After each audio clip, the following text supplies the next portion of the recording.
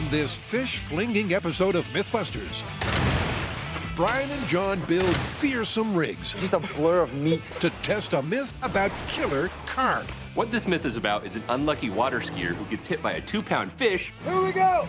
square in the chops. Boom! Oh! What we want to know is, would that collision be fatal? 3, 2, 1! Oh! And it's time to get your metal face on. This is a pretty interesting myth. What music that is, my goodness. It's whether listening to aggressive music while driving I wish I knew the lyrics so I could sing along to this. makes you an aggressive driver. I want to run the puppy over, but I'm not. Who wants to run over a puppy?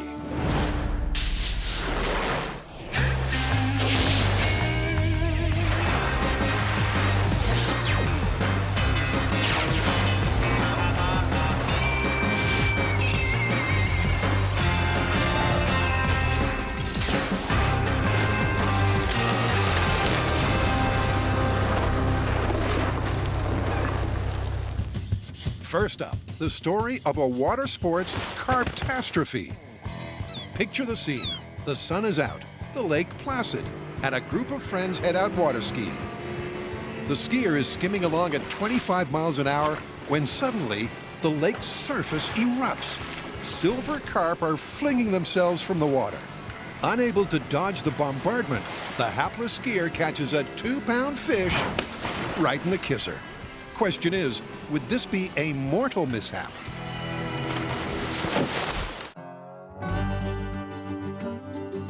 The Mythbusters have tackled up to investigate this fishy tale of killer carp. But will they hook a whopper? Well, this one's really about the fish that got away. Yeah, well, I mean, someone released the silver carp into our ecosystem, and they're wreaking havoc. Yeah, not just for the environment, but for boaters everywhere. And water skiers. Can you imagine you're skiing along and then boom, 2-pound fish hits you in the face? That could do some serious damage. Yeah, I can't really imagine it, but I think we should test it. Absolutely. Shouldn't you have, like, line on that rod? Nah, man, catch and release. These are the killer carp in question, an invasive Asian species. Many fish leap out of the water to evade predators, but Asian carp also get spooked by passing boats. And boy, can they jump. Leaps of up to 10 feet have been recorded, and they're present in such vast numbers in the Illinois River, they're considered a hazard to water traffic. Oh, wow. What is it, like 20, 30 fish jumping out at a time? I think that's an underestimate. That looks like 40 or 50 at some time. It would seem almost impossible to water ski without being hit by one at least. You can certainly see where this myth comes from. Yeah, and to get us started, we know that we have a water skier who's going 25 miles an hour.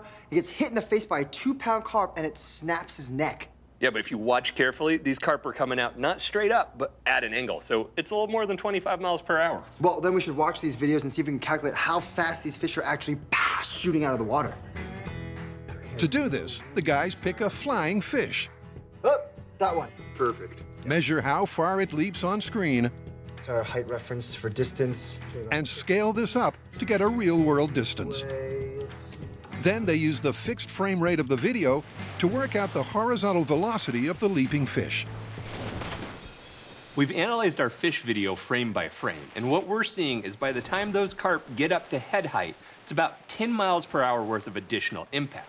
So we're gonna take that 25 miles per hour of our skier, add it to the 10 miles per hour of the fish, and that's a 35 mile per hour carp to the face. John's next job is to design a rig to fire a 2-pound carp at this impact velocity. We have 4 pieces of rail to which a rolling carp cart will fit into. Attach bungees from the frame to the cart, drop a fish in, pull it back, and bam! Bob's your uncle. Until he got into that horrible water skiing accident. To match the environmental conditions described in the myth as closely as possible, the guys will conduct final testing out on the water, mounting the carp catapult on the back of a boat and firing it at a water skiing target. This is our water skier. Well, most of them, obviously. This is his head. It has a composite. It's the same density and strength as bone, and it's made by a company that specializes in that. It's got a full spine, anatomically correct, with all 7 cervical spine, intervertebral discs that are actually flexible. Inside that is a spinal cord made from a glow stick. So if he gets injury, it's gonna show us right away. Tendons, ligaments, and muscles, that way he can hold up his own head just like a real human. It's gonna mount on that body, nice and strong, and have fish flung at it. So after Buster takes a fish to the face, an examination of his anatomically correct spine should reveal if any injury is fatal. Hey, you wanna be hit by fish? He's ready for the test. This is the boat we'll be mounting our fish-flinging rig to. Nice, isn't it? And from here, it gives us the perfect vantage point at shooting water skiing Buster that'll be towing behind this boat. I hope he likes sushi, delivered directly to the face. Yeah, that'll work fine. But before the fish flinging begins, it's time for some rock and roll research into a myth about highway headbangers.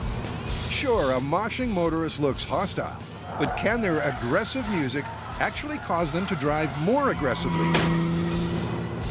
The Mythbusters investigate if rock and roll road rage is a bona fide condition or a rocker-phobic work of fiction. So, Doc, can the music you choose really affect your state of mind and your aggression while driving? Well, that's a good question. I mean, I know you're not driving now, but we should test your vitals against 2 different kinds of music and see if they change. Good. Good? All right, cue soft music, please.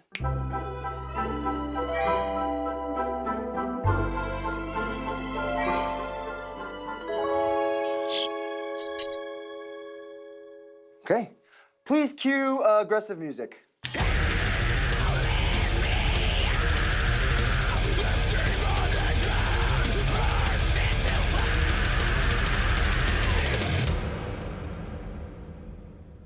Well, that's interesting. What's it show you? When you were listening to the calm music, you were 151/98.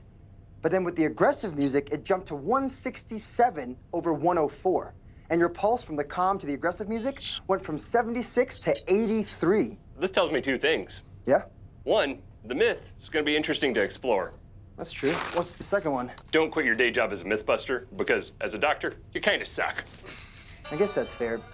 But you're the paramedic. Why am I even doing this? To test this myth, we're gonna need a group of unsuspecting volunteers that we can hook to scientific measuring equipment and have them drive through our course once with calm music and then drive through the same course with aggressive music and see if there's any difference. Will aggro tunes inspire aggro drivers? Before we find out, the guys need to nail down a method to physiologically measure a road rage reaction. And neuroscientist Bill Scott has got just the tool for the job. Tell us how we find out that the brain is being aggressive. Typically, when people start getting angry or frustrated, experiencing a lot of negative emotions, the left hemisphere starts to shut off. That's a part of the brain that makes a lot of decisions. And the right hemisphere starts to activate. So what we're going to be looking at is the difference between activation in the left versus the right hemisphere. We're going to be placing sensors that go to an amplifier that amplifies the signals 1,000,000 times. See how the signals are the same in both hemispheres? That's kind of a normal thing. When people are getting more frustrated, we're going to be seeing higher spikes on this left hemisphere, like that. So if this was while they were driving, that spike means a little bit of road rage? Yes, more anger is getting induced and frustration at that particular point. I like it. Bill has given us a great system that will let us keep track of the aggression levels inside of the drivers' heads while they're being exposed to aggressive music. But he also has something called a performance game, which is basically a personality test that lets you know pretty well if you're gonna be prone to road rage. And I'm gonna take it. Did I mention I'm from New York? Is that my brain? That is your brain. It did something. It definitely. Oh! Of all the brains, we should have never looked inside John. Right. You've opened a door that you now cannot close. The performance game is a way to measure how well I handle my frustration. There is your first letter. When an L comes up, I'll hit the left button. When an R comes up, I'll hit the right button. When a P comes up, I'll just pause. Yep. And depending on how well I do or how many mistakes I make, there will be a corresponding bloop spike in my EEG, which is an indicator of how frustrated I'm getting. Ugh. Oh, man. That was tense. And on the overall test EEG, John's fiery New York temperament stands out like the Manhattan skyline. Judging by your result, I'd guess you're probably one of those who would likely get really frustrated when you drive. That seems pretty accurate. Seems right writing to myths with you. Shut up, Brian! Next up, Big Tex.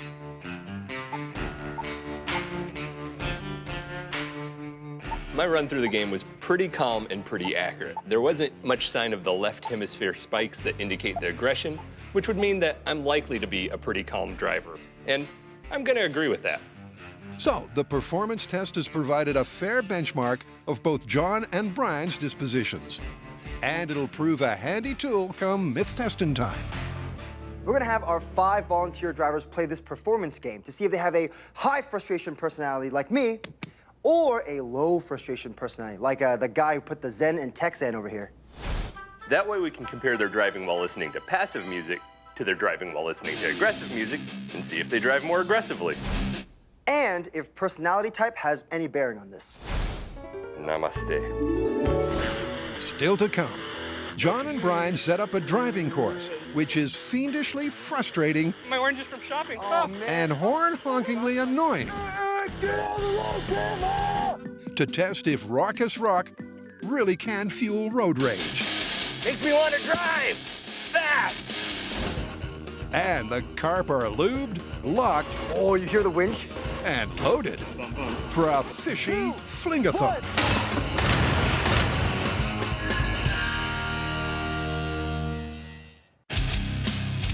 John and Brian are on a head-banging, myth-busting mission to discover if listening to angry music makes drivers more prone to road rage. They found the right tech to record the brainwave spikes associated with road rage. Is that my brain? It did something. Oh! Now, all they need is a safe place to wire up and test a bunch of volunteer drivers. Like this, a completely abandoned neighborhood, which we're gonna have as our playground for the next couple of days. So we can conduct a controlled, safe, and quite frankly, super dope experiment. It's perfect. The plan is for 5 test drivers to navigate a set course through the abandoned suburb twice. Way over. Once listening to calm music, and then again listening to aggressive music. The drivers' levels of road rage will then be compared between the 2 laps. We figured out what roads we're gonna use. Now we just gotta figure out what obstacles we're gonna put on it to make that little driving experience just a little bit more aggravating. All right, so we're in the tech tent right here, and I think we can just go ahead and start right in front of it. Oh, okay, we're good. And they get to here. This just became a toll road. Oh, man, here you go. I got 35 cents. I appreciate it. They'll come in and they'll go, and then we'll let them free after 3 times around. They finally get set free to go out that way. Great. So they're coming down the road and, oh, this is perfect, a pre-existing stop sign. Maybe something like an Animal Crossing. Oh yeah, a little extra aggravation? Yeah. What is that, platypus crossing? It could be anything. That's the point. All right, stuck at the Animal Crossing and then come around this corner. They got a little freedom. And right about here, you gotta have a construction zone. So instead of narrowing cones where they think they can make it, But they can't. You get free of that cone going, oh man, I can't believe I hit that cone. Oh! I think stoplight so they can think about the cone they hit. I don't think we can let them get away with that green light though. We're gonna have to put something right behind it. As soon as it's green, still aggravated. Oh no, my oranges. Oh, you got the driver be like, get out of the road, Grandma! I'm sorry, sir. Then at this point, I feel kind of bad for them. I think they can go home. Freedom! You know what? This is pretty good, but there's one thing we don't have that's the most irritating thing every time. What's that? Parallel parking. You're mean and I like it. So somewhere, let's say, we can do one here. How's that? Pack. Park. And with this final devilishly frustrating obstacle in place, the course is complete. But before we find out if hell-raising tunes release inner driving demons, Oh, wow. it's time to hook back into the myth of killer carp. Silver carp are an invasive species, which not only pose a threat to native fauna, but also to water traffic. They have a habit of leaping out of the water when boats pass, and can jump as high as 10 feet. Question is, can a leaping 2-pound fish land a fatal blow on an unfortunate water skier? They've calculated the impact velocity of fish meeting face, lined up an anatomically correct water skiing target, Hey, you want to be hit by fish? and designed a boat-mounted fish flinger. Yeah, that'll work fine. Fish delivery. Get your fish here. Now to stock up on ammo. I don't think it'd be right if we just bought hundreds of fish to fling at this target, so we're gonna make some. This is my template. I'm gonna saw it out, and then we'll make molds of it.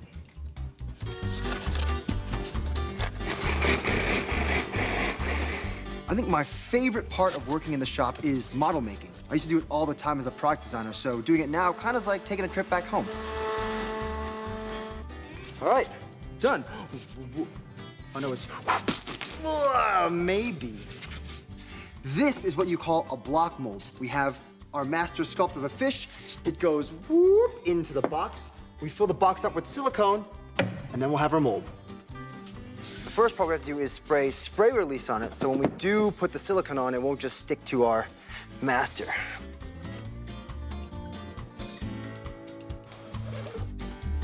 Done. Oh boy. And now we just wait an hour or two until this sets. Be good.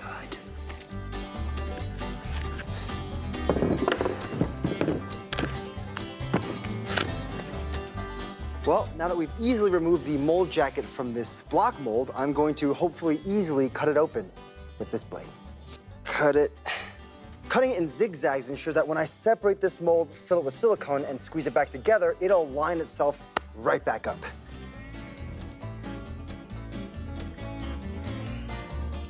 Now I just have to tear this little stitch out, clean up the inside of this, and we'll be ready to mass produce these fish. And while the silicone sets in the mold, now it's rig building time.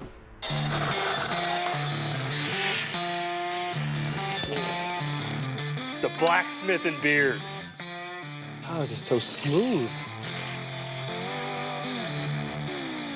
Our final fish flinging rig is taking shape. Down here, I'll add some arms to attach our bungee cord to that stretches all the way back to the back of this cart, which houses our polycarbonate fish carrier. And we're all ready and all the rig is set up. We will, boom! Need to add a few more welds.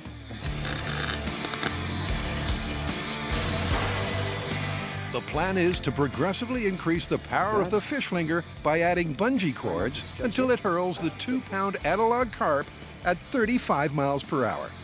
Okay. First, John manually tests the launch power of the carp catapult with 4 cords on each side. In 3, 2, oh! Woo! Even with just 4 bands on this rig, I was only able to pull it back 2/3 of the way. And that, with all my fingers intact, I would say is a super successful test.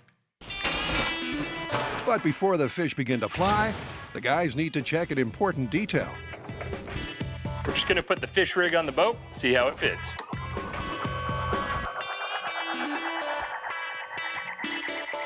Brian's custom built a swivel mount.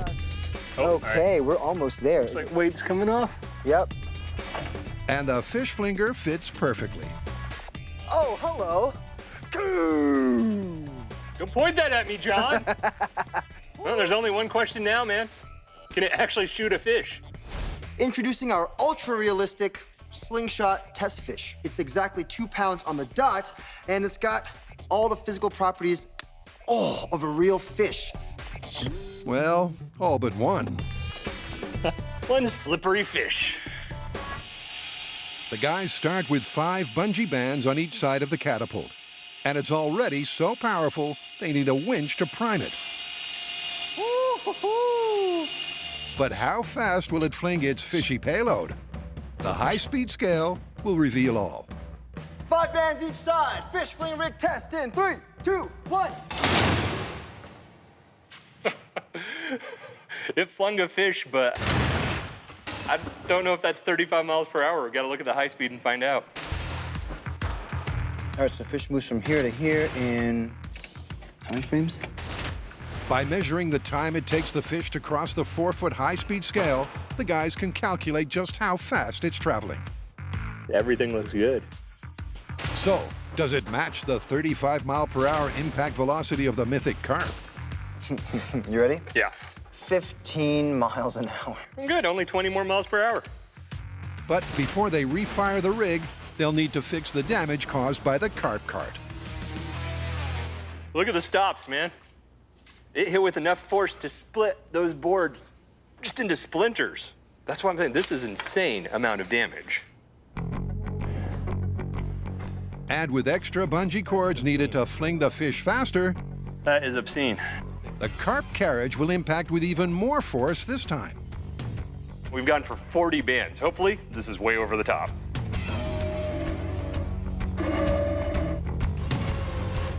Oh, you hear the winch? Bum, bum. Bum, bum, bum, bum, bum, bum, bum, bum, bum, bum, bum. Hold. Stop. Good. You feel safe? Yeah. Good. We're pulling this thing in 3, 2, 1.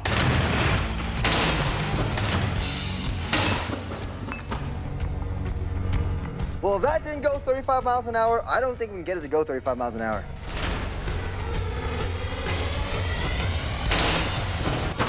The good news is the flying fish actually slightly exceeds 35 miles per hour.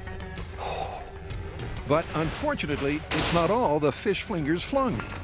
The fish is traveling incredibly fast, but the box that's carrying it is also traveling really fast. It exploded out of the cart. This whole thing's getting destroyed up the front right now. I mean, that's a ton of energy. So while the rig is calibrated to deliver the correct impact velocity, the flying fittings pose a very real safety hazard. You know, it's not often working on Mythbusters that you can see you may have taken an idea overboard, but I think this time we might have. I'm gonna have to dial this back a bit, and I think I have an idea. Coming up, forget about the carp catapult. Charging. There's a new fish flinger in town. And it's a cannon. And the rock and roll road rage test drivers hit the tarmac. That guy's a jerk.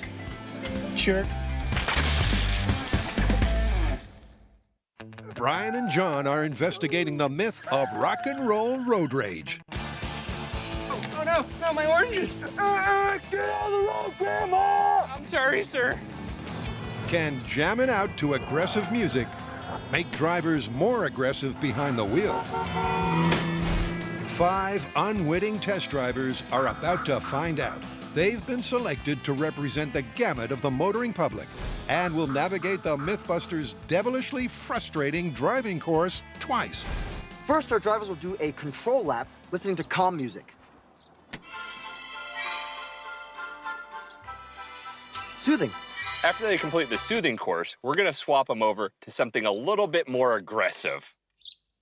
Makes me want to drive fast. These tests we're doing are individual tests, so each driver gets compared to themselves. One calm music drive to one aggressive music drive. How are we gonna determine if there's any difference in our drivers between their calm run and their aggro run? Woo! We're gonna look at 3 things. The first one is the time they take to run the course. 15 miles an hour? Who drives at 15 miles an hour? It's ridiculous. We'll take a faster lap time as indicating a more aggressive drive. The second is a points-based system. I thought we had 3 ducks. What happened to the last duck? Kill a duck, get a point. I may have rolled through that stop sign a little bit too excited there. Roll through a stop sign, you get a point. Look at that cone! That cone is right all up in my business. Hit a cone, and you get a point. Oh, I felt one. The more points scored, the more aggressive the drive. The third and most important is gonna be the EEG. What we're gonna look for is those left brain frustration spikes. Can someone help this old lady? It's a green! We're gonna count them on each run and compare them so we can determine if there's a difference in frustration. Having driven the course clockwise on their calm music run, Here we go! the test subjects will drive the course counterclockwise on their aggressive music run. I actually quite like this.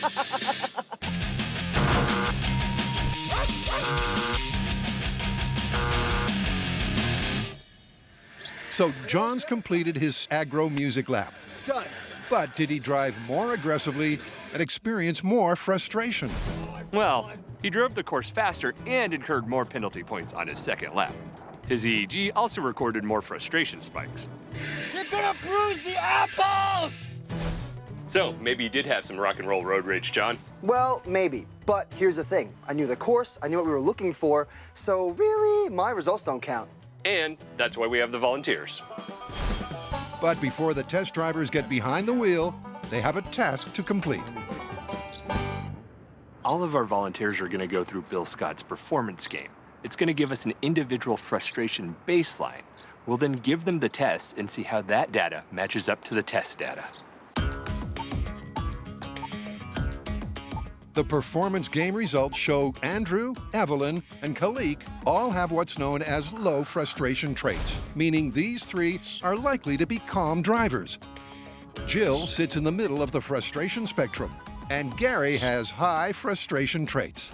So these two are likely to be more prone to road rage. But will any of our drivers experience rock and roll road rage? It's gonna be awesome. All they've been told is to navigate the driving course from start to finish. Let's do it. It's time to turn on the tunes Nice. This is beautiful. and hit the road. And he's off. This music is horrible. Hey, Brian. Brian will follow our drivers to keep track of their progress. The first frustrating obstacles the drivers must negotiate, the toll gate and roundabout. So go around the roundabout 3 times and I'll let you out over there at that gate. Nice music they got. Louder than I would want it, but it's nice. I'm not gonna lie, just observing her driving, she looks chill. But not everyone's keeping it quite so frosty. That guy's a jerk. Jerk. And this is just the calm music. Next, a natural road hazard, ducks crossing. Lucky I like ducks. Although not all our drivers are such animal lovers. There's a duck down, John. Boy, I ran over. Oh, okay, got it. Just around the corner, our drivers must next attempt to reverse parallel park into a tight spot. This is where I find out that I'm not good at parallel parking. No idea. Oh, am I hitting something? Is that what that feeling is? I hit something. I hit something. I hit something, didn't I? I hit something. Oh.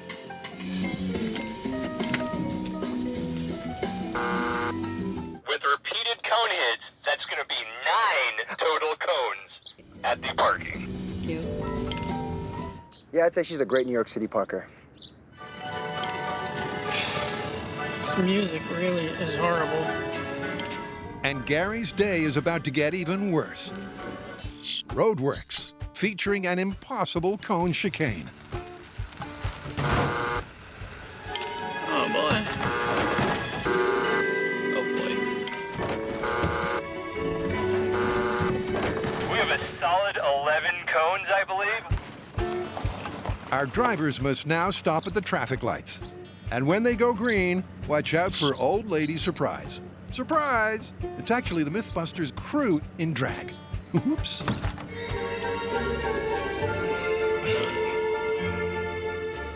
Poor thing. She dropped all of her oranges. I'd help, but I don't want to.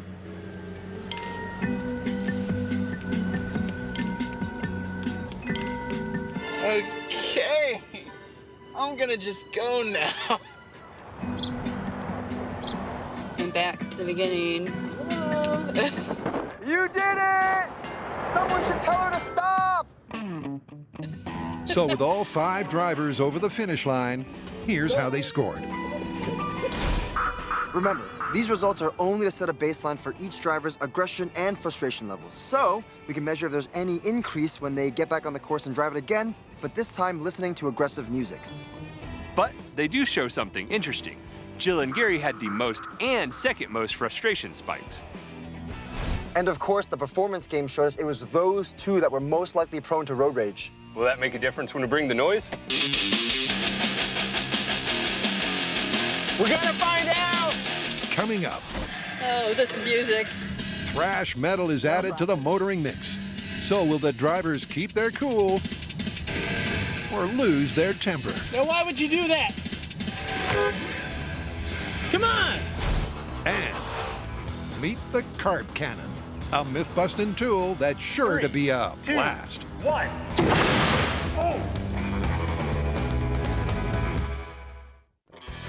Can listening to aggressive music make drivers more aggressive behind the wheel? John and Brian have recruited 5 drivers to investigate if there's any truth behind the myth of rock and roll road rage. Nice music they got. So far, they've navigated a driving course listening to calm music. You did it! For the second test, our volunteers are gonna face the same course, but in reverse. So even though the obstacles may be familiar to the drivers, the layout of the course won't be. You ready to go again? Will our volunteers' driving alter and frustration levels rise with a change of tunes? Let's crank it up and find out.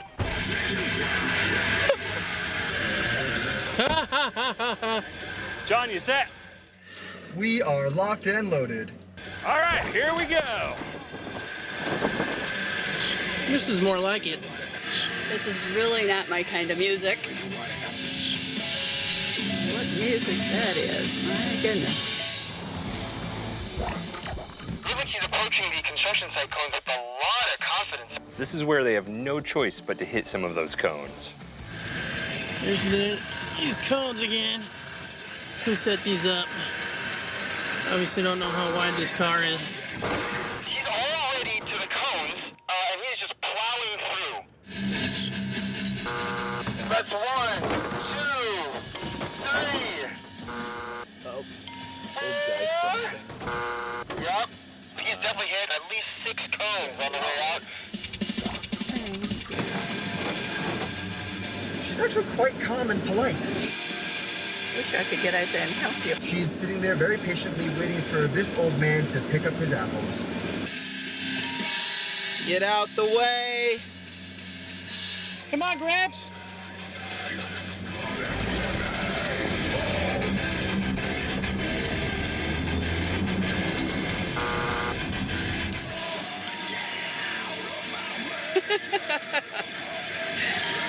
Oh, this music. She should be approaching the parallel parking right now. She had a little trouble with that last time. I feel like I don't fit in this spot. The first cone and the second cone have been crushed in the parallel parking test. Hard to tell where the cones are behind me. I wouldn't call this a fantastic park job, Brian. I really wouldn't. All right. Now let's get out of here. And he's hit. 1 cone flat out from the back, possibly some more in the front, but he's parked. That'll do, right? He's flying through this course. Oh, it's a puppy. Aw. I want to run the puppy over, but I'm not. I'm not. Who wants to run over a puppy? Okay, cool.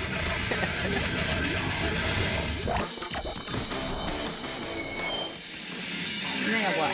Go 3 times around and I'll let you out of that gate over there. Okay. I wish I knew the lyrics so I could sing along to this. Feeling a little more confident. I think I can take it a little faster. Or maybe it's the music.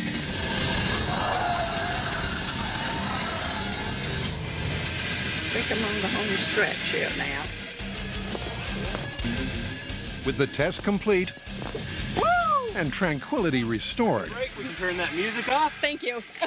do our drivers think they suffered from rock and roll road rage on their second lap of the course? I felt like I was Homer, actually. I think I was a little bit more aggressive. This wasn't my kind of music. It's more nerve-wracking. There's too much noise. And how about the 2 drivers with higher frustration traits? These guys were more frustrated than the others on the calm music lap. That guy's a jerk. Jerk. So did angry music amp them up even more? I was definitely calmer the first one. I felt pretty hyped. Pretty hyped. Yes. Do you think the music had an effect on it? Oh yeah, that definitely had an effect on it. I think it was the music. So these two at least are rock and roll road rage believers. Come on! Oh, this music. But will the test data back them up? You! So what? First, it's back to the myth of killer carp. Brian and John are trying to fling a fish at the impact velocity of the carp in the myth. 2, 1. But their first rig hit a snag. The fish is traveling incredibly fast, but the box that's carrying it is also traveling really fast. It exploded out of the cart. It's awesomely powerful, but just too dangerous. Maybe we should pare it back just a little bit. Like what? I'm thinking with pneumatics. This is the plan for our carp cannon. We have a pneumatically powered cannon with 2 air reservoirs and a huge barrel that will fit a fish and a plug to help push it out smoothly. Got it? Oh, I got it! Yeah. All this will mount to our aiming rig, which allows us to tilt and pan. That's mounted to the back of our boat, where Brian and I will, boom, fire a fish at our unsuspecting water skier at 35 miles an hour. But before Brian and John take the carp cannon out on the water, Always remember, when firing a fish, use plenty of lubricant. they need to figure out how much air pressure is needed to propel a fish at this speed. We're gonna start at around 60 PSI and try to dial this thing into the 35 miles per hour. 2-pound fish cannon test in 3, 2, 1.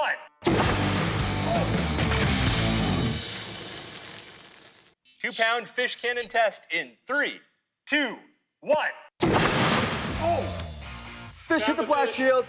You think that's 35 miles per hour? Let's check the high speed.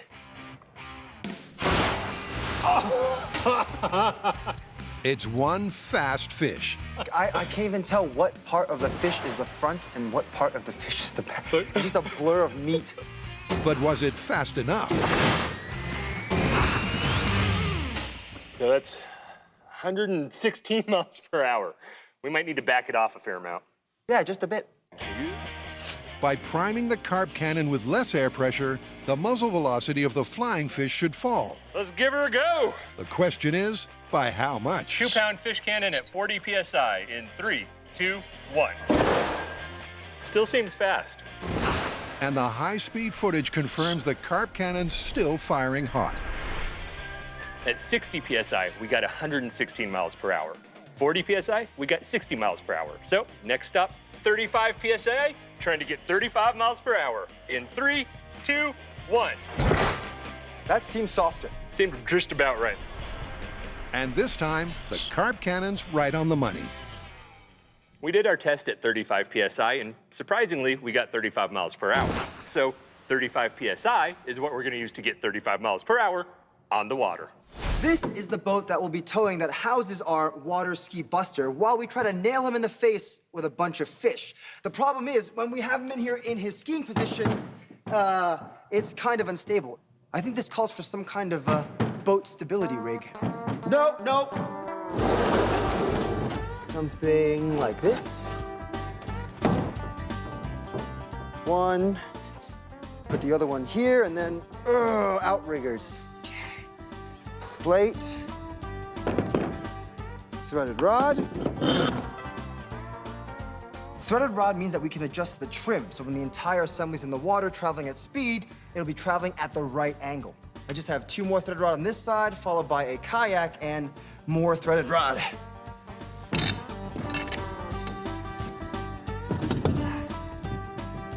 See what I mean? Kayak number 1, kayak number 2, structure in between to hold it all together.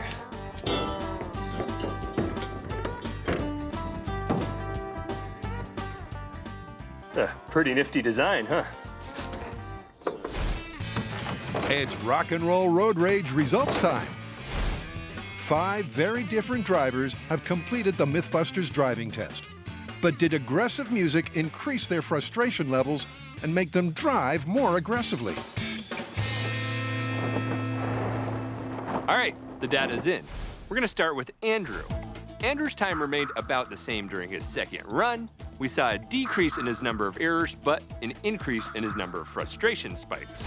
Up second is Evelyn, who took a slightly longer time on her second run, but decreased both her errors and frustration spikes. Kalik, less time, same amount of errors, but then actually a dip down in frustration spikes. What do you think? Andrew, Evelyn, and Kalik really didn't have any discernible difference in their data. But Jill and Gary showed significant difference between the calm drive and the aggro drive.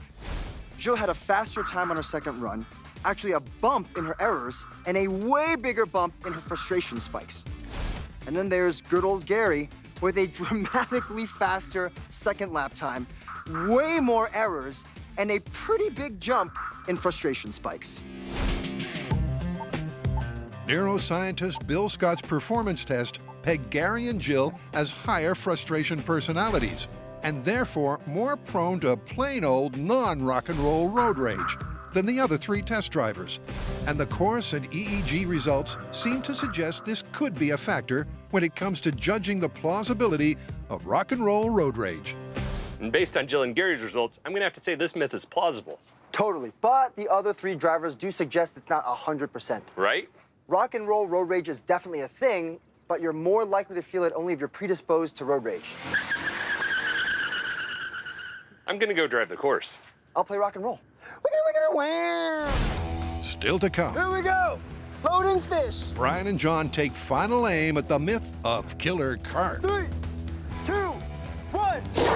Oh! Direct hit!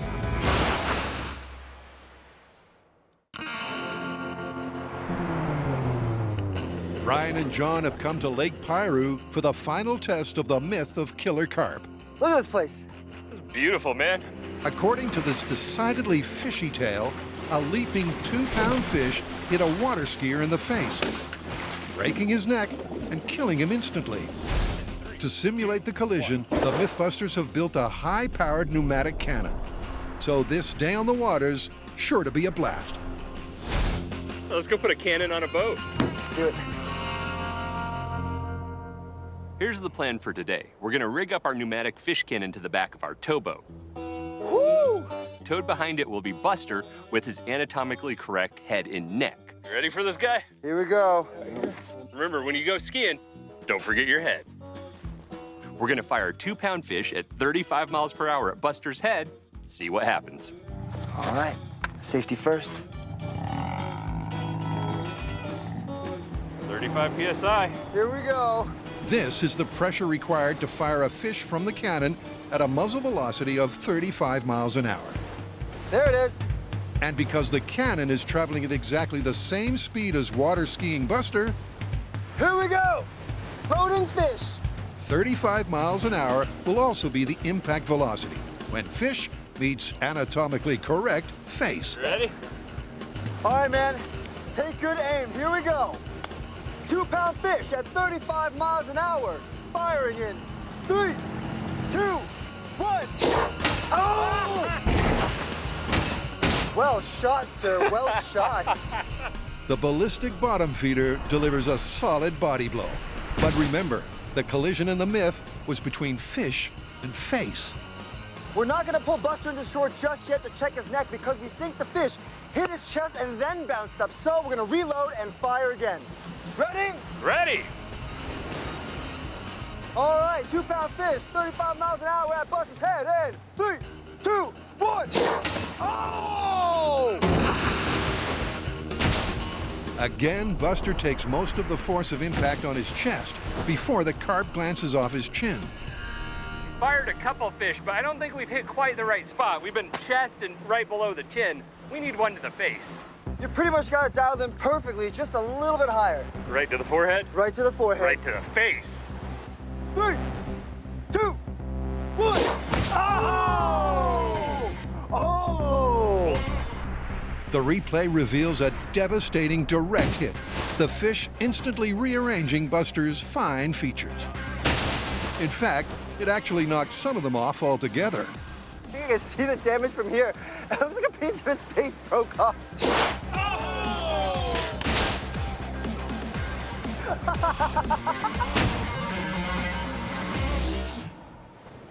Shooting fish out of this was a lot better than I thought. The 35 PSI gave us, give or take, that 35 miles per hour we're looking for, and the accuracy was fantastic. I think I'm the world champion precision fish shooter. Back on shore, it's time to check if Buster's injuries are fatal. He smells like fish. Usually in EMS, we remove all your clothes to look for additional injury. In this case, we're removing the head to check out the neck. Pretty unconventional. And also, I know it's broad daylight, but you can see that the glow stick inside is definitely broken. Oh, yeah. Remember, we put that glow stick in the spine to look for any sort of injury to it. You can see it in two spots. The base of the cervical spine, it's absolutely crushed, and an internal decapitation at the base of the skull. He's not going to be skiing anytime soon, and I don't know if he's going to be living anytime soon. So this seemingly fishy tale of killer carp may not be such a whopper after all. We've done what we needed to do here to test that 2-pound fish hitting a skier going 35 miles per hour. But one wonders, if you have a bigger fish and the skier's going a little bit faster, what would happen? Say hello to our 5-pound carp. And 5-pound carp say hello to large bore pneumatic cannon. In you go. Yeah. Buster's redonned his skis and has a fresh head on his shoulders. But for how much longer? 3, 2, 1. Ooh!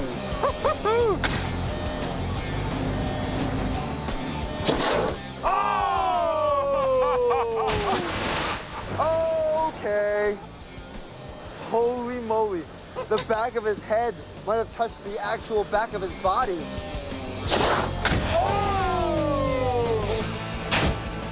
So if you're skiing behind a boat, fish jumps up and hits you in the face, I'd hope it's not 5 pounds.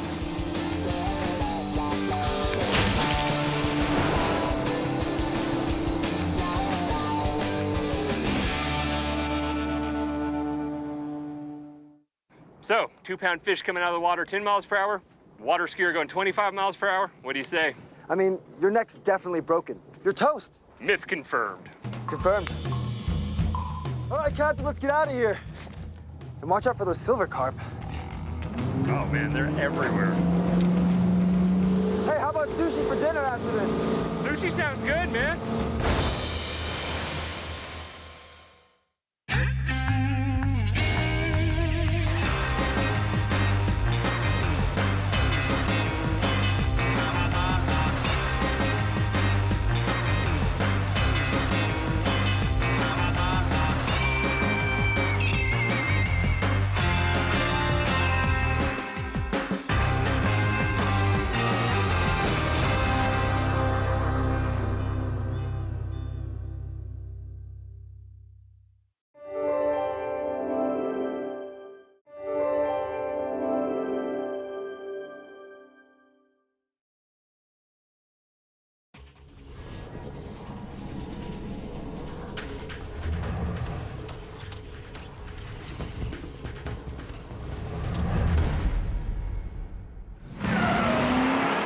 On this episode of Mythbusters, Wait! a deadly duo of car crash catastrophe. In that final second before an unavoidable impact between car and pedestrian, Looks like it knocked the cap right off him. could a spur-of-the-moment feat of gymnastics Oh, no. actually save your life? Oh, my goodness. Look at that. That's awesome. Then, You're driving down a road when all of a sudden, boom! Your car crashes into a power pole. and that's just the start of your problems. You need to escape the invisible 7,000-volt net of death surrounding you. Is there a reliable way to get clear of the current Oh, God, no! without getting fried from the inside? There's no surviving that.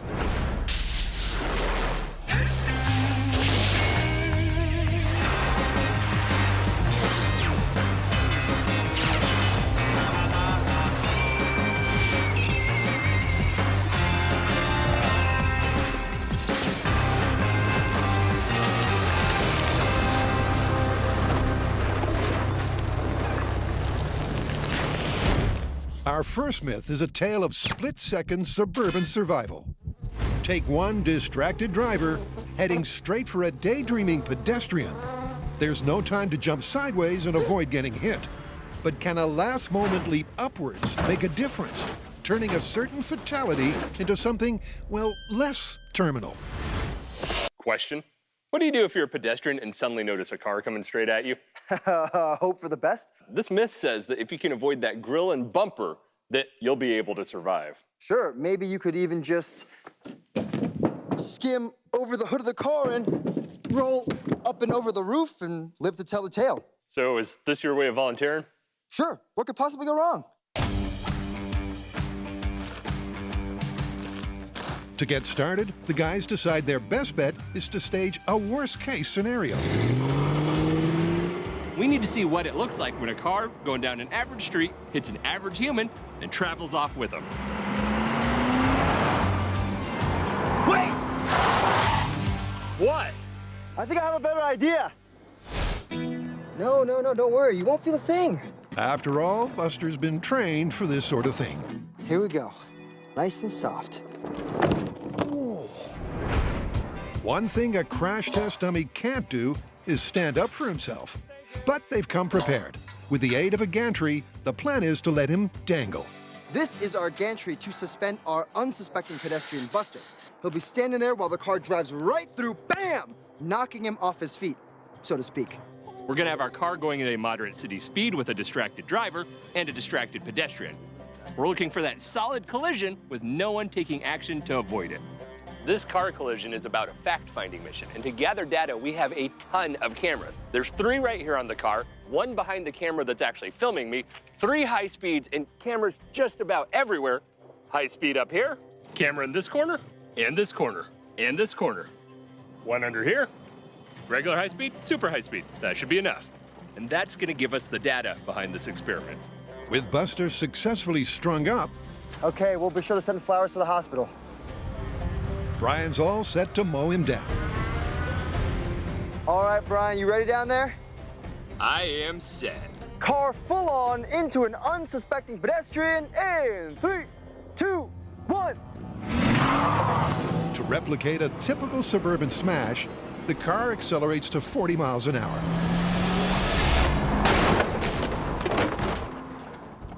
Oh! Looks like it knocked the cap right off him. And that would seem to be the least of his problems. Oh, wow, his whole leg dislocated. He doesn't look so good. This is some serious damage. Look at this. And this guy's made of hard plastic. Piece of the cab? That's not good. The telltale signs of Buster's demise are clear to see.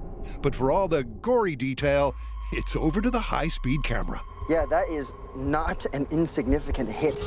It's like he's caught on the grill and bumper and still being pulled down like chest to the hood. Wow, he gets significant air. Like, it is almost a full-on cartwheel over the top of your cab. That was our baseline test for a car versus pedestrian collision, and it did not go good for Buster. Now the question is, if you jump and get a little height, is that gonna change the injuries that occur? I hope so, because at this point, I wouldn't want to be in Buster's coveralls. On that ominous note, it's time to move on to myth number 2.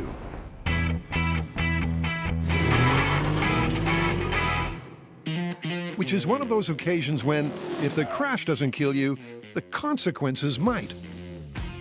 So, let's set the scene. Car hits power pole, and live wires hit the road. It's generally safest to stay in the car, but not if it's on fire.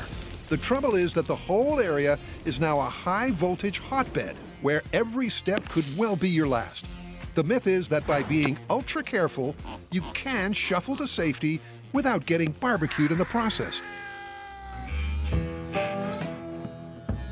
You know, insurance isn't gonna let us drive a car into a power pole, set that car on fire, and then try to escape.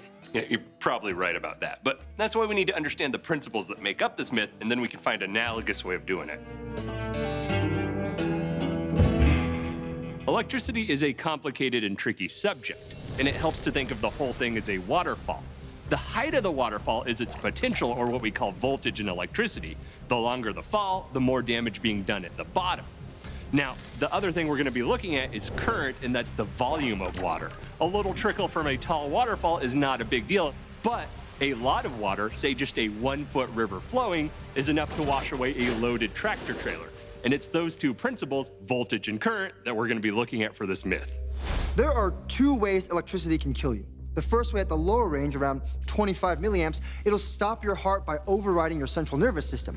Now, the other way is when you're working in higher currents like that of a down power line, where if you mess up, it'll cook you from the inside out. And it's that thermal damage that this myth is trying to circumvent with its car exiting techniques. As this public service video shows, just getting out of the car is the first life and death challenge. After that, survival depends on how you progress. And this myth is all about finding safe passage, if possible, through those pulsating rings of high voltage current. Electricity likes to take the path of least resistance. Usually that's the wires it's in. Other times, unfortunately, it might be us.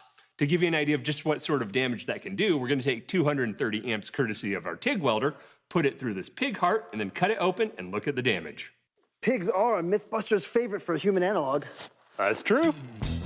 So the analog human heart gets shoved into an analog human chest. You say 230 amps? Sounds good to me. Last thing before we go. What's that?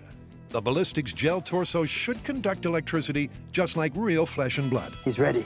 Looks like he's already been shot. Electrical trauma tests in 3, 2, 1. The results are almost immediate. It's smoking. That's some steam. I'm glad we bought our barbecue schmucks.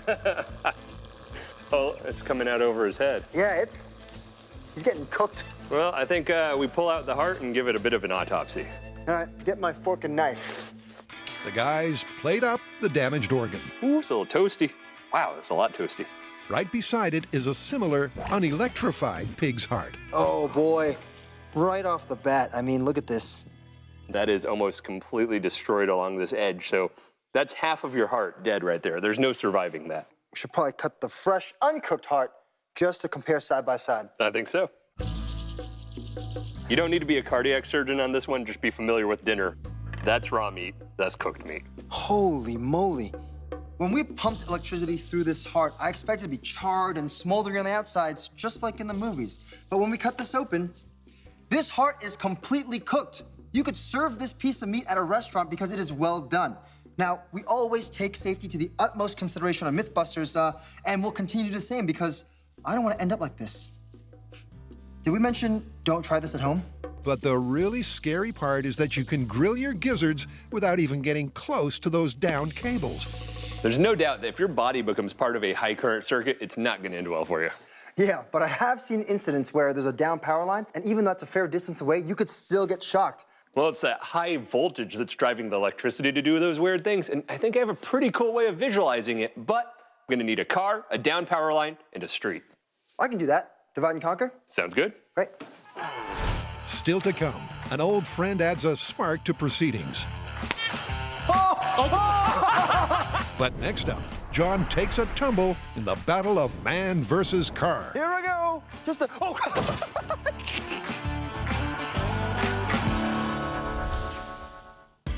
John, Brian, and Buster are testing the theory that a last-second leap at an oncoming car could save a pedestrian's skin.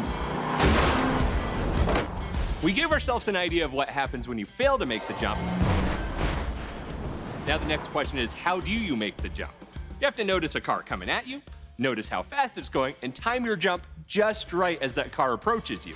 And all of that takes reflexes. So that's where we're gonna start, testing reflexes. Oh yeah, right there. This is how we're gonna collect our reflex data. Brian and I will be doing 2 different reaction tests with 2 different stimuli. First, a visual stimuli, and second, a different kind of stimuli. Hey! Now we'll be doing those tests 10 times each, which gives us 40 data points, which will be averaging to give us a pretty good representation of how fast someone can react to something totally unexpected. The visual part of the testing is pretty straightforward. Are you set? Yeah. Anytime. Brian hits the light switch at random intervals, and John turns it off as fast as he can. Wow. John's been getting right at a quarter second for all his reaction times, and that makes sense because if you're an average person, the average reaction time to a visual stimuli, such as a light bulb, is 1/4 of a second. So John, seems pretty average. Hardly a ringing endorsement for John, but exactly what they need for the myth. All right, my turn. Control box is yours. Great. Now to see if Brian's reflexes are any more cat-like than John's. Hey! Woo! I think I saw your shirt go as you swung your body around. Brian's slightly slower than average, but it's all valuable data. Brian and I have finished our first reflex test, and our combined average is 0.33 seconds. So it's on to the more challenging audio testing, responding to random loud noises while blindfolded. We've moved the button from the table to the stool. And every time I spin around and stop randomly, we may move that button to some other location so I can't get used to it. So my steps will be to react, unblindfold myself, find the button, and hit it.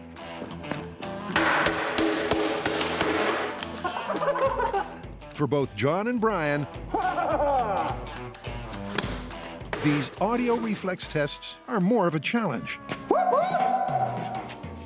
The element of disorientation adds that vital touch of realism.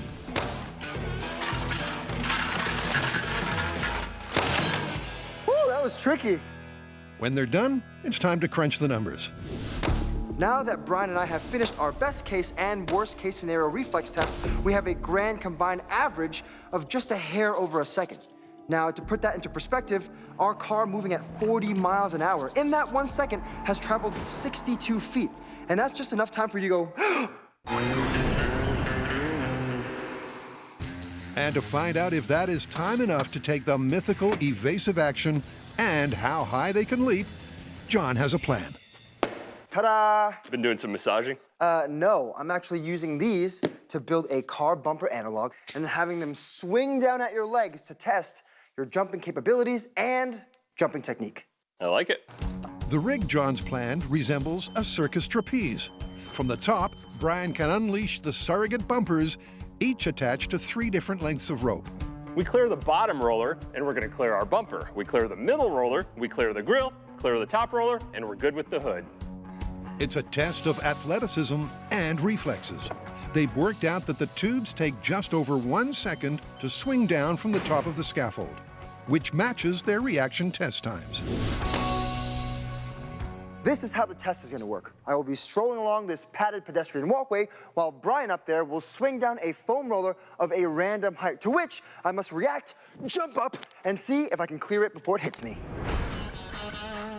All right, John, you ready? That's right, I'm ready.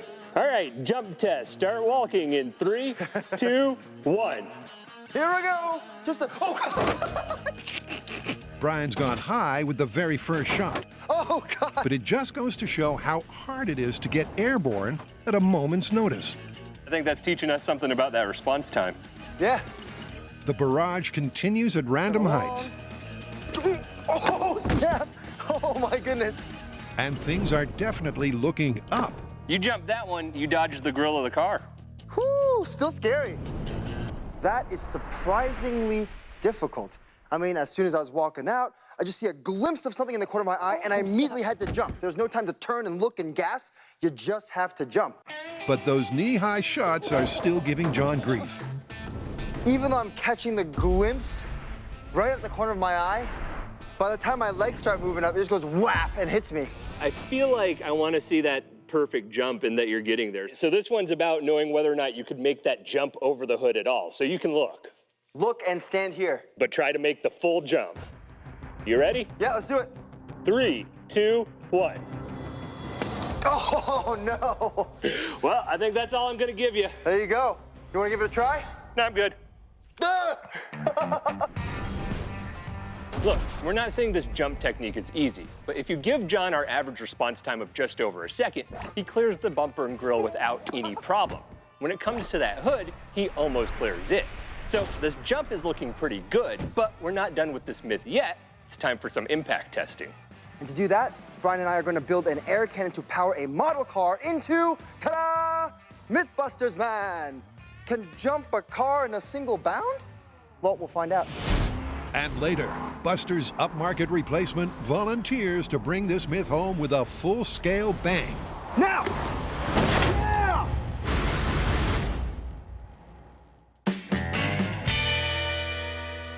If you ever crash your car into a power pole and find that there's power lines everywhere, you may think that if you could jump out of your car without touching any of the metal bits, you'd be safe. But that's not necessarily true because at higher voltages, electricity does not travel just from point A to point B in search of ground. It actually casts out like a net, continuously searching for ground. So if you were to get out of your car and step on that net, it could potentially kill you. Which is why the advice in this situation is to remain in your car waiting for rescue to come to you. Now, remember, this myth, though, is about a worst-case scenario where you're forced to leave your car. So this experiment is going to allow us to visualize that invisible net of electricity so we can see just how that current travels out across a normally insulating surface looking for ground. Charging John's diabolical diorama And that's why you don't text and drive. is a transformer pumping 12,000 volts out through 2 probes. There's one thing we're missing, though. Yeah? The real street's gonna have grime on that, and that's gonna help with conduction. So for us, baking soda and water, put a little bit on there, it's gonna be a street grime. Mixing water with a base like baking soda is essential to get the current flowing, as wood itself is non-conductive. When the solution's dried, they're all set to turn on the juice. Ooh, look at it go. We're getting branches from both of these prongs, but they're just kind of spreading out. Well, the branch from my left hand is actually headed under the car instead of towards the other one. Oh, man. Look at that. That's awesome. The scorch marks graphically show how the electricity doesn't just arc between the probes, it fans out all over. Instinctively, you think, all right, it'll form between the 2 prongs, but look at that. That's headed completely in the opposite direction. It's headed up the power line right now. We know that electricity travels almost like a cast net at high voltages, but seeing it in person is a completely different story. And these black burnt spots don't even show where all the electricity has been, just where it burned through. So imagine being inside your car, looking out at an invisible sea of death. That's a pretty horrifying proposition. So, what's going on that turns our normally insulating road surface into a conductor? Well, it's all about electrons. Insulators want to hold onto those electrons tight, whether it's that road surface or air itself. But if you turn up that voltage high enough, eventually that potential is strong enough to rip those electrons off, turning what's normally an insulator into a perfectly good conductor. To better mimic the partial conductivity of a road under high voltage, Brian's doing some resurfacing. A little paint for insulative, a little graphite for conductive, mix them together, spread it out, you got your road surface. That's my great-grandmama's recipe for conductive ink. While Brian sweats the details, That's a good street. John adds the finishing touches to their tiny victim. If you come face to face with a down power line and you have to get out of your car, I mean have to, the power company suggests that you jump out of your car and take little scooting steps. And that's because the wider you move your feet, the more you increase what's called a voltage potential, which dictates how much current courses through your body. Now, to test this, we've built a tiny buster complete with its own little nervous system attached to a voltmeter to tell us what actually is the voltage potential between his 2 feet and a little LED to help visualize the amount of current coursing through his tiny body. The brighter it is, the more current. With the street hot and a voltmeter strapped to John's chest, they'll measure the level of potentially lethal charge that passes through the little guy. Oh, you see it? Look. Oh, yeah. You see a little bit. Taking short, sliding steps is meant to be the safest method. As he's shuffling, you can see it kind of like fade in and out. As his feet get further apart, it fades in and out. So you're seeing that sort of little bit of voltage, it's gone. A little bit of voltage, it's gone. Yeah, that's pretty dope. Next up, a regular walk, albeit a little stiff-legged. It looks like we're still pulling that same 2 volts, but it's dropping down and then straight to 2. So there's no transition, it's just straight ow, no, ow, no. All right, you ready for your hop? Okay, here we go. Ready? This is an awkward way to make an escape, but worth looking into. Anything? Yeah, still 0.2. 0 to 0.2. Whether that would translate into instant death is impossible to call from the small scale. It seems silly, but I'm glad we did it for thoroughness. Okay. The most interesting data came from the LED on Buster's head. As he scooted along with that shuffle, it got brighter and dimmer, and that smooth transition in voltage would equate to a smooth transition in tingling in your legs, letting you know when you might be safe and when you might not. But to take this myth to the next level, they'll have to get a whole lot more sophisticated. LEDs and voltmeters are great for our small-scale tests, but for our full-scale, we want a finer level of detail. And that's why we're gonna bring in someone whose specialty is extracting that kind of information from microcontrollers and other electronics of the sort. Our friend, Alan Pan. Is this your first electric soup, John? I think it is, man. And coming up, John learns that power dressing can be hazardous to your health. You're dead! It killed him instantly. So far in the myth of man versus car, the boys have reduced Buster to his component parts. Did you see that? Timed their own reflexes. Wow. And seen how high John can jump under pressure. Oh, snap! Oh, my goodness. Now it's time to see if a small-scale jump really could make a difference. We're building a pneumatic car gun to shoot a car down this track at an unsuspecting pedestrian. The plan is to film and then study the body's trajectory in super slow motion. After a soak in the hot tub, this pint-sized crash test dummy filled with corn syrup, Fresh out of his bath. should be just the right balance of solid to squishy. Okay, ready for action. This is our setup to see what happens to our human analog when he gets hit by a car.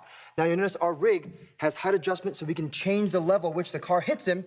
This is our car, which is powered by this air cannon. We'll charge up the tank, pull the trigger, and fire the car at him. Charging. Our first test will be full-size grill against unsuspecting pedestrian. Brian charges the air cannon to 45 psi. Full-on front-of-car grill versus unsuspecting pedestrian in 3, 2, 1. And correct me if I'm wrong, but that may have just been a touch hot. So car versus person versus camera. Yeah, I think 45 PSI might be a little too much. We got off the starting line so fast that it did a wheelie. The car is riding the person off the ramp. All right, let's dial back the PSI. Sounds good. So with the pressure dialed down a notch, Okay, I'll give you the countdown. they're soon set to try again. In 3, 2, 1. It's a nice collision. And it's off to the high speed. This is their first glimpse of what can happen to a body that's more cushy than Buster's. Whoa! The hand goes and the lower body goes, and then the front of it catches up with the rest of the person. It's a catastrophic collision. Now to see if a jump makes a difference. I like the idea of mimicking my jump in this little dude's legs. First off, they'll follow John's early form by lifting the legs just a bit, up to bumper height. Perfect. That's a ankle-shattering height. And we're all set to compare comparative calamities. In 3, 2, 1. That looked significantly different. It looked like he was cartwheeling through the air. That's definitely a different hit. Instead of being there in the pelvis, that's maybe bilateral femur fractures. It's bad, but not as bad. Yeah, and after he gets hit, he looks like he almost clears the entire car. It just might be a better outcome. But try telling that to the dummy. Next, they'll imitate John's last real-life jump by tucking its knees up. John's final jump was right there where his shin hit the hood, so we're gonna get Buster into that slightly tucked-in jump position and ram a car into him. All right, good luck. Charging. 30 PSI. Car into unsuspecting bystander with feet just clipping the hood. In 3, 2, 1. Flipped again, but he didn't even go as far. I'm gonna have to look at the high speed, but I feel like that was better. Ooh. It looks like more of his upper body is totally just glancing off the windshield instead of wrapping itself around the car. With each jump, the higher you get, the less time you have in contact with the car, and that's good for that transfer of energy. But this still doesn't look like an accident you'd walk away from. Let's not get ahead of ourselves. This is about survivability. And the last time I checked, doing cartwheels over a cart, high G's, and then landing, not so good for your health. But that's what we're gonna test for, survivability in full scale. He's ready. So far, John and Brian have dug deep to dissect the myth of the potentially fatal electric escape. That's half of your heart dead right there. There's no surviving that. And after small-scale testing, they're ready to take the next step with electronics expert and fellow search contestant, Alan Pan. Well, you have a pretty good idea of what was going on here, but we're ready to go full scale with it. Yeah, and I imagine you guys probably don't want to charge yourselves up to 7,000 volts or so. No, but we do want a way to scale down that voltage into something safe we could work with. Okay, we could build a rig with a microcontroller that would show the interaction between your body and the road, but at a safer, lower voltage. Great, you do that and I'll build the suit for you to mount it to. And I'll go create a horrific car wreck. Okay.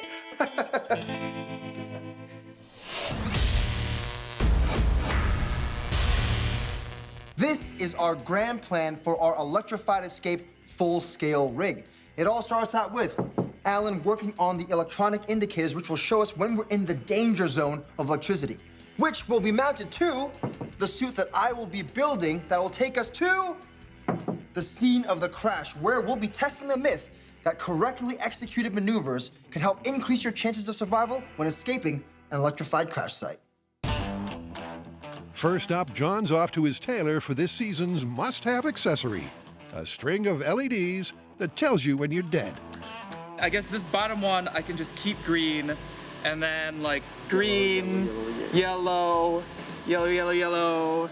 Toast. I guess the top one should be red? Yeah, and Toast. then if you hit that, then it'll start like just flashing red, like Oh, dude! So cool! Outside, Brian's wrangled the car. Oh no! What about this unavoidable power pole? Oh! And the pole. That looks like a car wreck. Wow, this looks great. How's it going? Pretty good. I set it up, but it wasn't quite having the impact I was looking for. Then it hit me. It was missing an impact. So guys, get on the rope. It's tug of war time. All right. In 3, 2, 1. Oh, God. Oh, no. And there's your realism. Thanks for your help. You're welcome. And with that, it's back to work. John's volunteered to play the part of the stranded driver. And to get good data, he needs to dress at his conductive best. I feel like I'm making something for King Arthur. It does kind of look like chainmail. Exactly, that's what I'm saying. King Arthur, I've made you dishwashing gloves. You can scrub your dirty pots and pans. And He's even branched out into copper cobbling. steel plate for stability and copper mesh for flexibility. Ooh. A quick check to see everything's in working order. Great. And the same for Alan, I didn't connect anything wrong, that nothing's gonna explode. which is cold comfort for someone who's about to step into a high-voltage minefield. Remember when we built Mythbusters with his conductive booties hooked to that voltmeter? Well, ta-da! I've built those conductive boots in full scale and included an extra bonus pair of conductive gloves. These will act as the probes to help us determine if, 1, you can actually get out of a car without touching an electrified surface and ground, which at high voltages will kill you, and 2, if our jump or our shuffle or our walk will increase the amount of current going through our bodies. Now, to do that, we have to hook these end terminals up to this vest with a microcontroller mounted on it.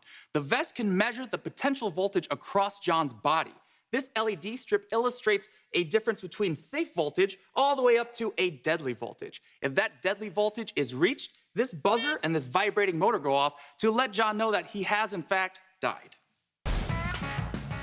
Back out at the wreck, Brian gets on with the detailing. There's 2 parts to this myth: getting away from the car, but before that, getting out of the car. The recommendation there is to get out without ever touching the car and the ground at the same time. The reason being, that way you don't complete a high voltage circuit. So fine, dead. And that is why we're putting foil tape on the car. It's gonna work with John and Alan's suit, and any errant touch will indicate certain death. To make sure that the road can carry a current, Brian mixes and spreads a much bigger batch of Grandma's graphite slurry. That's some good stuff. I've always wanted to play with conductive paint, and this was really cool because it was simple to make. Some paint, some activated charcoal, and some graphite. Mix it all together and boom! And the neat thing about this is it's simple science meets complex science, because this graphite-based paint is gonna work with Alan's microcontroller to detect the voltage across it. That way we can test this myth.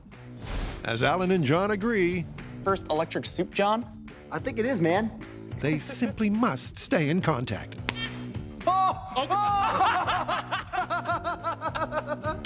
Yeah! John and Brian are testing the myth that it's better to jump than stand still when there's no time to run from an oncoming car. We've explored a pedestrian impact on small scale and large scale, but it's time to move on to the point of this myth, injury. Now it's time to bring out the big guns and see if jumping in the air before a car hits you will actually make that impact survivable. So far, our tests have shown us that there might be something to this leaping technique, but that was small scale. So we're gonna repeat the procedure, except with a full-size buster. But this time around, they'll determine the damage sustained to a buster in mid-leap. There we go.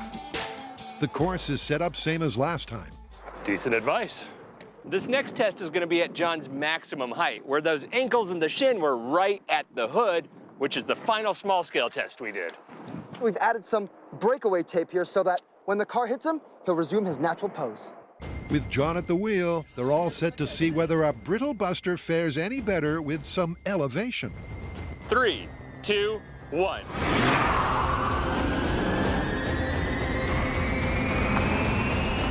Coming in. Ooh! Buster just, whoop, one quick backflip. Despite this windshield looking like a huge disaster, I'm suspecting he's taken less damage. When I said we'd be bringing out the big guns, that's who I meant.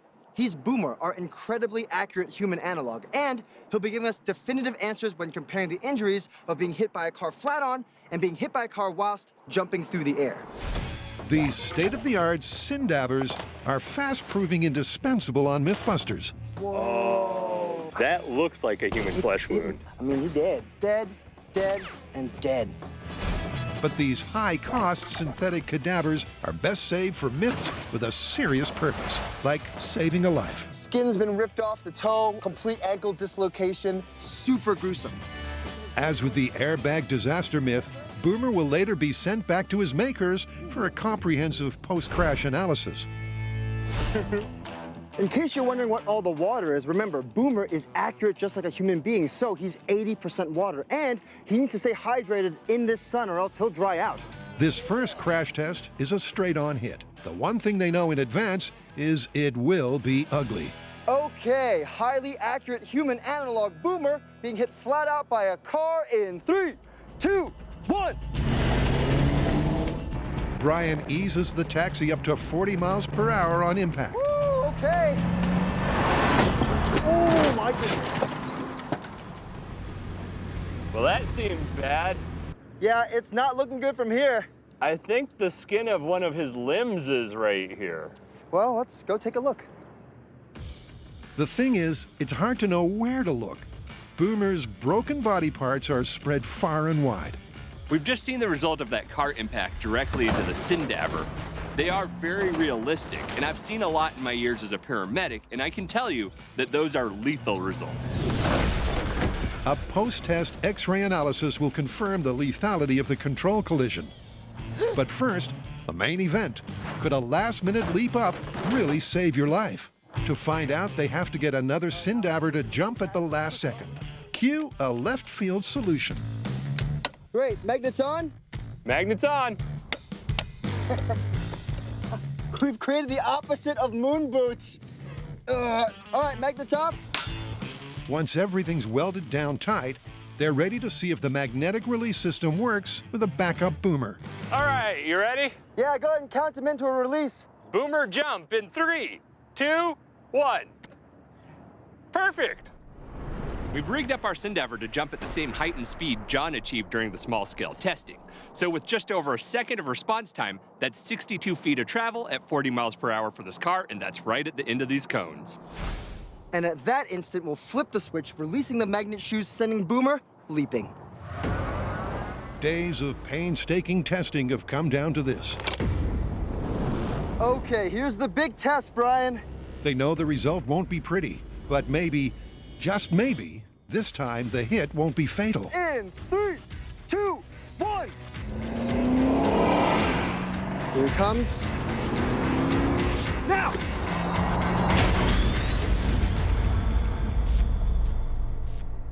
Imagine with me, if you will, you're driving down a road, having a great time, when all of a sudden, you get a text.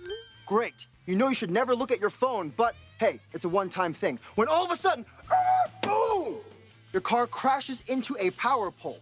Now your car's on fire, there's smoke billowing into the cabin. You know you shouldn't get out of your car, but do you really want to cook like a Thanksgiving turkey? Yeah, I didn't think so. And that's why we're here to test the myth that executing the proper hop, shuffle, or walk will increase your chances of escaping this electrified crash site. Now, we can't actually down a 7,000-volt power line, so we're gonna put 7 volts across our special conductive road. Nice road. Nice and conductive. The microcontroller on John's body is going to measure the voltage between his feet and then multiply that measurement by a factor of 1,000 to simulate the real-world scenario. This is called the step voltage, and the step voltage will increase the further John's feet get apart from each other. We're gonna say that a simulated voltage of 200 volts is the upper limit of survivability. So if John hits that, he's dead, and his technique has failed.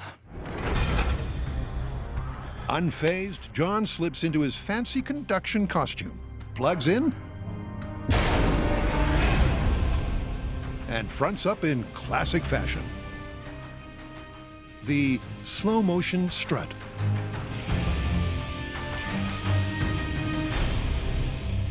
Our first test is gonna be having me try to get out of this car without being electrocuted. Now you might be going, John, I get out of my car all the time. It's so easy, but that's where you're wrong because you unconsciously do things like this and this, which in both cases, you'd be dead. Plus, the car is on fire, so you'll really have to stay focused if you wanna get out of this wreck alive. Once you escape that car, you need to escape the invisible 7,000-volt net of death surrounding you. And that's what our techniques are about. In order to test those techniques, Alan's system's gonna use the microcontroller to interpret a 7-volt field across this conductive patch. When it reaches the equivalent of 200 residential volts, we're gonna call that a failure.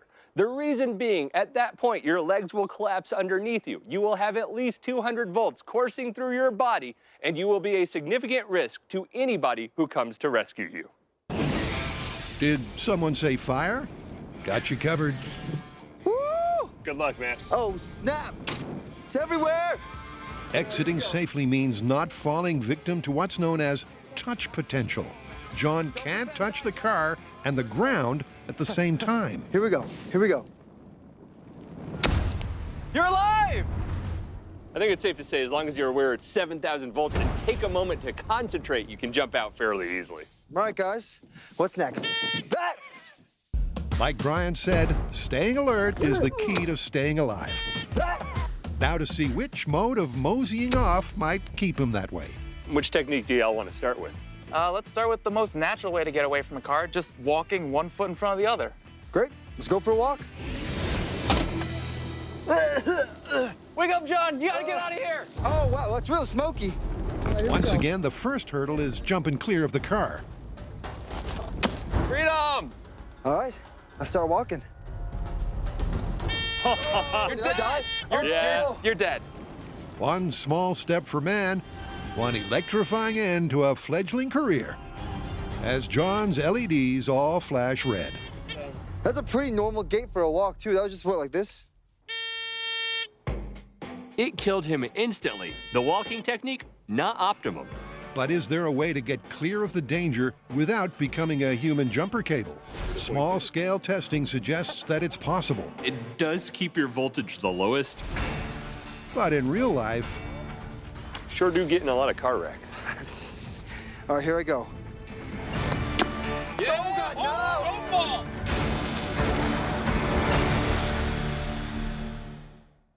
Testing the myth that escape from a car across a high-voltage highway is possible, John has proved he can safely jump clear of the wreck. You're alive! But when he tried walking away, it was a case of out of the fire and into the frying pan. Oh, that would really mess up your walking. Now it's time to try springing to safety. All right, John, you ready to hop the entire way? Yeah. All right, count it in, buddy. Here I go, exiting an electrified vehicle and then escaping with hops. Opens the door. Sure do get in a lot of car wrecks. Get greedy! Oh, God, no! Don't fall! Don't fall, you'll die. Maybe we don't get Pretend die. Don't get greedy, don't get greedy. Here we go. Egress technique number 2, hopping. We try to remove that potential voltage between your 2 feet that would cause a harmful current to go through your body by sticking our feet together and just poop, jumping forward. Woo! All right, that looked great. Yeah, I never saw the LEDs read more than 20 volts, but I did see you almost fall over. Yeah, I don't know how face planting onto a high voltage electrical field is really good for your health. Definitely not an optimal technique. Agreed. All right, last one. Yeah, let's try shuffling, keeping your feet together and just kind of shuffling along. Great. It takes steely nerves to shuffle at snail's pace away from a burning car, but this is their last shot at confirming the myth. Here we go. Whoa! Too much. After that first slightly alarming shuffle forward, Yeah, dial back. There we go. Yeah, look. Looking safe. John slows his steps to a point where the LEDs barely register. Nice. The readout never tops 40 volts, way short of the 200 they figure would kill him. You're safe. I made it. Woo, super grateful. John noted that on the shuffling technique, he could look down at his LEDs and realize when the electrical voltage was getting too high. And I think that makes it the most promising, because that translates to a sensation of tingling from the electricity in real life. So you'd be able to actually know when you were sliding your foot too far, stop and catch up with the other foot. I really like this technique. To confirm the myth of safely traversing an electrified road, Nice. I got that part down. the team had to find at least one reliable way to make your escape. With hopping, you can keep the step voltage low by keeping your feet together, but every time you hopped, you risked falling face first into 7,000 volts of potential. Yeah, that didn't sound too good. And that leaves us with our last method of egress, which is scooting. With your feet so close together, it decreases the amount of voltage potential between your feet and also gives you live feedback. So if you slip too far, boop. Well, if you find yourself in this horrible situation of an electrified car that's on fire that you have to escape, 2 of our methods, they weren't worth anything, but scooting, it improves your odds of survival. Sounds like it's confirmed. Confirmed. All right. Hey, your rig still works. Nice. Sure do leave a lot of burning cars behind. How often do you guys do this? No comment.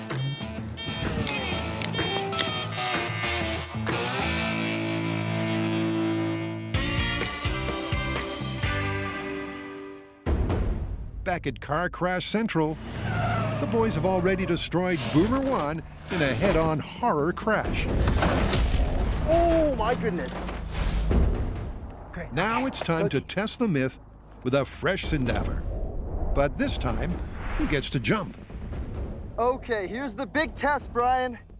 Highly accurate boomer, jumping right before being hit by a car in 3, 2, 1.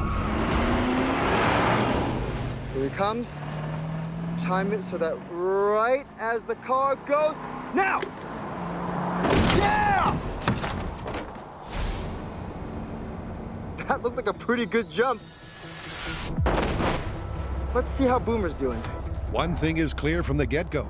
Boomer 2 has more of his body parts still attached than his predecessor. While this is pretty bad, compared to that first one, which was horrific, this is definitely less injury. Now, whether or not it's more survivable, is still to be determined. For our first test with Boomer, he got clipped, bang, right in the hips, and that was bad. Really, really bad. For our second test, though, Boomer was mid-jump, and just like me, he got clipped, right in the shins, which means his upper body containing most of his vital organs completely cleared the hood. We're not quite in a position to call this myth yet. We're gonna take our boomers and send them back to Syndaber. They're gonna go over them inch by inch and send a report back with every single injury. We'll take that injury report and use it to call this myth. A week later, the official report is in. Orthopedic trauma specialist Dr. Devin Jeffcoat is here to interpret the damaging data. First up, no jump. How did this guy fare? Not well. The skull fracture that you see here, likely a brain injury to go with it. Fracture of the C1 vertebra, essentially separating the head from the upper spine. Pelvic spinal separation, that's separating the lower body from the lower spine. Knees being disarticulated, essentially the medical way to say that you lost your legs at the knee. What are this guy's odds of survivability? Essentially none. He has multiple fatal injuries. Safely say that guy is not in good shape, but this guy got a little bit of air before that car hit him. How'd he do? A little bit better. We still see a lot of bad injuries, but we're not seeing those same likely fatal injuries. That same bad pelvic spinal column separation likely requires surgery, but treatable. So with boomer jumping, what do you say his odds of survival are? Probably somewhere around 25%. And if a car's coming at you at 40 miles per hour, what are you gonna do? I'm jumping. Say the orthopedic surgeon was pretty definitive on this myth. Yeah, if a car's coming at you at 40 miles an hour and you don't jump, odds are you're toast. But if you manage to jump up in the air, you could save yourself from a few extra traumatic injuries. I feel like I want to call this myth confirmed. Jumping does decrease your injuries, but they're still grievous injuries. Agreed. I think the best we could call it is plausible.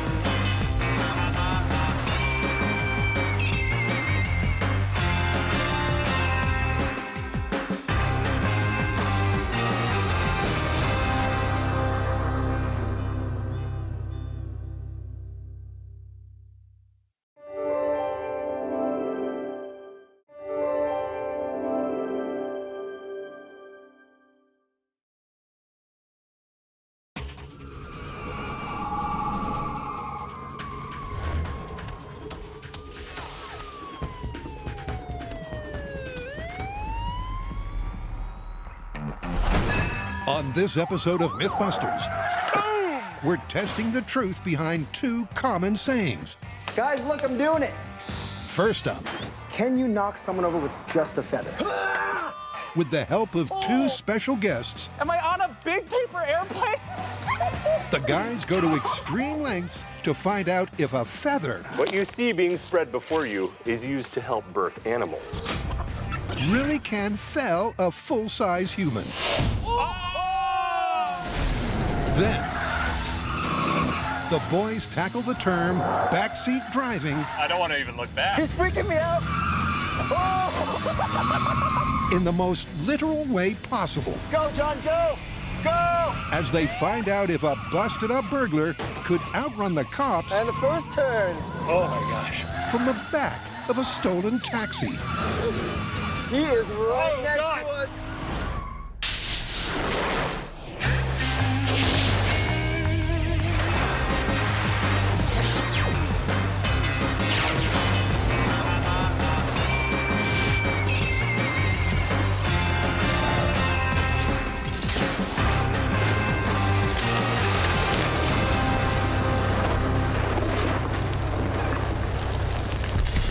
Our first myth is an idiom that's way overdue for a reality check.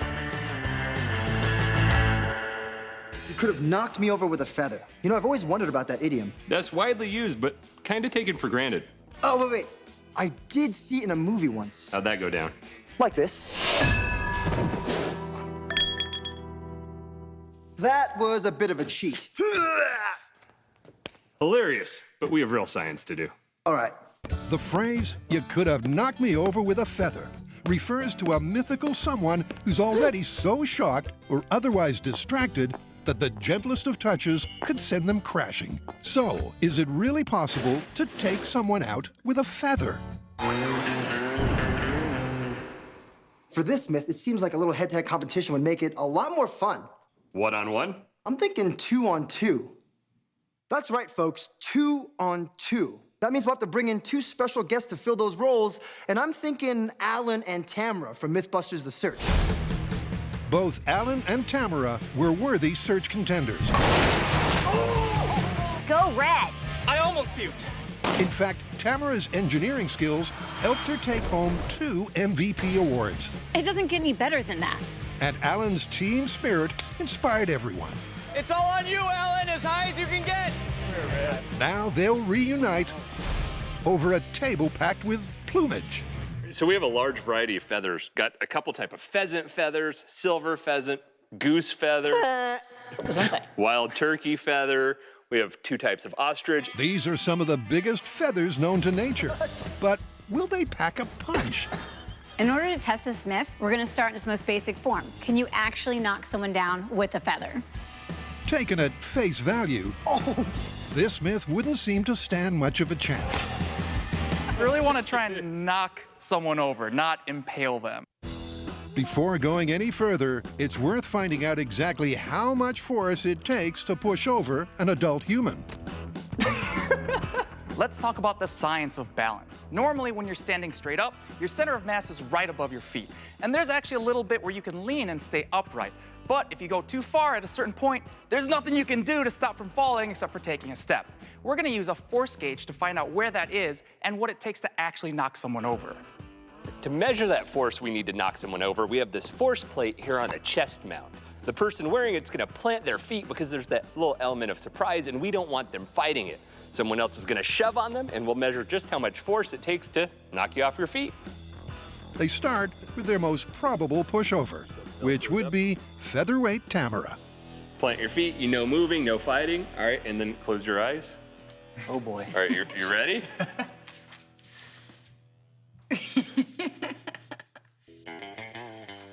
Wow! 1.7 pounds. That's an impressive low number. What's good for the goose is good for the gander. So Brian suits up. Okay, close your eyes.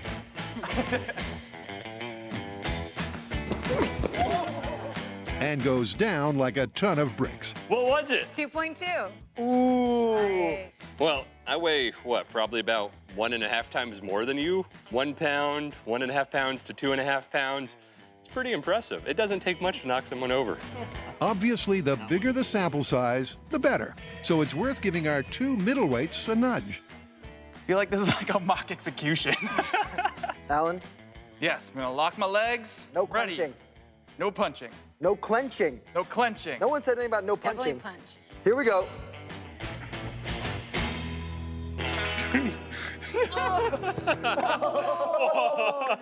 How much was it? It was 2.4, and then after that whole you touched your chest a bunch and it jumped up.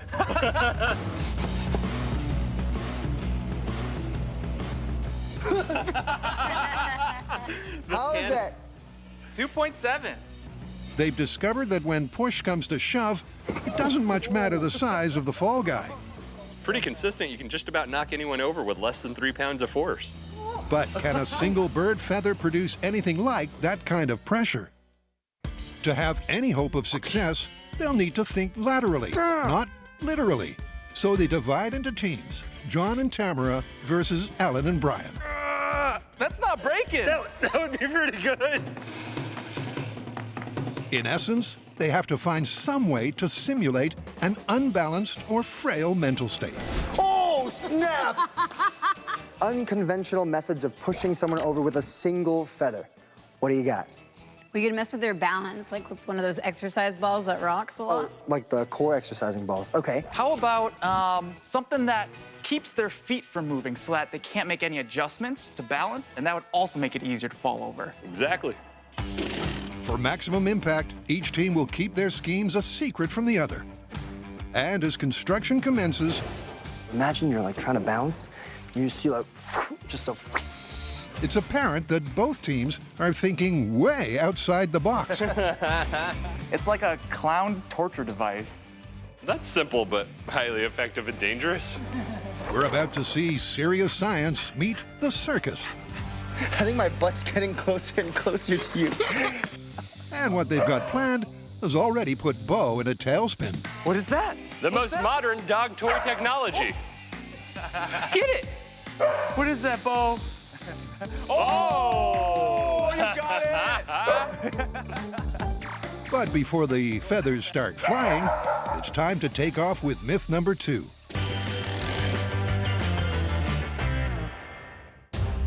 From the bizarre depths of the local news section, our next myth is an unlikely tale of backseat driving. Returning home, a taxi driver finds his front door wide open. He runs inside, leaving the engine running. The trapped burglar jumps from the second floor, fracturing both legs. Desperate to escape, he drags himself into the back of the cab and finds a walking stick to work the pedals. A passing patrol car spots the seemingly driverless car and gives chase. Far-fetched criminal fiction or an incredible tale of driving dexterity? Hi! To get this myth rolling, they'll start with the basics. Brian and Bo have procured a big yellow taxi. This is the car John and I are going to be using as our escape vehicle. And the stick, well, that's going to be our driving cane. The rubber at the bottom, you might think that's going to be helping us, but check this out.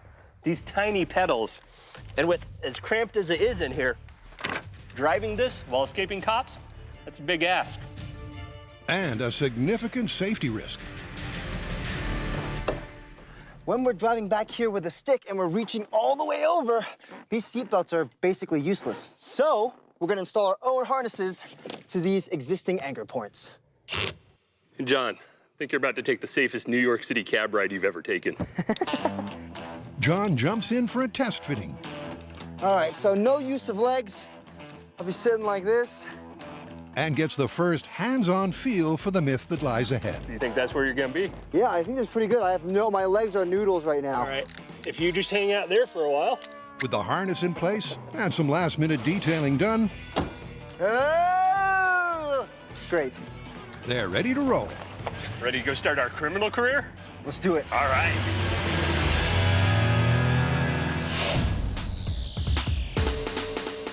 The venue for testing this fractured fable is a large, empty parking lot that should afford plenty of room for some dangerous driving. To make sure they don't kill themselves, they've called in an expert to at least familiarize themselves with some of the daredevil techniques of the getaway driver. Looks like the law, John.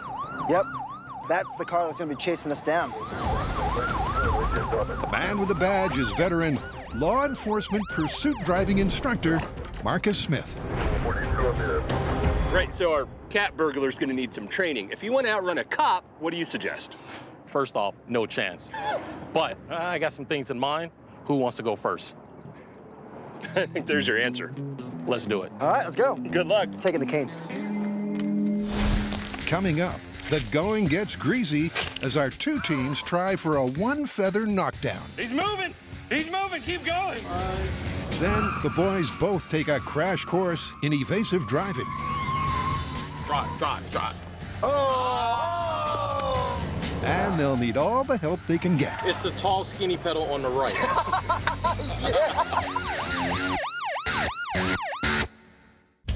To test the phrase, "You could have knocked me over with a feather," the boys, plus special guests Alan and Tamara from Mythbusters The Search, You guys are skinnier than I am. have split into two teams. They've each devised 3 different ways to unsettle someone to the point where a feather could prove their undoing. Our first idea is going to be put a feather underneath them and yank it out, much like a rug, and down they go. The second is to tie them up real tight so their legs can't move at all. And the third is to make the ground as slippery as possible, giving them absolutely no footing while we're coming at them with that feather. Come this way, please. They'll test each method on one person from the other team.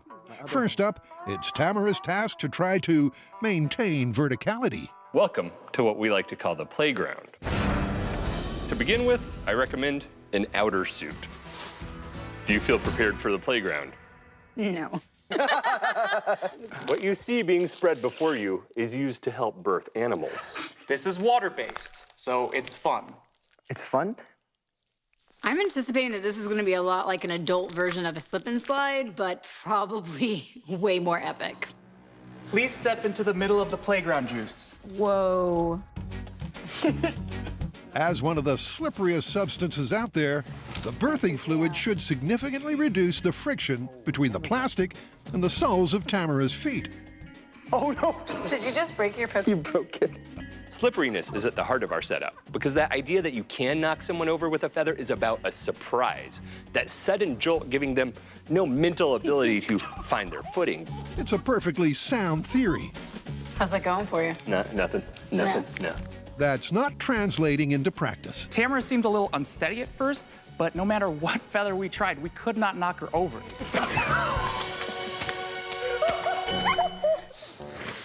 So next, John suits up.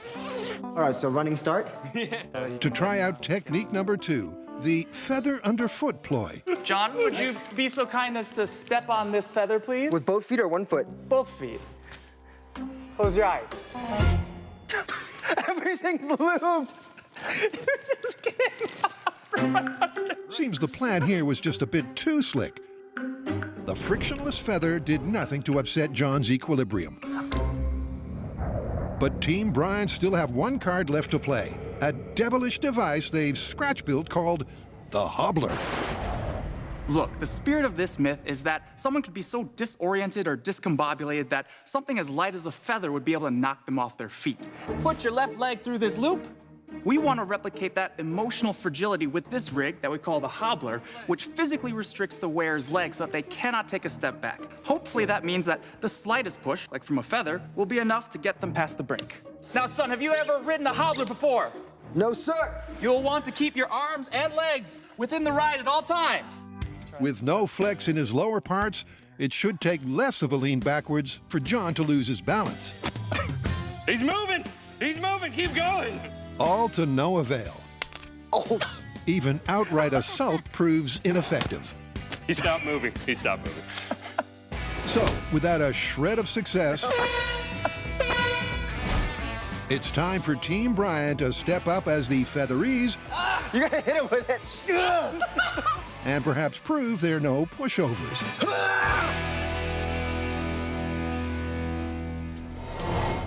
But right now, it's time for John and Brian to get their backsides trackside. To test the tale of the burglar's backseat getaway, the boys have called in one of California's finest and fastest. Let's do it. Before anyone climbs in the backseat, Marcus Smith's job is to teach them some general evasive driving skills from the front seat. And who knows, they might still come in handy. I got something planned we can do for J-turns. You ever heard that before? No, actually. What is that? Good question. Best answered with a high-speed demonstration. We hit the emergency brake, rear tires lock up, car spins around, and we go back in the other direction. Not sure if that's the best way to evade the cops, to turn around and head back at them, but that was impressive.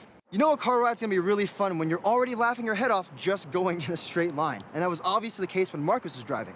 He also gave me some really great advice, and which is when you're doing precision driving, you want as little tire slide as possible, because that extra adhesion will give you the most power and speed possible, except when you're doing J-turns, and you want the slide to turn 180 as fast as possible.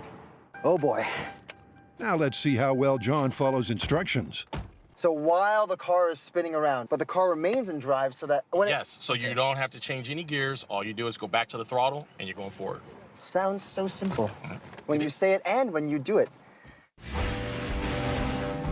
Signs are clear. And brake, steer. Release it, drive. Oh! It's the tall, skinny pedal on the right.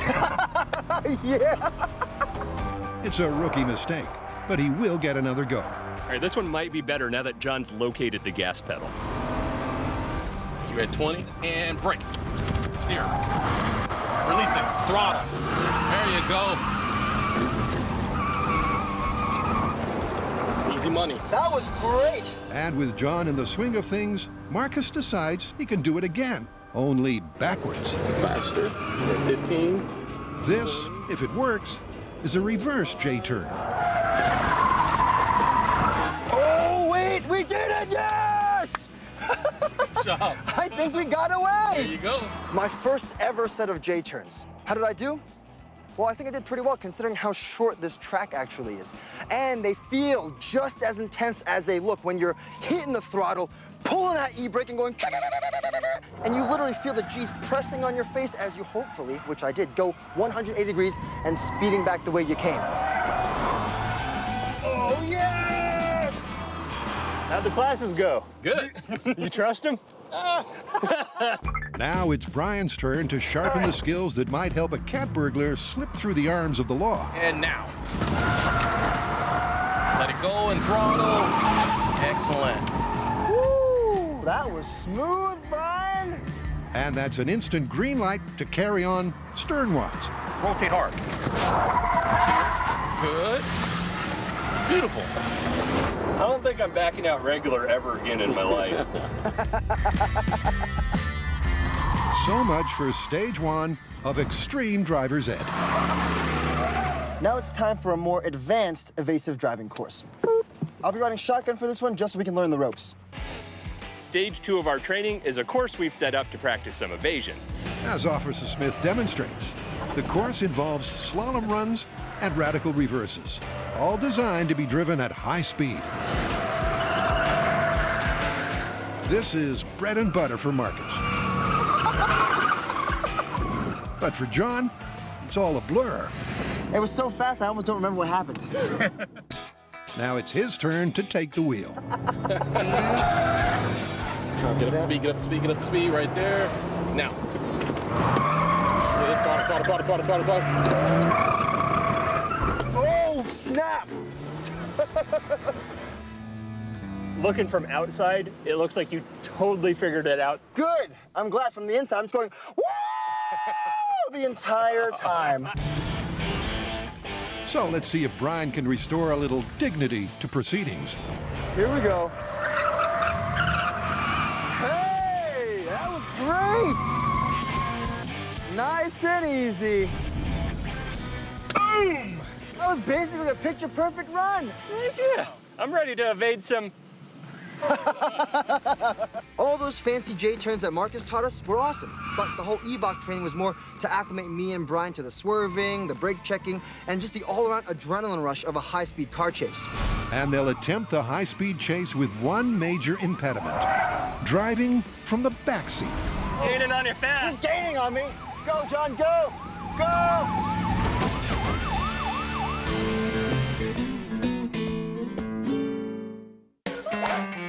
Testing the myth that a feather can in fact knock you over. Oh no! Did you just break your Propane? You broke it. Brian and Alan have failed to fell their opponents. She's happy about it. Now it's Team John's turn. For Tamara and me, our 3 secret plans for trying to knock someone over with a feather are: 1, challenging them on a balance ball to see if we could push them over then. 2, attaching a very long pole to their back and tipping the top over with a feather. And 3, we're gonna try a drive-by feathering. They'll start with the simplest, the balance ball challenge. It's gonna be all about distraction. So while we have our test subjects keeping their balance on this ball, we'll be hurling paper airplanes and feathers at them, trying to knock them over. Now, remember, it doesn't count if they just fall off. We have to knock them over with a feather. What terrible thing is this now? What could be worse than a lube ramp? Okay, now Okay. get yourself situated. Sure. Core workout, right? This time, some of the feathers have been glued into their paper planes. Ah! Oh! And just one hit could be all it takes. Stop being so gentle, Tamara! We had Alan on a balance ball, which he's never done before. We threw paper airplanes at him. We took targeted shots at his body with feathers. Last attempt, big guns. What is this? That's not one feather! Dude! We even pulled out the big guns and rained down upon him, and he still didn't fall over. Wait! Oh! Oh, good! So, Team John cuts its losses and moves on. Can you put your arms back, please? Like, These hold. like this? Yeah. Is there Then water John? involved? No water, but plenty of science. Our test is all about leverage. John is gonna go up, he's gonna sweep a feather to the target that's at the top of that pole, and hopefully knock them off balance and make them fall down with a feather. I think Alan's going over. Good luck, man. So what's the idea behind this anyway? Well, I'm gonna take a feather and poke the top of our pole. Now, not only will that exert a force, but also a torque. Torque being a product of force and displacement from a pivot point. Now, the higher up you go, the more torque it'll exert, and we're hoping that's enough to knock someone over. You kids ready? Yeah. Just a gentle application of this feather that's been taped to the end of the stick. We'll see if it works. Okay, so this end of the feather is a bit bendy. I'm going to plan B. Okay. John's plan B is to use the stiffer quill end of the feather. That might seem like a bit of a cheat, Oh, what happened? but it's a moot point. With the apparatus in ruins, it's decided to move on to method number 3. For our next attempt, armed with my trusty feather lance and my trusty steed, we're gonna attempt a drive-by feather knockdown. Now remember, the whole expression is about the surprise and the intimidation, so when we come charging down with Snowflake here going, "Yeah!" and this lance, it might put him in the mindset of going, whoa, you could have knocked me over with a feather. All right, Tamara, you ready? Yeah. With Tamara behind the wheel, John lines up his target. Wow! Yeah, eat that, villain! I'm still standing, right? Looks like it. You going again? You bet he is.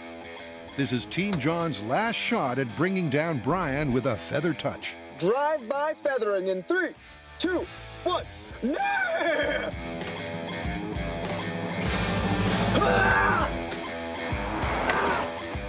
Don't think that worked. Me neither. I think John and Tamara gave that their best shot, but even with all that speed, the feather didn't have much to it. It felt like the breeze from the truck was bigger than the breeze from the feather, so I'm still standing. It was more of a jest than a joust. That's left this myth in a ticklish spot. They could bust it right now, or... How about we try something different? That could work. And by something different, it's safe to assume John means something downright bizarre.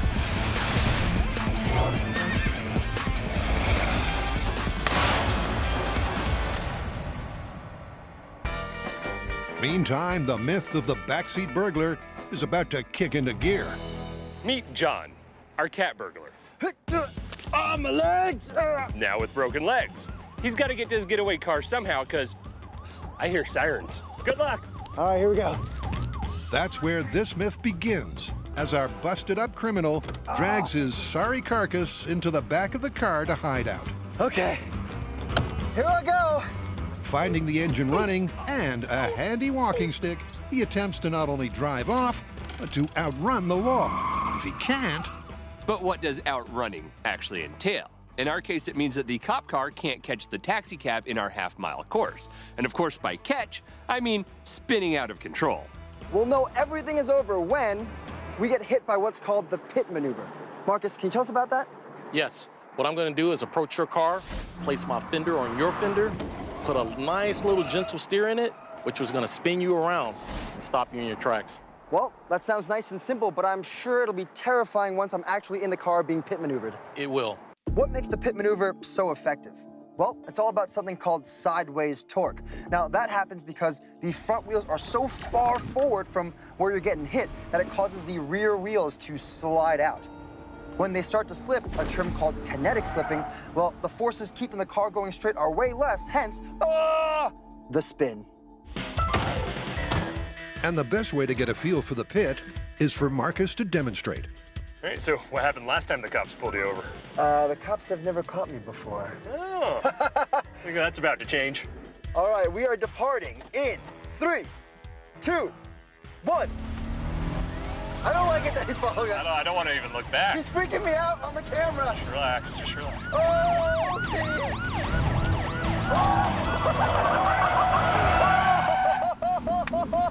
So friendly and gentle. I know. There's like a little, like, did you hit a rock? And the next thing I know, we're facing this way. And pointing straight back at Officer Smith's black and white. He was holding me hostage! Don't shoot! It's him! It's just him! After a morning of motoring madness, Why, Marcus? Why would you do that? the guys are a touch, what's the word? Overstimulated. He was holding me hostage! Don't shoot! It's him! It's just him! And the best way to bring them back down is a spell of hard work. Brian and John do their own heavy lifting. Just two really strong dudes. Nothing to see here. Hold these so they don't fall. All right. And also, can you get me a sandwich? Yeah, right. As they set up the twisting half-mile-long course that they'll both soon be driving, Oh, gosh. with Officer Smith in hot pursuit. We're not doing a drag race here, but we had this in the shop, and I'm definitely gonna use it. Winner! So the scene is finally set for one highly unconventional game of cops and robbers. John suits up first for what could be the wildest ride of his life. We've already seen that I can drag myself into the back of the car and get into position. But for safety's sake, we're gonna start in the car already harnessed in. Right, Brian? Yeah, let's get you in. It's an unsettling feeling to be shackled across the back seat, but that's nothing compared to the troubles that lie ahead. Is it me, or did this just get more difficult?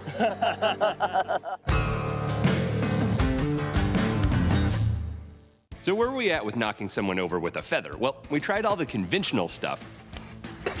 And then we got a little bit more creative with drive-by featherings and slippery slopes. Oh, no. To no avail. But it's time to give this feather a little bit of a flight of fancy and get real creative, so we're not done yet. For both teams, it's their very last shot at success. I think our best bet's gonna be something like the hobbler, where it's tying up their legs and keeping them from going anywhere. Well, you know, when we were playing with these feathers, I was actually really impressed by the tensile strength of some of them. It seems like you could almost use it like a rope or a string. What's our plan? To build a bola. What's a bola? Well, it's essentially this, a piece of string with two weights at the end of it. You're running along, and we throw it at you, wrapping around itself and tangling you up. Down you go. Except in our case, we're replacing that string, well, with a feather. To dial in their technique, they'll start off with a bola made from Kevlar string and a couple of heavy nuts for weights. Whoa! It's better. It's going around you more, but it's still not tingling. And they won't just be throwing it. After all, this is Mythbusters. This is our bolo gun. It's a modified two-barrel air cannon. Put a weight in each barrel with the string or feather connecting them. Has a spreader bar system where we can ratchet it out, tuning in that perfect spread of the bolo to entangle them. Of course, a valve and an air reservoir powering it all. Now to see if their test bola actually works. Air supply is hot. Bolo gun test at 60 PSI in 3, 2, 1. Oh! That's a bolo! Took a little more heat on it, but that worked. And they're just missing each other. Yeah. It's perfectly wrapping. I don't think you can do better than that. And if that looks ingenious, you ain't seen nothing yet. I think we need to move way outside the box on the next one. How about we move inside the box and do some 360 camera footage with a VR headset and just bombard them at all angles with feathers? Yeah, I actually really like the idea of moving from the physical feather into the digital realm and, I guess, knocking them over with a digital feather. Which might call for a slightly more detailed explanation. Well, this little special rig here contains 6 individual cameras that simultaneously film really specific portions of the environment. When that's done, software stitches all that video together into a seamless 360-degree video. Now, you take that kind of video and you put it into these goggles, and it'll let you look up, down, left, right, even behind you, as if you were there where the camera was filming. All they have to do now is shoot a few shaky scenes. Decoration phase complete. But there's some tricks to the trade. Now, the hardest part about filming in 360 is, well, obscuring the camera guy. But we've got that covered. You get it? Because of our fancy feather paper airplane, I can now hide under it and obscure myself from the viewers. All right. Go. This is where the virtual feather concept takes flight. I'm doing it. Guys, look, I'm doing it. The whole purpose for that sequence was so that we could record 360 degrees of unstable movement and consistent bombardment from balls and feathers and paper airplanes so that no matter which way they look, they're being hit with some kind of stimuli. All these virtual projectiles are simply meant to unbalance and confuse. They'll still have to knock someone over with a real feather. Meantime, Tamara's come up with another idea for their 360 wobble cam. My beard helps me think. It's the fear factor. This scene is all about the jump scare. Our participants start in a dark and foggy cave, and when they least expected, BAM! I think we got something going here. It's an off-kilter concept that just might be crazy enough to work.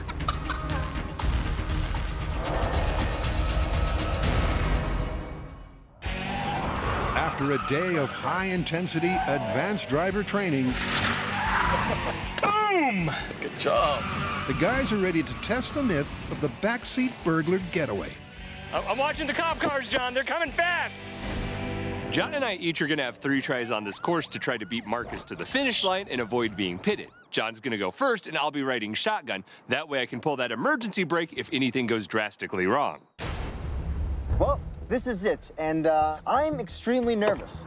I mean, I know I can reach the steering wheel from the back seat, and likewise, I can reach the brake pedal and the gas pedal with the cane, but at speed, I honestly just don't know. All right, let's hit it. Here we go! The aim is quite simply for John, with a 10-second head start, to beat Marcus to the finish line. Woo! Who's gaining on you fast? He's gaining on me. Go, John, go! Go! I mean, the entire experience was so counterintuitive. I literally just drove this car from the back seat. But the rubber foot on the cane never slipped off the pedals, and I did a pretty good job steering with one hand. He's made up about half the course. Did he? Yeah. Here we go! He's right behind you. We can do this, brother! It's touch and go, but John just keeps his nose in front. Are we gonna make it? You're gonna make it, John! You're good! Oh my God, we're gonna make it! Against all predictions, and despite Marcus's best efforts, he's actually outrun the chase car. So far, I'd say round 1, bing, bing, bing, yes, goes to the cat burglars. But we're gonna give Marcus 2 more tries before we swap over to Brian driving. You ready? Oh, yeah. And we're off! Again, John gets off to a smooth start. Oh, he's off after you, John. Is he? Before Marcus comes after him, all guns blazing. We gotta get out of here. I'm not gonna let you go to prison, man. And somewhat surprisingly, Come on, Johnny boy! John again avoids being pitted, making it 2 for 2. Nice. Damn it. Driving from the back seat of a car with a cane seems impossible, but if you're desperate enough, you can do anything. Now to see if 3rd time's a charm. Off you go. Where is he? Where is he? He's waiting. He's waiting. He's at the line. John wants a clean sweep, but for Officer Smith, police pride is on the line. Oh, he's closing in fast. He gets up close on the last straight, but runs out of road. Hold it steady, hold it steady, hold it steady. Nice, John. He was positioning to pit you. I know I made it 3 times out of 3, but if this course was just 100 feet more that way, we would have gotten pitted 3 times out of 3. Or without a doubt. And with Brian's backseat skedaddle yet to come, He's off. He's coming after us. this myth could still take another turn for the unexpected. Oh, my gosh. You got it. You got it.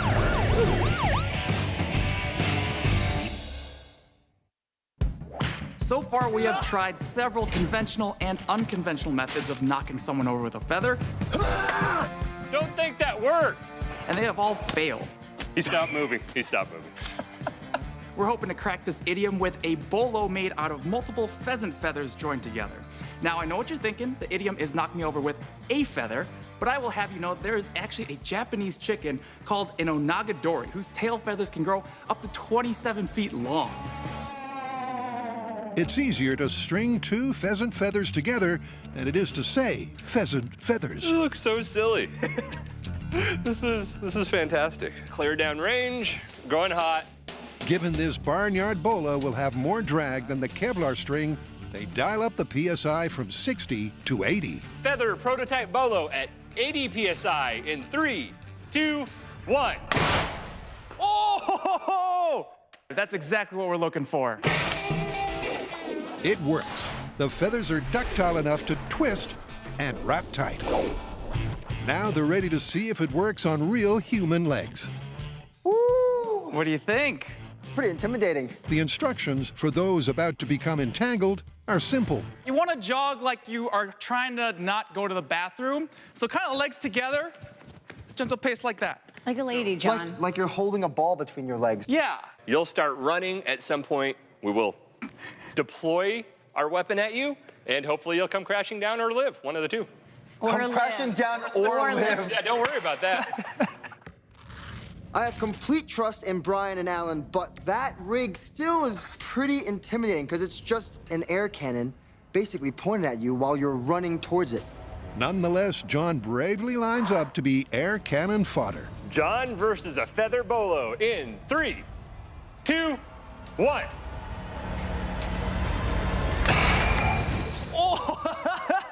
Well, he had to put his hands down. I'm gonna ask you, what happened? I think I tripped myself. All right, well, a smaller target? Where would we be able to find a smaller target? I think Bo's somewhere. I have no idea, man. To me, the rig was intimidating and fired well, but I'm a pretty heavy dude, and I don't think the bolo had enough mass to stop me.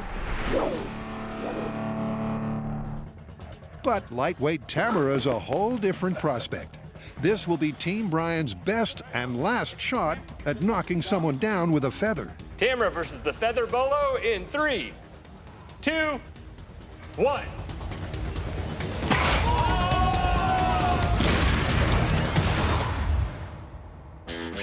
In their pursuit of the crippled cat burglar getaway tale, the boys are already 3 up on the law. When we started this myth, I didn't give myself a ghost of a chance of driving from the backseat with a cane, even going in a straight line. Come on, Johnny boy! Come on, go! You're gonna make it! You're gonna make it! Ah. Bing, bing, bing! Yes! Damn it!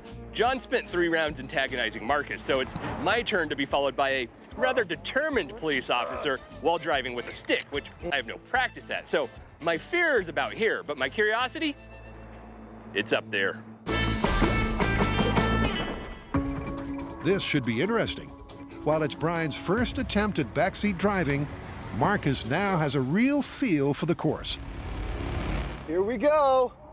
Oh, shoot! And the first turn. Oh. You got it, you got it.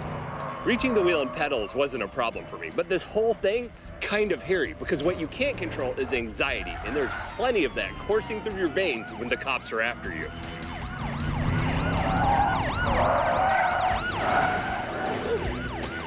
I'm fleeing from Marcus, make the last turn, open up into the straightaway, and I see him behind me in the mirror, and I think I can probably get away if I do a J-turn. But instead, I just gun it, hit the gas, and beat him to the finish line. Brian takes the flag by a narrow margin. Damn it. You know you're lucky, right? I was on you the whole way around until that last corner. I know, I saw it. My heart is pounding, my adrenaline is rushing. I'm not very steady, but I know I got away at the end. Brian's realized that success depends on steely nerves as much as skill. 1 down, 2 to go. You ready? Yeah, are you? Oh, yeah. Let's do it. And for the final 2 runs, his technique and his temperament will both be stretched to the limit. He is right next to us.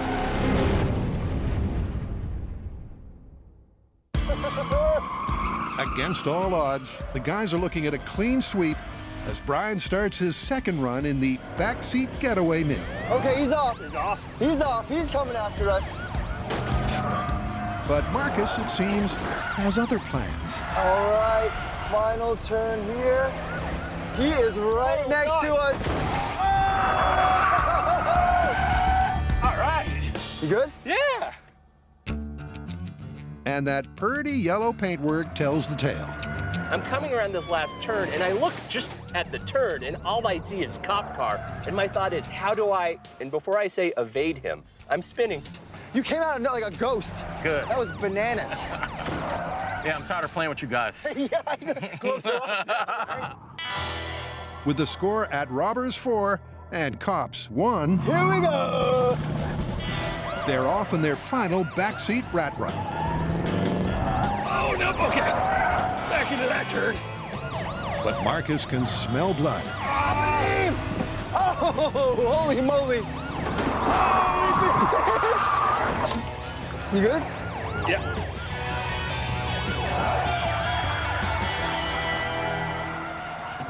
After a total of 6 runs, the score settles at 4 burglars and 2 cops.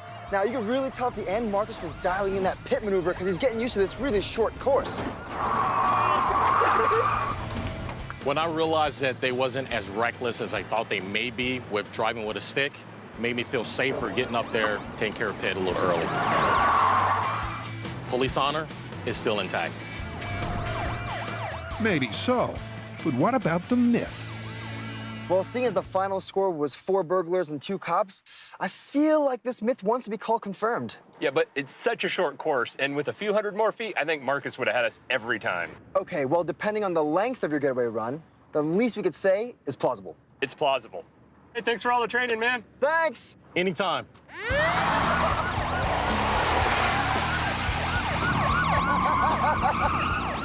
Woo-wee! Let's go.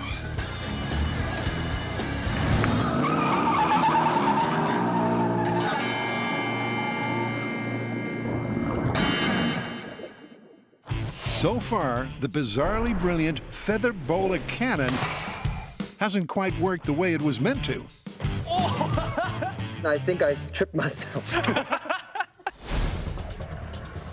But there's a more petite target waiting in the wings. Tamara versus the feather bolo in 3, 2, 1.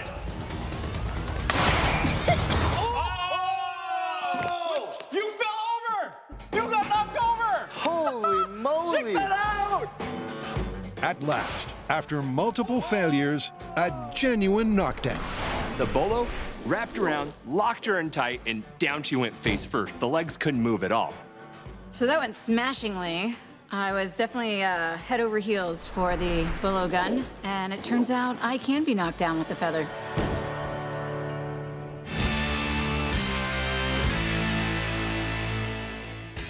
Now, to see if Team John can repeat that result with their highly unorthodox virtual reality head spin. We've made VR environments that are really gonna mess with Brian and Alan's heads.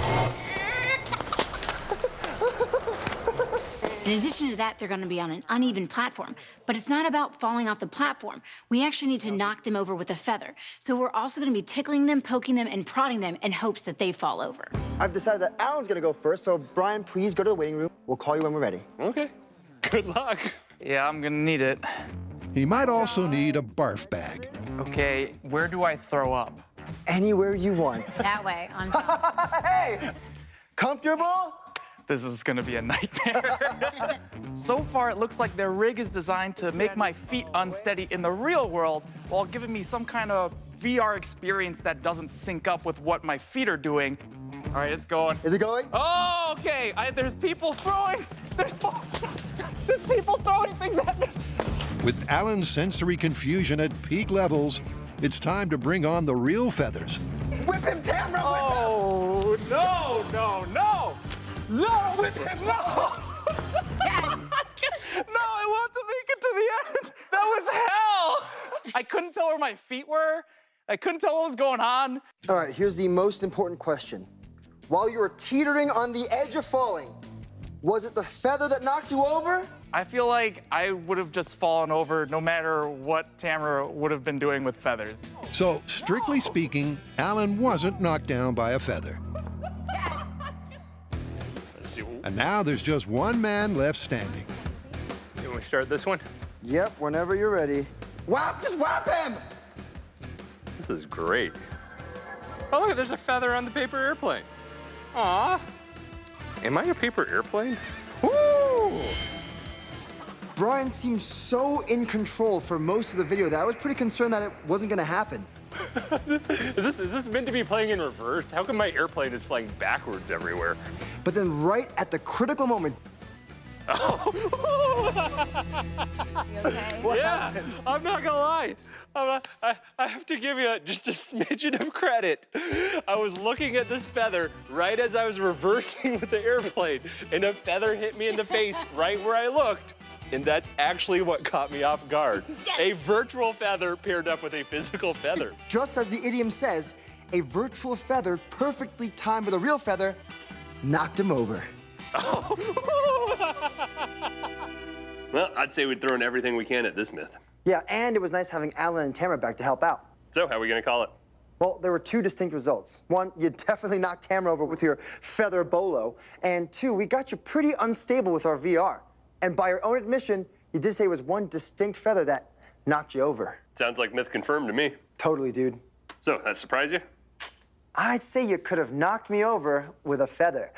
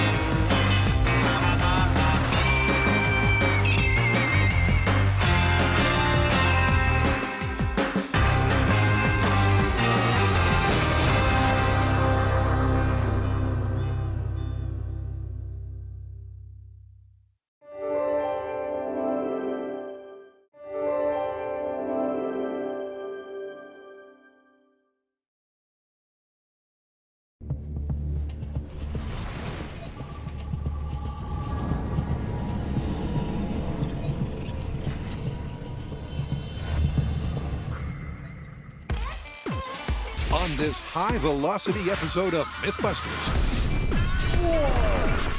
First up, look, there's smoke coming out of his pants. A fabled, forceful eviction. Burglar tries to rob a house. Ah! Whoa, gets stuck in the chimney. Oh, I see him struggling. Actually, that's me struggling. Family comes home, they don't know he's in there, and then they ignite the fire. And then, boom! Criminal becomes Rocket Man.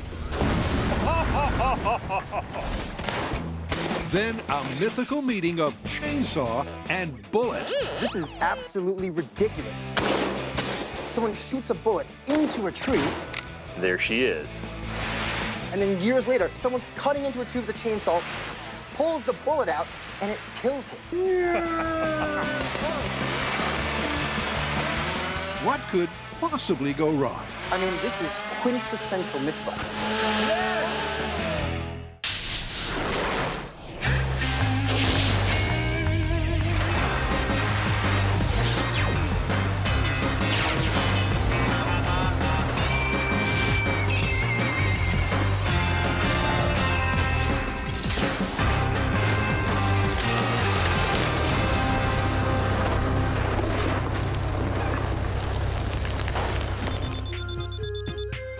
Our first myth is a cautionary tale for any standard-sized Santa or a chubby criminal.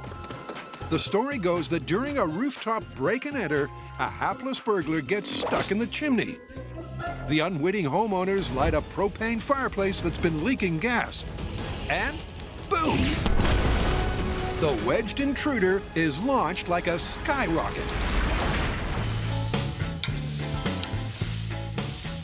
Dude, this myth is gonna be awesome. Oh yeah, we're gonna need a lot of this to test this myth, and an unwilling volunteer. Propane, no problem. Unwilling volunteer, gonna have to work on that. So, where do we start? Stoichiometry. Right, of course. It's the tricky balance between fuel and air that gives us the best explosion. A little too much fuel. No boom. A little too much air. No boom. But you get that Goldilocks mixture just right. Big boom. Exactly. Let's start there and figure out what it takes to make propane go boom.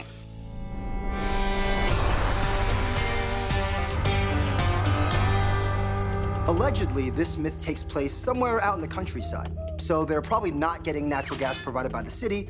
Instead, they're using propane. It's the explosive properties of that gas that we'll be testing. They've got the propane, but to fire a felon sky high, the guys need to work out the optimal explosive conditions. And with some moral support from Myth Dog Bo, it's time to find the perfect stoichiometric ratio of air and fuel. I feel like I'm robbing a bank. Woo. Bend it there. Voila. We're about to fill each one of those tubes with a very specific mixture of propane and air. Then we're gonna cap it off, we're gonna ignite it, and then we're gonna see how high it takes that stopper. Then we're gonna mark off exactly how much each percentage carried it and how high. More propane doesn't necessarily mean a bigger bang. So the first tube is 50%. So they'll kick off by doing 3 tests at 50, 30, and then 15% propane mixed with air. To get the ratios right, they've come up with a splashy solution. Science can be quite beautiful. On my command, Brian will unleash propane up this line that leads to our cylinder. That propane will displace all the water down to our mark, which will flow out of this water outlet tube into this bucket. Then we'll have the exact amount of propane we need for the experiment. And right in the middle of that tape, that's propane. Let's get air in the rest of this. Ready? Yeah. Here we go. Then we'll plumb in compressed air, get the rest of the water level down, and we'll have the perfect mix of propane to air for our experiment. And we're good. Shut off both valves. We have our 50-50 mix. That's 50% propane and 50% air ready to go. That mix of propane and air back there seems kind of rich. I don't know if it's gonna pop, but that's why we're testing it. 50% propane to 50% air. Test in 3, 2, 1. Too rich. Too rich. John was right. The magic mix was definitely not half and half. But before the guys dial it in, they're ready to rip with tall tale number 2.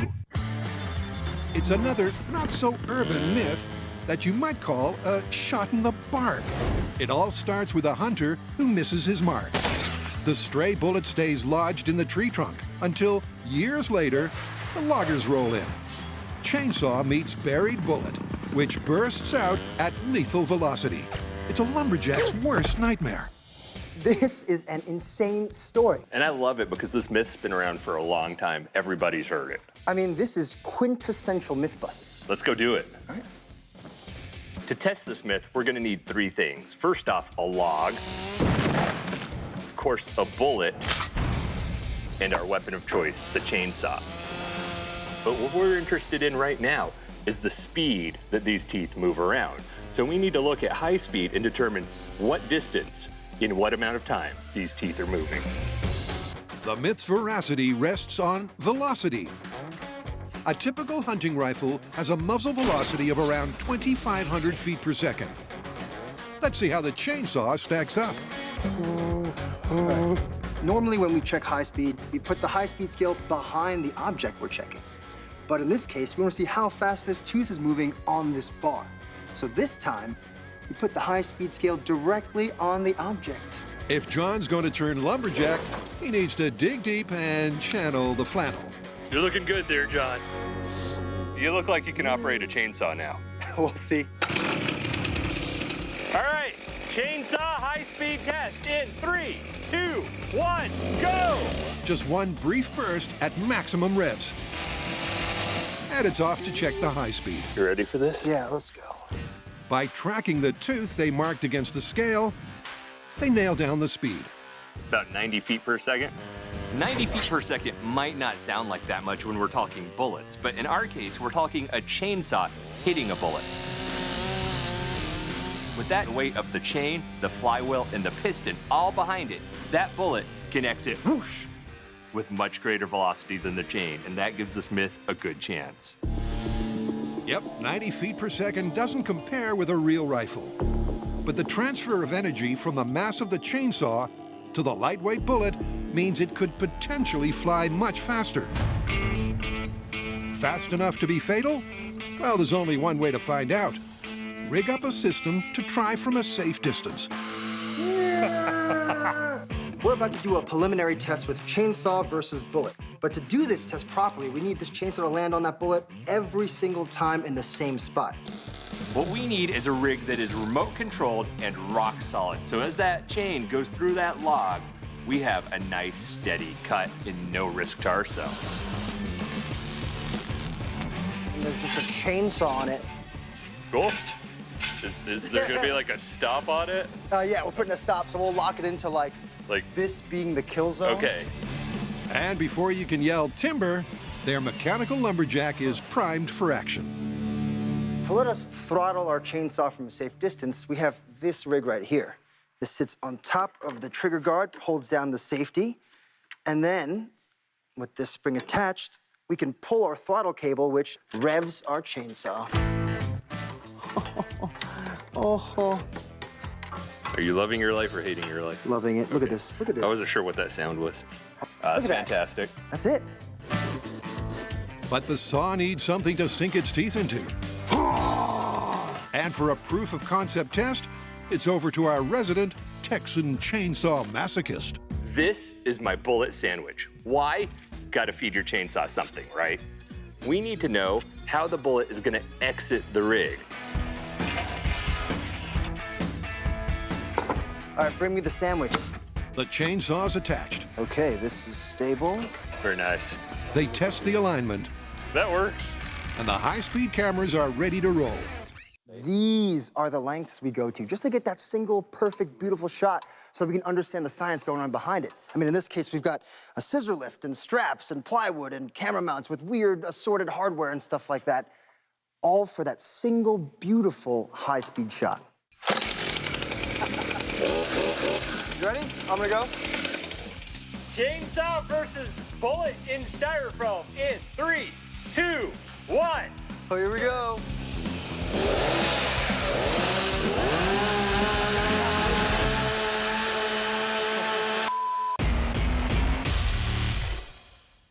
One, go!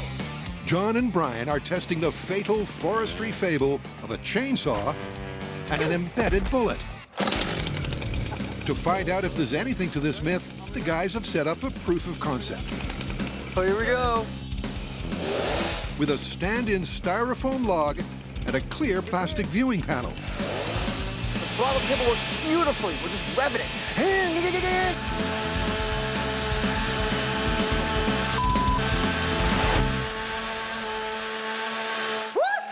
They cue up the high speed, but that was less than impressive. Somewhere over here is the bullet. Really? Yes, but it's not quite what you're thinking. It slowly worked its way out, tumbled down the table, and it's really somewhere like down here. I could actually, with my own eyes, watch it, so the high speed should be spectacularly slow. Okay, so the chainsaw catches the bullet, but instead of just throwing it out, it goes boop, boop, boop, boop, boop, boop, boop, and then tumbles to the ground. The chainsaw makes clean contact. But then the bullet has no clear exit path. We're gonna need to kind of rethink this, aren't we? Yeah, let's go do that. Okay. If this is gonna work, the bullet needs to be positioned right at the edge of the styrofoam log. So to give it the best chance, we've removed this part so that when the tooth grabs, hopefully it'll just shoot it out. Set? Yeah. Chainsaw versus bullet, test number 2 with open channel in 3, 2, 1.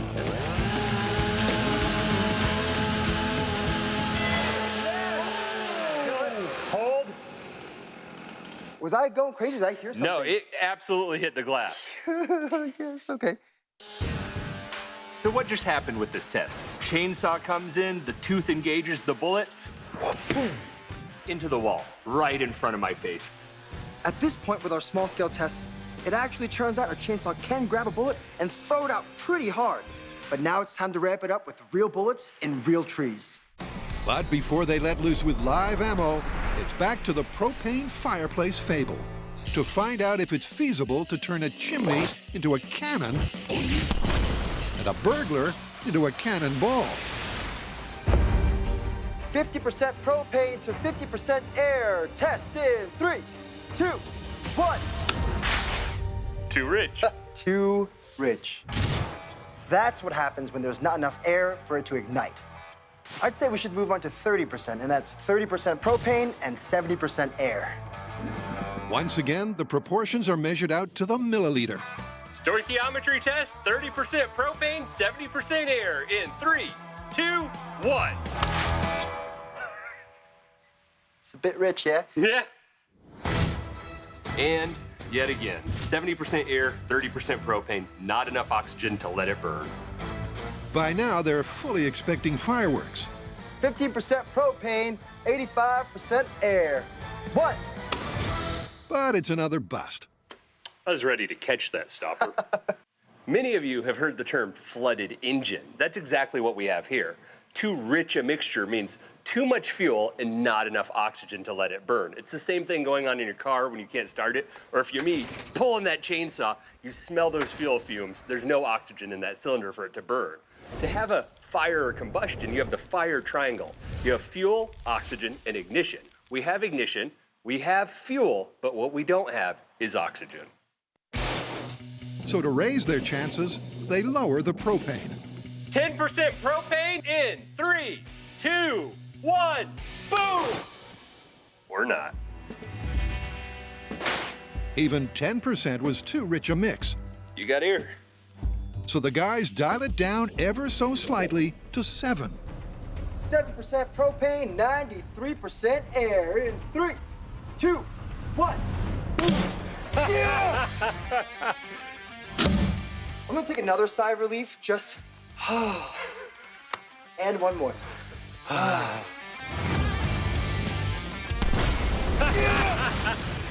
Still going up. Oh, Wow, no. it's still going. No, it's still going.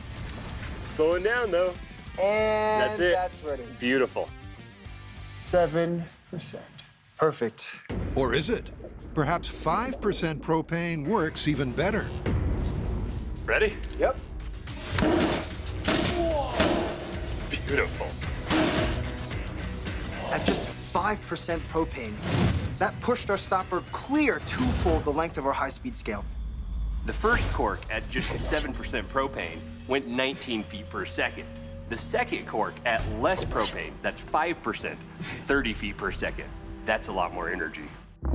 Beautiful. That's 3%. And just to be sure they nailed that Goldilocks gas mix, 3% propane. That's right, ladies and gentlemen. Just 3% propane. Test in 3, 2, 1. Too lean. Too lean. And now we've gone a little too far the other direction. At 3% propane, there's just not enough fuel for anything to happen in there. So we have our perfect propane to air ratio. And now we're gonna test that mix in a real rural chimney, a country-style firebox. Gotta make sure she's airtight. Why? Because propane is heavier than air, so it might collect at the bottom of a firebox and affect how the fuel and air actually mix. And there is our chimney. Ready? Enclosed explosion in 3, 2, 1. Oh. So this is a great example of trying to understand the stoichiometry of the fire versus explosion thing. Our igniter goes off and you actually see kind of a flame burning inside. Well, that's not an explosion. But as that flame uses up some of the oxygen, right at the bottom in that firebox, that magic moment happens and boom, we actually get explosive stoichiometry. So where are we now? Well, we just figured out that our Goldilocks ratio was about 5% propane and 95% air. We discovered a chimney with a blocked flue will give us a beautiful, energetic explosion. The next step is to build our full-scale chimney and our full-scale firebox so that when our burglar's stuck in there, we can introduce our mixture and hopefully it'll just send him sky high. Yeah, I think we're done here. Yeah, full-scale chimney, here we come. to see if a man really could be accidentally launched from a chimney. 3, 2, 1. The guys have been testing the explosive potential of propane. Whoa! Beautiful. So far, we've done a bunch of small-scale tests that let us know that the perfect mix of propane to air is around 5% propane and 95% air. So next step, we're gonna take that information and start building our full-scale firebox and our full-scale chimney. The trickiest part of the build is assembling a full-scale chimney in the workshop. The answer? Make the smokestack in segments. This is a flue tile, an extruded clay tile that's just about lining every chimney out there. We gotta glue 12 of these together to get the height we need. So just a little tip, I'm using a polyurethane-based construction adhesive. It works great for this clay, but that clay is real porous, so a quick spritz with water helps activate that adhesive. 1 down, 3 to go. When we get in the field, we'll remove some support straps, use the same frame, glue 4 of these modules together, and that's how we get our whole chimney. In the meantime, John's getting into some heavy metal. This is our firebox. Well, it's our footprint of the firebox for now. Everything that's in our chimney, the flue tiles, all the structure, all 12 feet of it is gonna be sitting on top of this box, so it needs to be extra sturdy. Starting to get the idea, right? Doors here, chimney there, and then, hopefully, we fill it with gas and boom. In fact, there's just one piece of the puzzle missing. A volunteer to plug their chimney. Yeah, that's not bad. You know, if we're gonna do this right, we're gonna need a human analog. Yeah, Buster would have been perfect. Whatever happened to that guy? More to the point, what didn't happen to that guy? After many a glorious and painful adventure, whoa! Buster Mark I is finally tagged, "Do not resuscitate." Oh, yeah. Poor guy. Wish we could get a new Buster. If only there was a way. Look! Bo, hit it! Manufactured in a top-secret location. Made from courage, grit, and state-of-the-art materials, meet Buster, the next generation. All systems ready.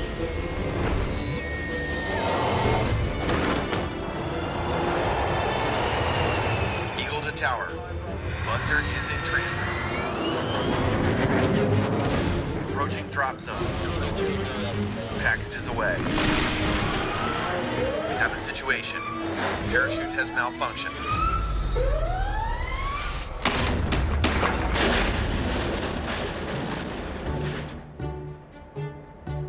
See if we can put them back together. Before Buster even begins day one, he's off to rehab. So the boys have some free time to take to the woods and rekindle the myth of the lethal chainsaw bullet.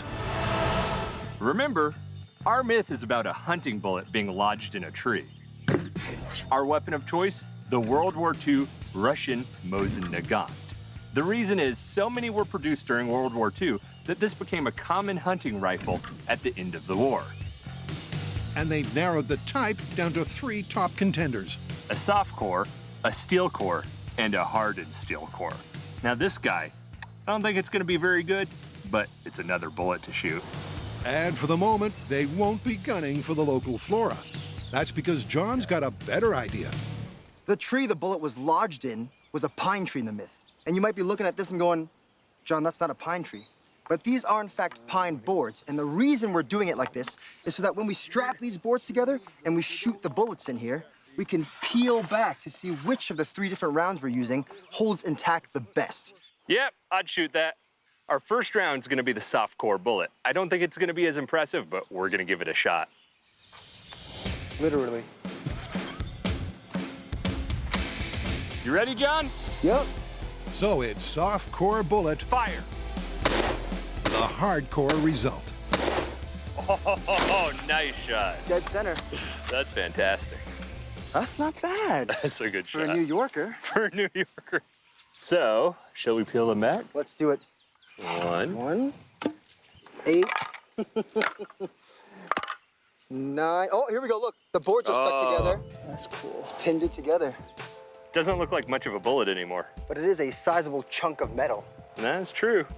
I'm not gonna kid with you. If that got shot out of a chainsaw and hit me, I'd be a little bit concerned, but I kind of think a chainsaw will go just right through that soft lead.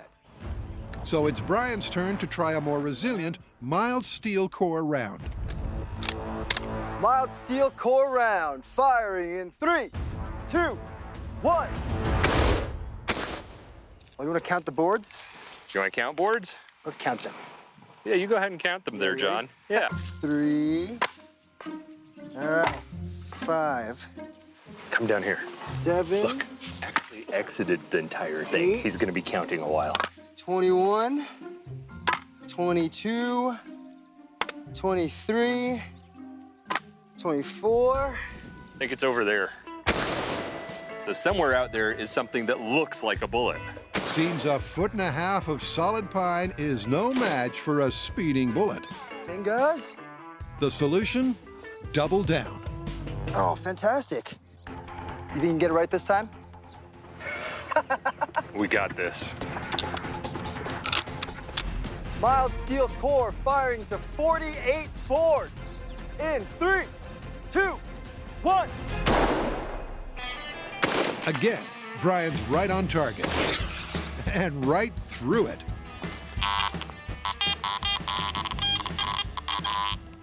Hey, John, I think I found it. Yeah? Oh. But they still need a bullet to stick in a stump. That means strapping together a staggering stack of 72 boards. All right, Brian, you ready? Ready. Third time lucky Brian. In 3, 2, 1. Oh. Come here. Look at that. Perfectly preserved. They finally got a slug to stick. That tile marked 17 is actually the 65th board in. At this point, John and I are done testing. I know what you're all saying at home. What about the third bullet? Well, this test was about whether or not we could lodge a bullet in wood. The first one came out a hunk of lead. This one stuck in the wood as a bullet. The third one, it's gonna just penetrate farther. And I don't need to wrangle 150 boards. This is what we came for, and we got it. But the boys can't go home without a real bullet lodged in a real stump. Just remember in the myth, the guy fires it into a live tree. So we're gonna shoot a bunch of bullets into these trees, take them back to the shop, and then use it for actual chainsaw tests. Firing in 3, 2, 1.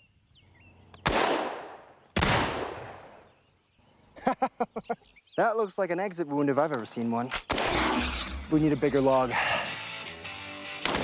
And that turns out to be the understatement of the day. Think slow thoughts. Because even with 2 logs taped together, it's in one end, straight out the other. How many Mythbusters does it take to shoot a bullet in a tree and keep it there? Apparently more than 2, because this is absolutely ridiculous. And it's not getting any less ridiculous. Nothing. Because try as they might, I think it tumbled as it went between the two logs. the shells are not sticking, even with solid pine boards strapped in front to help slow down the bullet. You know, I thought building a chainsaw swinging arm rig was gonna be the hard part. Ends up it's getting a bullet into a tree. All right. Let's line her up. That back there is one of the biggest logs that we have, with boards strapped on it. This has to work, right? Well, you'd hope so. The mythical tree may have been much bigger, the bullets slowed by a ricochet, or fired from a greater distance. So there's hope yet. Biggest stump with boards in front of it in 3, 2, 1. What you think, man? I don't see an exit wound, but you know how this whole thing goes. There's a hint of something, which to me implies that I think we're just solidly in there. So I think we lodged it. At last, and with a good chunk of the budget blown on ammo, they've got what they came for. So, I think we're done here. We're gonna pack everything up, take it back to the shop, and then we're gonna bring on the chainsaw.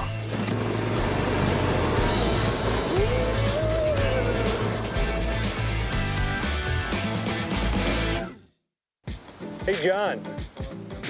Am I beautiful? Like a Victorian woman. Back at Chainsaw Central, the guys have called in some expert assistance.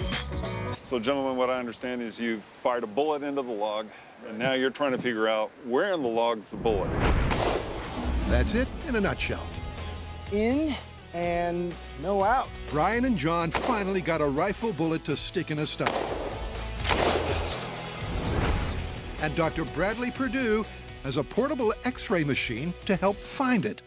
You got your trajectory, the point of entry. We'll work off of that, but we're going to have to get 2 angles on it to determine both our horizontal and vertical planes to determine the depth. So the doc goes to work. Well, here we go. Ready, and okay, that should do it. Turns out it's as quick and easy as falling off a you-know-what. What we've determined is your bullet is sitting somewhere right there in that log at this depth. Now we just gotta dig through these logs and find them. All right, you guys are the brains. They're also the brawn. To get within striking distance of the buried bullet, Brian first clears a sizable chunk of timber. All right, if this worked out, our bullet's somewhere right under here. At this point, it comes down to a little bit of gentle surgery. Gonna slice in until we get to that bullet. Our x-ray work put the bullet somewhere in this region, so I had to take special tiny little chops until we found it, but there she is. We'll cut the rest of this off, get that plastic on there, give us a nice clear window of what's going on, and then try to fire a bullet out of a piece of wood. I'm excited. And that's the challenge at the core of this tall tale, that a chainsaw could dislodge an embedded bullet with enough velocity to liquidate a lumberjack. We're finally gonna test a chainsaw against a real bullet in a real tree. So I'm gonna adapt this rig, get our chainsaw to swing properly, and then we're gonna finally put this myth to the test. Brian's repurposed that acrylic plate, so whatever happens, we'll get a woodpecker's eye view. Okay, that's great. But just popping the bullet out won't be enough. It has to go fast. Let's talk about bullet lethality. The bullet from our gun travels around 2,500 feet per second, with the lowest bar we can set being an old musket loader, around 400 feet per second. That's the bar we're gonna set at the bottom. If we don't achieve 400 feet per second from that bullet off the chainsaw, it's not lethal.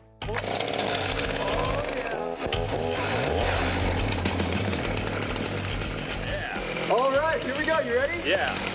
Okay. Chainsaw versus bullet and log in 3, 2, 1.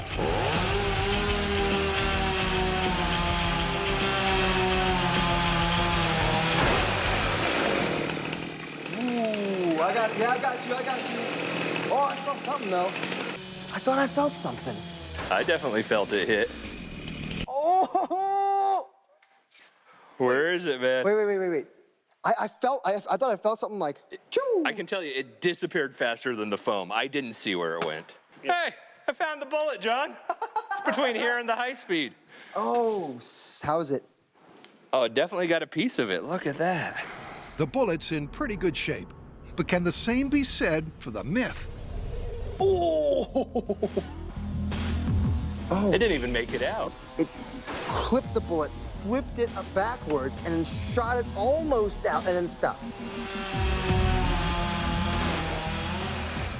That was an interesting result. We watched the saw blade come down, engage the bullet, send it flying until it jammed, stuck in one spot. So we looked at the high-speed footage, traced the path of the bullet, did the math, and we got 132 feet per second, way below our lethality threshold. So, can I say the B word now? You know what? I got a little surprise set up, actually. Oh? Yeah. Ooh, the audience is gonna like that. Yeah, I thought so. Yeah. But before concluding the chainsaw conundrum, You ready, John? a reborn Buster will rejoin the team for a deadly date with a chimney cannon. 3, 2, 1.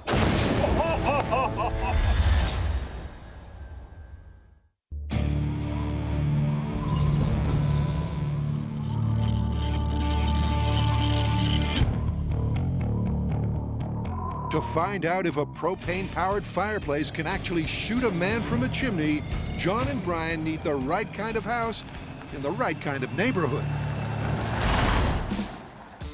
This is our test site. Just imagine when we're done setting up, a wall here, a wall here, maybe some comforts from home, like a couch, a carpet, maybe some paintings, and then for those freezing cold California winters, our firebox with the chimney on top and the burglar stuck in it. Not a lot of houses get built by laying the carpet first. And very few boast a feature fireplace that does double duty as an explosive intruder extruder. Get her perfectly level. We're gonna have 12 feet of chimney up on top. Yeah, I know. They raise the walls without raising a sweat. Is that a bad-looking house? happy. But the same can't be said for Brian's easy home assembly chimney in a crate concept. Whoa. The forks won't clear now. Won't clear? If you get all the way in. What was perfectly sound in theory is proving a whole lot trickier in practice. As we get higher, and even higher, it's kind of going to get dangerous. We came up with an alternative idea. If we put the remainder of the chimney together on the ground into one large piece and put it up, that's one move and more to work with. What's this wee business, Brian? All right, okay. Your fingers Forward a little out. bit. There you go. Ooh, yeah, push. Good. Push. Yeah. You know, I think the hardest part about this myth is just getting this chimney up. The segments are heavy and fragile, so it's very much a case of steady as she goes. We're still on the pallet, but it's starting to angle onto the front. Yeah, that's perfect. Oh, it's slow. You have a lot of moving parts to this. You have a round cylinder in sections, glued together in a square frame. Oh, that's nice. That's real nice. At this point, getting this on top of that firebox is testing our ingenuity. This thing only wants to go forward in like 2-inch increments. Well, you got 4 inches, so you're good. Right. Their patience and perseverance pay off. Ah! And before you know it, holy crap, we made a chimney. These chimney flue tiles are a bit uneven, so trying to stack them up safely and securely is proven to be really difficult and a bit scary. John's soon in harness to strip back the scaffold, while Brian gets down to the nuts and bolts. An important aspect of this myth is that leaky fireplace. Now remember, theirs was a propane retrofit. It's about time for us to do the same. Got to put a couple of holes in here for the propane and the igniter, then we'll have the same setup they did. Ignition, gas. In a final flourish, the ceramic smokestack gets brick veneered. You know, I had no idea John was a master brick mason. And their living room launch pad is ready for action. We have our chimney up and we're ready for our first test. It's purely proof of concept. What we want to know about is, do we get the ignition we need and do we get the combustion we need? And you may notice a little extra support over here. That's just in case something doesn't go quite as planned. And that's always a possibility. Whatever fate awaits our jumpin' jack Flash. Oh, I see him struggling. Actually, that's me struggling. Rest assured, it'll be a gas.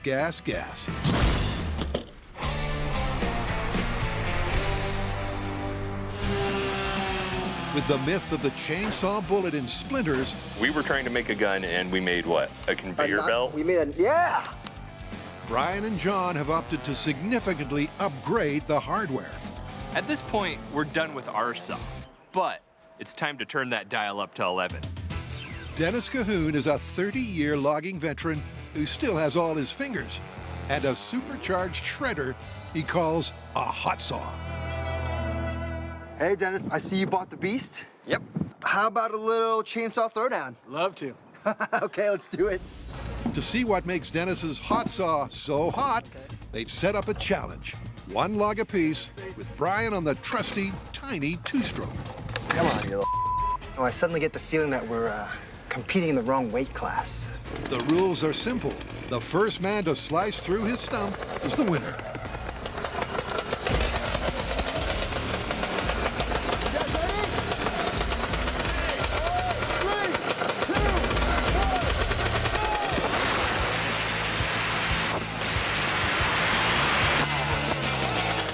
Dennis went all the way through, all the way back up, and then went home, made a cup of tea, read the newspaper, took a shower, came all the way back, and I think Brian was about 3 inches into his log. Take that, man. Well, at least you cut knot. That's harder wood. I think that shows us what a difference it is, though. And that huge power difference could be enough to make the myth. So, Dennis, can you give me some specs on your saw? Yeah, it's a 250cc motorcycle motor made into a chainsaw. It revs about 10,000 RPMs. Chain speed is approaching 200 miles an hour. Probably 8 times the horsepower of your regular chainsaw. That hot saw is a beast. So we are spending copious amounts of time screwing things down and gluing and nailing and stapling and strapping it in because we want to pay it the utmost respect in terms of safety, and we don't want anything to go wrong. If there's anything at all to this myth of the lumberjack who felled himself, the mighty hot saw is its very best chance of success. Now we're logging. Ready? Ready?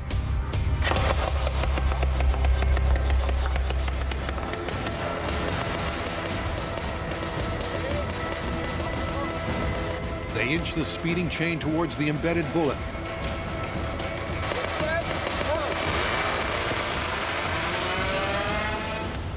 And in the blink of an eye, it's shot from the stump.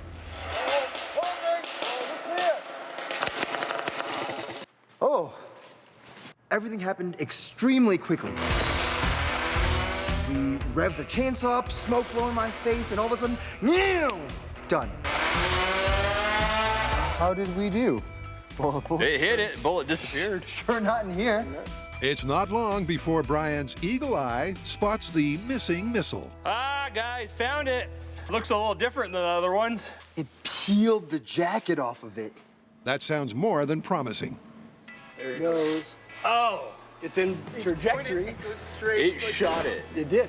And it hit right off the saw. Yeah. And then it went sideways. Guys, I think we shot a bullet with a chainsaw. Yeah, I think so too. Or did they? It was so promising. It just disappeared in real time and even looked good on the high speed. It was just gone. But then Brian and the camera crew did the math, and the bullet peaks at 193 feet per second. Now, that's twice as fast as a standard chainsaw, but it's still way below our lethality benchmark. At this point, we've given this myth its best shot. An extreme chainsaw, an extreme rig, everything as precise as possible. But this thing, it might give you a shave, hurt your eye, but not much else. So, what do you think? It's conclusive. We had a chainsaw so powerful, it was built around a motorcycle engine. And still only got half the speed of an old-timey musket ball. So what you're saying is that this myth is totally, busted! Busted. And to the relief of all the loggers who are still out there. That too. So that's one myth diffused and another about to be detonated. Coming up, will Buster survive his comeback as a cork in a chimney?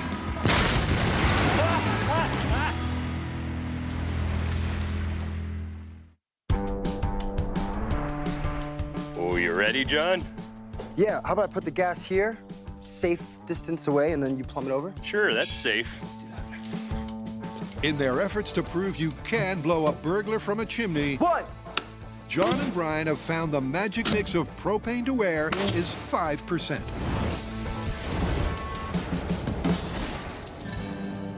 So here's how this whole thing's gonna work. I'm gonna flip this switch. It's gonna open a valve over there, sending propane to the firebox. And this gas will be ignited by a tiny electric charge that I've stuffed up in that chimney. In order to know how much propane we're using, we're gonna measure it through this flow meter. And when we get 5% propane in that chimney, I'm gonna hit this switch. And boom. Proof of concept with unsealed chimney. In 3, 2, 1, go. That was good. Whoosh.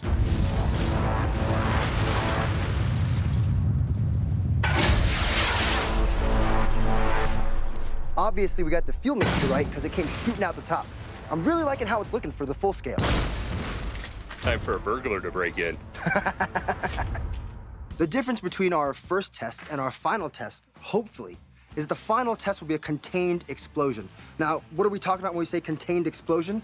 Well, if you take some black powder and you pour it on an open surface and you light it, it goes But you take the same amount of black powder and you wrap it in some tape nice and tight, that whoosh turns into a bang!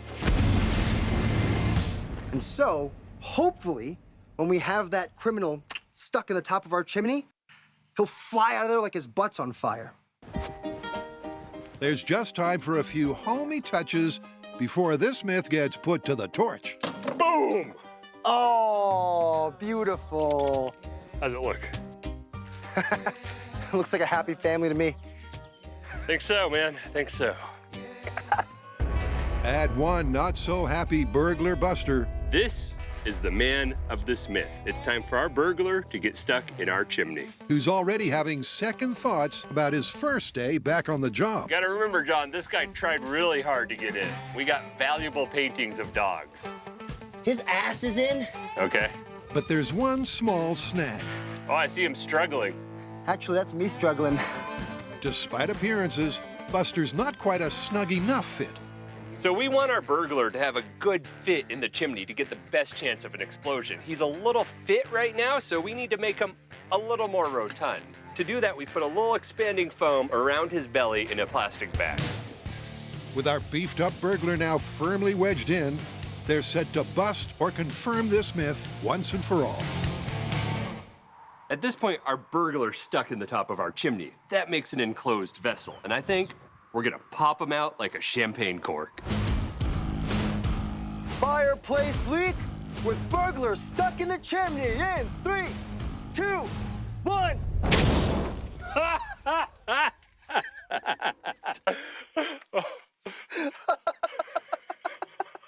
Well, there you go.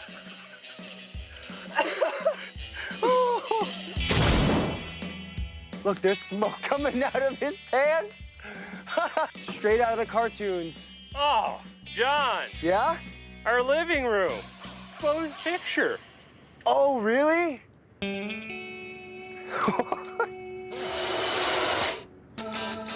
Our criminal kind of just popped up and landed right back in the chimney. But the stoichiometry was right. The doors bowed open. Bow blew off the wall. Our robber shot up about 1.5 feet, but then landed right back in our chimney, so it wasn't a great escape. With all the elements perfectly in place, Buster still couldn't rise to the occasion. But they're not going home without something to show for their efforts. In finest Mythbusters tradition, that means ramping it way up to get a result. We're about to add more oxygen into our chimney, and that means a bigger boom. Instead of using air, which is mostly nitrogen, they're pumping in pure oxygen. But will that be enough to finally blast Buster into the backyard? You ready? I'm ready. Okay, what would it take? In 3, 2, 1. I felt that one in the chest. That probably goes for everyone in a 1-mile radius.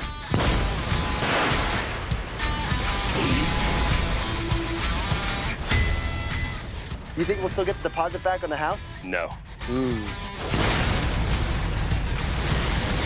As you can see, all that extra oxygen definitely gave us more bang for our buck. Holy moly, look at this. Oh, this is a reinforced steel firebox. And it totally just bowed out our little support struts.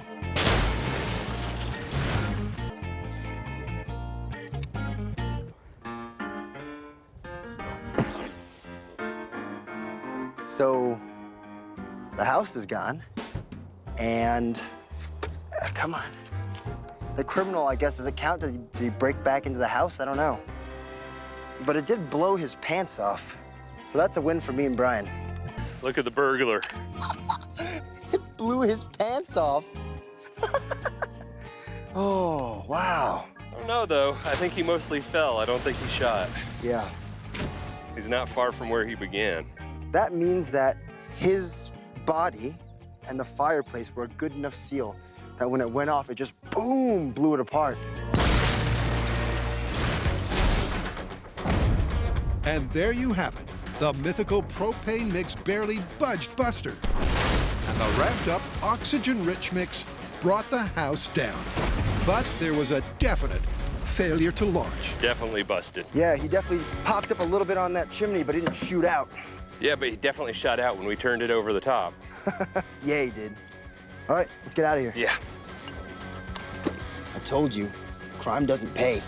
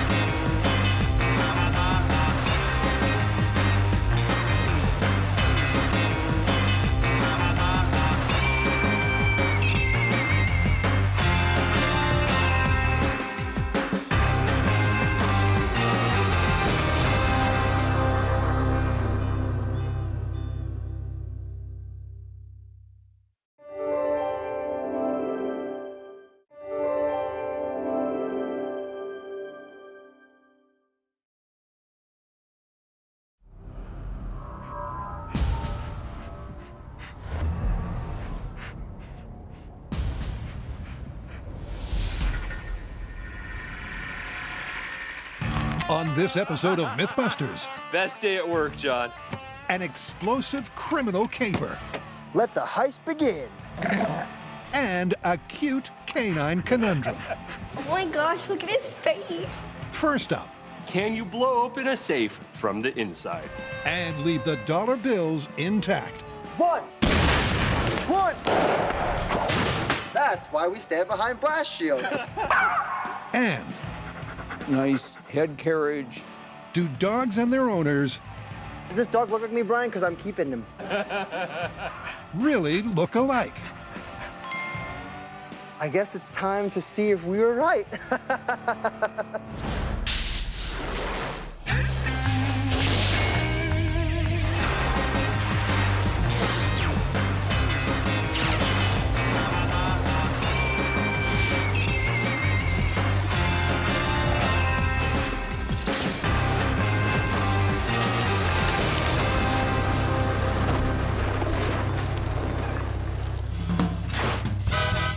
First up, a fabled criminal caper, the ultimate inside job. In a small town, a cunning safecracker concocts a plan to relieve a local depository of their locked-up loot. He places a timed explosive in a bag that he then deposits with the bank. It's placed in the safe, and when midnight rolls around, a cerebral criminal makes off with the surprisingly intact ill-gotten gains. You know, there's one thing that intrigues me about this myth. Yeah? Aren't you going to destroy the loot you're trying to get to? And that, my friend, is exactly why we're testing this myth. So, to investigate the criminal conundrum that it's possible to blow up a safe and not the paper contents, John and Brian head for the hills with high explosives. If we're gonna test this real inside job, we're gonna have to put some explosives in a safe and blow it up to see what happens. X marks the spot, I guess. Yeah, this feels very Sunday morning cartoonish. Rolling a big old safe onto a big old X in the ground in the middle of nowhere. Yep, first up, a proof of concept without the valuables. What happens to a steel safe when you detonate it from inside? This is our safe. It's about 300 pounds of solid steel. Has a nice heavy door and some big old locking bolts. Now, you've seen the door to one of these safes blown off before, but it was filled with water, which is nearly incompressible. Wow! That means that explosion used hydrostatic force to blow off the door. In our case, our safe's gonna be filled with air, and it's gonna be pneumatic force. So it'll be interesting to see if the door even blows off at all. Be fun to find out, though. It's almost time for us to deposit our explosives into our safe. And for that, we'll be using a nitromethane-based 2-part high explosive. Now, for those of you who remember our Oobleck episode, it was a pretty impressive explosion. And that is what our pyro is mixing up for us right now. News reports describe the explosion as causing significant damage to the bank interior. Based on that, they've estimated the perp used 4 sticks or 1.3 pounds of binary explosive. Proof of concept. High explosive and empty safe in 3, 2, 1. Holy moly.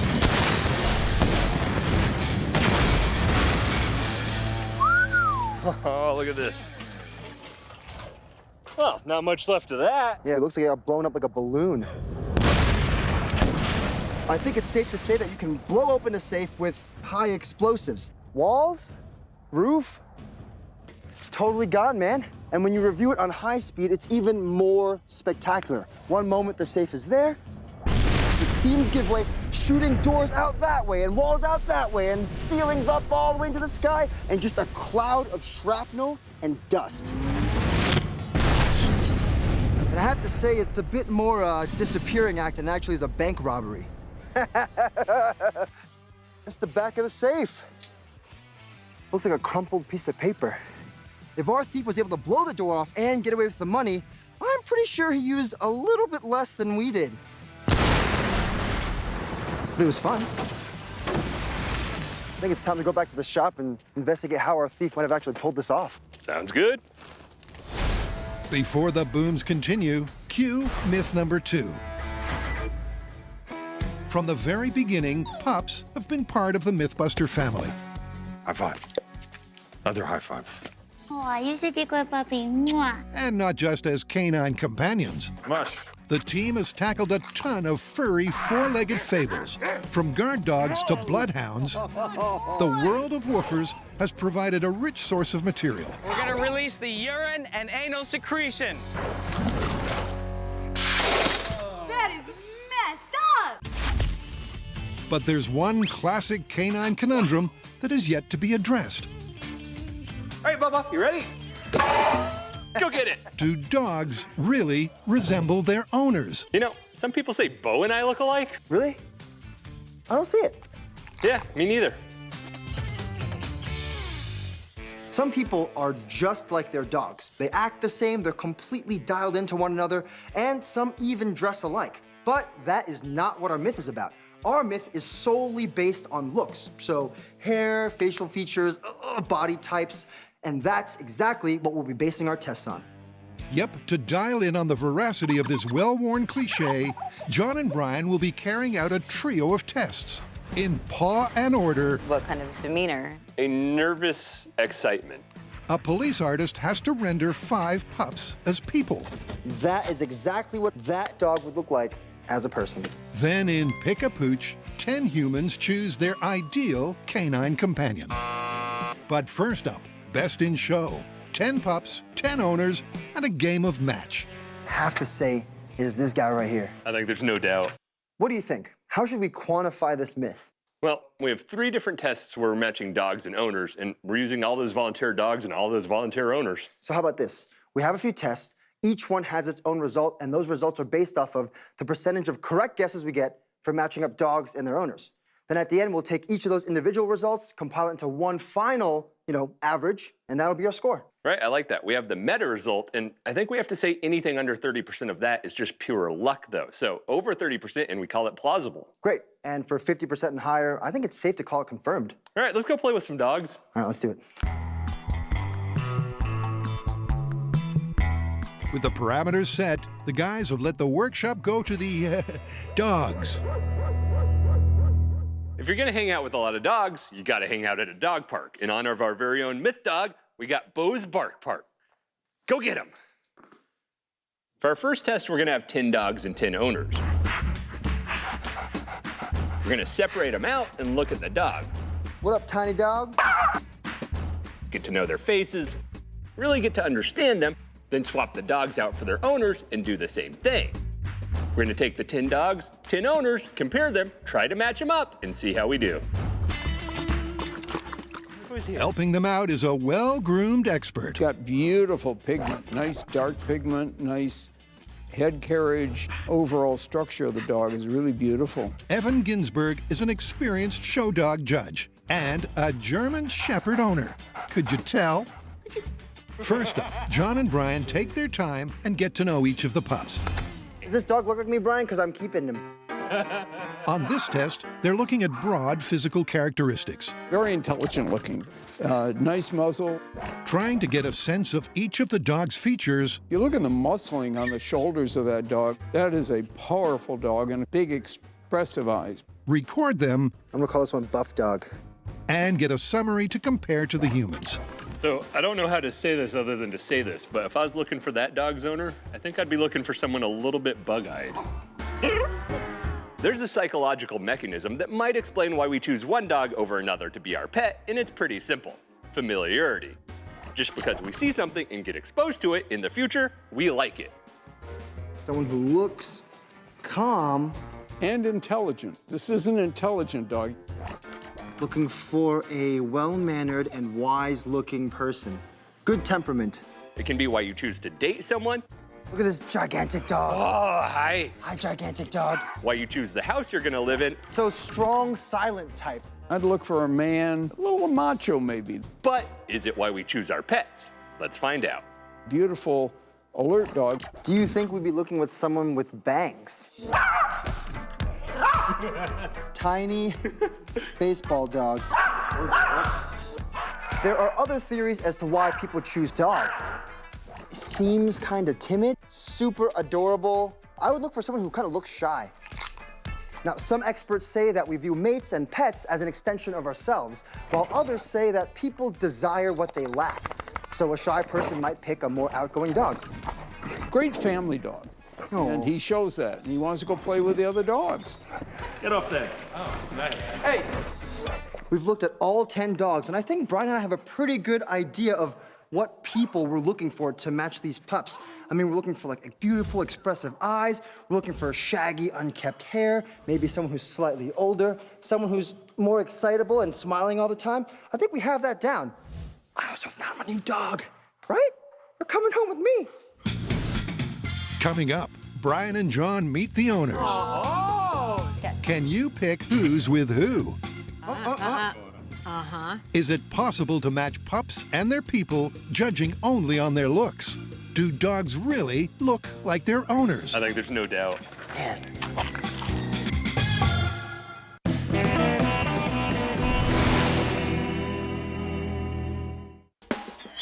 To test the myth that dogs look like their owners, John and Brian are carrying out 3 experiments to look at all angles of this supposed phenomenon. First up, can they match these 10 pups with their humans? With the help of Regina Cash, an expert when it comes to assessing human facial features, it's time for the people parade. I just need height, that's all. Yeah, lots of height. I think we should close the gate so they don't escape. Yeah. John, Brian, and Regina take their time getting to know everyone. Cassidy! Hi, how's it going? She's got like the nice wavy hair. Dainty ballerina. Then begins the matchmaking. Oh, it's soft. Wow. Oh. I think the term is well groomed. Soft mane. Sparkly eyes. Face is in proportion. Very classy. Ooh. Very well groomed. Very well put together. Really great eyes. Like hair color. Hair color, right. Her eyebrow color, see? If the myth is to be believed, athletic build. Stick your tongue out like you're a happy dog. Very tall. Tall, yes. Great little smile. Agile. physical characteristics will be obvious enough to pick the pairs. Now we've seen the dogs and their owners, but separately, of course. And at first glance, it seems pretty easy. Teacup Chihuahua. You know, big buff dude probably has a big buff dog. Look at the, stature, the muscles. But then there's other owners that are harder to match with their dogs. This is very difficult. Until you talk to him for a bit and you see him smile and you go, wait, I think I saw a dog with a similar smile. I'm gonna go, I think. Oh, yeah. Right? Yeah. Totally. All right, so we got our board with all our owners on it. We'll put our matches here, and then hidden here are all the results.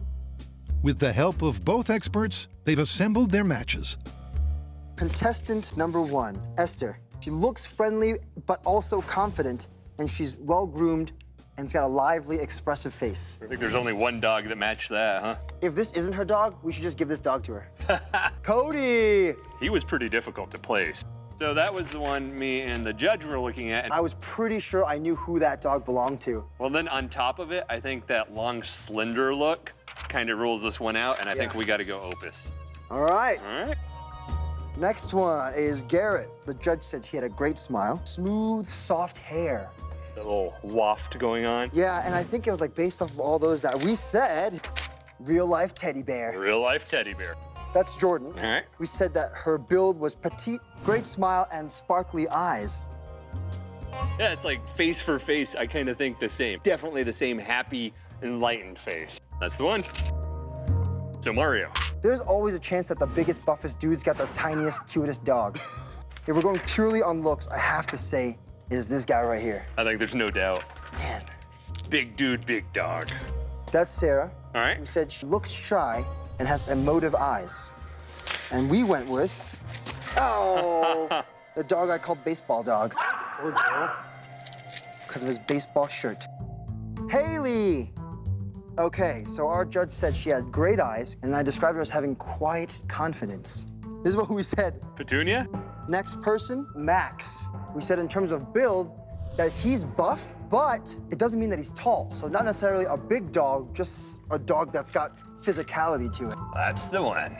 Okay, so that gentleman is Mark, and we said he was classy, casual, friendly, alert, and agile. So last but definitely not least is Cassidy, who we said we had sparkly blue eyes. I'm pretty sure our judge Regina said she was like almost had a ballerina's build. That's a lean and powerful dog.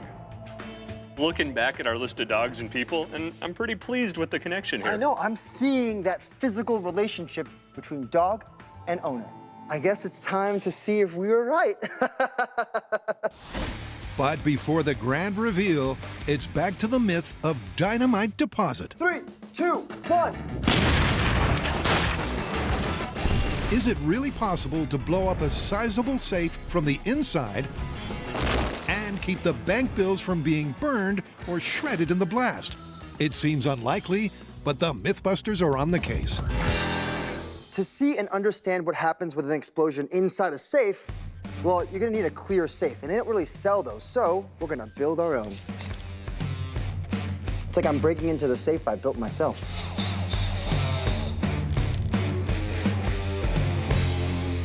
Ta-da! Before we start blowing up our clear mini safes, we're gonna do a naked explosion on this platform so we can study in minute detail the properties of a high explosive blast. Now, when we blew up our real safe in the field, we used a binary or 2-part high explosive. But for our small scale, we'll be using det cord. One candle for this cake. Det cord is a rope-like configuration of high explosive with a blast force of over 20,000 feet per second. Using the binary explosive in the shop is a legal and safety concern. So det cord with a similar detonation velocity is a convenient analog. These are just some of the cameras we're going to be using during this testing. A high-speed camera, regular camera, high-speed camera, infrared camera, regular camera, and there's about 6 more behind that camera you can't even see right now. Uncontained det cord in 3, 2, 1.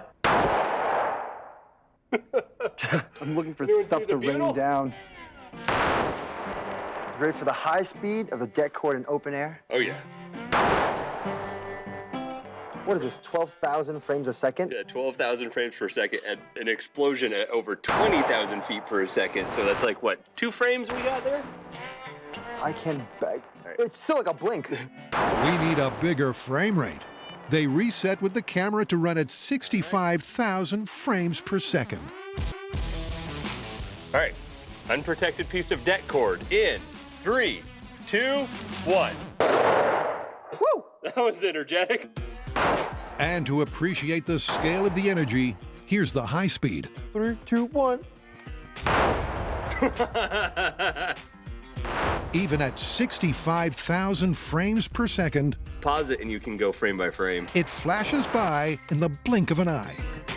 Boom. Oh, look at that.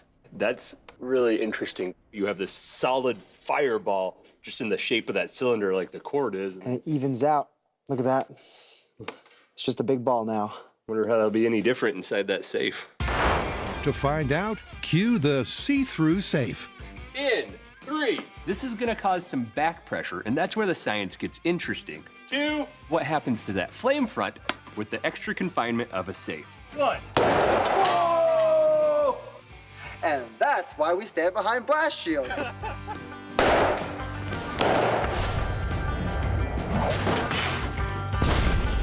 Oh, that's incredible.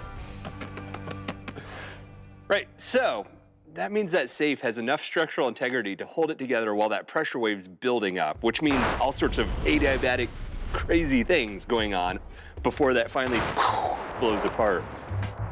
That is absolutely bonkers. When our explosion went off inside the safe, that flame front hit the top, then the bottom, then the top, until the walls of the safe gave out. And that's important because it's that phenomenon that means the flame lasts 4 times longer than in an uncontained explosion. That means any paper goods in there are gonna be in that fire for 4 times as long. With containment, the blast lasted 4 times longer. Well, when an explosive goes off, it produces a lot of gas. And that gas puts pressure inside the safe. Any air inside that safe is gonna be compressed, meaning it's gonna heat up. This is a pretty simple demonstration of that concept. Plunger goes down, compresses the air, and the cotton's gonna go up.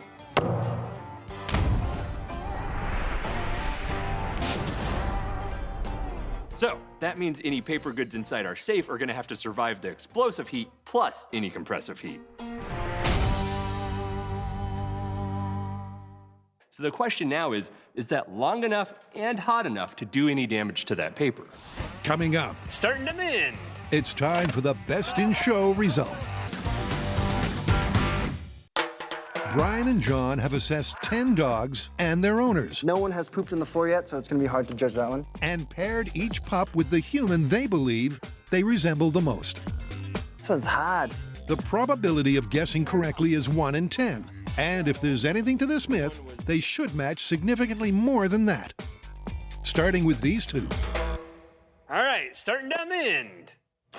Oh! We were so sure that that was her dog. I see it a little bit, but definitely the better match. All right, we'll swap their dogs.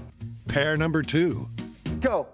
Oh, that's not good. Oh, boy. That's none from 2. How about these guys? All right, moving on to real life teddy bear. Oh! Another miss. Next. Go. Oh, yeah! I'll take it. Clearly the correct dog for her. Okay, wait. This one's extra special to me because I was like almost 100% sure that this dog was his. Are you ready? You go for it. Oh! We picked the biggest dog, but it wasn't quite right. You ready for it? Do it! Oh. Okay. That might be on us. Oh! Shoot! I did not see that one. If this isn't his dog. Oh, snap! The last one. Here we go. Oh, real life teddy bear. I feel good that Brian and I matched dog facial characteristics to people facial characteristics. The only problem is those people didn't actually own those dogs. Well, 1 out of 10, man. 10% is not a great score. So far, it's not looking so good. What if you just put it on? Yep, it's not a good start for the myth of the doggy doppelganger.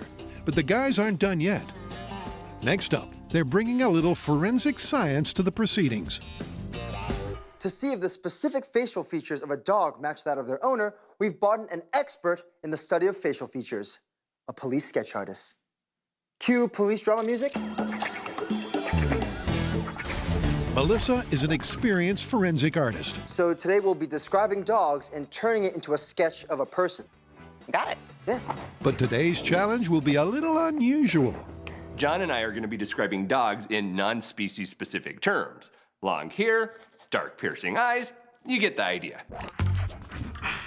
I don't know if this is helpful or not. I'm gonna start off by saying that she's absolutely beautiful. As we do, we're gonna have a forensic sketch artist drawing a human based on those descriptions. Perfectly shaped ears. So you're saying they're proportionate? Yes. Okay. Go ahead and tell me about her eyes. She actually has heterochromia, so one eye is like a brown and one eye is a light blue. Okay. Once we're done, the other host is gonna take that sketch and compare it to 10 pictures and see if they can figure out the owner. Melissa can't see the pups. This is a beefy individual. The only thing she has to go on are John and Brian's descriptions. Tell me about the mouth. Just draw a big old goofy happy smile. What kind of demeanor? Oh, a nervous excitement, I would say.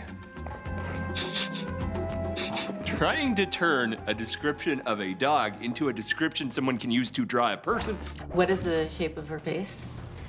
narrow and triangular, is extremely difficult. Is it important if the person has a tennis ball in their mouth? This test should isolate a specific aspect of the myth. Do dogs and their owners share actual facial characteristics? It's sort of a wide, big, fluffy, like handlebar thing going on. If you take it literally and turn a dog into a human, the results may be slightly surreal. That is exactly what that dog would look like as a person. But are there any recognizable cross-species similarities? John and I have completed our forensic sketches of the dogs turned into people. Now we're gonna take them one at a time, compare them to a lineup of 10 people, and see if we can figure out which one is the dog's owner. That's what that dog looked like. Did you find its precious ring? Oh, wow. So, slightly broad nose, oval face. I've based this sketch completely off of the features of that pup. Here we go. Boom! Okay, I can work with this. You ready? Yep. The owner's photo is placed among 9 others of the same gender and a similar age. Okay, I mean, like the first thing I'm noticing is I'm trying to match the facial hair. And John and Brian simply have to match the forensic sketch to the owner. No. I hate to say this, I feel like I'm looking for Schmeagol. If the myth is real, then they should see recognizable features in the sketch in the relevant owner. Look at this hair. Look at this hair. Look at the eyes. Her, and her. No. I think I'm down to just those bottom 2. All right, are you drum roll me in? I think that this person, that guy. It's clearly her. That's twinsies. I think that this dog turned portrait belongs to... This woman over here. All right. I want to go with this guy. Are you ready to see who's behind that door? Yeah, don't make me wait. Drum roll. Yes, please. All right, reveal the dog and owner in 3, 2, 1. Coming up, back at the small-scale bank, Stacks on stacks. will the appropriately sized bank bills And 3, survive? 2, 1. The Mythbusters and heists It hasn't set off the alarm yet. go together like crime and punishment. Why, Thor, the god of thunder, is trying to enter my building. Continuing that rich legacy, 1. Brian and John are testing the tall tale of the ultimate inside job. Can you blow up a safe from the inside and leave the loot intact? 1. Our small-scale experiment has showed us that containing our det cord explosion inside our clear acrylic safe has increased the existence of our flame front 4-fold. That means if we put money inside there, it'll be exposed to fire for longer. So next up, we're gonna see what it actually takes to ignite money by burning money. Check it out. Everything's a helmet to you, isn't it? Yes. All right, put it on the burner. It's illegal to burn US currency, so for our myth, we'll be using, ta-da, official myth money. Made with cotton, the myth dollar will burn exactly like official currency, and no one need go to jail. Bearer bonds. In addition to the bank bills, the guys are also toasting bearer bond replicas. Now preheat your oven to 350 degrees and wait for your money to ignite. How we looking? We are at a mild 138 degrees and rising on both the money and the bearer bonds. Ooh, dope. The bill's dancing a little bit. I see it. Conductive heating. I don't want to die. It's for science, it's okay. All of our myth money and our bearer bonds burst into flames around 650 degrees Fahrenheit.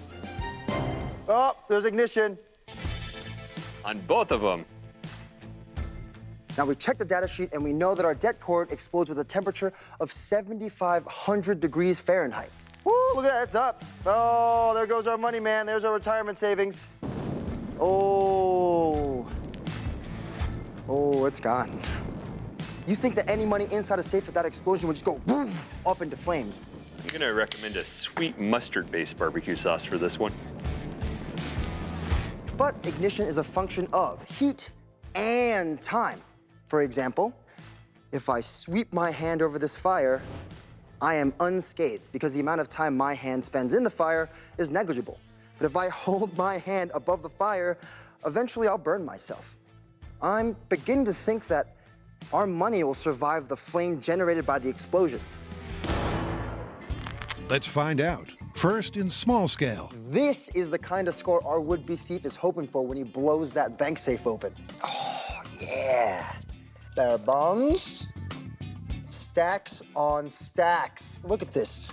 Once again, the guys have primed a short length of det cord. Nice and tight.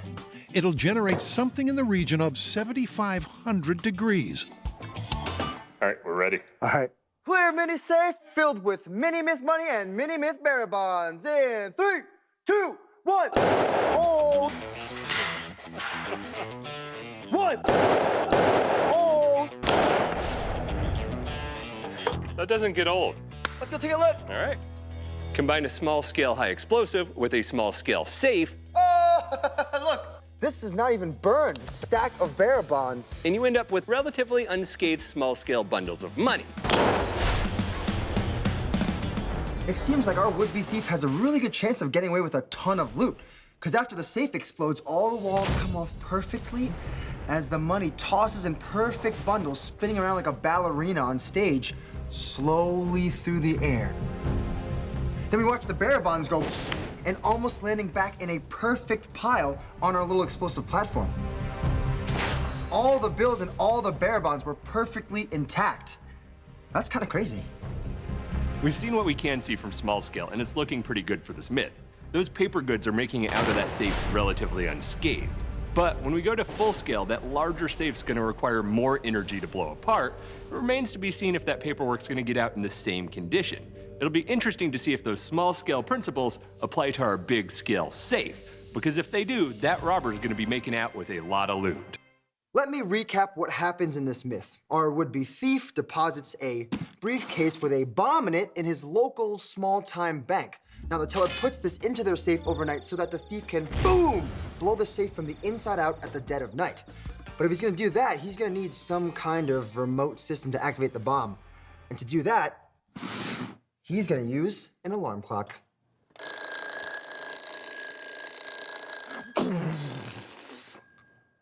All right, let's do it.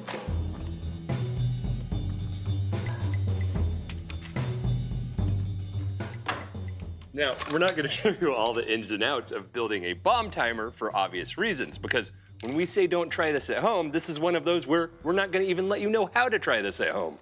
You shouldn't scare people making bomb timers, man. That's a horrible idea. What's wrong with you? Good luck. I'm gonna get out of here. Pop quiz, hotshot.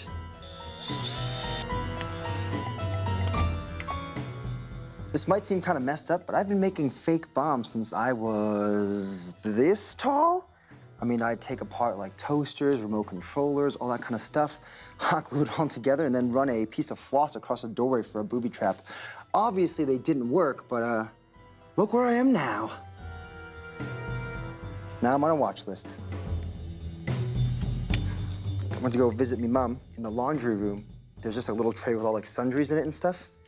And then I like just moving stuff, and then I found one of my old little, just like a piece of plastic with like a circuit board glued to it and a bunch of buttons that didn't do anything.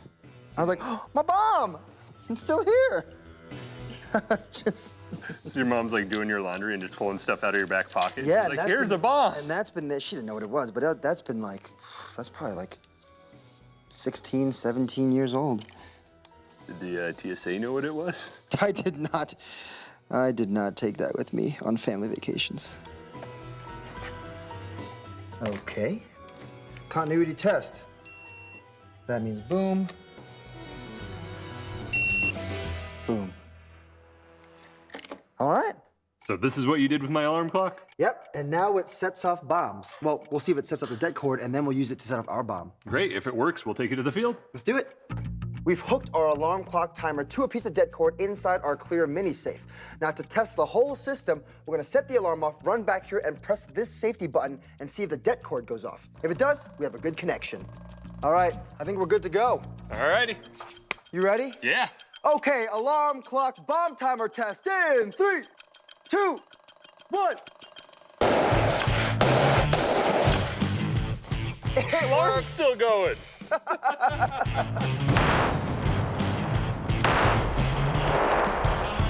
Let's bring that one to the field. Let's do it. Should probably go turn that alarm off, eh? Right, let's go rob a bank. Oh yeah. All right, wait, take the money. Lunch is on me, man. Lunch is on me. You know, the full-size safe will have full-size money. That'll be easier to pay with. Coming up, who let the dogs out? Best day at work, John.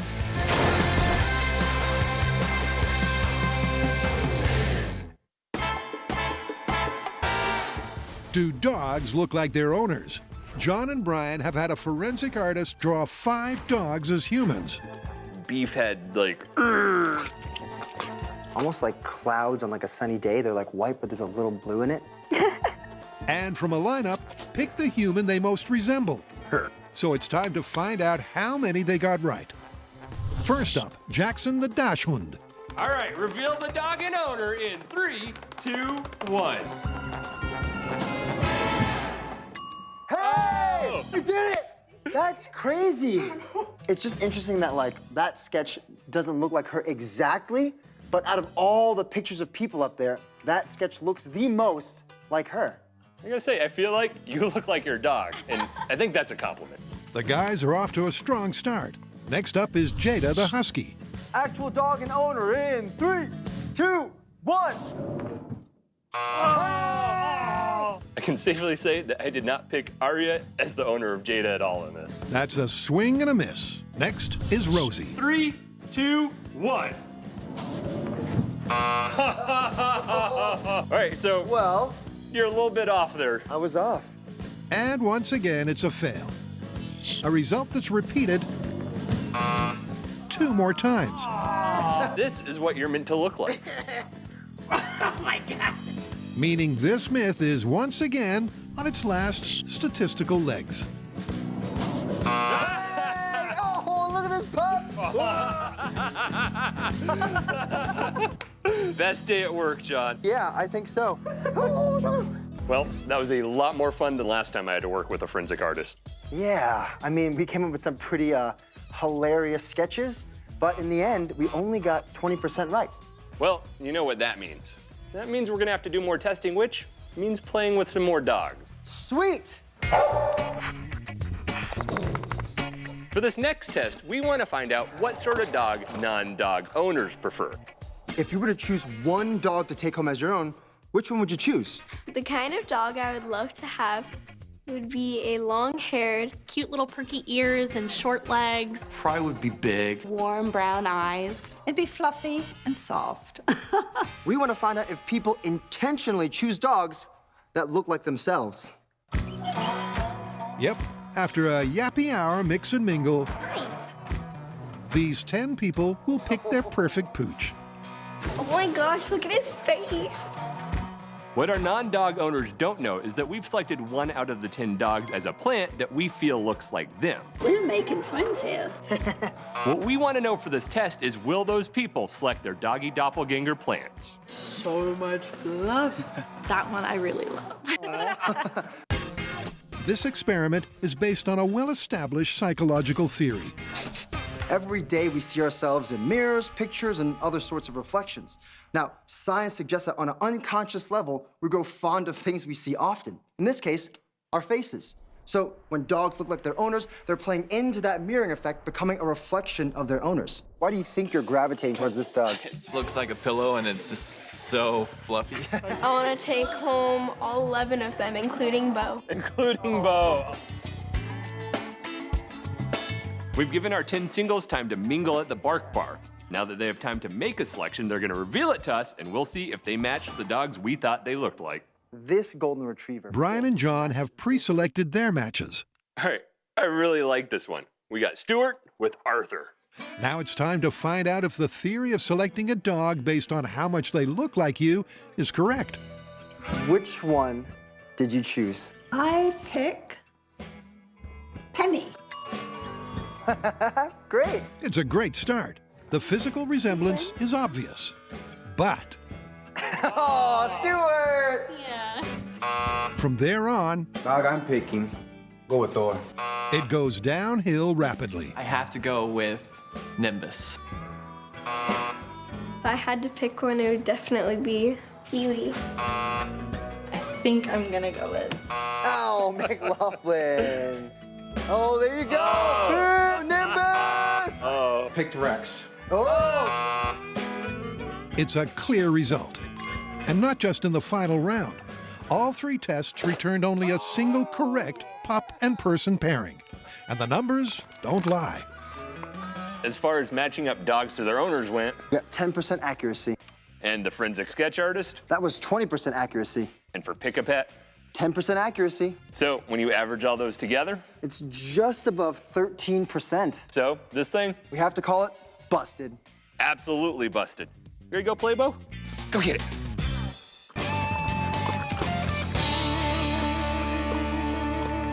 Coming up, let the heist begin. The explosive myth of the dynamite deposit gets ramped. Let's go to the lowest amount of the high explosive we can use. Down. 3, 2, 1.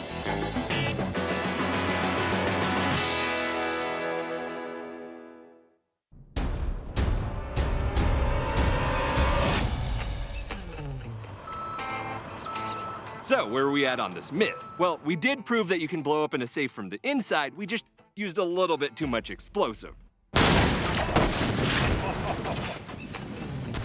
We then went back to the shop. Oh, there's ignition. And did some research to understand how those paper bills and documents are gonna survive inside that safe. What? This is not even burned. And now we're back on location with all that information. All right, let's build a bank to break into. Boom! We're ready to load up our safe with a smidgen less explosive, those paper bills and documents. Indeed we do. Welcome your deposits to the Bank of Nowhere, a finer bank you won't find on TV. And then we're gonna see if our bad guy has any luck. You'll remember at the beginning of this myth for our proof of concept test, we used 4 sticks of high explosives to blow open our safe. And it blew open, like way open. But if our robber, as per the myth, gets away with the money inside the safe, it's clearly not gonna happen with the amount we used before, so this time, he's gonna use 2 sticks of high explosive. They need to dial in on the energy needed to crack the safe, but leave the money intact. Good day, sir. Welcome to the U.S. Bank of Nowhere. Hey, I'm here to make a deposit. If this myth is to be proven plausible, could you please put this very carefully in that safe over there? Ooh, real careful. Family jewels, man. Family jewels. It's going to require precision. Will 2 sticks or 0.6 pounds do it? Great. Real careful, all right? Real careful.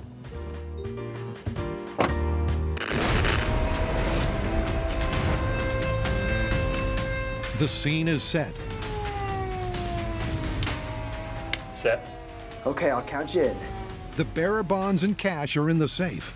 Full scale, high explosive, in safe, full of money. In 3. But are they safe? 2, 1. Oh, well, shoot.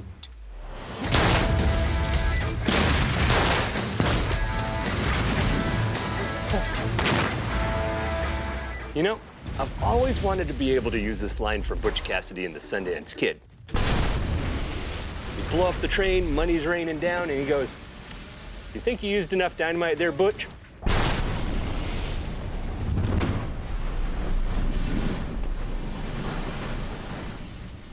I don't see the bank anymore. Yeah, that may have been a little too much boom. This myth states that our thief gets away with all his paper goods intact. I have some bad news, John. What? As the manager of this branch, I can't accept any of those. They were clearly an explosion.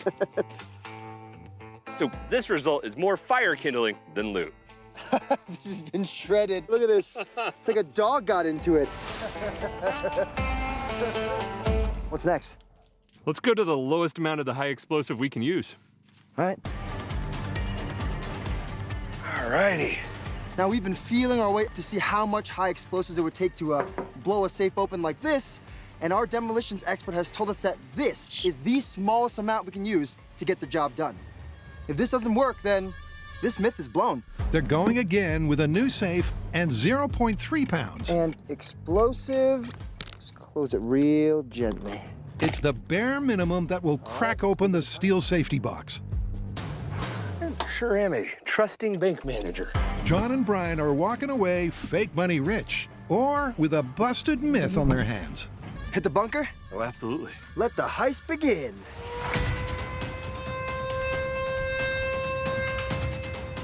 Who would have thought on Mythbusters we'd ramp an explosion down? I guess there's a first time for everything.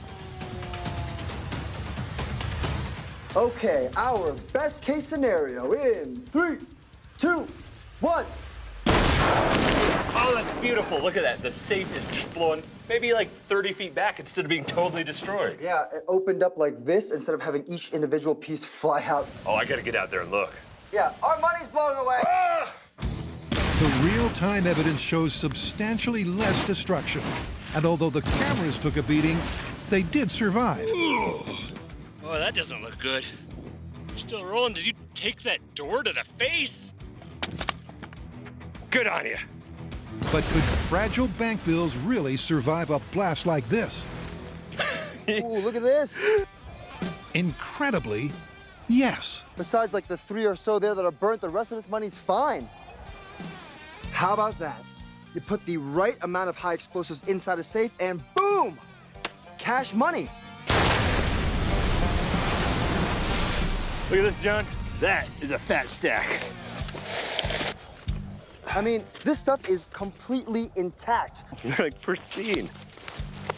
I think our bank robber has got an early retirement coming. What I love about this myth is we started way too big blowing a safe apart, went mid-range and learned some stuff, and then went as small as possible to make this myth work, and what was possible became probable.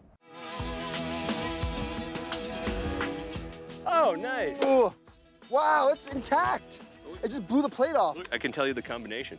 I think it was 1927. I'm making it up, dude. It's all there, though. Ding, ding. I got something to return to you, buddy. We held it overnight for you. Oh, thank you. Wow, I'm gonna retire early, so you can hold on to this. You're a gold digger.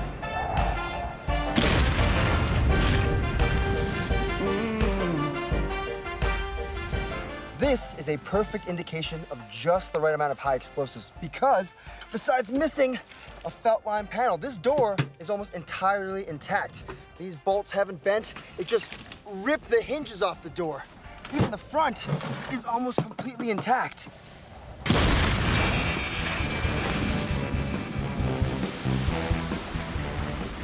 Deposit a small amount of high explosives into a bank safe overnight, boom, walk away with an armful of undamaged cash. I have to say, this is... Confirmed. Myth confirmed. Plus, if you're inside a bank, wind won't be blowing our money all over the floor.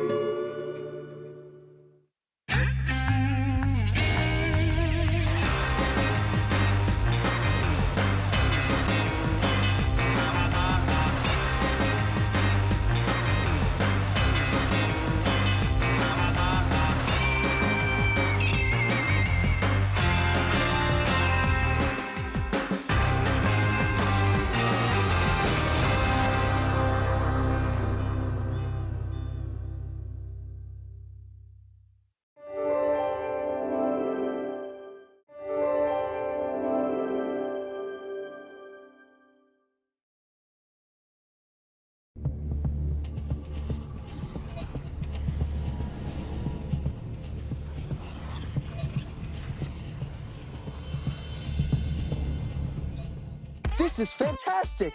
On this volatile episode of Mythbusters. Ooh, that had some bass to it. We're asking if you combine the right person. What do you think of the shirt?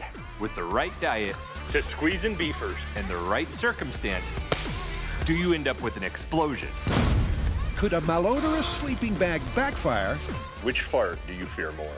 Oh, John, yeah. Spark a campsite calamity. Then... One. Ooh. Heads up. Can a damaged domestic appliance Oh, yeah. really wreak havoc on an innocent RV? When that water heater goes, and it will, I think it'll cut a perfect cookie cutter shape right through that RV. You know when Brian puts his gloves on, it's business time. It's time to fire it up. Oh, yeah. Oh!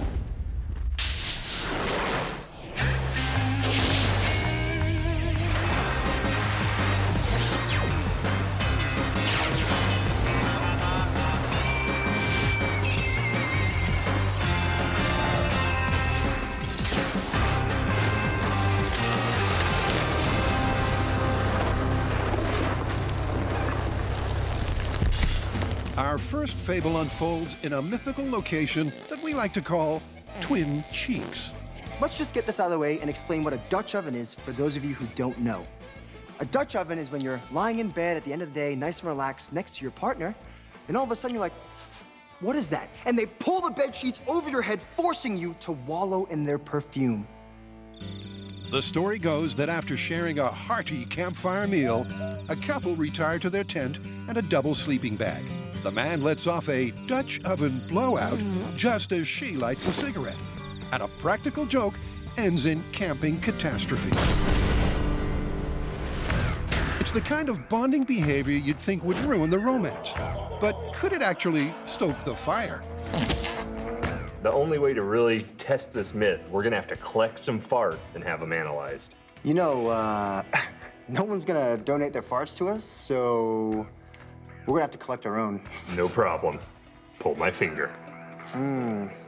The guys know their bottom burps are flammable, but it's worth finding out if one or the other has more explosive potential. You've been thinking about this. I have. In fact, John's given this a lot of thought. You ever see those waders that they go, fly fishing with? Yeah. They're waterproof, right? So, to Brian's bemusement, John whips up a blueprint of his patented fly fishing flatulence pants. Seal it up there so there's no weird air pockets or anything like that. And then Bob's your uncle. That is awfully impressive, John. I think I'm gonna take a different route than you, though. And that would be the direct route. Insert tube A into slot B, allowing access to bag C. That's enough said.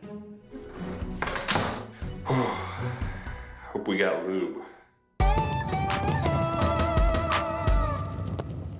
Our next fable asks, can a quake and shake turn a water heater into a rocket? This is a myth of successive disasters. First, the tremor. A long-neglected water heater is badly shaken and goes horizontal. The already damaged heater starts building pressure, resulting in a catastrophic failure and a 700-pound torpedo. The steam-powered missile punctures the wall before blasting a hole through an RV outside. Unlikely occurrence or genuine cause for concern?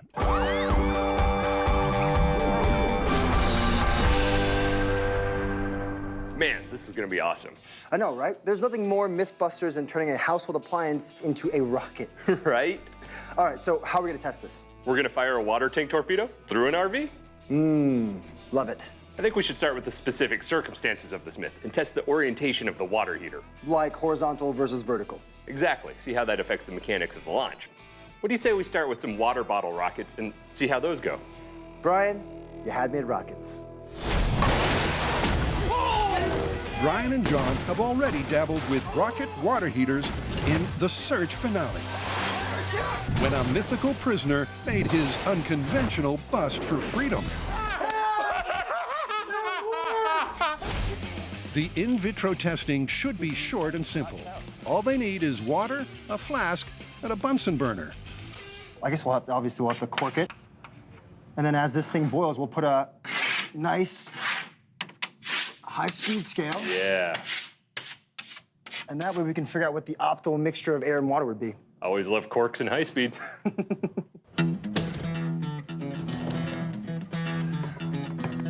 Because air is compressible and water isn't. Oh, look at that. Explosive potential can vary wildly, depending on the mix. There we go. And now we wait. A corked vessel filled with H2O and heated has predictably piddling results. Kettle's ready. If you have a water heater full of water, the same thing would happen. It would expand and have an unimpressive leak. Clearly, 100% water is not going to send our water heater flying. So the next test we're going to do is mix the different ratios of water to air to find that perfect butter zone ratio to give us that pop we're looking for. And what could be fairer than starting with 50-50?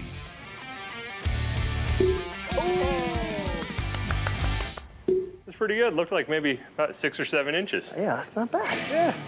50% water gave us a pretty decent pop, but now it's time for 25% air and 75% water. Let's see how it goes. Hey! All right, you want to shut the gas off? Well, that's interesting.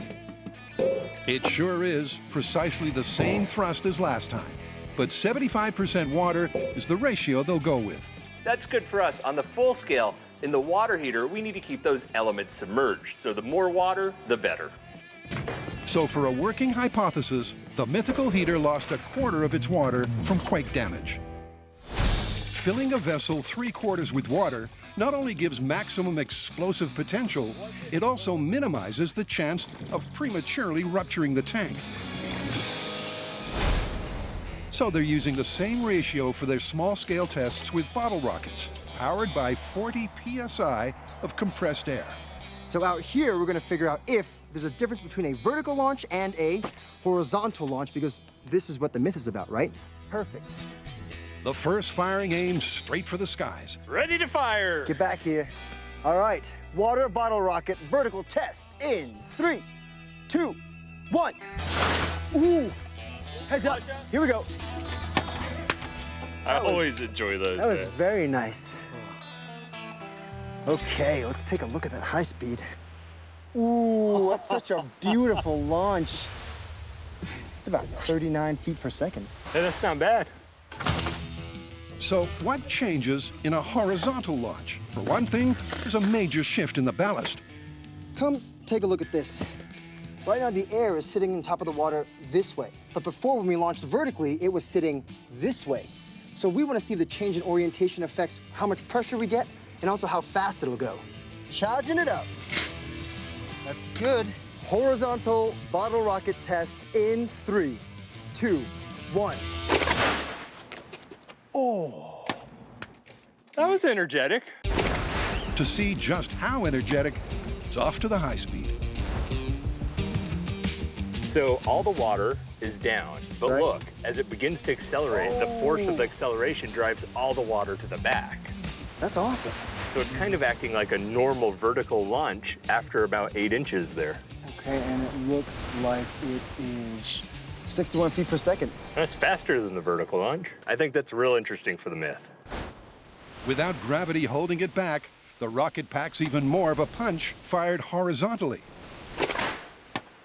We launched both our water heater bottles at 40 psi. Our vertical one went up at 39 feet per second. Our horizontal, 61 feet per second. That was unexpected. That looks really good for our water heater myth. And that's a green light to proceed to seriously mangling some household hardware. Yeah, I think it's actually time we fired some real water heaters. Oh, yeah. Over the years, igniting flammable gas has been a Mythbusters hallmark.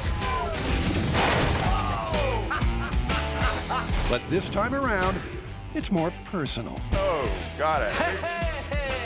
Can a Dutch oven be deadly? We're asking if you combine the right person with the right diet and the right circumstance, do you end up with an explosion? That's the myth, and that's what we're gonna test. First up, they need to wrangle some rump rippers.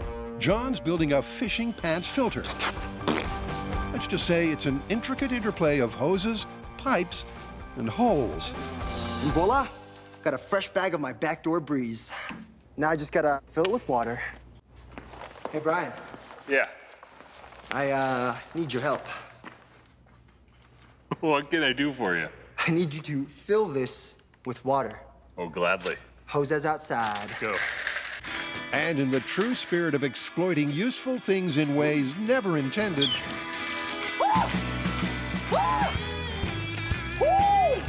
John's using waterproof pants to hold in the H2O. The whole idea of this is that the wind I eventually pass gets trapped in the water, then it bubbles up for collection. That way I get a pure fart with no outside contaminants. Well, that's the theory anyway. I'm afraid of what I've become. I was concerned the tube was the bad choice. You'll never catch me, Brian! After walking around a bit, John finds a flaw in his flatulence catchers. Woo! The more water they add, the more they stretch. Just go from the foot and wrap tape as tight as you can, because I feel like this thing's gonna give out soon. This is the funniest thing I've done in my entire life, John. Okay.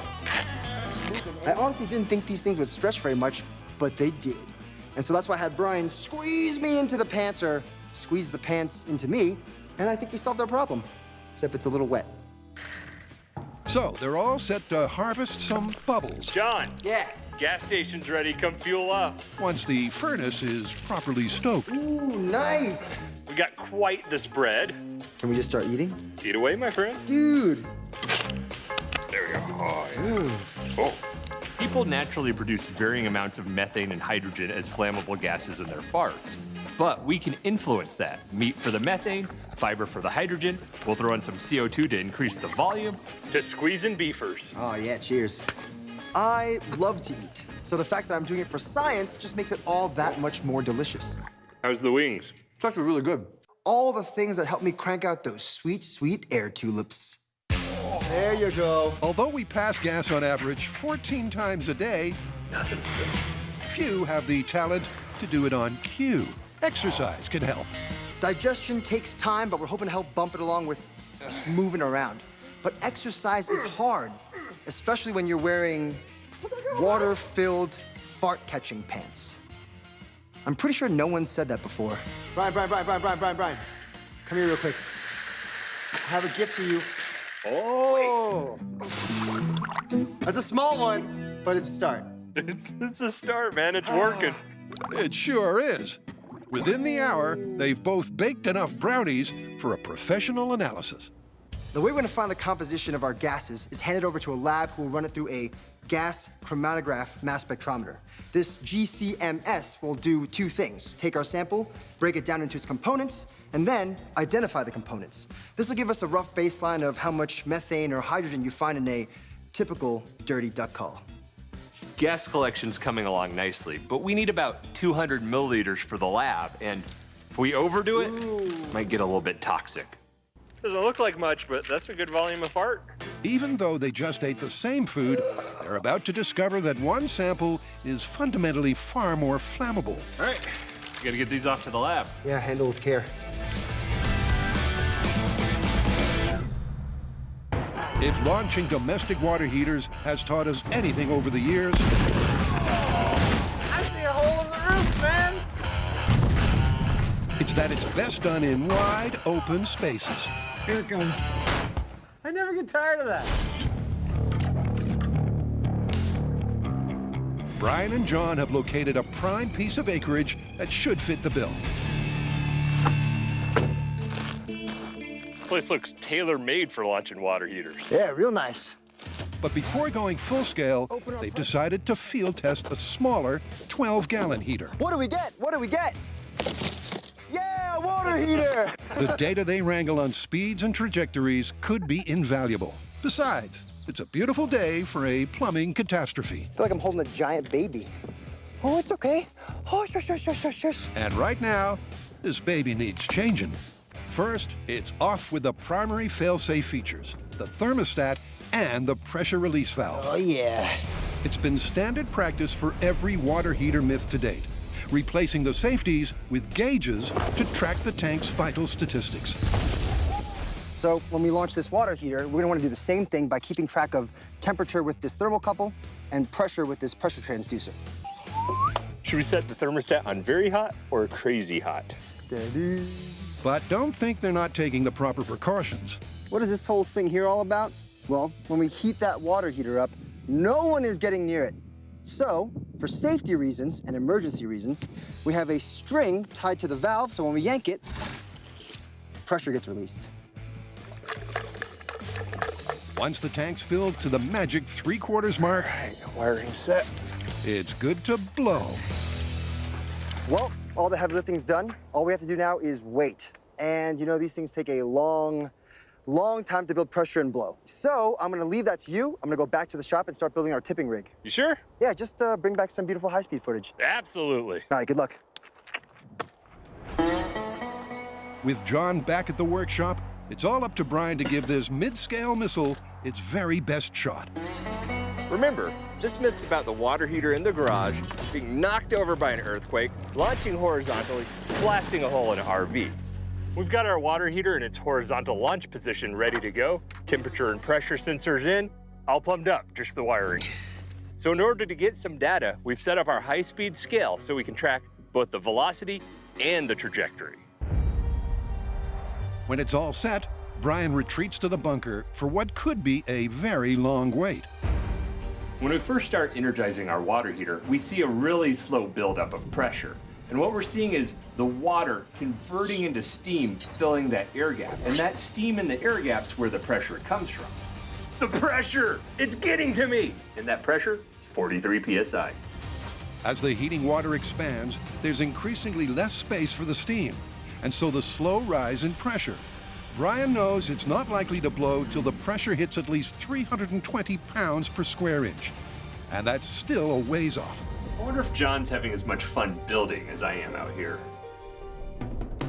And then there'll be a thing here, and a rope will go whoop. Seems he is. Chalk that up to pre-build buzz.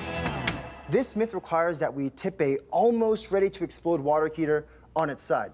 And as hilarious as it would be for me and Brian to run out there and tip it over by hand, for obvious safety reasons, we're not gonna do that. So instead, I'm gonna build a rig. Water heater teeter. All right, up top, Brian. With a filled 65-gallon water heater weighing upwards of 700 pounds, the tipping rig needs to be as sturdy as John can make it. This will be the platform our water heater sits on, so when it's about to explode, we'll collapse the legs in, swing the platform down, transforming it into our launch pad that'll direct the water heater right into the RV.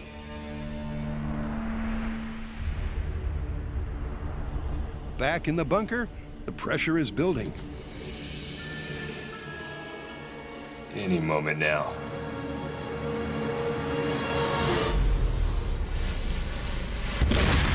Oh, wow! Holy, that was powerful. And that was an understatement. It was more like a bomb going off. You have your temperature up at 420 degrees, we get up to 335 psi, and then boom! Hits you in the chest so solid. Wow. That is just an insane amount of energy. Looks like everything blew up, but we know the back end went that way, and for the equal and opposite reaction, the front of the tank went somewhere that way. It looked like just a massive explosion, but it did launch, which is great for the myth. Now we just gotta figure out where the tank is and see how fast it went on high speed. Any doubts that a horizontal water heater could go the distance have just been blown away. There it is. Hit at the bottom of that hill, slid along, cartwheeled up some, bounced off the top, through a whole bunch of trees, landing about 50 feet from the top of the hill right here. It's not every home appliance that can launch itself the length of 3 football fields and up a hill. That's incredible. Seems the myth is on track. And what a track.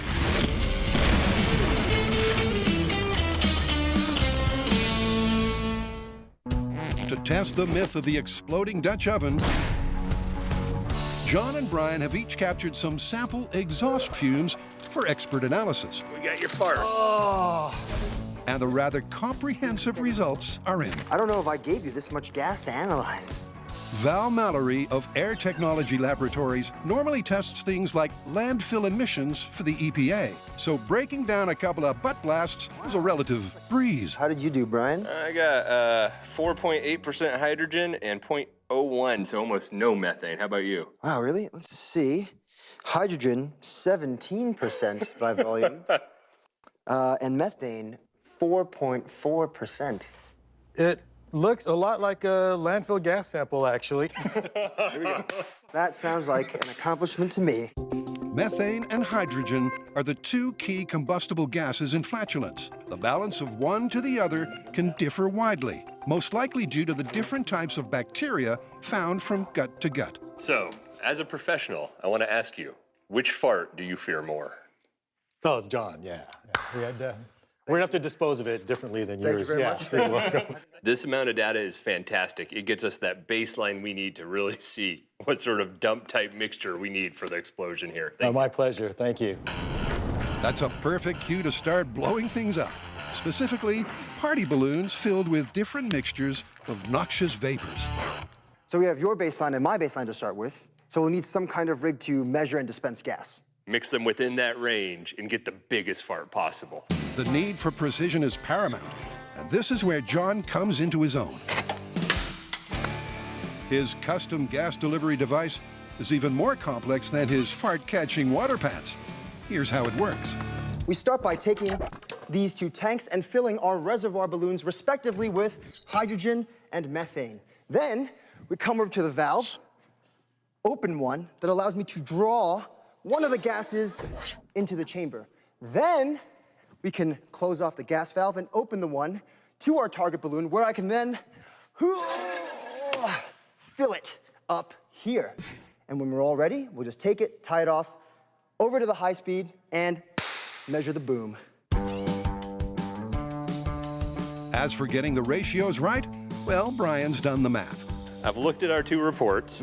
Mine basically has trace methane, such little amounts that they don't even interact. Okay. So we're gonna do 100% hydrogen for my balloon. Yours is about a 4-to-1 ratio. So we'll do 4 parts hydrogen to 1 part methane. Here we go. It's all hands to the pumps as both balloons are filled with surrogate steamers. Hydrogen 4. There you go. Watching explosions is fun, but we need to collect data, which is why we have this radial high-speed scale, so that when we ignite our gas, we can measure the speed and the size of the explosion. All right. Igniter at the ready and blast screen in place. They'll burst Brian's balloon first. Brian fart, that's 100% hydrogen. In 3, 2, 1. Ooh, that had some bass to it. Pretty good. Oh, very nice. Let's see if your little gas blast is any better. Will more methane result in more mayhem? We're about to find out. All right, John's gas ratio, methane to hydrogen is 1 to 4. In 3, 2, 1. That's a little bigger looking. Makes me proud. Didn't have the bass to it, though. Oh, really? I don't know, I didn't feel it. To best appreciate the explosive art of the fart, it's off to the high speed. Brian's blast is first. It's beautiful. So majestic for a fart. Let's switch over to my gaseous balloon. John's methane mix is just as majestic. That's pretty cool. That's beautiful. Which isn't helping them dial this one in. They look more or less the same. I think we're missing the oxygen that would be in the sleeping bag, the air. Adding oxygen to each of the samples makes sense, and it just might have a more pronounced effect on one than the other. So it's time to add fuel to this fire. So this one is 50% hydrogen, and then there's 50% air. It's the Brian Dutch oven balloon. In 3, 2, 1.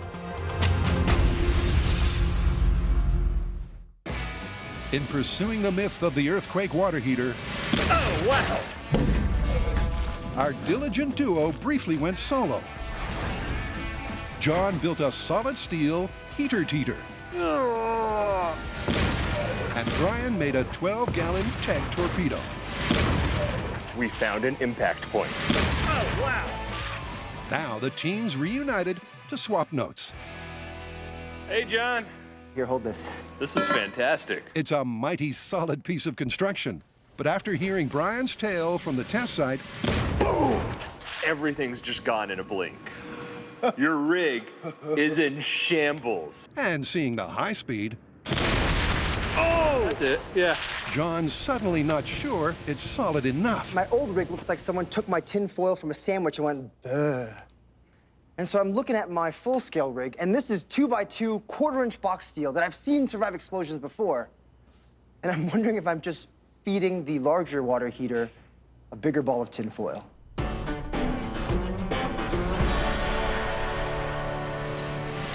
Given the explosion will generate almost 100,000 pounds of force, John has grounds for concern. Still, they decide the rig should hold together, and it's time to go full scale. That small scale test was insane. In 3 feet, the water heater got up to 320 miles an hour. If you think about it, sound moves at 770 miles an hour, so this water heater was moving just under half the speed of sound. But as it took off, it went vertical. And remember, this myth is about punching a hole in that RV. But before the RV, it needs to burst clean through the side of a building. So here, in the middle of nowhere, facing that way. That way? the crew pulls together for an old-fashioned garage raising. Keep it vertical. Oh, what's that jiggling? That's an earthquake, John. This is no flimsy prop. The structure itself should stand up to at least a mid-range tremor. Very nice. Very nice. The key component is John's drop rig. And it looks like they've done their homework. It's a perfect fit. No, you're good. Just drop it. What do you think, Brian? It's a beast of a stand, man. You want a quick demo? Oh, please. Okay, so... Am I safe here? You might want to just take a step outside. That's beautiful, man. Their attention to detail is more than impressive. Gently. The craftsmanship, not so much. That worked great, John. Well, good thing this house is about to blow up. I ruined our cabin. And if the myth really is on the level, a much-loved motorhome might go the same way. This is the family RV. We've had it for generations. It was my great-great-great-great-great-grandpapa's. He bought it brand new, and we love this thing dearly. Let me give you a tour. Look at this. All the things you need in modern comfort. We have full-size kitchen with count them, 4 gas burners. We have the latest in entertainment technology. We have a full-size bathroom right in here, and a beautiful, beautiful master bedroom back here. This place reeks of history. Last on stage is the star of this shaky domestic drama. It's as big as Brian, and when filled with water, weighs more than 2 upright pianos. Will this fit through the door? I don't know. We might have to rotate slightly for me. Ooh, nice. There we go. Ooh, like a glove. We're in. Okay, let's tilt it up. Oh, yeah. Here we go. This is our water heater earthquake rig all set up. Water heater, stand, and emergency release valve. So when it's about ready to blow, Brian and I will pull the string, kicking the leg in, causing this whole tower to go doom. The planning so far has been flawless, but the same can't be said for the heater. It's been deliberately doctored to be highly unstable. One thing the Mythbusters know is when these things get squirrely, mayhem is just moments away.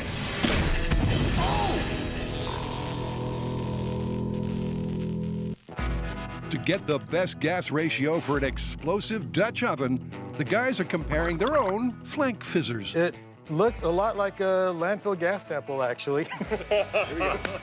They know oxygen has to be part of the mix. Makes me proud. So they've added air to Brian's hydrogen. So this one is 50% hydrogen, and then there's 50% air. It's the Brian Dutch oven balloon. 3, 2, 1. Ooh. That was better. Adding air gave a bigger boom to Brian's butt breeze. So how will John's fare? 1 methane, 4 hydrogen, and 5 air. In 3, 2, 1. That's pretty good. Both blasts are impressive, but they've noted one critical difference: the speed. It looks like yours was about half a second, and mine was about half of a second. So like a quarter? Yeah. Okay, so that means that your fart was more of a explosion and mine was kind of a burn, and the myth says explosion. It's a personal setback for John, but he needs to remember, there's no I in fart. When I got the lab results back and I saw those high peaks of my fart results, I thought that my farts would be more explosive. But it turns out Brian's hydrogen fart burns twice as fast, which makes it closer to an explosion, which is what the myth calls for. So although John's methane had a longer burn, it looks like Brian's hydrogen-heavy sample is the way to blow. Now it's time for the containment device, a sleeping bag. Now, sleeping bags aren't airtight. We need a test just to see how much gas it might leak. To find out how much gas we're leaking from our sleeping bags, we have a fun new toy in the shop. It's a thermal imaging camera, except, unlike other ones, it allows us to see gases that are otherwise invisible. Hey, Brian, can you see this? Give it a shot. Big breakfast. So they know John leaks. And I just need a piece of tape. Time to test the sleeping bag. Ooh, I see it. Where's it coming from? It's coming from that back corner. Come take a look, John. It's kind of coming from the whole thing. You see all the vapor coming off from everywhere. As suspected, a standard sleeping bag leaks somewhat from the zip and the seams. I gotta go stand in front of it. Give it some body heat, John. Can you see it above my hand at all? Oh, there you go. Oh, look at that, yeah. It actually looks like it very much is coming up around the seams, but where your hand is and throughout the whole length of the thing, it's slowly seeping. So the zippers are the major concern, but the whole bag slowly leaks. Okay.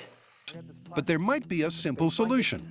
It's that cold country camping essential, the space blanket. Ooh, shiny. Technically, this stuff is called Bopet. And believe me, that's the condensed version. The guys need enough of this stuff to fully line a double sleeping bag. And that's a lot of Bopet. Teamwork, teamwork, teamwork, teamwork. Ready? Right about there. Ready? Yeah. Good. Done. Beautiful. One more. Multiple sheets need to be carefully glued together, Done. making sure every joint is absolutely airtight. Beautiful.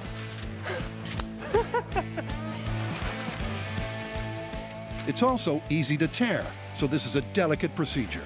The glue isn't naturally fast drying, so Brian finds a way to speed up the process. John, you gotta come look in here. I made a giant potato chip bag. It's slightly translucent. Yeah. What's behind me is not a giant potato chip bag. It is, in fact, a freshly made Bopet sleeping bag liner with the glue still drying. And just 10 minutes later, they're ready to see how effective it is as a fart retainer. Okay, let's just put it right where the butt would be. Zip them up, Brian. All right. Ready? Yeah, let's see some gas. Okay. What you seeing? Actually, I'm not seeing anything. Come take a look. There's no doubt the space blanket limits the leakage. It's now time to gather their camping supplies and put this myth to bed. Taking all the sheets, bro. You always do this. The campsite they've chosen is strictly no pets. Welcome to Camp Lethality. And for that, Bo should be counting her blessings. 3, 2, 1.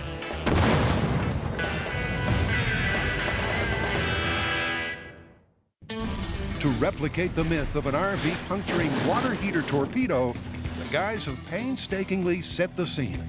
One thing they can't reproduce is an earthquake. Oh, yeah. So John's built a steel frame to topple the heater, deployed by a very long rope that he'll pull from the bunker. So when it's ready, it's gonna go. Then it's anyone's guess when all hell might break loose. For this myth to be confirmed, the water heater needs to destroy the garage and leave a big hole in our RV. What's my prediction? Well, I think the water heater's gonna teeter, topple over, then explode like a rocket. But will it blast through the RV? I'm not so sure. I mean, it's thin metal up top, but what it'll really depend on is the trajectory of the water heater. It's time to fire it up. Oh, yeah. My prediction is massive amounts of destruction. No organized little beautiful hole for this myth, but instead just glorious boom. We saw so much energy on the small scale, I imagine the house and the RV are just gonna be gone. With the generator cranked up, the guys retreat to the safety of the bunker. How long do you think it's gonna take for this thing to be ready? I'll go with an hour. An hour? Yeah. I'm gonna go an hour and 15 minutes. All right, the loser cleans up the mess. Deal. All right. But as the minutes tick by, it looks like they've both lost the bet. All right, heads up. 319 degrees Fahrenheit and 129 PSI. And it's been an hour and 17 minutes. 2:45. They both know the plan. You know when Brian puts his gloves on, it's business time. But when the time comes to send the heater horizontal... All right, 280 PSI. I'm pulling the slack. Come on, slack. There's a major snag right off the bat. Gotta go. We're getting up to burst. I'm gonna go. The rope that was meant to collapse the rig's legs is so long that the whole crew is needed to take up the slack. Is it going? We're getting close now. We might have a vertical water heater. Nope. If the heater stays upright and still explodes, grab the C-clip. They'll have blown it in the worst possible way. What the Pull, Tommy.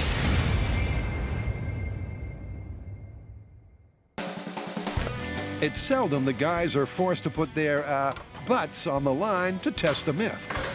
That's a small one, but it's a start. And now, after exhaustive preparations, that was better. They're ready to rumble.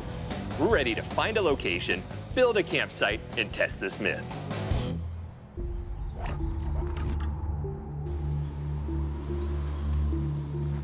Whew. Sleeping bag's getting heavy. Almost there. Just gotta get to the top of that mountain.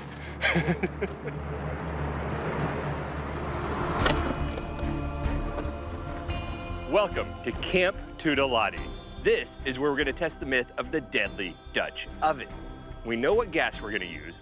We have a containment device. Now we just need to see if Buster and his chain-smoking girlfriend end up blowing the place up. That's right. To properly test the myth, they've roped in Buster and his special someone. They start with a cozy space blanket. It's done. Let's zip them up. And then a sleeping bag made for two. Whew. Into the tent? Well, yeah, okay. He kind of looks smug about it. Not for long. According to the magazine Scientific American, a good-sized fart is about 1.3 fluid ounces of gas. We have the space blanket liner in that sleeping bag, and assuming our mythical camper's been tootin' all night long, that sleeping bag's packing about 13 fluid ounces of gas. Let's get this bag plumbed up. Based on Brian's explosive farts, the primary gas we'll be using is hydrogen, plus a little bit of oxygen to simulate the natural composition of a fart.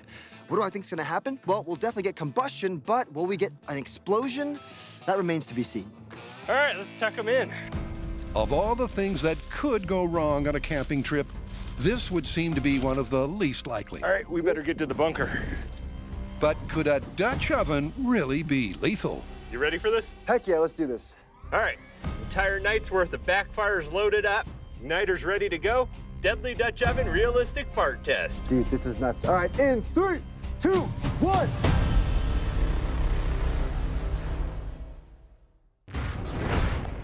Is it going? We're getting close now.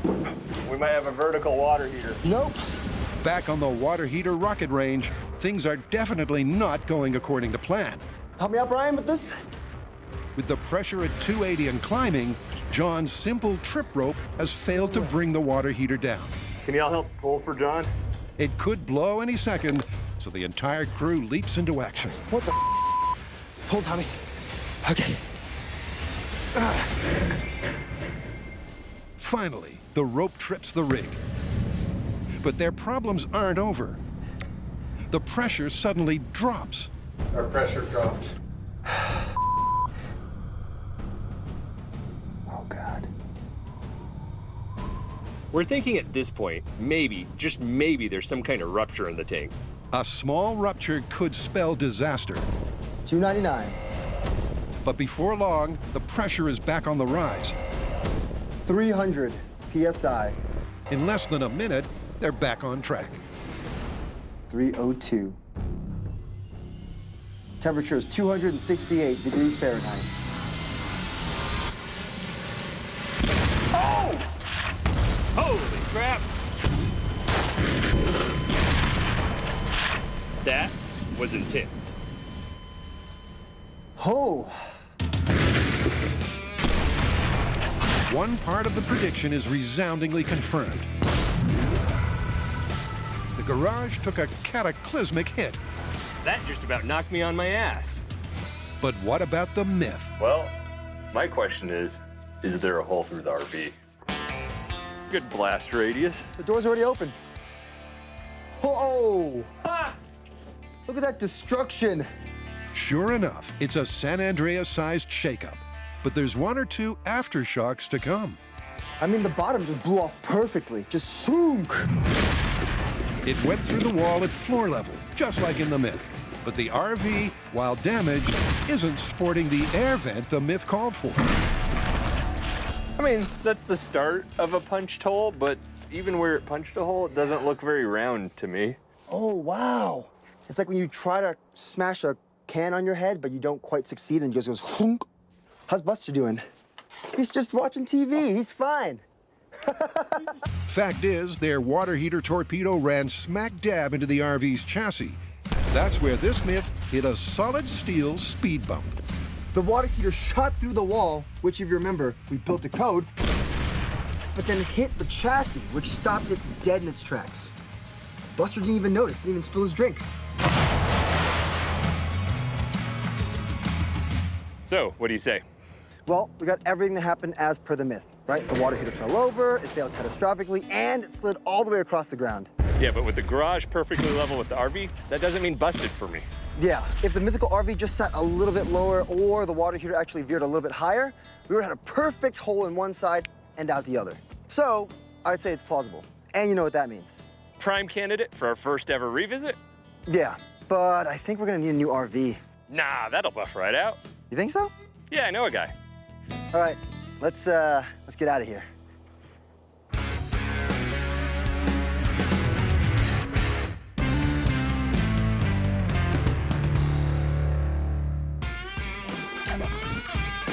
Back at Camp Lethality, the guys are all set to cut the cheese. Will adding a spark to a fart ruin the romance and the campsite? Deadly Dutch Oven realistic fart test. Dude, this is nuts. All right, in 3, 2, 1. And nothing just happened. I mean, did the igniter work? Yeah, it worked. I guess that's kind of what I expected. I thought there'd be like a flame or a whoosh, but I guess we didn't have enough volume for an explosion. You know what that means, though, right? We go from full scale to ridiculous scale? Yeah, that's exactly the right answer. Never let it be said our boys don't do their homework.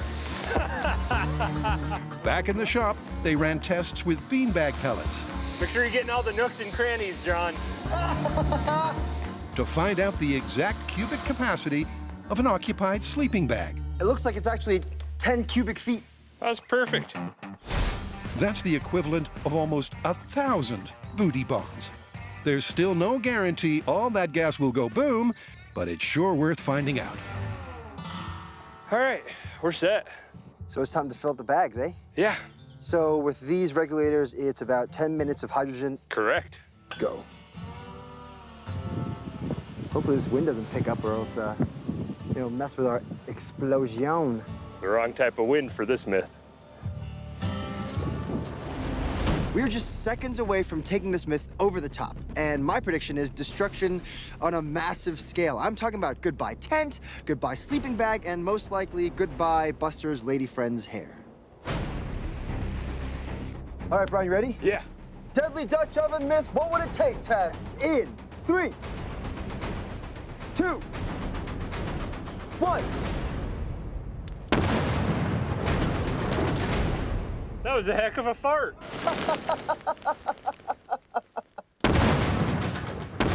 It sure was. And another good reason to give up smoking.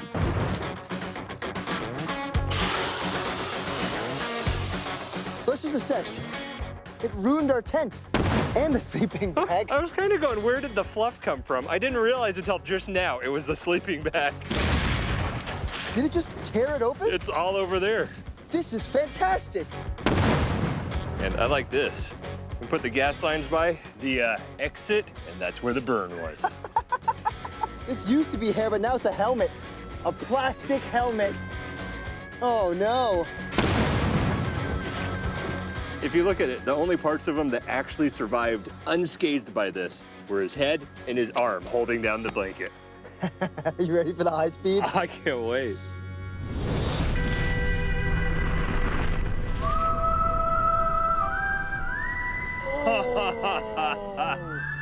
That explosion expands fast enough that it shreds the sleeping bag. It's fire and fluff and chaos. Wow, that's beautiful. In some weird way, that was one of the prettiest explosions I've seen. And it was a bona fide explosion. The high speed clearly shows the destructive shockwave. That was a ruthless booty bomb. Blew the lid right off that Dutch oven. That's pretty nuts. I mean, they sustained significantly more damage than I thought they would. So, what do you think? How do you want to call it? Well, it's really a matter of volume. Considering no human I know can backfire 10 cubic feet of gas, let alone one, I'm gonna have to say it's busted. But if you're a giant with a stomach flu, then you're gonna want to be careful. Now what? Well, I mean, the campfire and stuff's still here. You wanna have some beans? Did you not just see what happened? Yeah, well, what about Frank's? John. Wait, what about corn? Brian, corn! Dude! More for me, I guess.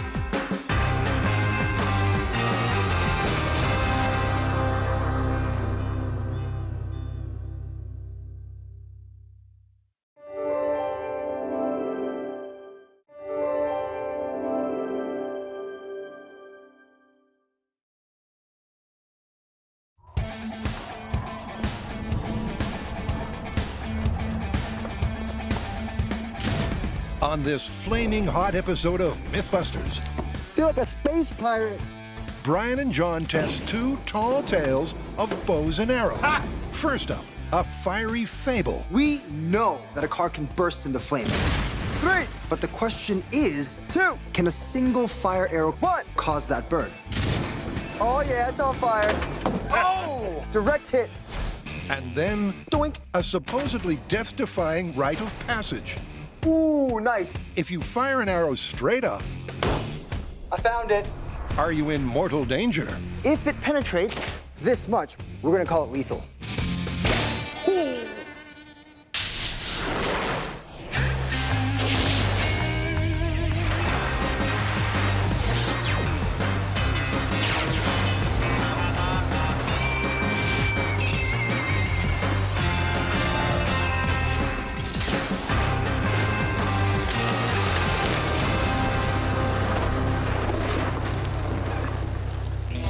How do you make an arrow even deadlier?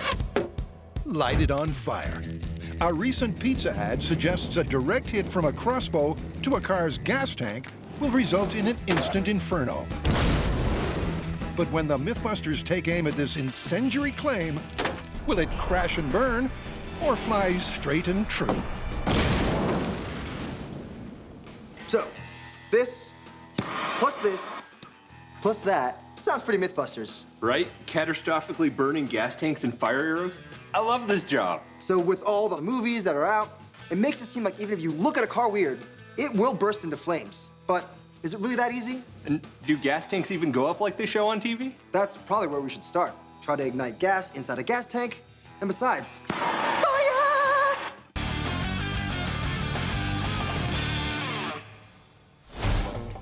Brian and John will investigate if it's possible for a flaming arrow to both puncture a car's gas tank, ooh, bullseye, and stay lit during flight.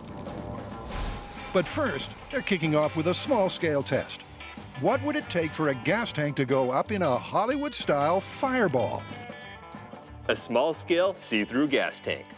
We put some gasoline in this, introduce a spark, and see what happens. I've been working on the ignition source. Never wired a stun gun to anything before. Hey, John! I will duct tape that thing to your face.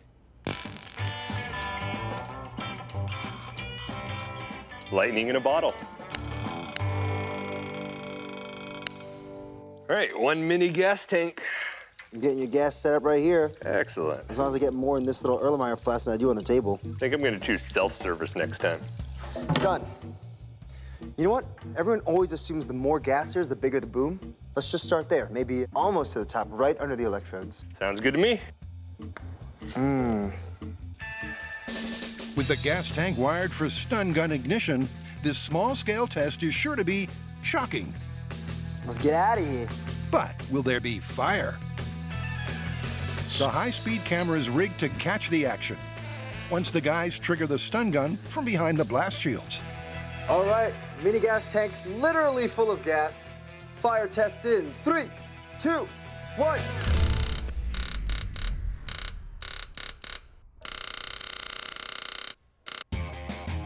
Well, spark worked fine. You almost see like little ripples on the gas. Yeah, but I think at this point we just don't have the right air-to-fuel mixture. Here's some simple geometry. The fire triangle. The 3 components you need for every fire. Now, the reason our gas tank didn't catch on flames is because we had plenty of fuel and plenty of heat, but not enough oxygen. So for our next test, we'll drop it to, let's say, a quarter tank and see what happens. With less fuel in the tank, there's more space for oxygen. That's about right. Yes? But will less fuel and just a little more oxygen produce a flaming hot result? Okay. Ready, Brian? Ready. Mini gas tank, quarter full. Flammability test in 3, 2, 1. Nothing. We did our test with our quarter-full tank of gasoline and still had no reaction. But remember, this myth is about arrows penetrating the gas tank. I'm gonna drill a couple holes in this tank. It's gonna let in a little more oxygen, and we'll see what happens. All right. Okay, 3, 2, 1. Hey! There you go. There it is. Successful ignition.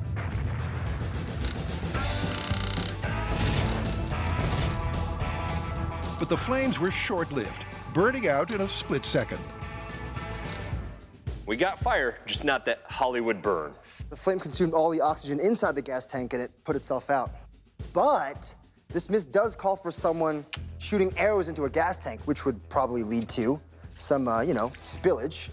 And that exposes the gasoline to as much oxygen as it needs to combust. Add a fire arrow to that and, That's a car on fire. So the small-scale tests show this myth is only plausible if a flaming arrow ruptures the gas tank, causing fuel to spill out. If the gas remains in the tank, there'll be no fireball. Aw, am I the only one in this cloud? Blah. Amateur. There's good news and bad news. The good news is gasoline burns way better when it's outside of the car. The bad news is we don't even know if an arrow can penetrate the side and go into the gas tank. So that's our next step. But before the guys get gung-ho with a fiery crossbow, cue arrow-themed myth number 2. It originates from a supposedly death-defying South American tribal initiation. The ceremony demands new recruits fire a bow vertically upwards and remain rooted to the spot as the arrow plummets back to earth. But are initiates actually risking their life, or is a falling arrow less than lethal? The Mythbusters aim to get to the pointy end. Ouch!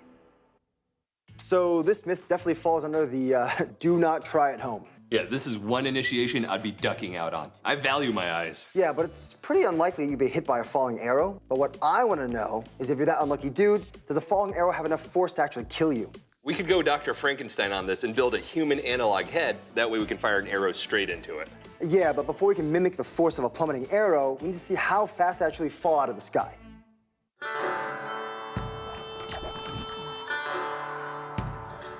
This is Rabbit Dry Lake Bed, and this vast nothingness is what you need when you're firing arrows up and tracking them coming down.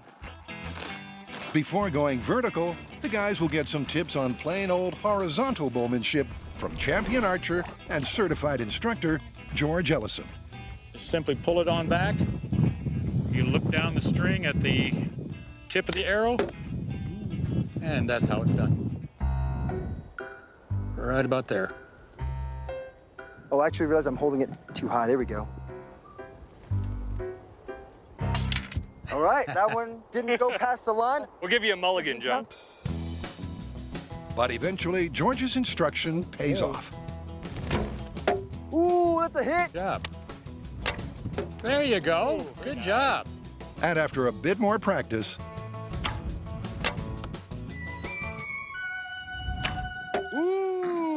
Beautiful shot. Beautiful shot. Thank you.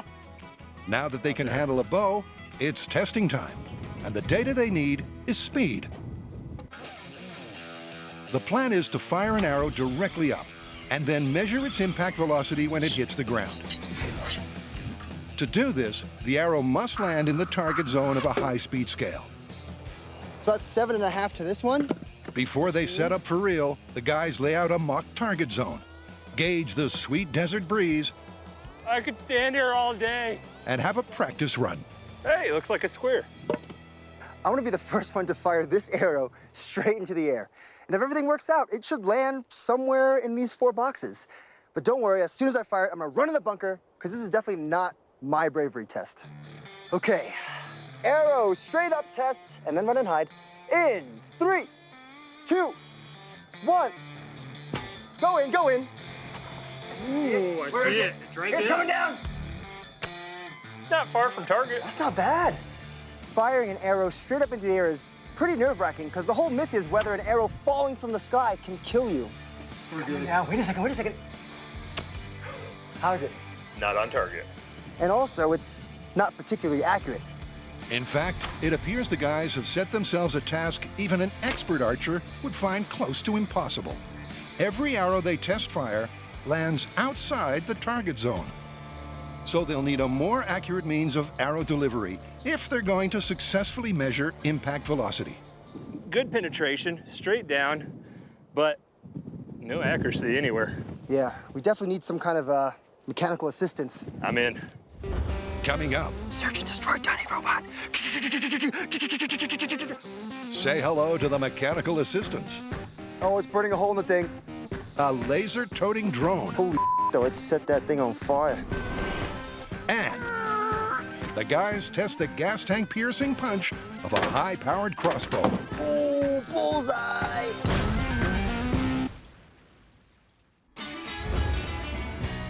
Brian and John are investigating if an infamous tribal initiation ceremony truly is a dance with death, or merely a flirtation with a flesh wound. Okay. Their first step is to measure the maximum impact velocity of a falling arrow. Problem is, Not far from target. Still not quite on target. Not on target. not a single arrow landed within the target zone they must hit to get a speed reading. Turns out firing arrows straight up into the air is harder than it looks. And that's why we have this new toy. Search and destroy tiny robot.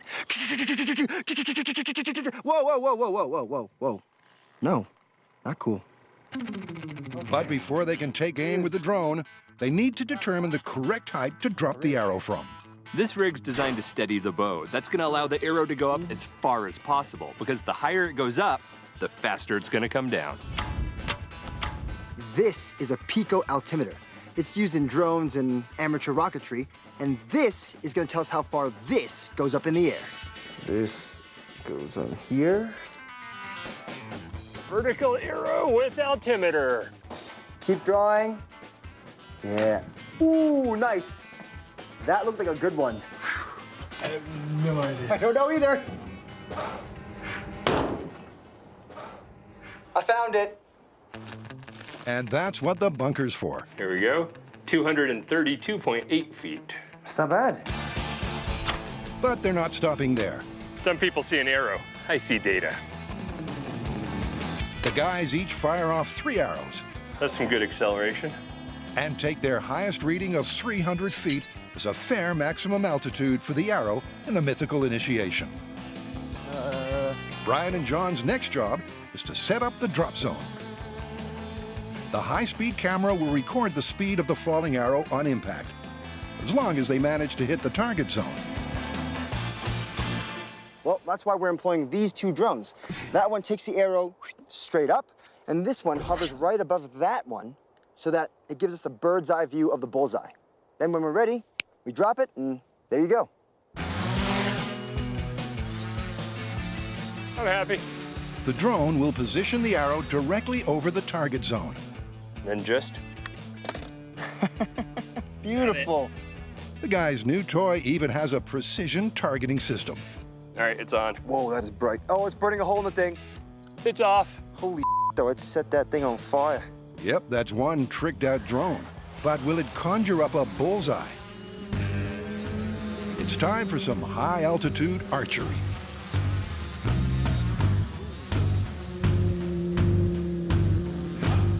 Copter forward a hair. I'm getting close to you there, buddy. You're close. Okay, copter left. God, was that them touching? Oh my God. Shoot, shoot, shoot, shoot, shoot, shoot, shoot, shoot. No, no, no, no, no, no. It's a drone disaster zone. That is not good. So is the falling arrow myth investigation in a mission-critical tailspin. First, it's back to HQ and the fable of the flaming arrow. One. We're testing whether a flaming arrow shot into the gas tank of a car will cause that car to erupt in flames. Whew. Now, to give the myth the best chance, we know we need to rupture the gas tank and expose all that fuel to as much oxygen as possible. That's a car on fire. But if an arrow can't pierce a gas tank, this myth's gonna be the only thing that's a bomb. That's why we're gonna do a series of puncture tests with different arrowheads to determine which one can pierce a gas tank and leave the biggest hole for fuel to flow out of. What time is that, you ask? It's arrow firing time. First, the guys line up a vehicle for some medieval modification. Hey, Brian. And this schmuck is right out of luck. Yo, what up, Brian? Whoa. Looks like my college roommate. Remember that time you almost got hit crossing the street by someone chasing a yellow? Yeah, you got his arm? Yeah. Or that time someone cut you off on the highway and wasn't using their turn signals? It's perfect. Well, that was this guy. Say hello to Jerkbag Buster and his sweet ride that we'll be shooting arrows into. In the pizza ad from which this myth originates, the flaming arrow is fired from a crossbow. And the Mythbusters' crossbow of choice, well, it ain't short on power. This is a bow with 45 pounds of draw. It's about what your standard adult male would use. This is a crossbow with 185 pounds of draw. It produces significantly more energy, launching a bolt at 410 feet per second. So they'll be packing plenty of punch. Obviously, we can't go through the frame. But to successfully puncture the gas tank, that's your target area. Each arrow must also impact with near pinpoint accuracy. Ta-da! We get a whole car and give ourselves a target the size of a quarter. Next, it's over to the Archer's Buffet, where there's a smorgasbord of arrows to choose from. Pointed tips, cutting tips, broad tips. All right, so let's say we start with the most basic field tip and work our way up. This is the hard part of firing a crossbow. Puncture tests into car and gas tank with field tip in 3, 2, 1. Oh, bullseye! My biggest concern was that with both the car and the gas tank, the arrow wouldn't make it through. It had no problem making through both. Good start. How's the hole look? Pretty clean. Yeah, but nowhere for anything to flow around it. The tip is about the same size as the shaft of the arrow, meaning that when the arrow went through, it plugged its own hole. No room for fuel to flow out. And as the small-scale test proved, if the fuel stays in the tank, there'll be no fireball, and this myth's as good as busted. But will a gnarlier arrowhead tear a bigger hole? Next up. It's a field tip with an accessory cutter. It's real fancy. In 3, 2, 1. Ooh, that's nice. The arrow's in the tank. Yeah, but the tip is on the ground. Oh, that's not good. Our test with the field tip and serrated accessory, it got really good penetration. But when it hit the gas tank, the tip broke off. So it didn't give us quite the hole in the gas tank we were looking for. In fact, the 3-blade cutter tip and the 4-blade cutter tip produce similar results. Both puncture the car and rupture the gas tank with ease, but only leave a small hole. There's nothing that's like plowed open. That's disappointing. So next up, the guys try something different. This one seems like a special tip. The blunt force of a decaulking bolt. Here it comes. It's not designed or balanced for target shooting. But will a heavier arrow punch a gas-spewing hole? All right, Buster, look out. This one's pretty messed up. Okay, penetration test into gas tank with decaulking bolt tip in 3, 2, 1. And that's why we have blast shields. There's your arrow. The replay reveals the decaulking bolt failed to pierce the car's body. It literally smashed the quarter panel and then bounced all the way back at us. So after test firing all but one of the arrows, it's like pulling out a wet noodle, John. The results have been a little limp. Ooh. If Buster's ride's ever going to get deep fried, they need to punch a bigger hole in the gas tank. Oh, you got something in your teeth, man. There you go. It's down to the last arrow. This one's really sturdy. Yeah, let's do it. Penetration test into gas tank with broadhead arrow in 3, 2, 1.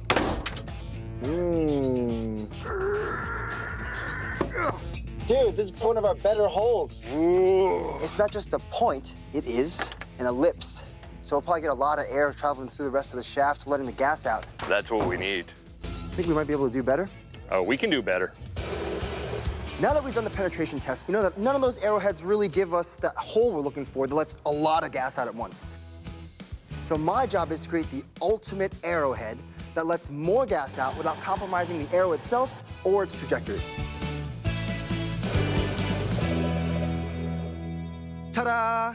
This is the fuller, AKA the gap, that'll help gas flow out of the gas tank after it pierces it. But the question now is, does this big chunk of steel change the arrow trajectory, and does this pass through all the side paneling into the gas tank like the unmodified arrows? There's only one way to find out. Safety's off. Firing in 3, 2, 1. Okay. I don't see an arrow in the quarter panel. I don't see an arrow anywhere. Well, it's not in me, that's good. Well, there's one piece of arrow and, hey! The other piece of arrow. All right, let's look at the high speed, see what happened. Okay, so the arrow is coming into frame. Oh, what? Come on! The super slow motion replay reveals an odd dynamic phenomenon. The archer's paradox is when the arrow kind of does that bendy movement as it flies through the air. All arrows flex in flight like this to a degree, but John's modified arrow does so far more violently. From the high speed, it looks like it goes, oh, blah, blah, blah, and then bends under the car and then keeps going straight. Also, I think there's a bit of a tip in it because of the extra weight, so I'll have to find a way to balance out the back of the arrow. So much for the ultimate arrow. Time to redesign the redesign.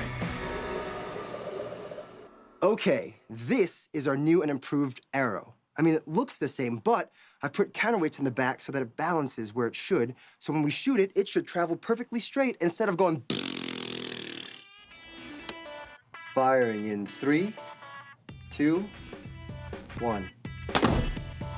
Oh, yeah. Yeah. After all of our modifications to this arrow, we got good flight trajectory, so I'm super happy. What kind of penetration did we get? Woo! Well, it looks like the arrow got real good penetration all the way through to the gas tank. And unlike the hole plugging off-the-shelf arrows, scoring a direct hit with John's custom build should mean gas pours out through the grooves. You know what I'm picturing, John? What? A car in flames. The next step is looking at, well, the fire part, or the fire arrow. So we'll test different accelerants and see which one works best. Holy moly! Still to come. Here's the arrow, and we forgot to move the fire. Desperate times call for desperate measures. Pretty good! And the guys finally crack the tribal initiation myth.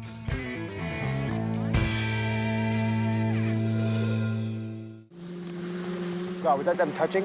Oh my God. Shoot, shoot, shoot, shoot, shoot, shoot, shoot, shoot. No, no, no, no, no, no.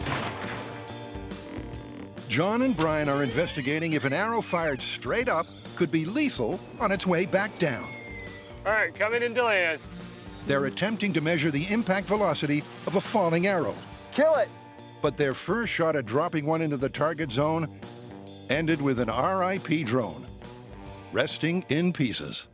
Oh, no. That is not good. Oh, man. Little drone. You were still so new. The camera assembly. That did not take it well at all. But a quick dispatch from HQ and a brand new drone is ready to roll. Brian and John need to get two things just right for this test to succeed. First, the arrow must be dropped from the correct maximum altitude, 300 feet. So I'm at altitude, Brian. You coming up? The arrow must also hit the high-speed scale's target zone so they can calculate its speed on impact. Copter right. Copter right. Copter right. And cut a little more. A little more forward, tiny bit forward. Release. Release. Get back. Hoo-ah! Ooh, it clipped the edge of the scale and still managed to punch into the ground. But you know what's the most important? What? It's right in front of the high-speed scale. Bullseye. But before they crunch the numbers from the speed scale... All right, dropping in 3, 2, 1. Arrow away. The guys drop a couple more arrows so they can calculate an average speed. Beautiful. I feel like we know what we're doing now. Time to look at the data. Perfect. That is a solid hit. All right, let's see if we can get some speed off of this stuff. By measuring the time it takes for the arrow to cross the 4-foot-tall high-speed scale, the guys can extrapolate its speed on impact. Our high speed gave us 3 different speeds for our arrows: 88 miles per hour, 110 miles per hour, and 116 miles per hour. It's just like it's raining arrows. Very slowly, one at a time. There's some variance from winds and other factors, but we're gonna take an average, use 105 miles per hour, and that's the target we're gonna look for. All right, we got our arrow speed. Now back to the shop. All right.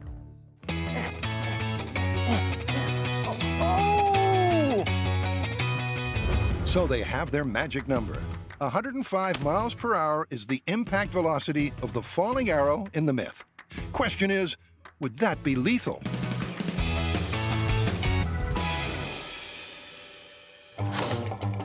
To find out, Brian must first work out how to fire an arrow horizontally at exactly this speed. This may look like some sort of weird technological kite, but it's what's called a chronograph. And what it does is time something between here and here. And since you know the distance, you can figure out how fast it's going. 84. 107. 131. The chronograph only reads in feet per second. 137. So Brian needs to register a reading of 154 feet per second to match the arrow's 105 mile per hour impact velocity. The speeds of the arrows have been a little bit, well, a bit like my accuracy, all over the place. We need that 154 feet per second or 105 miles per hour. So I think I'm gonna go build a rig that I can dial that speed right in. Meanwhile, John's prepping for surgery. Is it gonna hurt, John? You can't feel pain. Before we shoot this guy in the head with an arrow, I'm gonna put some meat on his bones. He's made of a polymer and wood fiber composite that accurately represents the strength of a human skull. Look at this handsome guy. Model him after me. Now for la pièce de résistance, I'm gonna put skin on him. think I only got 8 minutes before it sets, so I gotta work fast. Ooh, there we go. This is definitely how you perform eye surgery. And then for real authenticity, glow-in-the-dark eyeballs. This isn't creepy at all. Which one's the real John? No one can tell. It's perfect. All right, I'm out. You take over. But John doesn't get to scrub out just yet, because his new doppelganger's missing one vital ingredient: analog blood, which will be pressurized to match human circulation. How are the heads coming along? Great, I think we're ready. You ready, man? No! No, we're good. Let's go shoot some arrows into some heads. We need to get 105 miles per hour out of our arrow every time to test this myth. Okay, you're at 5. That means we need to determine exactly how far back we need to draw on our bow to get that speed. 203, we gotta go a little less. Okay. We'll be using this as a tape measure. Keep going, 4, 5. Determine what point gives us that, and then we can repeat it every time we draw. You're at the end of your 7.5. 7, that's it, there you go. 158. Yeah? 154 is what we needed. Ooh, nice. So 7 3/4. Sweet spot.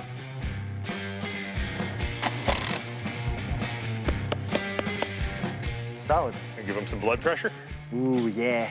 Locked. Is that enough pressure? Yeah, that's about 5 to 10 PSI. With the bow rig calibrated and the analog skull locked in place, the stage is set for a worst-case scenario tribal initiation. But will it prove that those who endure this chilling ritual for real actually do brave death? All right, Brian, you ready? Yeah, ready. Okay, falling arrow lethality test. All right, here we go. 4, 5, 6. You're at 7. Good, good, good, good. Whenever you're good to fire.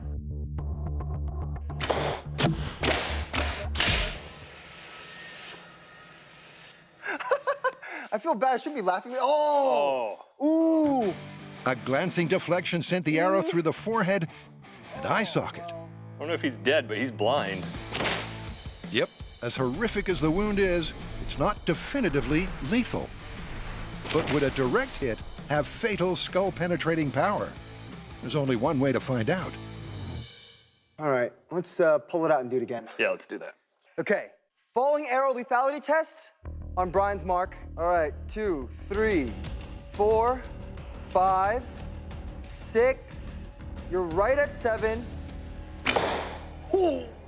And that's what we're looking for. This time, the arrow squarely impacts the skull with bone-shattering effect. Oh! Yeah, he did. That's not good. Look at this. Well, let's see what happened to the skull. Yeah, I want to know. Trust me, I'm a trained professional. You ready? Well, okay, John's clearly not. But Brian's a trained emergency medic. It's a bit like a bullet wound to the head. It's not just a hole, it shattered the skull. The second arrow inflicted such a gruesome wound, there's little doubt over the verdict of this myth.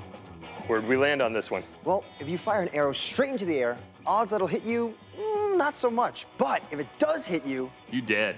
Yep, confirmed. Dead right. But you still gotta be pretty brave to stand underneath an arrow. Yeah. Seems like it's not... Bubba. Still to come. Feel like a space pirate. John gets suited up for a red-hot date. Firing in 3, 2, 1. With a flaming arrow. Holy moly.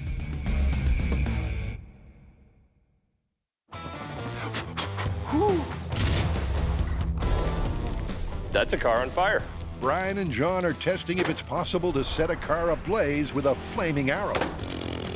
They've found the right arrow to puncture the fuel tank and allow the gas to gush. Whoa, Buster. It's looking good for us, but not so good for your car.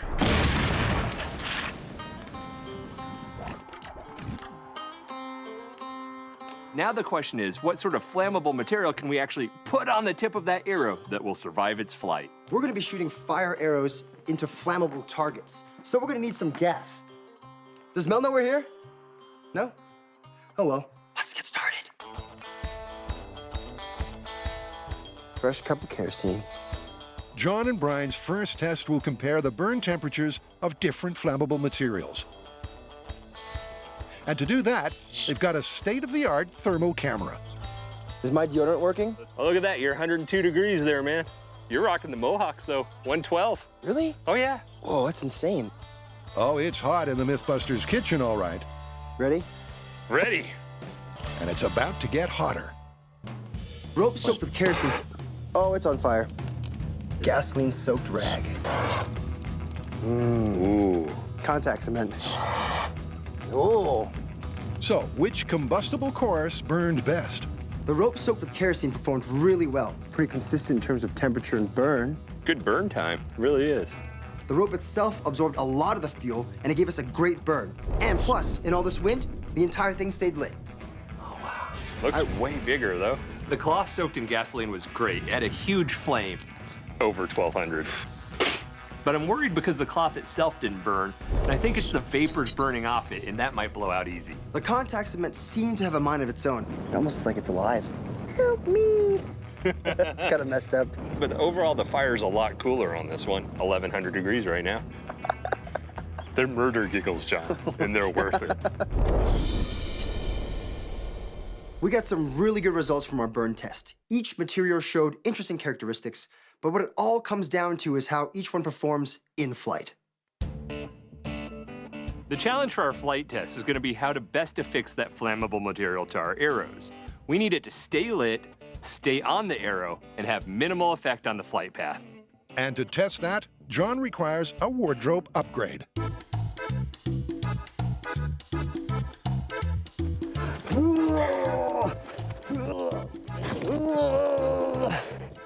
Feel like a space pirate. You're so shiny. Yeah, let me help you tie some of those intricate knots with my claw hands. I feel like, just like if I'm right here, the sun, get a nice tan. Yeah, dude. Yeah. All right, you ready to tie some knots? Yeah, let's do it. Tie it off. Get a knot. Arrowhead sharp. Is it? The first flammable material on the fire arrow test slate is rope. It worked. Knot City. Okay, pop it on our arrow shaft. This looks pretty great. Here we go. Woo! I'm gonna go soak this in gasoline. In this test, John's gas tank target isn't real, but a liberal dousing of gasoline means a direct hit should yield a fiery result, so long, that is, as the arrow remains lit. You ready? Yeah, man. Do you know how hard it is to fire a crossbow looking through a scope with a fire helmet on? All right. You completely ready? Yep. All right, I'm gonna light you. Is it on? Yep, safe. Safety's off. Oh, wait, did I mention all you can see is flames? Firing in 3, 2, 1. Incoming! Where's the trigger? Oh, here it is. Holy moly. Dude, the fire's out. You think it's getting put out as it's going shrink? That's what I wonder. And shawing is indeed the fire-killing culprit. The arrow just leaves the flames behind. It's just like, okay, here's the fire arrow. Here's the arrow, and we forgot to move the fire, and the arrow's just gone. The rope with kerosene looked good, but once it was delivered by the crossbow, the rope itself wasn't burning. All the fuel was burned off it. It's practically useless. All right, next one. Rag? Yep. Gasoline. Yep. I wonder if we need to put something on there to protect it from the wind. Do we want to do a cone? This seems pretty legit. Yeah, I'm sure the guy shooting into the gas tank spent like half an hour on each arrow. He makes them the night before, come on. Lighting. Safe. Firing. That ain't a bad hit, but I don't see a fire. It's clear the cone did little to shield the flame. But although the arrow isn't on fire, it does pin its gas-soaked payload to the target. At least the cone and the Rag stayed on. Yeah, and the arrow traveled pretty well. Great penetration, but the problem is, we ain't got no fire. Coming up. I wonder, John, if it's time for your secret sauce. The Mythbusters add some spice to their fire arrow ingredients. So nice. But will it be a recipe for flight-resistant flames? Fire. Or just a cooked crossbow? What happened?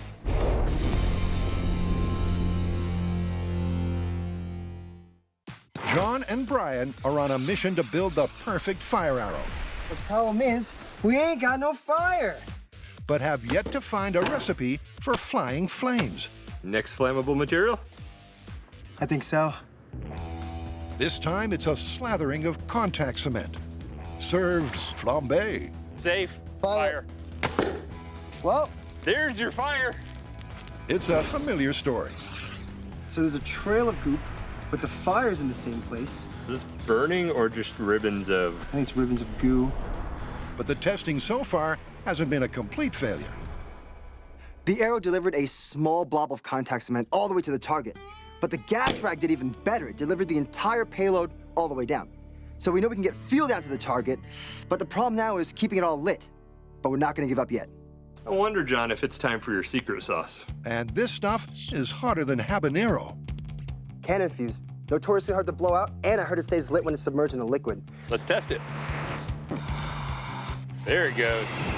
Once ignited, the chemicals the cannon fuse is made from release enough oxygen for combustion, enabling it to stay lit even underwater. All the way to the end. So nice.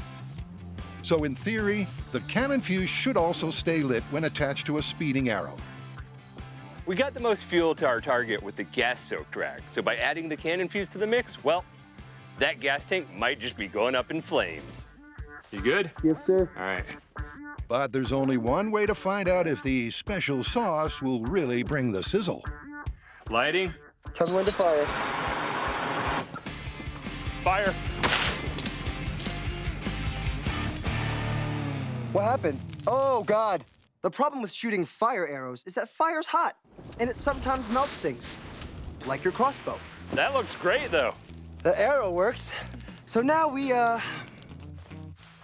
need a plan B. Well, we don't have the crossbow anymore, but we do have this old school bow. It might not be as powerful, but it'll still help us to see if that arrow stays lit after it hits the target. All right, safe. Ah! Brian, are you looking? Hey, you broke the bow, but you lit the target. The cannon fuse remains lit in flight, reigniting the gas-soaked rag on impact.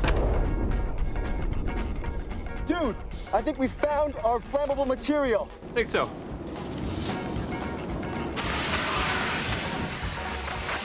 We melted a crossbow. I broke a bowstring, but we got a result. So the guys finally cracked the formula to deliver flames via arrow. I think we got something. But will this myth pass its ultimate test?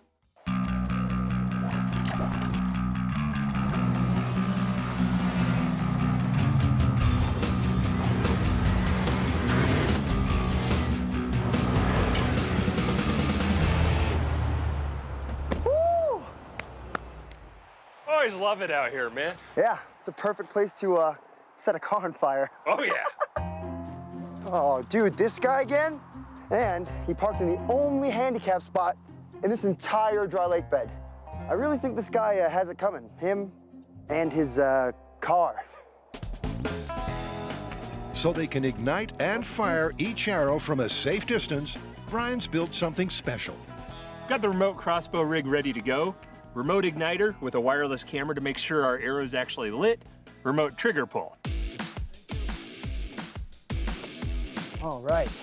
Test in 3, 2, 1. Oh, works. High five. Oh. So far, so good. Now all they gotta do is add fire.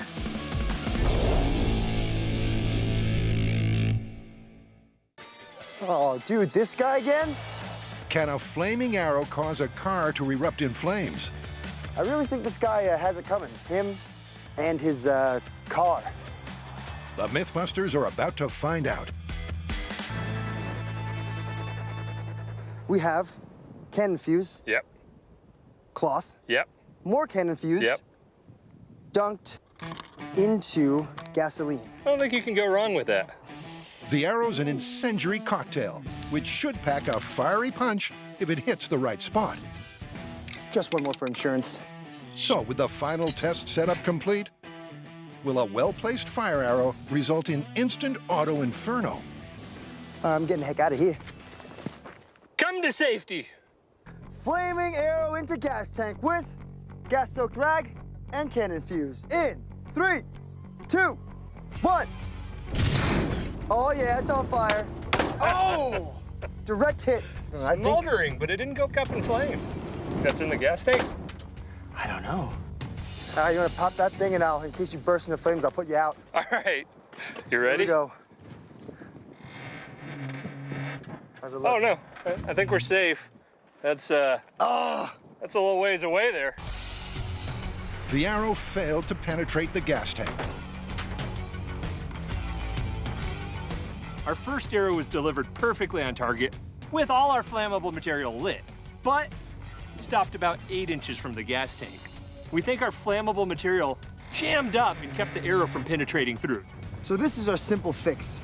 Looser zip ties means easier sliding. So when it hits the gas tank, whoop, it won't stop the arrow right at the tip.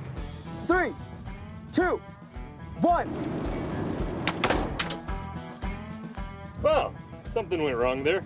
This time, the flammable material was too loose, flying off the arrow prior to impact. But there is some good news. The gas is leaking, though. The arrow's all the way up to the fletching in the gas tank. Let's patch this and give it another chance. We're gonna make 2 modifications. The first one is getting that wrap to sit just loose enough so that it'll fly back, but just tight enough so it won't fly off the end. The second one is this. We've embedded some cannon fuse, so even if our first plan doesn't work, hopefully we'll get ignition inside the gas tank.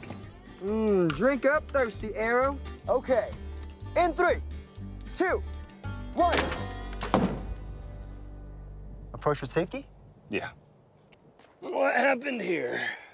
Oh, hit the bumper, up into the frame. This time, Mother Nature's to blame. A freak gust of wind knocking the arrow off target. Ready to try again? Yeah, let's do it. But every arrow the guys fire either misfires, breaks on impact, or fails to puncture the gas tank. It is really hard to shoot a flaming crossbow bolt. At this point, we've fired quite a few arrows. We've already had an arrow that pierced the gas tank and caused gas to leak out. We've had arrows hit the quarter panel and stay lit. Oh yeah, it's on fire. Oh! But we're not getting these best case scenarios at the same time. I think we combined our best case scenarios to give us the ultimate best case scenario. What's that? We unplug the hole in the gas tank caused by the previous arrow, so it's leaking gas. We plug in a fresh fire arrow, and if that doesn't engulf this car in flames, I don't think anything will. So Brian and John are stretching the bounds of probability on this myth. While testing has shown it's unlikely a fire arrow would both puncture the gas tank and stay lit, there is a slim possibility it could.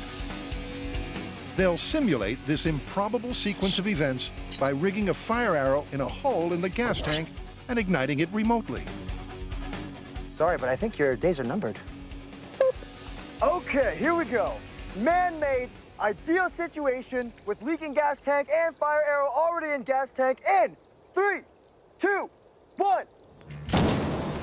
There it goes. It's ignited. That's beautiful. It's still a little bit, I'd say a little bit smaller than the ones you see in movies and TV. No bonfire. And even a minute after ignition, there's still no flaming inferno. This myth called for this giant fireball engulfing the car. Fire's pretty weak, kind of like the myth, underwhelming. So it's been a couple minutes. I think the car's on fire. Last time I watched a movie, when the car exploded, it wasn't like a 8-minute-long scene. In fact, it takes a full 30 minutes for the blaze to completely swallow the car. The car's obviously on fire. Everything's on fire. It's Armageddon, and I love it. So Buster's recklessly parked ride does end up deep fried. But the myth has gone up in smoke too. Well, in terms of a single fire arrow causing a car to erupt in flames, I'll have to say busted. I agree. Busted. You think we should put it out? Yeah, probably. I got this. I'll see you down there. I think we need the water truck, John.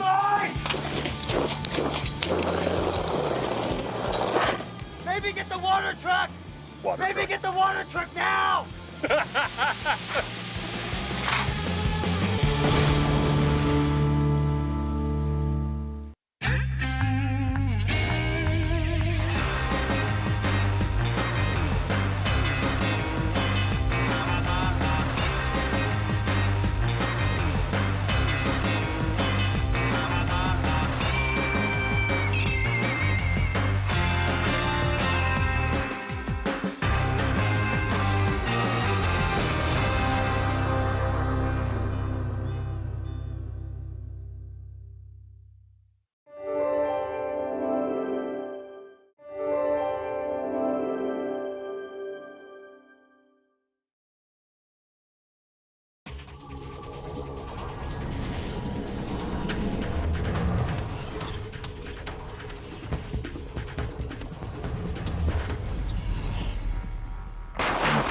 On this episode of Mythbusters, the guys come out swinging. Oh boy!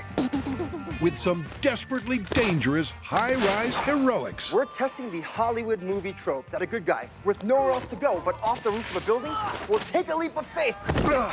I'm good. And as he's swinging back, shoot through a window and land perfectly safe back inside the building. A little bit of prayer halfway down? Good job! And it was probably the coolest thing I have ever done in my life. Go! Then it's the crying game, Mythbusters style. Everyone knows that cutting onions makes you cry. As volunteers tackle 3 mythical cures to see if it's possible to chop up. Oh, she's already down to one eye. That is a lot of blinking. Without tearing up. It's okay, don't be sad. Science is fun. You guys are evil.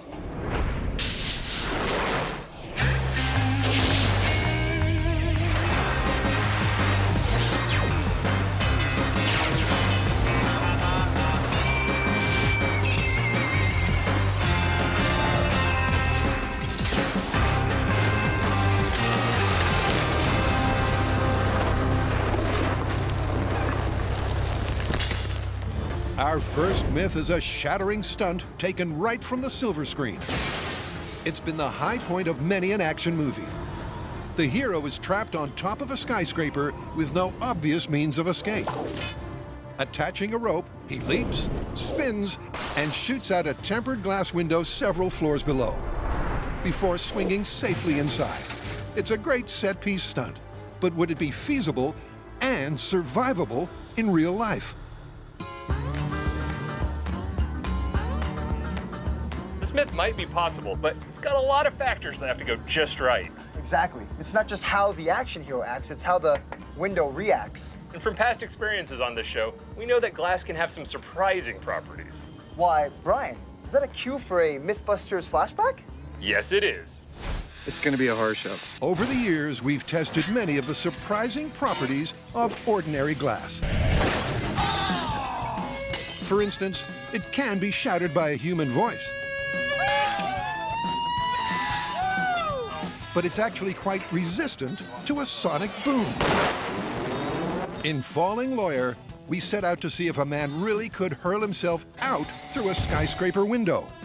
I want to make it through the glass. That myth was fatally confirmed.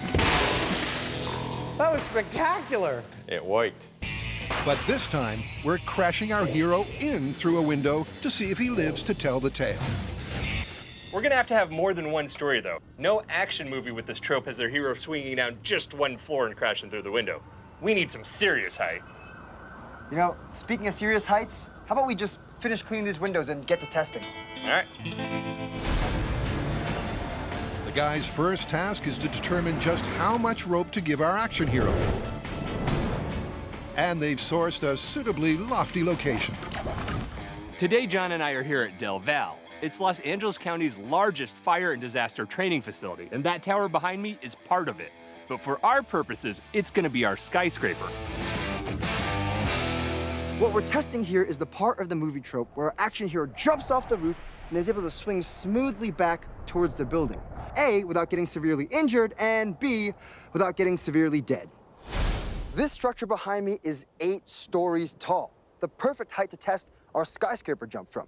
And this is our appropriately dressed action hero Buster, equipped with ultra-tight white tank top, 5 o'clock shadow, and Mythbusters cop badge. The good news is we have our tower, we have our jumper. The bad news is now I have to get the jumper to the top of that tower. Brian! Okay, here we go. There's really only one man for the job, and it's not John or Brian. You know, I hope Buster's appreciating all this love and attention we give him. It's a long haul to the top with our reluctant hero. I feel like I could be helping you. Nah, that's okay. I'm working on my wrestling moves. They start off with enough rope for a 6-story fall, aiming to see how Buster handles the stresses of sudden deceleration. What? Whether it's horizontally or vertically, that sudden tension can exert a significant amount of force. To watch for that, we're gonna place shock watches on Buster to determine just how much force is exerted on him at the end of his rope. Gently apply the 25 G-shock watch. The 3 differently rated shock watches should give a good indication of any internal damage. Okay, Buster, you're all set. All people, clear of the tower. We're gonna be dropping Buster off. To match the momentum of a running jump, they're giving Buster the bum's rush. Buster, 6-story roof dive. 3, 2, 1. Yippee-ki-yay! Oh! Oh! That didn't look all that fun! Yippee-ki-yay! A quick inspection shows all of the shock watches tripped. Yep, that one's gone off. And that one, and that one. That's no surprise. At a speed of around 40 miles per hour, Buster's sudden stop probably was a bone breaker. Then again, that was an incredibly rough landing. Buster went over and just bounced all over, and it was so much worse than I thought. the damage may have been due to deceleration or hitting the tower. Either way, after watching Buster's 6-story fall, I would say that there's no way that counts as a controlled swing back towards the building. Come on, Buster. Hang in there, man. For Buster and the myth to remain intact, this test needs some serious fine-tuning. Oh! And on that note, it's time to swing into tale number 2.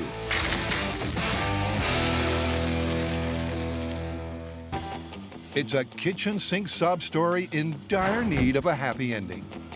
To test the myth that it's impossible to cut an onion without weeping, we'll put 3 of the most common so-called cures on trial. But first, why exactly do onions make you cry?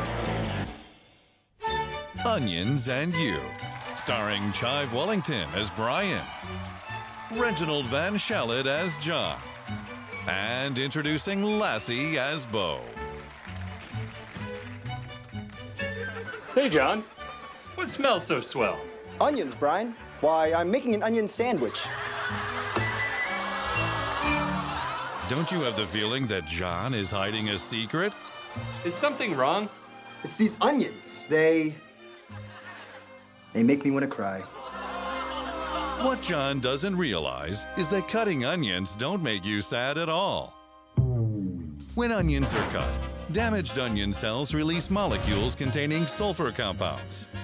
These compounds create a volatile gas that's a strong irritant to the eye. Tears are then produced to attempt to dilute the irritant. No sad tears here, only protective tears. So turn that frown upside down, onion choppers, and have yourself a dandy meal. Hey, John, can you make me an onion sandwich too? Now that's something that makes me happy. Onions.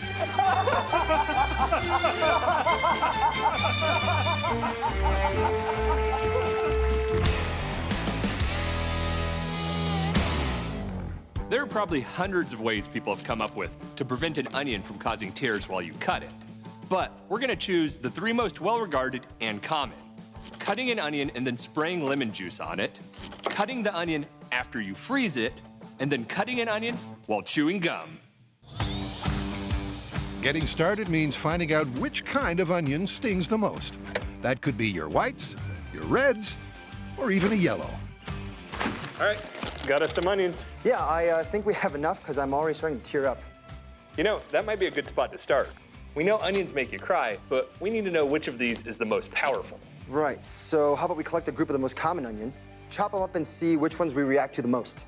I like it, but I don't think we can go just cutting onions in half. We need something to make sure we're getting the full force right to our face. Good point. How about this? Ta-da! So, let me get this right. Onion in a chopping thing, tube to a mask with a fan feeding the air in, and obviously lots of tears. Bingo. Let's go build it. Let's do it.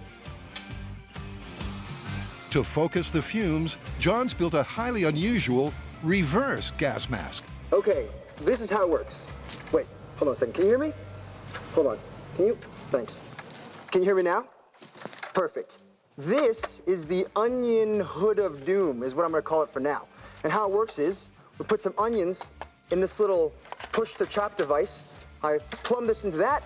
There's a fan inside the hood, so that when I turn it on and I chop onions, it'll pump all that gas right into my face area, and then we'll see how much I cry. Should be fun.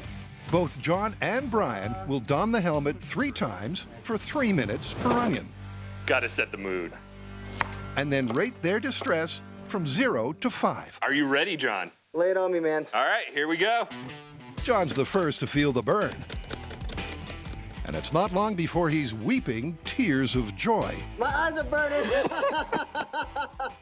I've never been this happy to feel pain before. I mean, not in the sense that it burns, but in the sense that the rig works. John survives his 3-minute round. Now it's Brian's turn to suffer for science. Are you ready? No. Perfect, here we go. Let the perfume fill the helmet. Oh, there we go. Yeah. The self-imposed torture continues for 20 long minutes. Now my beard's stuck in the fan. Oh, good. Oh, man, I can barely keep my eyes open on this one. Yeah, keep going. There's something creeping up on me. How bad is it? I can't see myself. Now it's time to compare notes and pick the most volatile vegetable. It's a lot of crying, man. That's a lot of crying. John scored it higher than Brian every time, but they're both in agreement. Red onions rule. This one, as much as any of them, brought the pain. So it looks like we have a consensus. Red. Yeah, it looks like red onions were the most eye-burning onion for the both of us. The next step is as clear as can be. Stop. There we go. Corner the market on California red onions. And find someone else to irritate. We give you onions!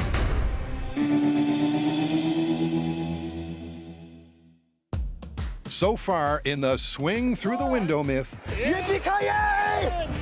the guys have found that a 6-story leap is more than even an action man can handle. That didn't look all that fun. So let's switch 6 stories to 4 stories and give him another go. With a 33% shorter rope, Bungee Buster is all set for a second plunge.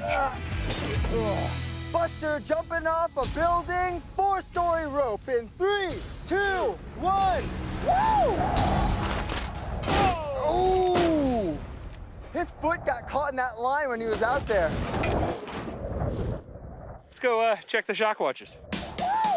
It wasn't the smoothest of arcs. Oh!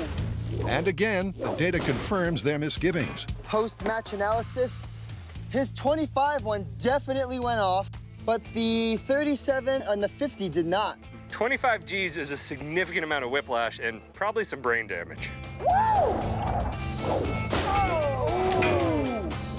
I don't know what the exact opposite is of a graceful Hollywood swan dive off a roof followed by a swing back towards the building looks like, but that may have been it. Look at this, John. That rope took so much tension, it's actually changed structure. Before, after. Wow, it is actually, it is hard. Yeah, this is soft, still pliable. This is like, almost like it was singed by heat. Just that sudden impact. Whoa, it's totally crusty now. That's what happens when you make a human yo-yo. Ugh. Come on, Buster. Hang in there, man. So we're gonna shorten the length of that rope and give it another go. But not too short. To match the myth, the fall should be at least 2 stories. 3. If our hero takes another beating, 1. this myth is done and busted. Geronimo! That actually didn't look too bad. Geronimo! We threw him, and he swung towards the building. There's no like, It's getting better and better with that, balancing the out distance and the down distance. Shock watches on the head are fine. Yeah, and the chest ones are good too. No injury there. I'd say he'd have a great chance of swinging in, still shooting. It's a rough ride, but definitely doable. Geronimo! And with Buster still thankfully in one piece, it's back to the workshop.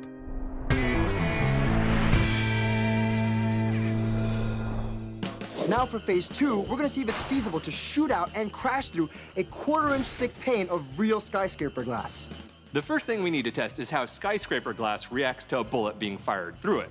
Now the assumption is the bullet comes in, shatters the glass, falls out of the way, and our hero swings through without a problem.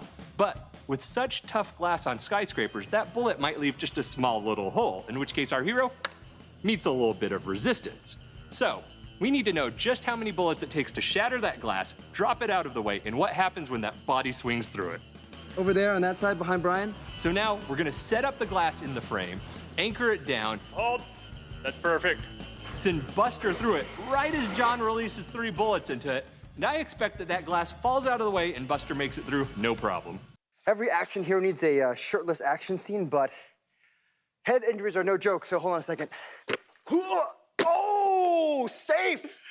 That might have been a head injury. Nah, he's fine. Let's get him up there. All right. Up till now, it's been all Buster.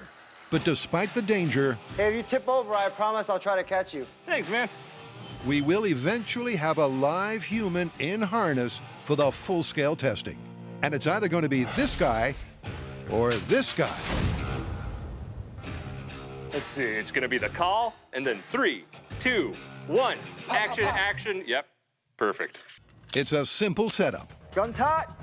As Buster's released, John aims to shoot out the glass with a 9mm. I am set. This is live fire, so everyone eyes and ears, please. But will it shatter enough for Buster to fly through unharmed? Let's find out. Buster through the glass with 3 rounds in 3, 2, 1. That was fantastic. Well, from what I can see, the first shot goes through, a little bit glass falls out. Second shot goes through, more glass falls out. And as the third shot's going through, Buster goes, bah! And he smashes through it. Man, this was great. Nice, man.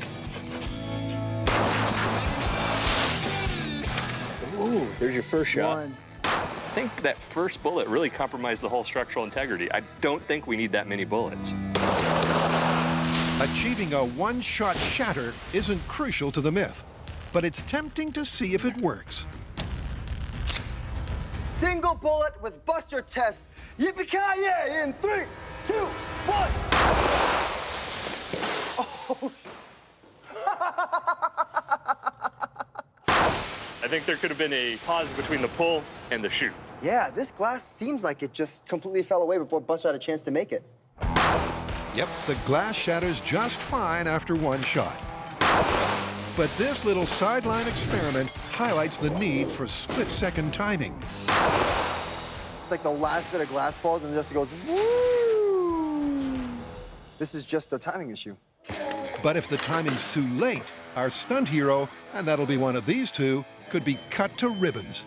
As a timely reminder of how ugly that would be, here's Buster once more with no bullets and no pre-shatter. Cannonball in 3, 2, 1. Oh, that looked like that hurt. It sounded like it hurt too. It was just like, ooh, go, go. Yeah, that is not a soft landing. I think you said it. This was like a car crash. So, bolt through a glass before someone goes through it. definitely. We know that 3 bullets has no problem shattering skyscraper glass. We know that 1 bullet has no problem shattering skyscraper glass either. And we also know that swinging through a pane of skyscraper glass with no bullets looks like the most painful amusement park ride ever. And if our action hero is gonna do that, he's just gonna get a mouthful of glass. The glass broke, but I don't think you'd be holding onto your gun. This glass is tough. The bullets made quick work of it. Buster had no problem swinging through, but he had a perfect arc. The part of this myth we need to test next is how exactly do you jump off the top of the building, swing around, ready to shoot at that glass, movie hero style.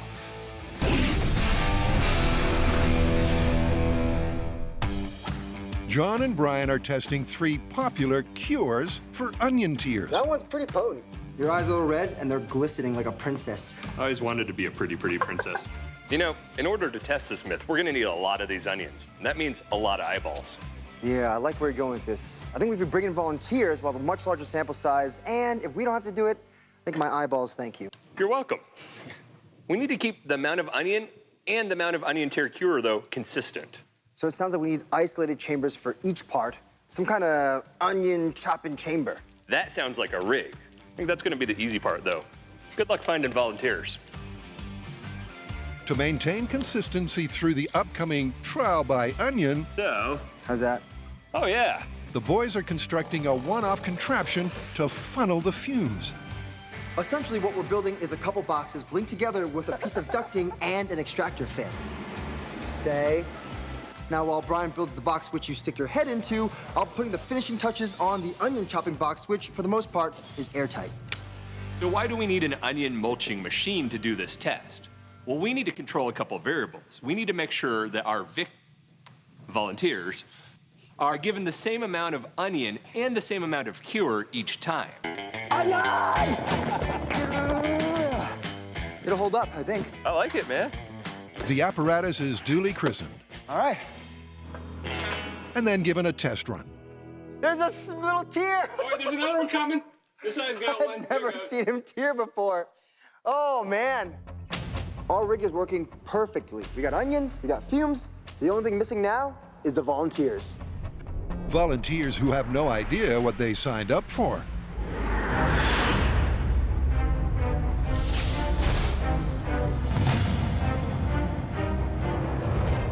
Ladies and gentlemen, thank you for coming today. Here at Mythbusters, we are continually on the cutting edge of scientific breakthroughs. With your help, we're going to be testing whether or not there's an effective defense against the painful effects of onions! So, prepare your hearts, minds, and eyeballs, because it's time to suit up.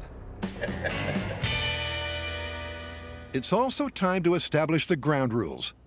How long do our volunteers have to suffer their torture? Well, 3 minutes, because that's about how long a reasonable person would be cutting up onions in their kitchen. Please take a seat right on this stool, and I'm gonna gently lower this box over your head. After each test, we're gonna ask our volunteers to score their experience. They're gonna rank it between 0 and 5, with 0 being, I didn't even know there's onions around, and 5 being, ah, why? First up is a control test with no relief whatsoever. Oh, you're getting it? Oh, there he goes. Look, he's turning a little red. This gives each contestant a baseline pain score. It's like you want to touch your eyes so bad, but you can't. It's okay to cry. It's my party. I can cry if I want to. The pattern of laughter and tears persists. Are there tears yet? Oh, I think there they're might be some tears. It's okay, don't be sad. Science is fun. That up. He's laughing at our onions, John. How you holding up? Just keep going. Okay, just keep going. Roger that. Quick eyesight test. How many onions am I holding up? 5. 5. That's not good. It's pretty bad. Pretty bad. That's good. Remember the feeling. You'll need to write it down. Onion mulching machine. They all hang on for the full 3 minutes.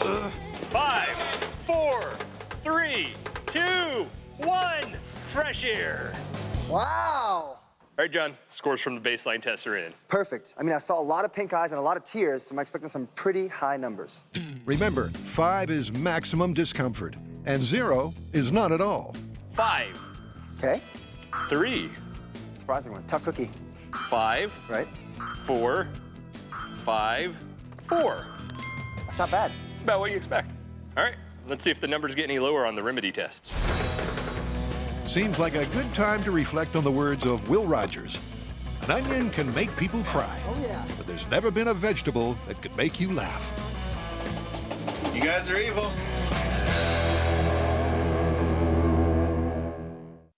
So far, the myth of the skyscraper swing is holding up. Geronimo! Seems like they could pull off a 2-story rope jump. That actually didn't look too bad. And shooting out a window works fine if the timing is right. He was still swinging and hit some of the glass that was falling out, so it's still falling as he smashed through it.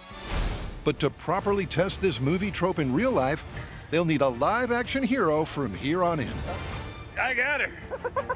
That's why Brian and I are about to have a long jump competition to see which one of us can jump the furthest to give this myth the best chance. It may seem really strange, but John and I both really want to do this jump. It's a once-in-a-lifetime opportunity, even with all the risks. He's working out pretty hard, but I got the leg length. I think I got this one. Brimming with self-belief, Hey! Brian sets an underwhelming benchmark. I'm gonna give you your further foot where the heel is. Here we go. I'm gonna run in 3, 2, 1. Oh, very nice. Oh man, I forgot to roll. Oh, hey! And the results of our long jump competition are Brian with 81 inches and John, that's me, with 133 inches. Now, the theory with the long jump is the further out horizontally I go, the smoother the swing of my arc will be, and the slower my downward acceleration will be. So, less jarring. Well, that's what we're banking on anyway. So they've got their jumper.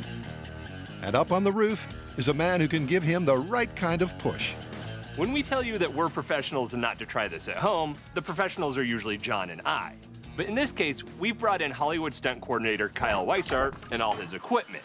The reason is John's life is at risk with this jump. So we have Kyle here to be our expert and make sure everything goes smooth. First up, Kyle's testing John's head for heights with a crash course in basic rappelling. Hold that line like you were. Right? And hang in your harness. I think I was afraid of everything when I was younger. Now you're a real man? No.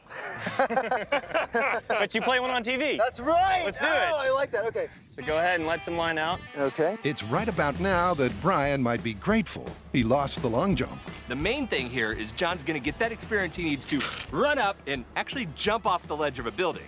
That's kind of difficult. Give a nice big push out, try and get maybe like 10 feet down and give her a stop. Bye! Oh, I don't think that was 10 feet. That was like 5. Oh, lame, all right. Gonna have to do that again. Which apparently won't be a problem. John's getting the hang of this. Woo! Is that 10 feet? There you go, that's 10 feet. John's having the time of his life here. Don't blame him. So now that you've gotten some confidence up with the basic rappel, we've now switched you over to a version of our belay system. So, and this is Which means things will get a lot more physical. This is exciting. Okay, I got this little harness on, but what exactly are we doing right now? Kyle's transitional solution to give John more distance is what he calls a gold tail rig. Yeah, that seems nice. Yeah. It should afford John an extra 10 feet of rope and lessen the chances of snapping his spine.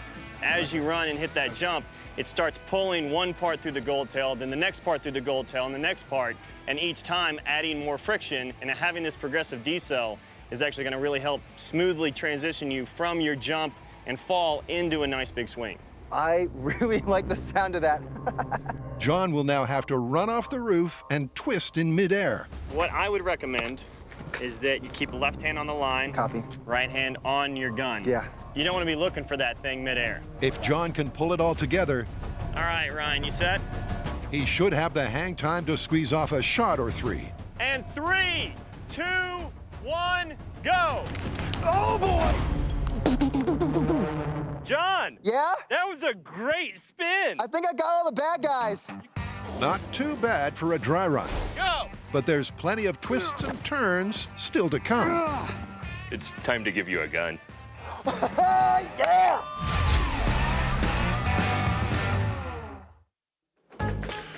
So far, 6 volunteers have each spent 3 miserable minutes in the Onion Chamber of Doom I can do this. to establish a baseline response. What we're looking for in our testing of this myth is no irritation of the eyes. That's no pain, swelling, tearing, no nothing. And the first old wives' tale they're testing? Chewing gum. The idea is that when you chew gum, it forces you to breathe through your mouth, which causes less irritation to the lacrimal glands, which are responsible for creating tears. Less irritation, less tears. Welcome back. Yeah, guys. Ready for another rodeo? Wait. I'm gonna offer you some gum, as much as you'd like. What are you trying to say? Let's do it. Fans on! Don't stop chewing. Josh rated his control test discomfort at the maximum number of 5. So he's hoping for some improvement. How you holding up? Doing good. You guys are evil. Like halfway between crying and laughing. It's called onion madness. All right, we're at the halfway point. How you doing? All right. You burning? Oh, yeah. Oh, yeah. Oh, you are? Oh, wow. Straight to twitchy eyes. Not helping. Was that not helping? Not helping. For Eric, at least, the gum was no miracle cure. You feel that. You feel it? My breath won't stink, but I definitely felt my eyes burning. And with that, it's time to check the scores. All right, we have a 3, a 4, a 5, a 2, a 3, and a 4. That's all over the board, but they're still high numbers. In fact, the chewing gum average score isn't a whole lot better than the control test. So they're ready for treatment number 2. These next onions, fresh out of the freezer. Now, how can freezing an onion prevent tears? Well, when you cut an onion, enzymes release propanethyl S oxide. If you don't release that gas because it's frozen and there's no enzyme activity, no tears. Well, that's the theory. There's plenty of people who swear this works wonders. You ready? Let's do it. The onion feels cold, but it's not cutting any differently. It's starting to hit me a little bit. I think last time around this point, you already had some tears going. It's a slow burn. It's a slow burn. Hey, John. Yeah? She looks like she's holding out a little better. They're watery, but no tears. Ultimate chopping championships. Are you ready? Smell it! Oh, no! Oh, she's already down to one eye. That is a lot of blinking. You guys are jerks. 5, 4, 3, 2, 1. Fresh air. How was that? That was actually a little better. It didn't get worse and worse as the time went by. The results? Well, they're slightly better than chewing gum.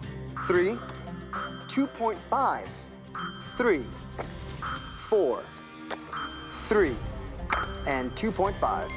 Still, the frozen onion remedy falls a long way short of the total relief they're looking for. We got some interesting results for the onions out of the freezer. I think we actually noticed that there's a slower ramp up to their eyes burning, and when it did get up there, it just stayed kind of steady instead of getting worse and worse and worse. Onions fresh from the freezer? Well, based on what our volunteers showed us, I don't think that's the remedy.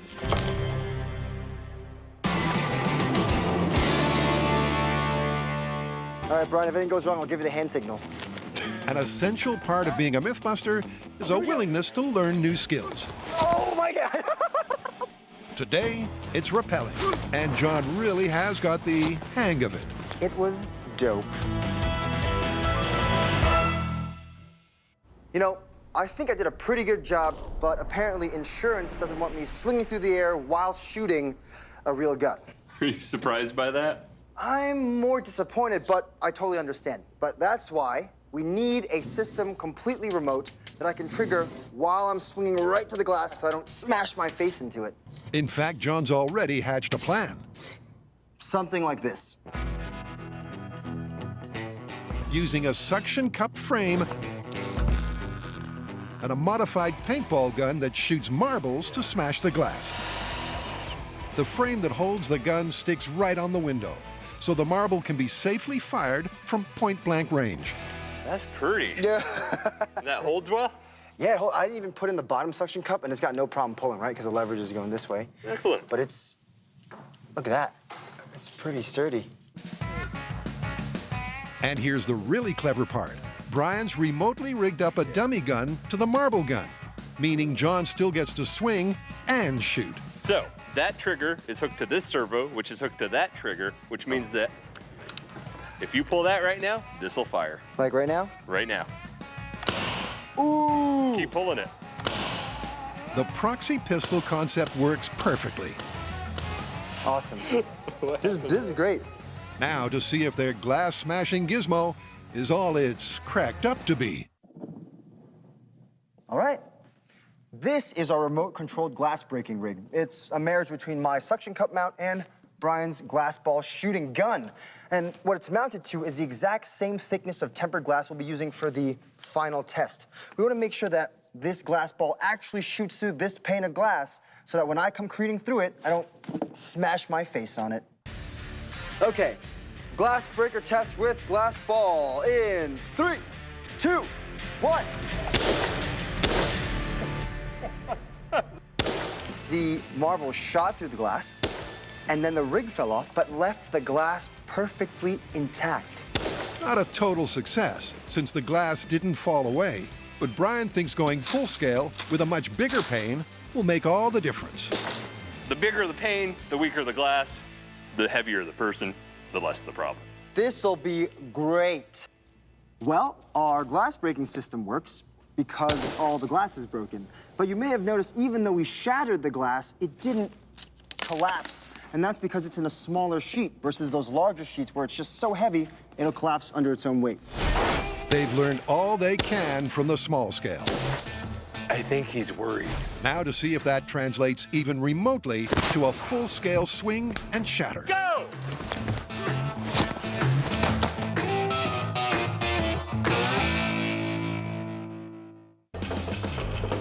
So far, 6 volunteers have rated the effectiveness of 2 mythical cures for stinging onion eyes. First, chewing gum. Do you think the gum helped at all? No. And then freezing the onions. They're watery, but no tears. Oh, wow, that seems like a pretty good improvement. Come on over. Please take a chair. This test is spritzing the onions with lemon juice to see if it stops you from getting tears. Okay. Now, how is that meant to prevent the burning and the red eyes? Well, lemon juice contains acid in the form of citric acid. That's gonna neutralize the enzyme that makes the gas that makes the tears. No enzyme, no tears. Lemon juice! All right, clock's on. Here we go. They're pumping lemon juice through a sprinkler hose and spritzing as they go. You getting that lemon juice on there, B-Rye? Oh, I'm staying right under the lemon juice. Spritz with a little lemon juice. Full chop. He looks pretty happy. Oh, I see tears. Yeah. I like lemon. She loves lemon. All right. Yeah, I don't see any tears or any real pink happening in the eyes. Look at that. He's opening his eyes wide. I know. She's going like this. She's challenging us. Hey, look, you're doing all right. How's it going in there? I'm fine. That's impressive. And that is all, folks. There's a incredible noticeable difference. There's like no pink in your eyes at all. I know, I didn't even smell onions. Really? Wow. Word of mouth is good, but how did they rate the lemon juice cure from 0 to 5? 1, 1, 1, 1, 1, 0. Well, that's our first 0 of the day, and plus all those other ones, I'd call this a real result. Well, these numbers are significantly lower than the control, so I'd say lemon juice had to have an effect. I mean, freezing onions and chewing gum, not so much, but lemon juice, I'd have to say that's plausible. Me too. Chewing gum and frozen onions are busted, but lemon juice is definitely plausible, with one obvious drawback. I kind of wonder, though, with the lemon juice on the onions, do they even still taste like onions? I guess there's only one way to find out. Oh! That's not good. Oh! It's like It was like a crunchy lemon. Oh my gosh. Yep. It just tastes like lemons. On that slightly sour note, our volunteers are thanked. Your sacrifices have helped enhance mankind's culinary knowledge. And to help you remember the amazing time you had with us, we have a parting gift for each and every one of you. Your very own bag of onions. So, here you go. Oh, just pass these out. You know, John, we had a lot of fun testing this myth this week, and I learned one thing for sure. What? We're gonna smell like onions for 2 years. That's, yeah. The boys reveal a surefire cure they've so far kept under wraps. Ta-da! But it's strictly a last resort. Look! No tears! Yeah! I don't think normal people have one of these in their kitchen! What? What? What? We're testing the Hollywood movie trope that a good guy, with nowhere else to go but off the roof of a building, will take a leap of faith and grab onto some kind of rope or fire hose or something. And as he's swinging back, shoot through a window, come crashing through it, and land perfectly safe back inside the building. Geronimo! To get this far, they've determined an action hero could survive a 2-story jump and jolt. Here we go, get to the car. To the car, Buster. John's also practiced some mid-air sharpshooting. But for safety, they've built their own suction cup marble gun to break the glass. That's pretty solid. Now it's all up to John, and he's still on a steep learning curve. Oh my God. A little bit of prayer halfway down? No, it was me swearing. We need to get all of this safety equipment on you that will protect you against the glass and get you used to doing the jump in all of this equipment. You said you feel like a superhero. Let's see if you can jump like one. Oh yeah, we'll see what happens. Assume the position. With John's well-being the main concern, Is it too late to go to the bathroom? Yeah.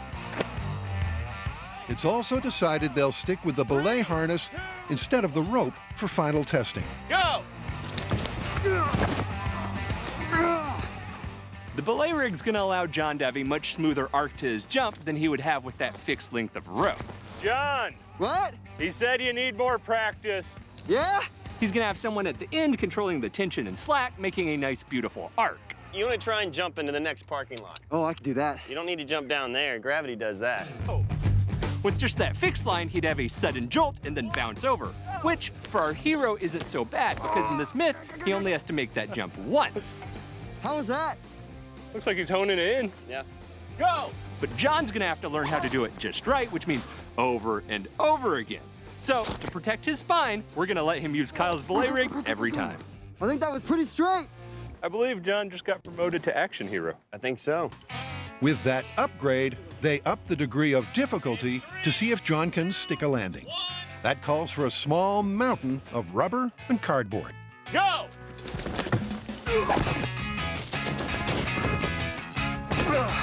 I'm good. How'd that feel, man? That was awesome. I think I'm definitely shooting the window, landing flat across it, landing soft. It's good to go, man. I don't know how I feel about saying this, but it's time to give you a gun. Yeah! With the elements all falling into place, they set up a big paper target for John to aim at. The same size as the skyscraper window. It may seem kind of silly to score paper before jumping through it, but ends up with 2 layers of paper here and the flexibility, this could be more dangerous than that glass for John to go through. These little score marks, that makes it nice and safe. And just to see if that mid-air snapshot is feasible, John's taking this jump armed with a paintball gun. I'm finally about to do a 10-foot run-up off the roof with my firearm swinging into a giant paper target to see if I can put every one of the things I learned to the test. I'm feeling the adrenaline. You better figure out the accuracy here. It's glass after this. Copy. John threw the paper accuracy test in 3, 2, 1, go.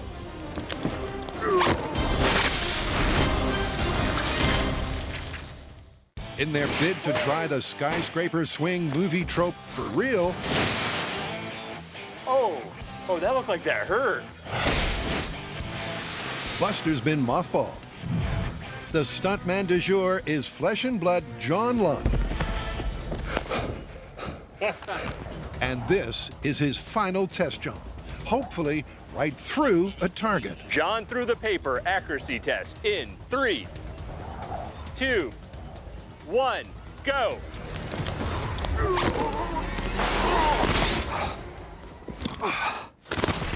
Perfect. John not only smashed through the target, but got off a few rounds beforehand. Well, I didn't see any stray balls. Every single one pulls straight down a line, perfectly hit. Gun safe. I'm good. We were looking for accuracy with that live paintball gun, and his shot right down the line in the middle of the target. It's crunch time. While John sweats off the pounds, Looks toasty, buddy. Yeah. the window is carefully anchored into position. All that remains is to hook up the suction-attached marble shooter. But Kyle still sees a safety snag. We have John too far out. When he pulls that trigger and the timing's on him, we actually have a pretty good risk of some pieces of glass being too active and dropping as he's swinging through, creating kind of a situation where he might get injured. So I'm gonna have to pull the plug on that one and pull the glass myself. Kyle's timing will have to be spot on, so John doesn't crash through an unbroken window. There you go, we'll be able to. And here's how the new plan is going down. Behind me is a large pane of glass attached in a solid window frame, just like a skyscraper. At the top of it is a pair of vice grips attached to a rope coming down to Kyle. Kyle's gonna yank that rope, breaking the glass at the perfect time, so that John gets the perfect swing through the glass. Everyone's quiet and focused, and honestly, it has me pretty nervous for John right now, but I think he's in good hands. Let's do it. They've done all they can to ensure John's success and his safety. All of my training, the rigging, the setup, and everything the team has done so far has led to this one moment. It's fair to say that by now, John knows the ropes. But this time, there's 200 pounds of quarter-inch thick glass in the mix. Let's do it before this becomes all fog. Guys, so we're going for the real deal. Everything goes on go. All right, John, you set up there? You feel confident? Yeah! John, through the glass, Hollywood style, in 3, 2, 1, go!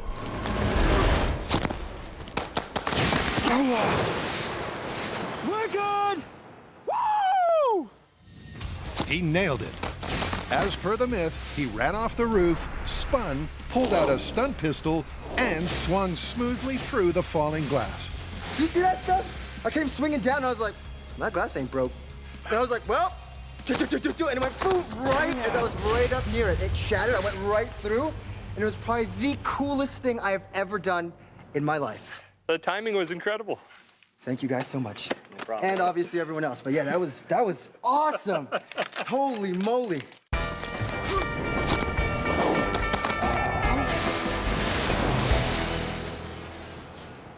This was a neat myth to test. What do you think? Well, let's break it down. Even though Kyle broke the glass, I'm pretty sure we proved that you can comfortably get off a few shots mid-swing to crack the window. Yeah, you had no problem shooting that window square on, and you went through the glass safely. Yeah, the only real doubt is whether the actual jolt from an inflexible rope versus our belay rig would throw my rhythm off. Yeah, Buster survived his two-story rope fall pretty well, so I'm tempted to call it plausible. Me too. Totally plausible. So, how do we get down from here? Do you have any rope? No rope. You got a phone? Yeah, it's downstairs. I see.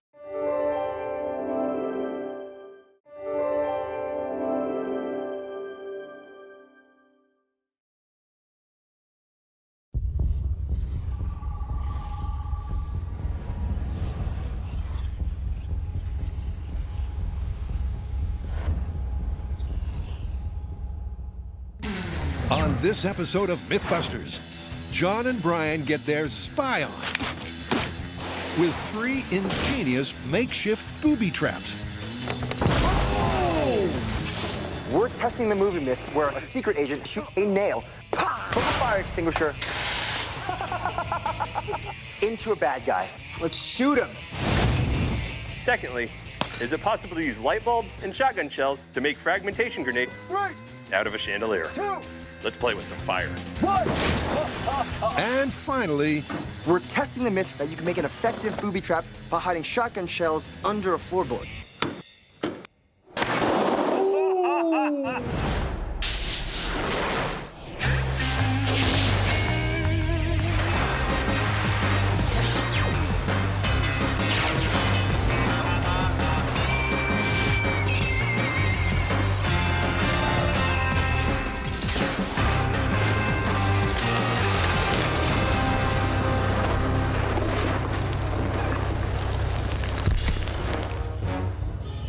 Firing up first on the secret agent agenda, some nail gun fun from the movie The Bourne Legacy. We're testing the movie myth where a secret agent is being ambushed inside a house. He's completely unarmed, so he needs some kind of upper hand against his opponent who has a submachine gun. Now, in true ingenious fashion, he finds a fire extinguisher, pulls off the nozzle, puts a duplex nail into it, and just at the right moment, fires the nail into the bad guy's shoulder, giving him just enough time to finish him off mano a mano. One of the things this scene doesn't reveal is what type of fire extinguisher our secret agent's using. So that's where we gotta start. Compare and contrast different types of household fire extinguishers and determine which one's best for this myth. All right, let's go rollerblading. Come on. Oh, God! We're gonna try to fire a duplex nail from a fire extinguisher. That's not too bad. How do you turn? To do that, we need something called thrust potential, which will be different in each one of the extinguishers. Your barriers work. So I came up with the awesome idea to strap myself into these rollerblades. How do you do that thing where they spin? This will be the second time I've ever put rollerblades on my feet and test each fire extinguisher and see if it potentially rockets me across this shop floor. Go, go, go, go, go! Go, go, go!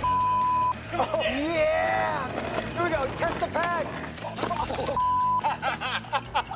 All right, if it can move me, it can definitely move a nail. This is gonna be great.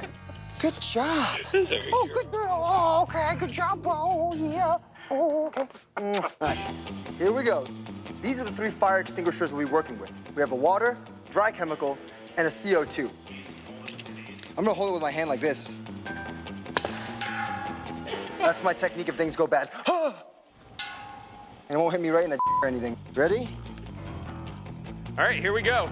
Fire extinguisher thrust test using water in 3, 2, 1. Here we go. Am I going? Keep going, John. You're doing great. It doesn't feel very fast. Woo! Hold on, I'm a little thirsty. Just. Thank you, sir. H2O was a no-go. No thrust means it can't have been the extinguisher used in the movie. Next up, the dry chemical. In 3, 2, 1.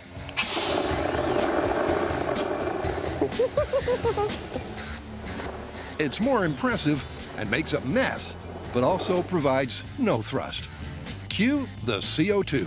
3, 2, 1. Go, you're building up speed! Keep going! You're moving!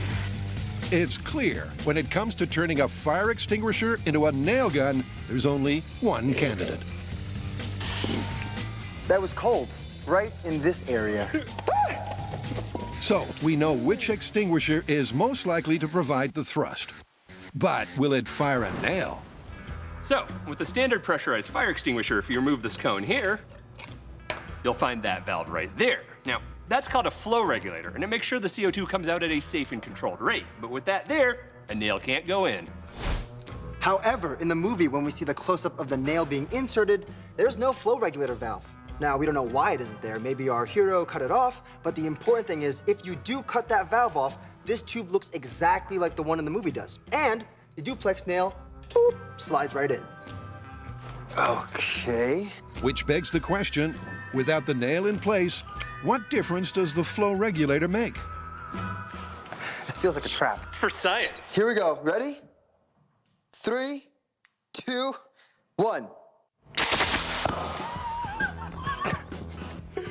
There's a clear difference. Whoa! 1. Oh, man.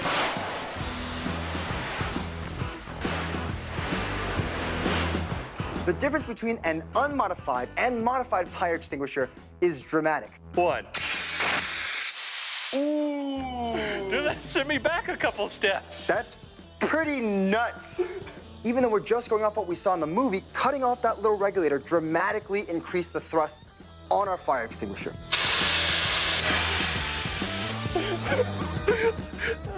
That's dangerous, and I like it. That's a murder giggles. Fire extinguisher gave me murder giggles. If we had done that when I was doing my initial thrust tests, I probably would have went across the shop floor, up the stairs, and out the door. So I'm kind of glad we didn't. So they have their modified extinguisher ready to roll. But before they start firing nails, cue spy movie myth number 2. When it comes to high-tech gadgetry, nobody does it better than Bond, James Bond. But in Skyfall, Bond and M are under siege and have to improvise with homemade booby traps. M takes a hammer to several light bulbs, inserts the still-working filaments into shotgun shells, ties them into bags of nuts and bolts, screws them back into the chandelier, and instant fragmentation grenade. Man, I can't believe after all these years of James Bond books and movies, we finally get to see M being a badass in Skyfall. But what about her booby trap? She essentially created a series of fragmentation grenades that hang from a chandelier. Sounds like a long shot. Sometimes those are the odds that pay off.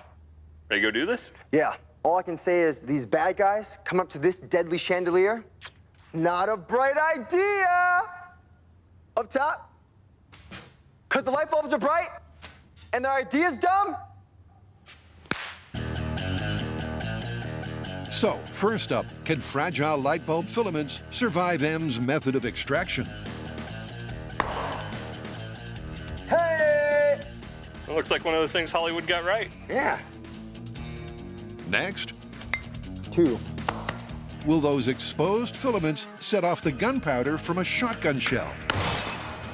In order for this myth to be confirmed, the filament in that light bulb is going to need to burn long enough and hot enough to transfer enough thermal energy to that powder to ignite it. Now, that might be fairly rapid, or it might take some time. Let's play with some fire. The myth requires a series of light bulb filaments to fire simultaneously, as it would in a chandelier. So, for a proof of concept, Brian and John set up 4. Cue the explosive ingredient. Smells fresh. Careful. Yeah. Okay, we're either going to learn how to make a frag grenade chandelier or learn how to booby trap bad guy cereal. All right, let's get out of here. Multiple filaments in gunpowder, like a chandelier. In 3, 2, 1. Ooh, I felt that one in my face.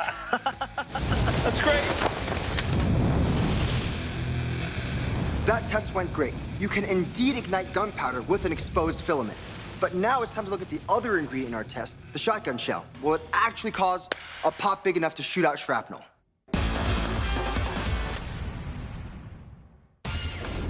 For your eyes only, Brian and John get their secret agent on with a trio of booby-trapped tall tales.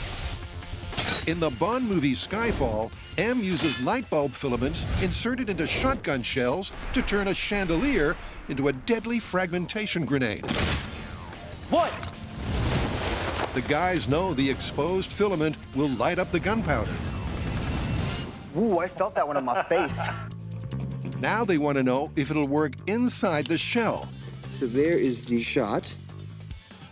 There we go. For a proof of concept test, they've removed the shot, leaving the powder and primer. Didn't even flinch. You know I wouldn't cut you, son. Next, they screw the shell into a light fitting. Is it slightly absurd that there is a shotgun shell sticking out from the underside of this light? Yes. In 3, 2, 1. That was neat. There's a little flash. It looked like the shell rocketed down.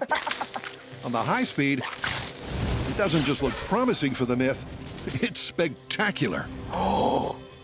You can see combustion in there before it takes off. Oh, you see the gunpowder go.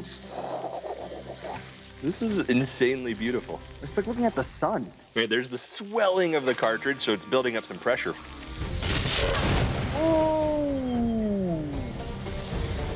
That was beautiful. That's great. The proof of concept looks good. But to take this story further, it's time to hit the road and scout out a sweet location for an explosion. Well, perfect for a chandelier booby trap. I love this abandoned sugar mill. It's got the perfect atmosphere, and considering it already looks like a bomb went off in here, I'm pretty sure we're getting our damage deposit back. In our small-scale test, we were able to establish that you could, in fact, ignite the powder in a shotgun shell with just a light bulb filament. All right, that's it. That's good. But that was as far as we could go in the shop. Now, we're gonna add the shrapnel, set up our targets. Let me get you some zip ties. I got them. Are they in your mouth? I picked them up. Did they come off the floor? Yeah. Isn't this a contaminated zone? Yeah. And see just how much carnage these chandeliers can cause. It's nice in here. Yeah. With the unwilling volunteer targets in place, This guy's drunk. Yeah, he's had a few too many. next, they assemble the fragmentation bundles for each bulb. In the movie, Em takes a pre-cut shotgun shell and a freshly smashed light bulb, and she simply twists them together. First, I put the glue on the rim, but obviously in real life, it doesn't. So we have to assume she used some kind of adhesive to keep these two together. Like a surgeon. In our case, hot glue. Voila!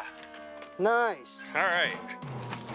In order for this myth to be confirmed, when we flip that light switch, we need to heat up the light bulb filaments, igniting the gunpowder inside our shotgun shell, which causes them to explode with enough energy to send that shrapnel into those assassins deep enough that we see some real damage. In real life, however, I don't know if these uncontained shotgun shells will have enough force to send this shrapnel through our assassins. In the world of do not try this at home, this is about as extreme as it will get. The experiment is designed to produce shrapnel, and because of that, we can't be inside the building. In fact, we've had to place 2 rooms worth of walls, a plywood barrier, as well as the blast shield between us and the chandeliers, just to keep us safe. Okay, chandelier booby trap test in 3, 2, 1.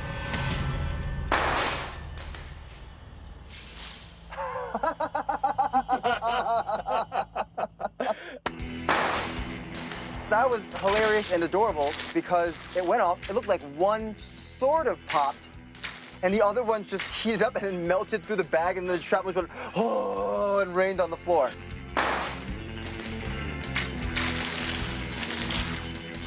The filaments lit up, igniting the gunpowder in the shells. But there's not nearly enough explosive force. After the plastic melted, it simply fell to the floor. This myth is not looking so great. Well, it smells like all the gunpowder got burned. There's some carnage on the floor. Oh, a couple bags of what looks like unexploded ordnance, although the shells did burn off. Yeah, everything's popped off. Oh man, look, it melted some of these shells open. They all went off, though. I mean, Yeah. it kind of activated. It just didn't do Underwhelming slightly? I mean, unless you're the janitor. And I'm looking at our assassins, and they look pretty good. I think they're still ready to hunt down some people. Yeah. If these chandeliers went off in your face, I'd say you'd be much more annoyed than dead. But the next step is for us to mimic that destruction they got in the movie, but in real life. You would think it'd be easy to turn a shotgun shell into an explosive, but obviously it didn't work. So I'm gonna tell you exactly how to get the Hollywood effect in real life. First, a whole bunch of... Second, you're gonna need to take... Mix it with... Third... And don't forget this one. And that is exactly how we're gonna take Hollywood effects and turn it into real life carnage.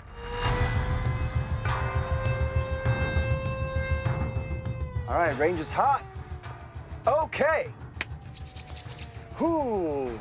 Shotgun chandelier booby trap. What would it take? In 3, 2, 1.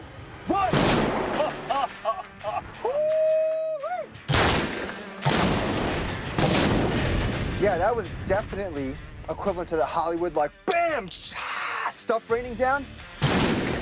A little bit of pyrotechnic know-how goes a long way. The same quantity of gunpowder was used, but it went from a disappointing fizzle to a spectacular and deadly explosion. Oh! That's a headshot. That is hilarious. A lot of headshots, it looks like. Boom. Butt shot? Guess what this guy's name is? What's that? Michael Bolton. While the basic concept of using a light bulb filament to fire a shotgun shell is sound,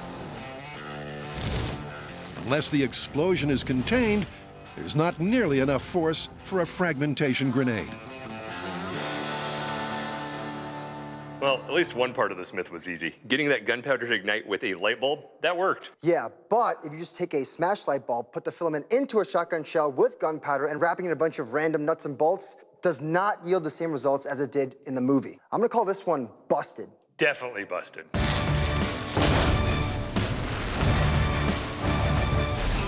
Coming up. Wait, what would this gun fire anyway? Buster meets his maker, testing the myth of the shotgun floorboard.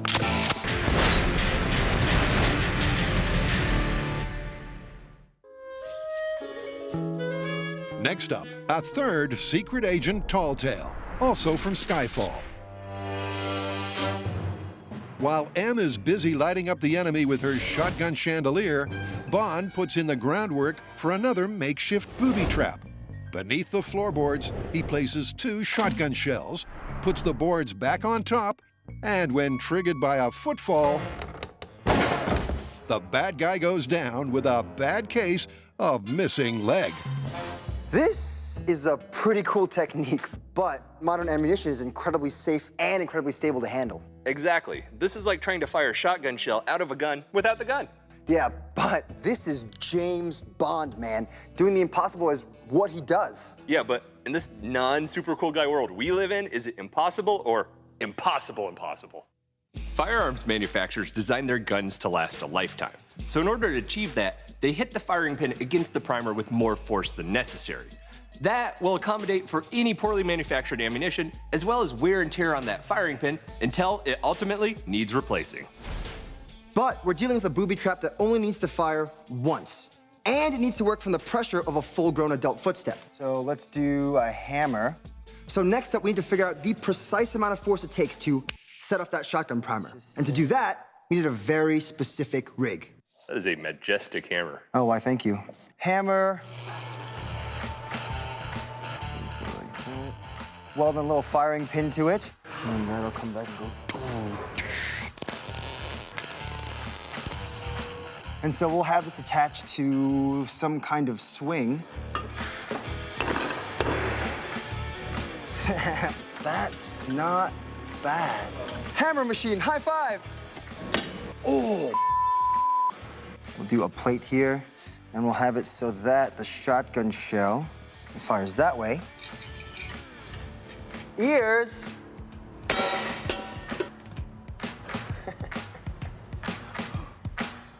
Well, would you look at that? Huh. Sorry, ears. All right, so then we'll probably have a scale here. Whoop. Okay. And to figure out the force, we'll just incrementally pull the hammer back further and further and further until we set up the primer consistently. And then we can swap out a force gauge and see exactly how much pressure it takes to set it off. Sure you can get that done in no time?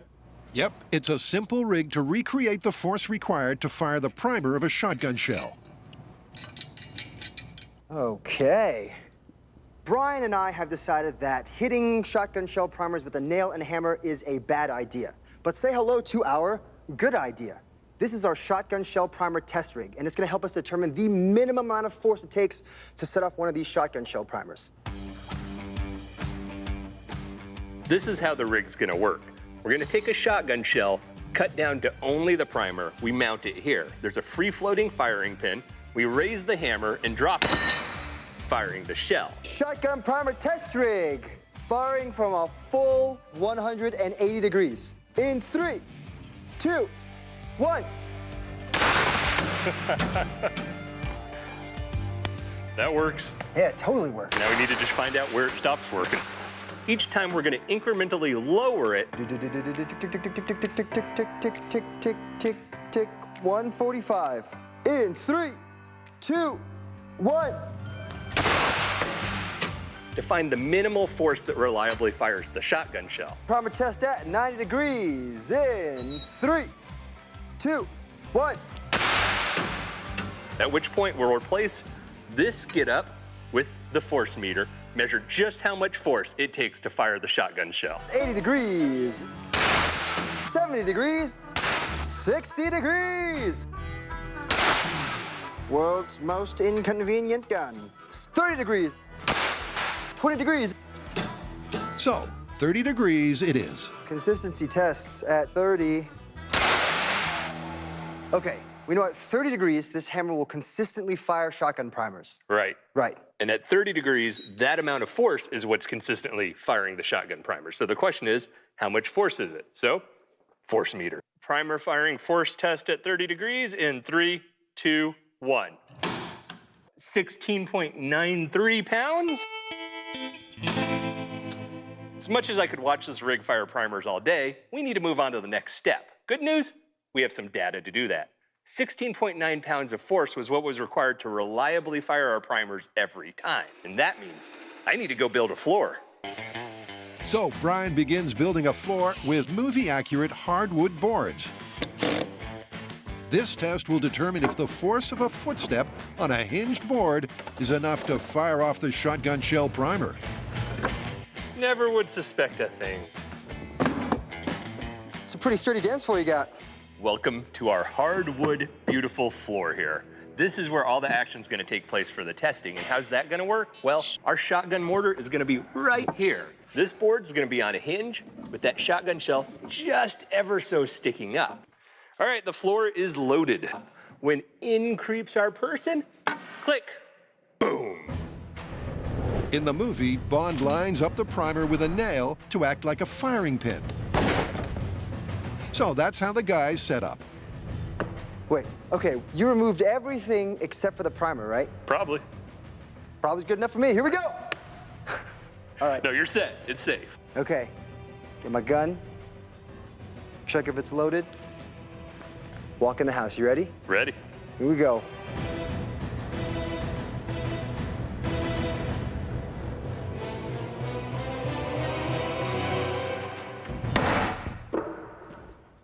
That was a creak, but that was not a fire. Yeah.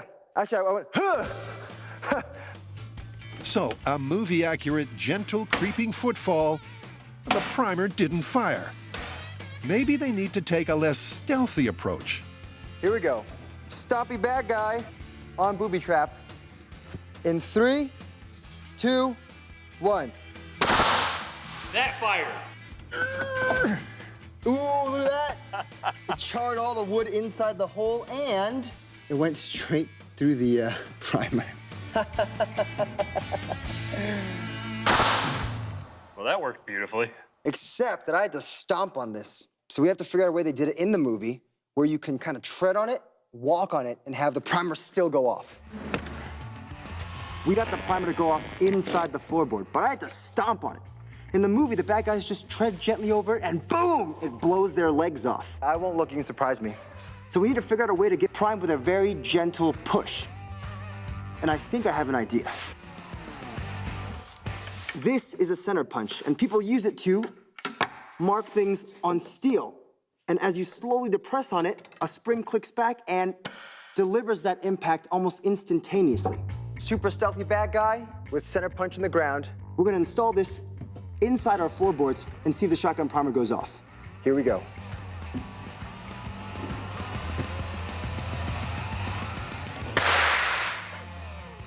That's legit! Is that legit? It fired. So, if Bond had inverted the shell, placed the primer over a spring-loaded center punch, the stealthiest of footfalls would have worked.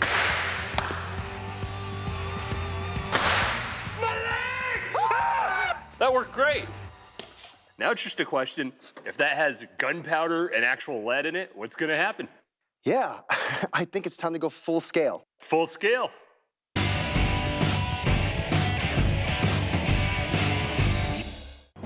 John and Brian are testing the James Bond shotgun floorboard. They know that with a simple hack, a bad guy's careful footfall will set off the primer. But has a shotgun shell got enough gunpowder to take someone out? To find out, John's stepping up. Meat leg! Right, because we need a human analog of a leg. And so I have an idea to build one from the ground up. You know, like poplar bones, which is a good human analog for bones, and then wrap it in pork loin and pork skin to simulate muscle tissue. Just like a human leg, we'll see the damage. Yeah, but we still need a system to drive the leg so it actually stomps. And I think it's gonna be something like this, where we have Buster replace one of his legs with our meat leg, and then have some kind of air piston system that lets us drive his leg down. Sounds good. All right, Buster. I'm gonna make you a real boy. Whoa! You might wanna get that checked out somewhere else. Okay, so we're gonna divide and conquer. John's gonna go build Buster's meat leg. All right, let's put some meat on these bones. While I build a pneumatic system to animate it. So creepy. It's gonna have a frame to hold up Buster, variable stomp pressure, and a remote control so that when you hit that button, boom, right into a shotgun shell. Almost lost a piece of calf. Skin, check. Meat, check. Snack, check, okay. So my job here today is to build a human leg analog out of raw pork. It's weird, right? Yeah, it's weird, but it's also perfect. Because this actual meat and this actual skin will give us a really good illustration of what kind of damage these shotgun shells will do. Oh, yes.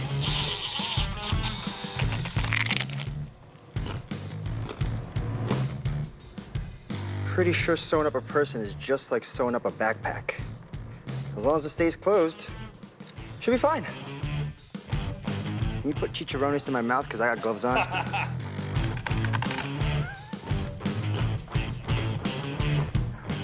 Part one, done.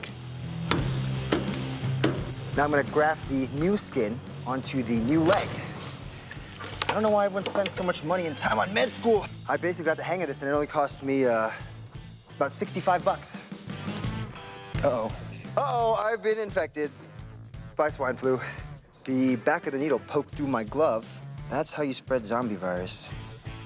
You get cut and you don't tell anyone. This is our human analog. It's made from pork skin, and is very well stitched together in the back, holding it all together, giving us the perfect human calf. I still have to do the thigh, but when that's done, I'll also add some feet here. We'll have 5 thinner dowels wrapped in meat, sewn to a sandal. Then this end will attach to Brian's rig, where it'll help us stomp on the shotgun shell, and we'll see if it blows the leg off. Before they head out on location to fire up the meat leg. Wait, what would this gun fire anyway? Bacon? John and Brian reset their sights on the Bourne Legacy nail gun. Can you really use a fire extinguisher to shoot a nail deep enough into a bad guy's shoulder to distract him? To find out, they've selected their CO2 extinguisher, modified it as per the movie, constructed a stand, like a glove, and brought in a bad guy. Let's shoot him. With a fleshy target to aim at. I love when we break out the ballistics gel. I'm aiming right for this guy's shoulder. What do you think? Ooh, that looks pretty good. I've never aimed a fire extinguisher before. Yeah, I say we load it up. This is pretty close to the movie setup. We got the fire extinguisher, we got our bad guy, he's got meaty shoulders. All that's left to do now is to fire one at him. The hero in our movie hits the fire extinguisher handle with a pipe. Secret agent material. Duplex nail in CO2 extinguisher in 3, 2, 1. I heard it hit somewhere up. Look at the tube. John hit the handle, boom, ting. It hit, except there wasn't any hits on the target. The hit was over the shoulder on the wall. Here it comes. Yeah. You see that? The barrel's moving before the nail exits. This goes about there. The solution? A zip tie to prevent barrel kickback. And cue take 2. Duplex nail in fire extinguisher with the barrel locked down in 3, 2, 1. I think I heard that one behind me. You did, John. It bounced off the gel. I saw it with my naked eye. Wow. Yeah, so it fired, tumbled butt end first, went in like what, inch and a half? At least. And then slingshotted back out. But I think if that hits tip first, it's gonna have different results. So we need to fire a few more. For the next hour, low, way low. Way low? Shot. Oh, it's way to the right. After shot. Way right. After shot. Down into the left again. Serves up a miss. I'm not sure where that hit, but it bounced around a lot. Or? We're getting direct hits, but they're bouncing off. Yeah. And as evidenced on the high speed. Oh yeah, that's spinning. Okay. It boils down to a lack of in-flight ballistic stability. Ooh, that tumbles real hard. It's a crapshoot. And the nail gun myth might be done and busted. 3, 2, 1. Oh! Look at that. Oh, that's super impressive.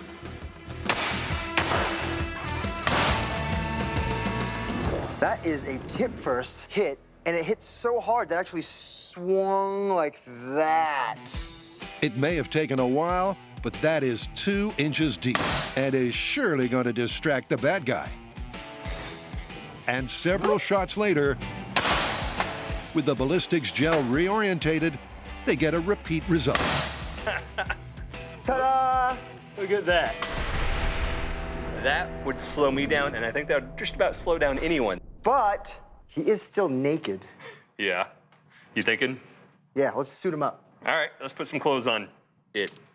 This is a pretty solid hit. It might slow you and me down, but these are trained government spies. And on top of that, he was wearing clothing.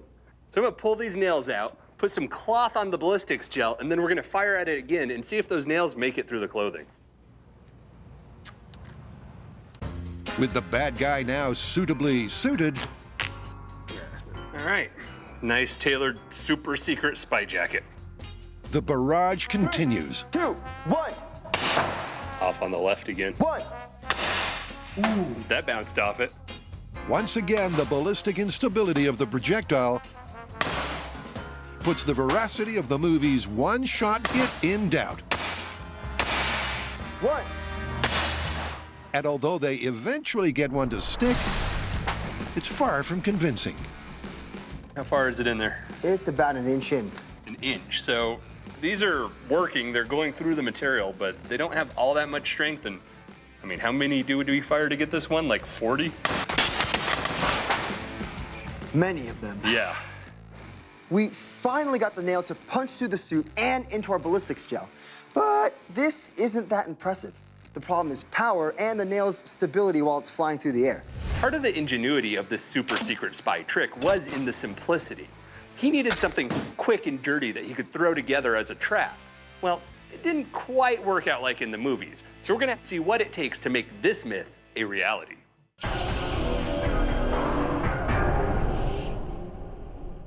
What? With the fire extinguisher nail gun lacking accuracy and power, the myth is cooked. How many do we fire to get this one? Like 40? But Brian and John aren't finished yet. Sorry.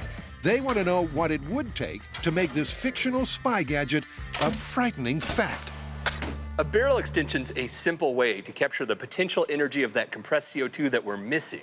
As the nail comes out of this relatively short 3-inch barrel, the gas is still expanding, and all that does is destabilize the nail. By putting that longer barrel on there, we're gonna stabilize the nail and accelerate it to terrifying speeds. While Brian does the definitely do not try this at home re-engineering of the fire extinguisher fittings, That should do the job. John preps the ballistics gel torso That's great. for target practice. Yep, right up Main Street. Don't worry, you won't feel a thing.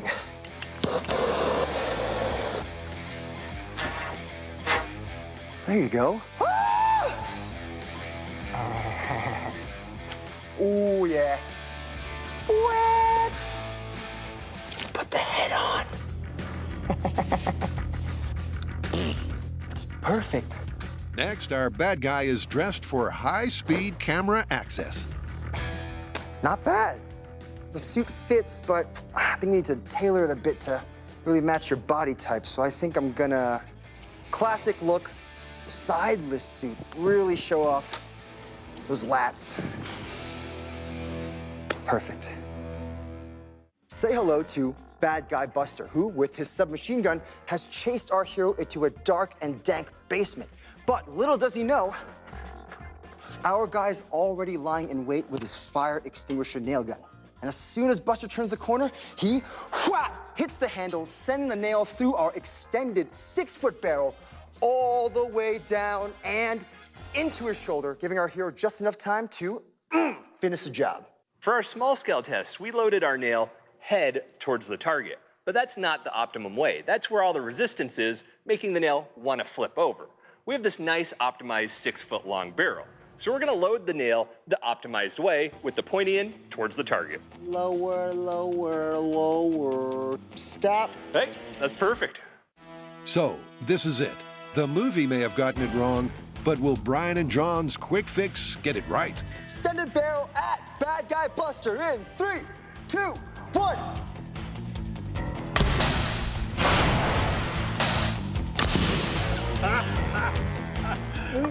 Did that go all the way in?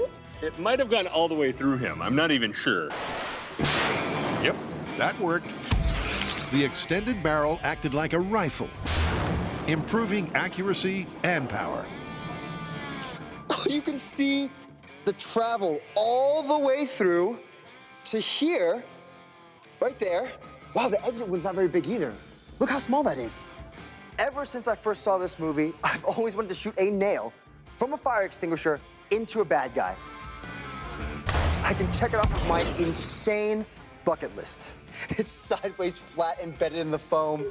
In our first test with no barrel extension, we managed to shoot a nail an inch into our ballistics gel through a suit and a dress shirt. But just adding 6 feet worth of pipe managed to shoot the nail all the way through our ballistics gel bad guy. I would say we definitely unleashed the full potential of our CO2 extinguisher. That was awesome. Yeah, it did go straight through him, but that was with a 6-foot barrel extension. And we never saw that with the small scale movie style fire extinguishers. Top of that, it took at least 30 nails to get one to stick straight in. Yeah, I think this is busted. Busted.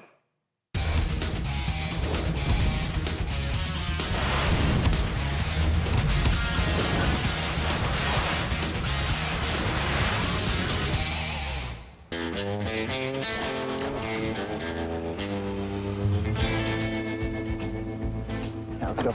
We're testing the myth from the James Bond movie Skyfall that you can make an effective booby trap by hiding shotgun shells under a floorboard. We're about to go full scale with live ammunition to see if we can take out our evil assassin. Back at the abandoned sugar mill, Nice. Brian and John are gearing up for the floorboard shotgun showdown. It'll go BAM! Fire into the floorboard. All right. Which way we having him face? Forward? There you go. Yeah. How's he looking? Good, except this just became a Western. With bad guy Buster in place, I got special meat delivery. Voila. it's time for some field surgery. A leg reattachment. How's it? Looks good. That's good. This goes. All right. Fantastic. There we go. Oh, here's the fun part. All right, I got the leg bolt right in here. Okay. Boom. We just targeted our meat leg. We did. That's a strange sensation. Oh. Yeah, he's got a webbed toe condition thing. That doesn't look right. He should see a doctor. This is a vacation flip-flop. It's foam, doesn't offer much protection, but in the newest line of assassin footwear, ta-da, it is a tactical boot sole with the vacation feel of a flip-flop. You ready? For your easy viewing pleasure? That's right. It has the sole of a regular boot, but it will allow the cameras to see what happens in gory detail. Ooh, it's starting to go. All right, okay, you ready? I'll just do the, oh! It's getting juicy. It's getting juicy. All right, let's clear the floor and give this guy a test stomp. Brian's piston is calibrated to give Buster the stepping force of an average-sized bad guy. Deadly assassin with meat leg. Regular walking tread test in 3, 2, 1. That's a pretty good step. Yeah, I think that's perfect. Let's add some shotgun shells to it. Yeah, let's do that.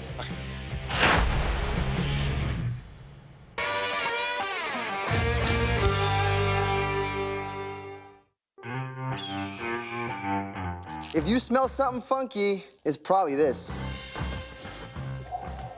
Don't get more fresh than that. Oh, yeah. Here's what we're gonna need to see to call this myth confirmed. All right, I'm gonna load the shotgun shells. The meat leg's gonna need to push on the trick floorboard, in turn, firing the shotgun shells up through the floorboard with enough force to cause enough damage to permanently put our assassin out of commission. Okay. John, like Bond, has placed 2 shotgun shells under the hinged floorboard. Range is hot. But what does he think is going to happen? Our assassin Buster's all set up. What I think is gonna happen is he'll stomp on the floorboard, but even though the shotgun shells definitely have enough power, where it's not contained by a gun or a barrel. So if it doesn't work, that's gonna be why. All right, it's pressurized. Okay, here we go. Whew. You excited? Yeah, I'm actually a little nervous too. Full scale, shotgun under the floorboard booby trap Skyfall myth in 3, 2, 1. Buster stepped up. Both shotgun shells fired. But I don't see any holes in the floorboard.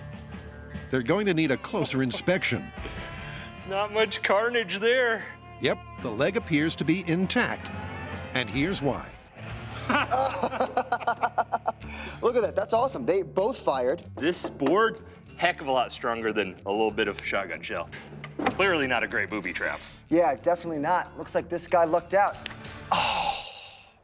I'm not sure why I touched that. The foot goes down, the shotgun shells fire up into the floorboard, and that's about where things stop. At that point, that wood is too solid for those shotgun shells to get through. Instead, they blow out the side and nothing goes anywhere. But they can't leave it there. Oh, so nice. Ready to do this right? Real shotgun. Beautiful, guys, going well? Cue the patented Mythbusters finale. What would it take to recreate the result? So we'll need to bring the floor up to about 6 feet to get the shotgun under it. No one stand on it. Then I have one more thing. This oak way too hard. We're gonna swap it out for much softer pine. With the hardwood boards replaced, they raise the floor. Careful now, he still has a gun. And Buster Oh, so graceful. Look at you. Like a swan. gets a brand new leg for the occasion. Pass me leg. The leg. Here we go. There we go. Uh-oh, I just dropped it. I dropped the nut. I got it. Nut, please. Ooh, it's real close to my mouth. Ugh. So, what are we doing to give you that Hollywood shotgun under the floorboard finale? All right, we're good here. Well, for starters, we put the shotgun shells into an actual shotgun, which should give us the power they're meant to deliver. Oh, wow. Thing's starting to remind me of the body farm. Secondly, we replaced that really tough red oak with pine, which is a lot weaker. This should definitely give us that massive boom explosion and hopefully blow this guy's leg off. Last thing, shotgun shell. Set to fire. You do realize now we have a real shotgun pointed at a pretty real foot. Yeah, yeah, I do. All right, well, in that case, let's do it. Skyfall, shotgun under the floorboards, booby trap. What would it take with real shotgun in 3, 2, 1. Oh, I think meat is still raining down from the ceiling. I'm pretty sure I see part of his bone sticking out. Oh, boy. That was gruesome, but also beautiful. In this Hollywood version, I would say man down. Oh! How's it? Oh! That is so gruesome. It blew his foot off. I'm pretty sure this is a foot bone that it impaled or just tore out and stuck to the calf. It's pretty clear that to harness the destructive potential of a shotgun shell, the containment of a gun barrel is an essential requirement. Well, if this myth was, can you shoot a shotgun shell through a floorboard and break a leg to pieces, it'd be true, but... This is just about putting a shotgun shell without the gun into a floorboard and expecting it to blow off someone's leg, which we saw it did not. I would call this one... busted. Yeah, man, totally busted. Kind of like his foot.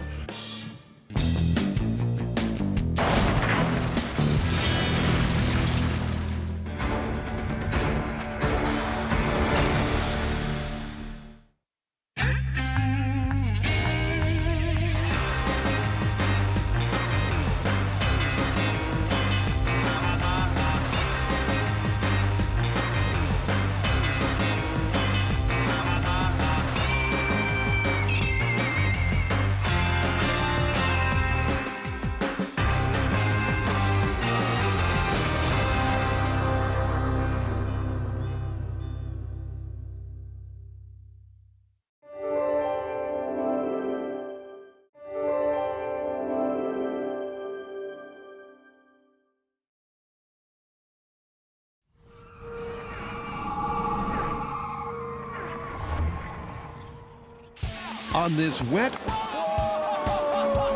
and wild episode of Mythbusters. Ooh, I definitely feel like I'm not really in control. Woo! Here's a little math for you. Flat tires plus police chasing your butt. Oh, he is losing it. Equals C in jail, buddy. According to the murmurings of the criminal underworld, you can defeat a spike strip. So we're gonna try a couple of DIY methods for toughening up our tires. That's not a sexy ride at all. As well as an outrageous driving maneuver right out of a hyped-up Hollywood heist. And Brian and John meet up with a couple of old pals from the search to power up a super fountain. We're testing the myth that an old man in an inner tube, yeah, I think he had a little bit too much to drink this time, accidentally floats his way over a fountain and gets shot up into the air, being suspended by the water. Come on! Come on! Come on! Come on! Woo!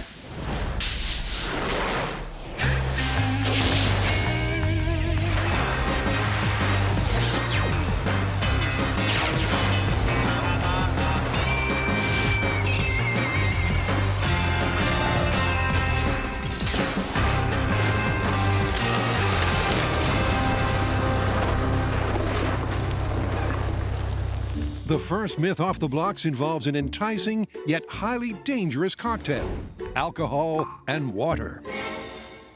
The story goes that a tipsy senior citizen decided to finish off an evening of drinking with a dip in his hotel's dormant fountain. Floating in an inflatable ring, he bobbed across the water's surface in a gentle stupor. Until, that is, the fountain sprang to life, suspending the startled senior high in the air for several seconds. But when the Mythbusters investigate this tale of drunken misadventure, will it hold water, or is it merely hydrodynamic hyperbole? Well, this sounds like a senior's party gone wrong. Yeah, I'd say gone wrong and then some. It's safe to assume those great fountains in Vegas and Dubai aren't gonna let us do this. You mean because it's not good for their public image? Yeah, exactly. But that means we get to build a super fountain, and I've never done that before. Oh wait, here's a surprise. I haven't either. Let's do it. But before the guys go full Vegas and engineer a super fountain, they need to learn how to optimize its design to lift and hold a floating object. Water is one of the most prevalent molecules on the planet, but it's also one of the most unique. With just one oxygen and two hydrogens separated by 104.5 degrees, it becomes just about magical. You can use it to cut through steel, lift a 500,000-ton ship, and it's most dense as a liquid and not as a solid. It's those crazy properties and many more that we're gonna have to investigate to figure out just how water could lift a human being. Luckily for us, we have a custom-built Mythbusters fountain right here, including a powerful pump, a flow regulator valve, a reservoir with enough water for continuous flow, and a series of interchangeable nozzles that will help us find the optimum stream to give this myth the best chance. Oh! That's more reasonable. This myth is about a person being levitated by a stream of water, but a person is oddly shaped. We're gonna start with something with a little simpler physical property: a sphere. All right. Let's do it. The first nozzle up for testing is medium-sized and produces what's known as a clear stream jet.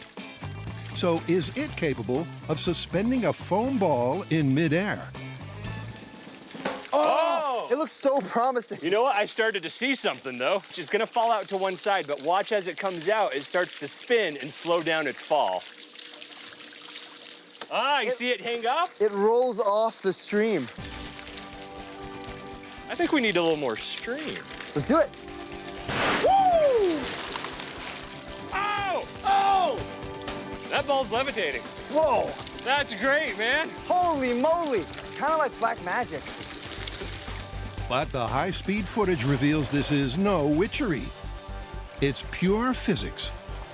The ball's not in the jet, it's off to the side, and it's constantly spinning. Right? That's that hydrodynamic effect. Obviously, gravity's pulling the ball down, but the water's pushing it up and out. But the important force, that water being flung around, pushing it back into the stream and stabilizing it. It's a spectacular trick the guys repeat with a number of different balls and nozzles. But the hydrodynamic effect most likely doesn't explain this myth. That's cool, but check this out. Buster in his inner tube, no magic carpet ride. So it's back to testing, and time for a switch of balls. We have this one. Yeah, it's heavier than this one. It's a bit smaller, too. And see what happens? Yeah. Here we go. Okay. Oh! Oh, so close. Oh! I should have yelled. I was so excited for like a 10th a second. The jet is just too turbulent, and because some sections of the water column are moving faster than others, the internal differences in pressure this creates throws the ball out every time. I think a smaller nozzle is gonna pull a little trick here that we need. Brian's backing a small clear stream nozzle to produce a less turbulent jet, in which the water is moving at a more uniform speed, with less destabilizing variance in internal pressure. Give her a shot. Oh, come on. Ooh, look at that. That's beautiful, and I think that means these nozzles are important. In fact, several nozzle types, which produce a more stable, less turbulent jet, also steadily suspend weightier rubber balls. There you have it. This is a different physics principle than we saw last time. Yeah? And a comparison with the hydrodynamic effect reveals why these differing physics could be crucial to solving this myth. That's the hydrodynamic effect, and that's the Bernoulli effect. It almost doesn't look like the ball's moving, it's just water moving up and around it. The Bernoulli effect's, it's like cupped hands. That top of that stream holds the ball in the center, and if it's pushed off to the side, there's actually extra force from that movement and less force on the other side because the ball's moved over, making that ball want to shift back into the center, holding it steady. And that Bernoulli force is exactly what we want to take advantage of. But before a mini buster gets a ride in the jet flow, let's swerve over to a myth about fleeing the 5-0. They're every getaway driver's nightmare, road spikes. Yet some felons claim to have beaten a blowout and the best efforts of the boys in blue. Their secret? DIY toughened tires. But when the Mythbusters investigate, will these criminal claims hold firm or hit the skids? This is John Lung reporting live for Mythbusters News at what appears to be a horrific accident involving an overturned tanker trailer just a quarter mile outside of Hazmat City. Actually, this is John Lung reporting for Mythbusters at Del Val Disaster Training Facility, where firefighters train every day for real-life disasters just like this. And it's the perfect place for us to have our own little disaster involving some spike strips. Best stuff. This is a real spike strip. Wow, that's nothing but business, huh? Look at this, the spikes come right out and they're hollow to bleed the air out. These little feet actually get caught so it can tilt either way as that wheel comes in, lining up those spikes perfectly. It's genius. And it's these design nuances which make the spike strip such an effective car-killing tool. When the Mythbusters first tested the tire-busting prowess of road spikes, Adam dropped them from a fleeing spy car. There we go. But they failed to stop Jamie's hot pursuit. Okay, we got ya. Bang, bang, bang, bang, bang. And both Adam and the myth were busted. Here it goes. But when the myth was retested, this time Jamie dropped hollow spikes. Oh, yeah. Oh, I feel them in my tires. And this single enhancement made all the difference. The hollow spikes allowed air to escape from the tires of Adam's chasing car, immobilizing it within 15 seconds. In fact, they're so effective that run over them slow or run over them fast, and you're on a highway to nowhere but Flatsville. You hear that, Brian? Yeah. That's the overwhelming sound of our car getting its butt kicked by that spike strip. Those spikes, they're hollow so that they're like a soda straw. That way, a small sip of air can come out and you don't have a boom, uncontrolled blowout. You have a nice, steady, slow stop. That's pretty neat. Unsurprisingly, when it comes to beating the spike strip, air-filled tires proved a real letdown. But there's no need to feel deflated. When the Mythbusters return, If you can raise a house with it, you could probably spike-proof a tire. they'll toughen up a set of tires with AB foam It's time to roll out the welcome mat. and then run this roadblock for real.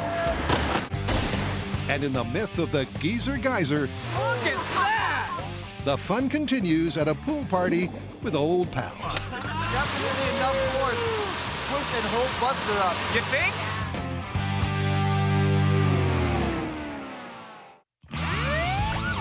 Can a getaway driver beat a spike strip and escape the police with the aid of DIY toughened tires? Brian and John are going to make their own and put them to the test. A. Hey. B. Woo! All right, there you go, AB foam. This stuff, you find it everywhere. I mean, they literally insulate stuff with it all the way to raising the foundation of a house. And you figure if you can raise a house with it, you could probably spike-proof a tire. Ready? Yeah. All right, you stand back, buddy. Should I cover your beard with my hand or something? It protects itself. Oh! There we go. All right. And this one. I'd say that's full. Don't get in the crossfire. How's my beard? It's doing pretty good. Once the foam is cured, the guys snap off the excess, weld up the fill holes, and their DIY toughened tires are done. All right, road spike simulation test in 3, 2, 1. Oh, snap. So that penetrated pretty easily, but that's not broken up around there. In fact, yeah, not a problem, right? Yeah. So that's my question. If these spikes go in, the only thing you have to worry about is forces from the side tearing it up. And I'm impressed. This might actually work. But is AB foam a spike buster? Time for the rubber to meet the road. There's 2 driving components to every heist. Getting to your heist, getting away from your heist. We're gonna put our modified tires through both those tests. The first test is gonna be this course, which is a daily driving, how's it handle type of test. Just a little bit of weaving, a few speed bumps, a sharp corner, and a long drive up to the finish line. Where it will become our starting line for test 2. Now, we'll be driving away from the scene of our crime as if we're being chased by the cops. But unfortunately, we'll be hitting their spike strips immediately.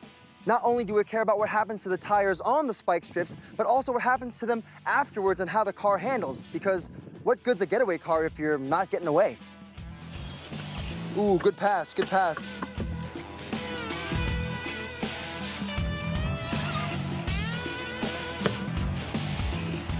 It's good to go. These foam-filled tires aren't much heavier than the air-filled tires, which is good for handling. But the bonus is with the extra rigid foam inside, when they roll over the spikes and all the air falls out, it should still be good. AB foam handling test in 3, 2, 1. Oh, it's a little road construction. Oh, what's that, some potholes? Oh, I hate these potholes. Oh, gosh, yeah. Overall, though, I mean, that's really smooth drive. And he's back. So on the leisurely drive to the heist, the AB foam-filled tires performed well. It's time to roll up the welcome mat. But how will they fare on a high-speed getaway? Ooh, look at that peel off. And, ooh, I can hear the air leaving those tires. What a satisfying sound. Oh, oh, snap. Oh. I don't know how much control he really has left because it looks like he just barreled through all that stuff. Oh, good Lord. All right, here it comes. Well, look at that. The front one's running a little flat, but the back two seem like they're doing fine. But the sound on that turn suggests otherwise. Oh, goodness. Woo-wee! The high-speed footage shows the AB foam tires seem to stand up pretty well to the spike strip. Can you hear that, Brian? It's the sound of us going to prison. But with no air left in the tires, the foam takes the full brunt of the speed bumps, begins to disintegrate, and by the second lap, Brian's driving on 4 flats. I mean, I'm watching you make those turns and stuff, and you're losing more and more control every time you make a lap. Yeah. Kind of nuts. That's exactly it. I was like, I think I could probably make 1 more lap, but I couldn't make 2 more laps. And an autopsy of one of the tires reveals exactly why Brian's getaway hit a dead end. Ooh, this looks like some speed bump damage. Yeah, I think that's what I felt. Well, there's your problem. Yeah, this, even if it didn't crumble, still not enough structure to go that far, but you could have driven on that. You can't drive on that. So the AB foam tires gets an EF grade as Spike Busters. Epic fail. Time for a new set of tires. The guys have settled on a heavyweight option. Do you want to start mixing concrete while I drill holes in this tire? Yeah, that sounds good.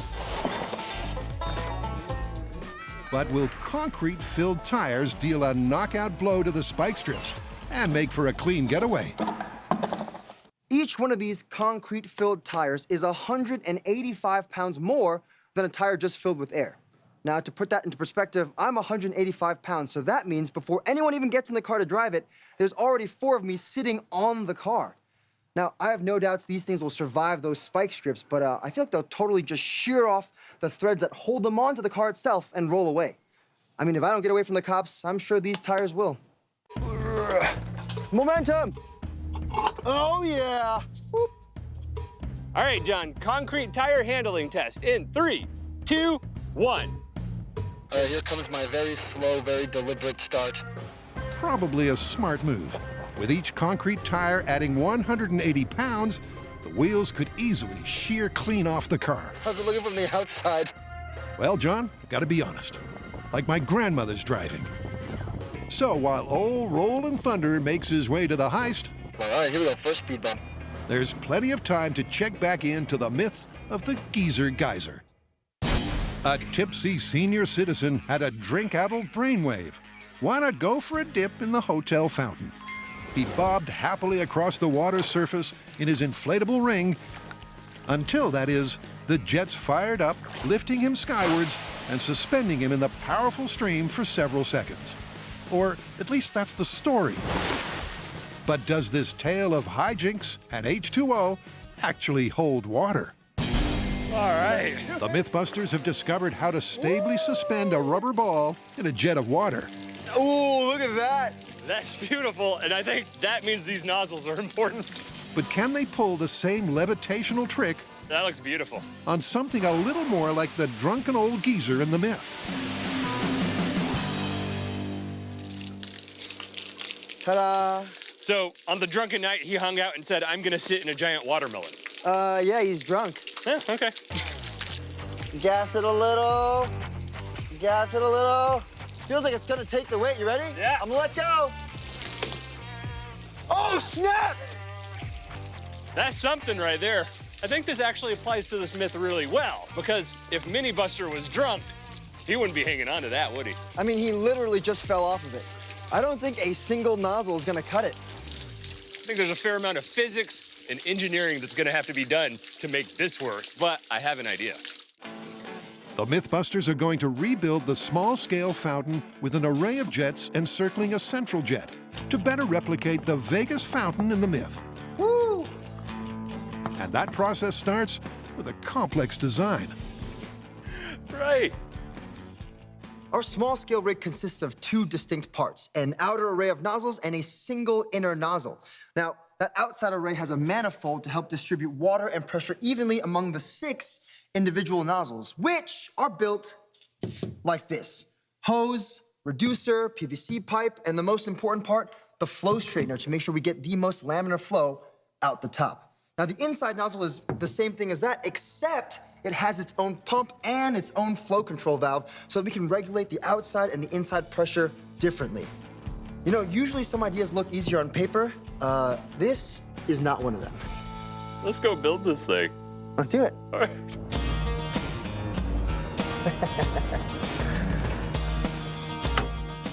Ooh, fancy. After you, sir.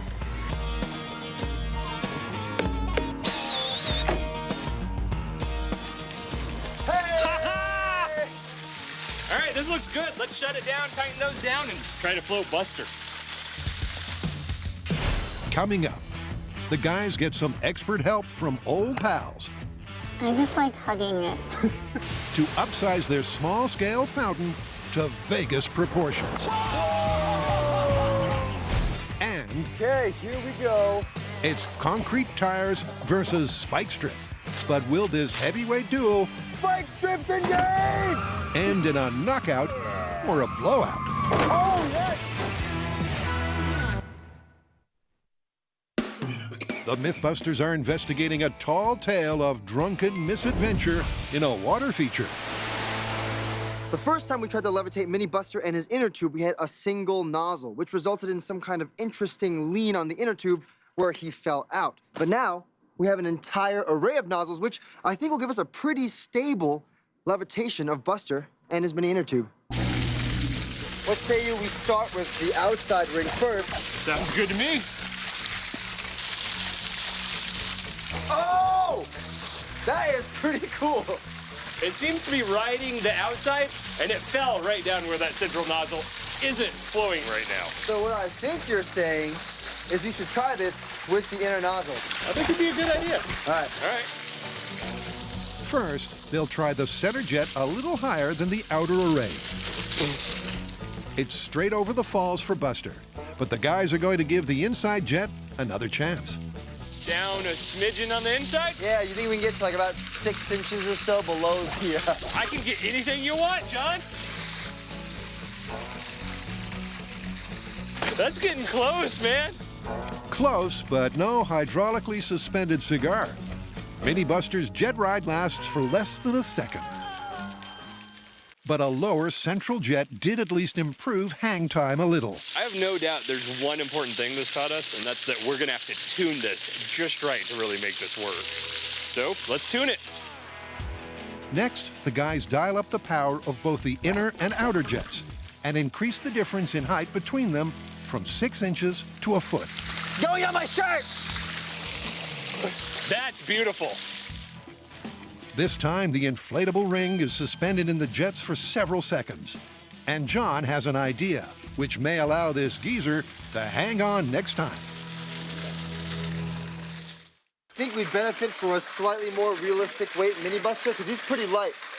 Then we put a few nuts in there, tape him down like he's hanging on, just so we can find that balance point in our small scale. By making Mini Buster heavier, the ratio of his weight to his ring's weight will be closer to true scale. It'll also lower his center of gravity, which John thinks should stabilize his ride in the jets. To balance the increased downwards force, a beefed-up Buster will now exert. Up a little, oh, it's too high. The guys crank up the outer array to 10 feet and drop the inner jet to 5. How far? That's good. All right. So will this watery configuration result in levitation? Buster into a 10-foot tall outer array with half-height inner array in 3, 2, 1. Oh!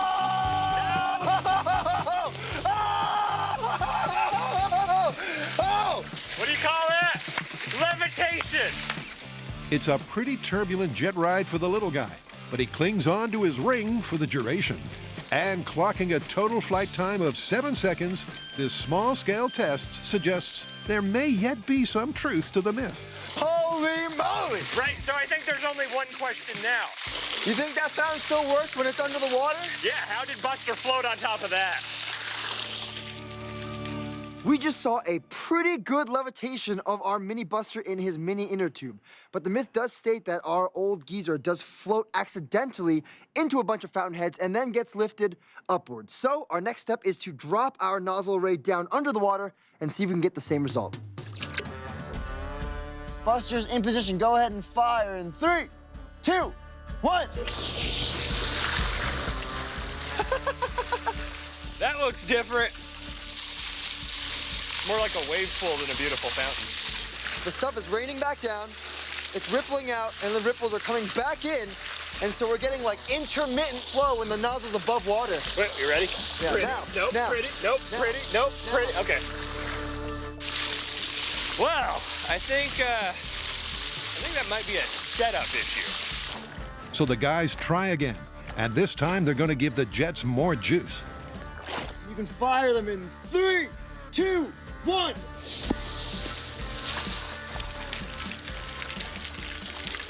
All right. So despite that effect of whatever's going on here, for a moment until he starts getting wish-washed around by all this, it's kind of working. Yeah, I mean, he floated in there, got shot up, and he lasted just long enough for those waves to come crashing back, destroying his laminar flow, sending him back into the pool. So, problem? I think we should try this in a bigger pool so that there's less splash, and then we can try it with full-size nozzles. Texas-sized fountain? I like that. Well, if it's a Texas-sized fountain, we should probably get a Texas-sized crew. Ooh, Tamara and Allen? I like the way you think. Let's go give them a call. Still to come, Brian and John hit the road with old friends to find a full-size pool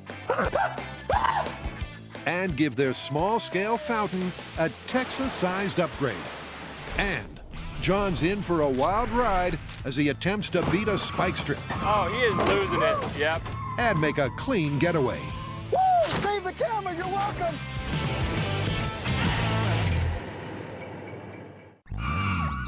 The Mythbusters are attempting to foil a police spike strip and make a successful getaway using DIY Toughened tires. But their first effort with AB foam-filled tires fell flat. Can you hear that, Brian? It's the sound of us going to prison. Now the guys have switched to concrete-filled tires, adding 740 pounds to the weight of the car. But while the going is slow on the way to the Mythbusters' imaginary heist, the weighty wheels are handling well. The tires are awfully stiff, but the suspension's doing its job. It doesn't look too bad. A little rumbly towards the end when I picked up speed, but other than that, it drives fine. You want to turn around and go for the gold? You know I do. Time for a sharp exit from the scene of the crime. So will the concrete tires survive the spikes and a speedy getaway? Spike strips engage! Oh! I mean, I heard something, but I ain't stopping. Oh yeah, here we go. Ooh, I definitely feel like I'm not really in control. Oh, save the camera, you're welcome. You're welcome.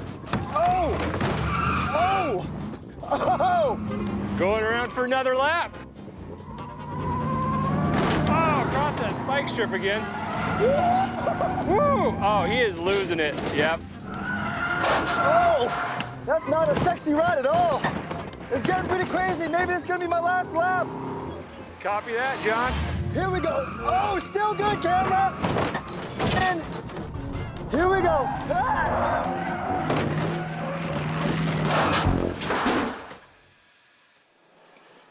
Well, what do you say about that, Mr. New York driver?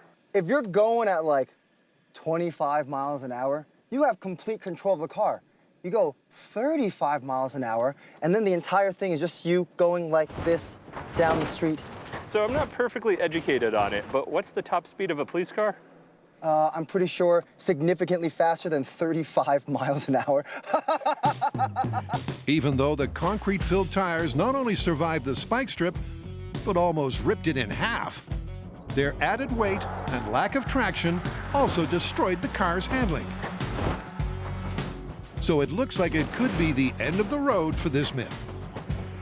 DIY tires versus spike strips. Well, the concrete tires rolled right over the spikes and nearly cut the strip in two. Yeah, but what about after you got up to some speed? Yeah, after that, not so much. I mean, anything over 35 miles an hour, you can't control the car. There's no way you're escaping the law. Then there's the AB foam-filled tires. Once the spikes did their work and there's no air left in the tires, it couldn't get over the obstacles. Yep, destroyed by the weight of the car and the bumps in the road in under a minute. So, concrete tires, busted. And AB foam-filled tires, busted. But the Mythbusters haven't given up on getting away just yet. Coming up, a second spike-busting myth. Can a Hollywood skid skip the strip? But now, it's back to the myth of the Geezer Geyser and HQ, where Brian and John have enlisted the help of old pals from the search, Tamara Robertson and Alan Pan. So, Geezer Geyser, next ups? So we've done the small scale. We tried one nozzle, an array of nozzles. But what we got to was the point where our small pool was causing waves to crash back over the nozzle, interrupting that stream. Sounds like we need a bigger pool. Luckily, we have one. Yeah, but before we get to that bigger pool, we have to build all of this. What is this? Well, we got arrays, outer and inner, manifolds, and scaffolding that lets us adjust everything so we can try to float Buster all the way up. Oh, you want to build the scaffold? Ooh, yeah! So plumbing? Yeah, sounds good. Okay.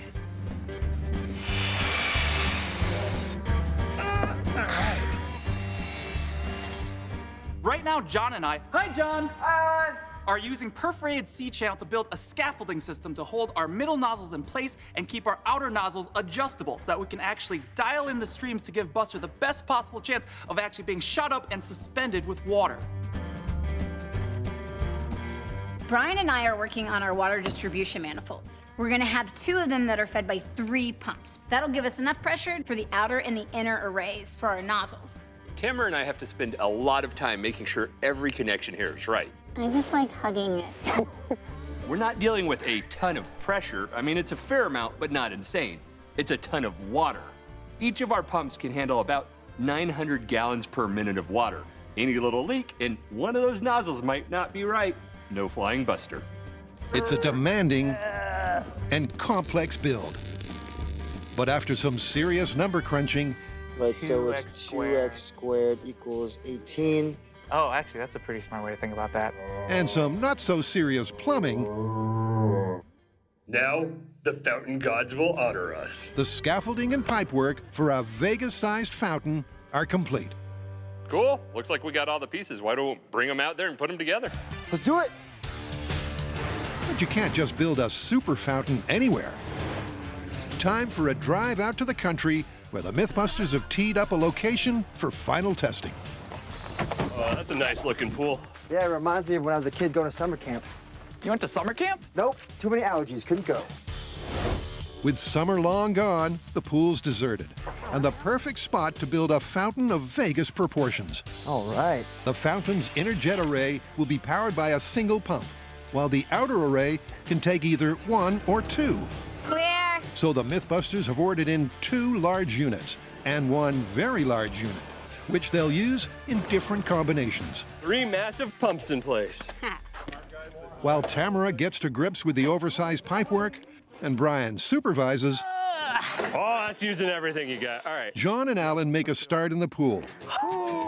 So hopefully, John's not allergic to cold water. So this is a pretty big build in itself, but add in the element of water and it gets even more intense. It's cold. It is cold. Everything that you're doing is actually just zapping the energy and heat out of you. Far away. I can come over plenty. Whatever you need. Your hands start to cramp up, which takes you longer to actually screw everything in, which then means that you're in the cold water even longer, getting colder, taking longer, getting colder, taking longer. It's a process, but we're almost done. All right. Oh, that last hose is attached. Ready to test the center manifold? Yeah, before we hook the rest of it up and see if it all explodes apart. Let's do it. Okay, let's go. Ah! I can't feel my foot. Is that bad? Yeah. Brian and John developed the fountain's design during small-scale testing to provide the best shot at levitating Buster and his ring. But with a combined maximum output of 3,000 gallons per minute, these pumps are big league, and there's no guarantee the Mythbusters' scaled-up fountain will handle such massive force. Well, there's only one way to find out. Oh, I'm ready. On your mark. Center manifold integrity test in 3, 2, 1. First, Brian will fire the inner array hooked up to one of the large pumps. So far, so good. But next, the real test. Both arrays firing simultaneously with the outer jets hooked up to the extra large pump. The fountain remains intact, and even with the bigger pump backed off full capacity, the outer jets reach around 60 feet in the air. Definitely enough force to push and hold Buster up. You think? And coming up next, Go, go, go, go, go, go, go! Come on! it's time to find out.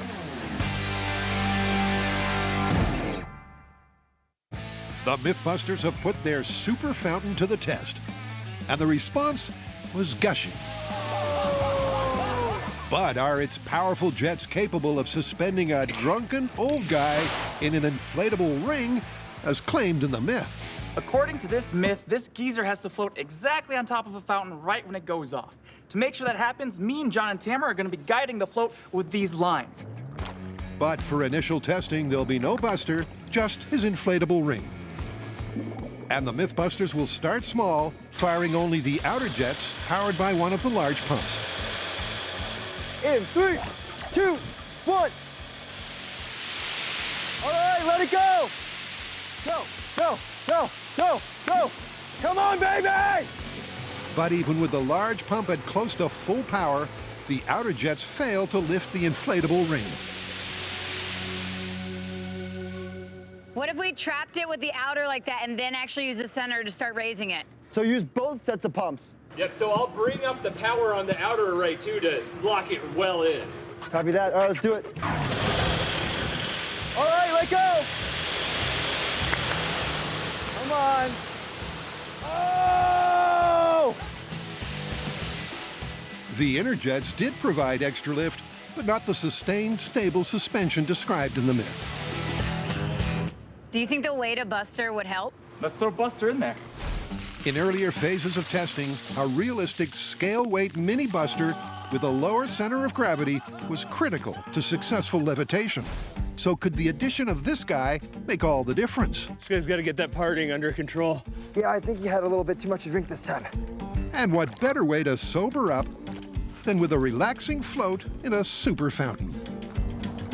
After a bunch of preliminary tests to hone in everything, I think we're ready to go full scale. That means both array of nozzles, full-size inner tube, and full-size Buster. I think he's gonna go pretty high up since we got that good stabilizing outer ring and a pretty powerful inner array. Well, there's only one way to find out. Hit the jets, Tex.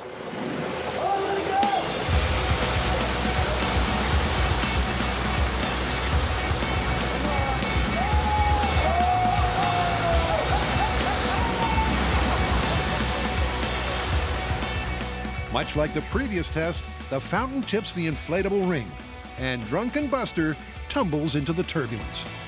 We came up pretty high on that outside nozzle array and almost all the way on the inside one just to get that to happen. Yeah. I think we need to go back to that bigger pump on that outside nozzle array. Whew, all right, let's get set up. All right. All right, Tamara, get out of there. Let go. With the extra large pump hooked up to the outer jets, they kick out a whole lot more juice. But will they hold Buster steady enough for the inner jets to lift him? Oh! That's everything we got on the outer array right now. And still no fountain flight for Buster. John has a theory why. Every time we see Old Man Buster almost get lifted by the center array, he flips feet overhead. Now that's because he's heavier in the chest than his legs are, just like a normal human being is. When the small-scale fountain successfully suspended Mini Buster, John had first carefully balanced the weight distribution in his ring. But as an old dude sitting in an inflatable ring would be imbalanced, just like Buster, using counterweights to even things out would be cheating the myth. So the Mythbusters instead decide to both reconfigure the fountain and hook it up to all 3 pumps to attempt to lift Buster one last time. For this final shot, what we're going to do is we're going to move our inner array out closer to our outer array so that all of our pumps are focusing all of our force on the outer part, which should give us the most stability and the most force, and maybe Buster will actually stay up there. All right, you guys ready? Yeah. All right, this is the big one. In 3, 2, 1. This is the final call for Drunken Buster. Will he make his flight or get ditched in the drink to drown his songs? Oh yeah! Let go! Go, go, go, go, go, go, go! Come on! Come on! Come on! Come on! Come on! Come on! Go! Go!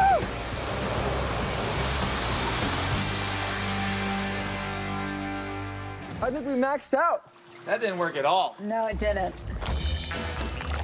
Look at all the stuff we did for this full-scale test today. We just fired the outer array. Come on, baby! We fired both arrays together. We used all the pumps. Even arranged the inner nozzles outside to create some super ring of nozzles. And it still didn't work. We definitely mastered caging Buster, but levitation not so much. Yeah, even when we saw Buster start to lift a little above the surface of the water, he would just flip over like a pancake. I gotta say, this is busted. Busted. Agreed. Still to come. Brian, you ready? I was born ready. Get ready for spike-busting myth number 2, the Hollywood Power Slide.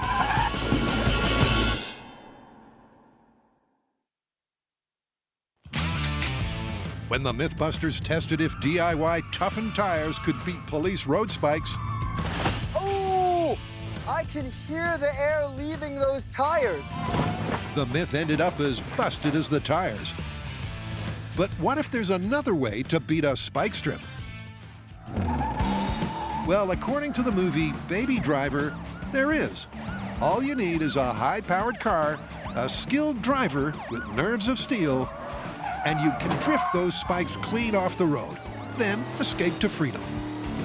Using one of our rear tires to brush aside a spike strip is sort of like trying to do surgery with a sledgehammer, because we're using a full-size vehicle to brush aside something that's about this tall and this wide. To get this right, we need perfect timing and a whole lot of coordination. And that sounds like a whole bundle of Brian Baby. The Mythbusters' very own trainee stunt driver will get expert coaching from law enforcement pursuit and evasion driving instructor Marcus Smith. All right, first thing is a precision move. You have to get the back end to rotate in an oversteer skid. The problem is if you don't rotate enough, you get a spike. If you rotate too much, the car's gonna be facing in the wrong direction. Let's do it. Before Brian gets a run at the spikes, he'll hone his technique on a softer target. Okay, the track is clear. Copy that, ready to go. Oh boy. Here we go. Ooh, Brian, swing and a miss, man. Ooh, so close. Ooh, that was a good one. Rotation was good. Maybe recovered just a little bit too early. What's needed is a little less caution and a little more approach speed.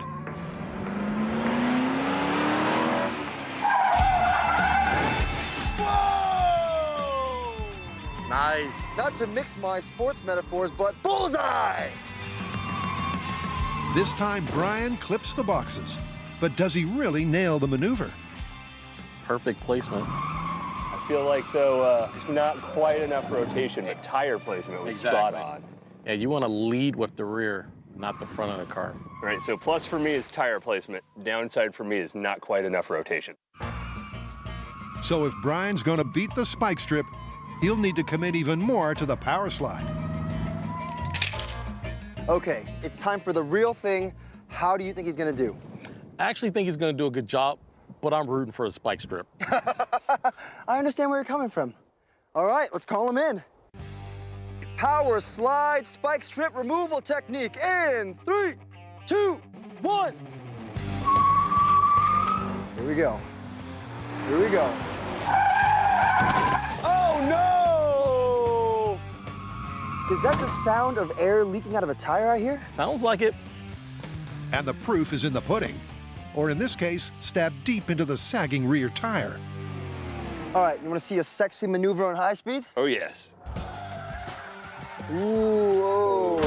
Does that look like a rollover to you? And there's the problem. In order to recover from the power slide, Brian pulls out of the maneuver too early, rolling over rather than brushing aside the spikes. You make a sweet turn, and then the front tire clears the spike strip, and the back one goes do-doom. I think you might be right there, but I remember in that movie, it doesn't show how he recovers. It looks like he spins maybe 270, takes his time and drives off. So I say we do this and just cut that recovery so we're only worried about flicking that spike strip. So Brian Baby's back behind the wheel. But can he slide this myth over the line?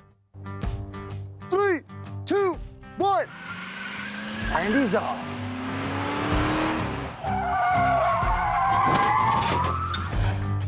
Don't move your car, Brian. Yeah, I can't speed the spike strip, so I thought I'd just hang out here. Amazingly, all the tires survive intact. But the spike strips wrapped around both back wheels, immobilizing the car. So what went wrong? Oh, that's sideways. Brian nails the maneuver, sliding the sidewall of his rear tire into the strip. But he still fails to beat the spikes. Yeah, you're hitting real nice sideways, but you hit it right in the middle of the strip. So, Folded it around. Exactly, which makes your getaway a little bit difficult, I'm gonna say. Yeah, I don't think I could have gone anywhere, but there's a chance I think if I hit it closer to the edge, that'd go differently, huh? Yeah, good thing you didn't pop any of those tires. You wanna hop back in and give it another go? No.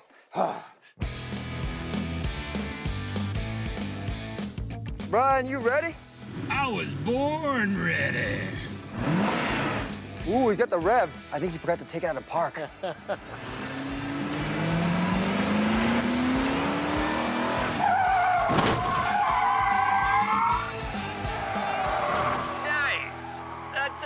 That's not good for this myth. No, sir, it is not. Even though Brian slides in perfectly sideways and hits the very end of the strip, just like in Baby Driver, multiple spikes bite into the tire. I think they caught you, man. Yeah, I was a little scared to keep going. It's weird. It's like these spike strips were designed to stop cars no matter what they did. As though years of engineering and rehearsal and trial and error have caused this to work so well. So you don't have to be the sharpest spike in the strip to work out the verdict on this movie myth. So, beating a spike strip with a power slide. I mean, it seems pretty easy in the movies. Yeah, but even with Brian Baby behind the wheel, nearly impossible in real life. Yeah, you have to get the rotation of that slide just right to brush the spike strip, but not roll over it. Not easy. And you have to hit the very end of that spike strip with the tire to have a chance of brushing it away. Also not easy. Even if you get the accuracy and the rotation of that power slide right, you end up with spikes in your tire. So this mythical move might work in blockbusters, but in real life, it's just plain busted. Just like those tires. So, Brian Baby, you ready to try and make another getaway? Yeah, never gonna catch me, copper. Yeah, you know I'm not gonna use the spike strip this time, right? Whoa, whoa, whoa! Uncool!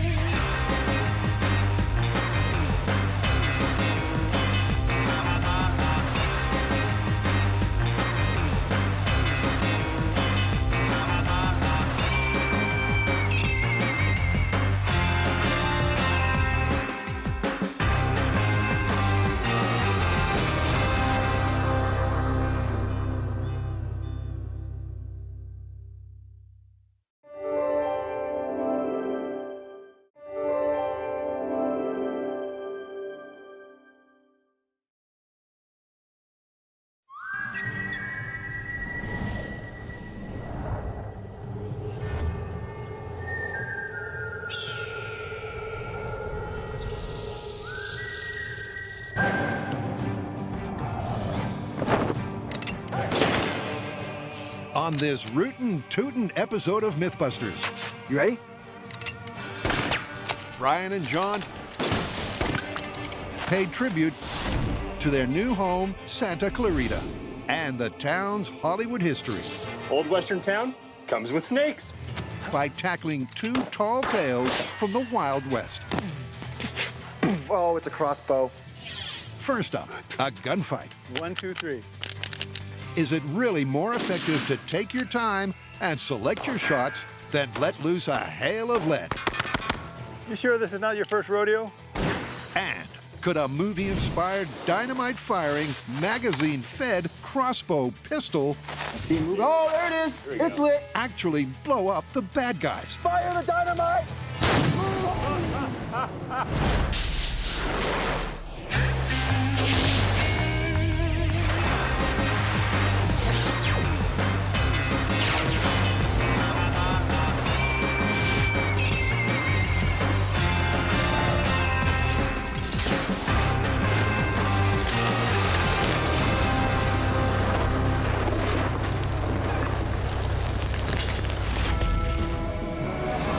First up, our dynamic duo set their sights on a classic gunfight fable. The age-old silver screen scene is set. Our hero moseys on down Main Street when the bad guys start shooting. They let off a hail of bullets as fast as they can, but our hero, cool as can be, takes slow and deliberate aim and comes out on top. But is it really more effective to take your time in the heat of a gunfight? Looks like we're up for a gunslinging myth. Definitely. I mean, case in point, the lone gunslinger walking through a western town, shooting guys off of roofs, popping through windows and saloon doors. But the myth does say it's better to take deliberate aim. Instead of going wild with guns a-blazing? Yeah, I say this calls for gun training and targets. How about some authentic Western guns? That sounds good to me. You ready? To find out if quality and not quantity is the best strategy, Wild West Ghost Town. Brian and John will stand in for the average gunslinger. Is this the saloon? But first, they need some training.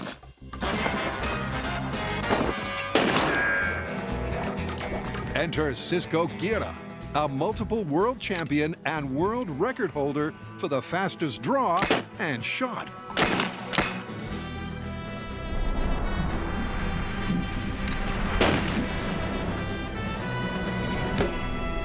Woo-hoo-wee. Bullet time, hatchet time. That is impressive. Cisco has brought a bit of technology to this Wild West myth. He has a timer that hears every gunshot. So we'll see how long it takes him to get off 5 shots, and then how many for us. Ooh. I got 5 shots in 1.17 seconds. Holy moly. That's insane. Not bad for a warm-up. Cisco has the classic old Western fan from the hip technique down to a fine art. So we're gonna take the can. But the question is, would the opposing technique be more effective? Is taking your time, using the gun's sights to spot your target, taking what's known as a sight picture, That's a lot of holes in one can. better than getting off as many rounds as possible?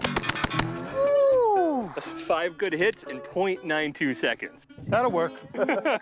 To find out, the guys will test the myth with the 2 most common weapons of the era, a pistol and lever-action rifle. But first, Does this sit up here?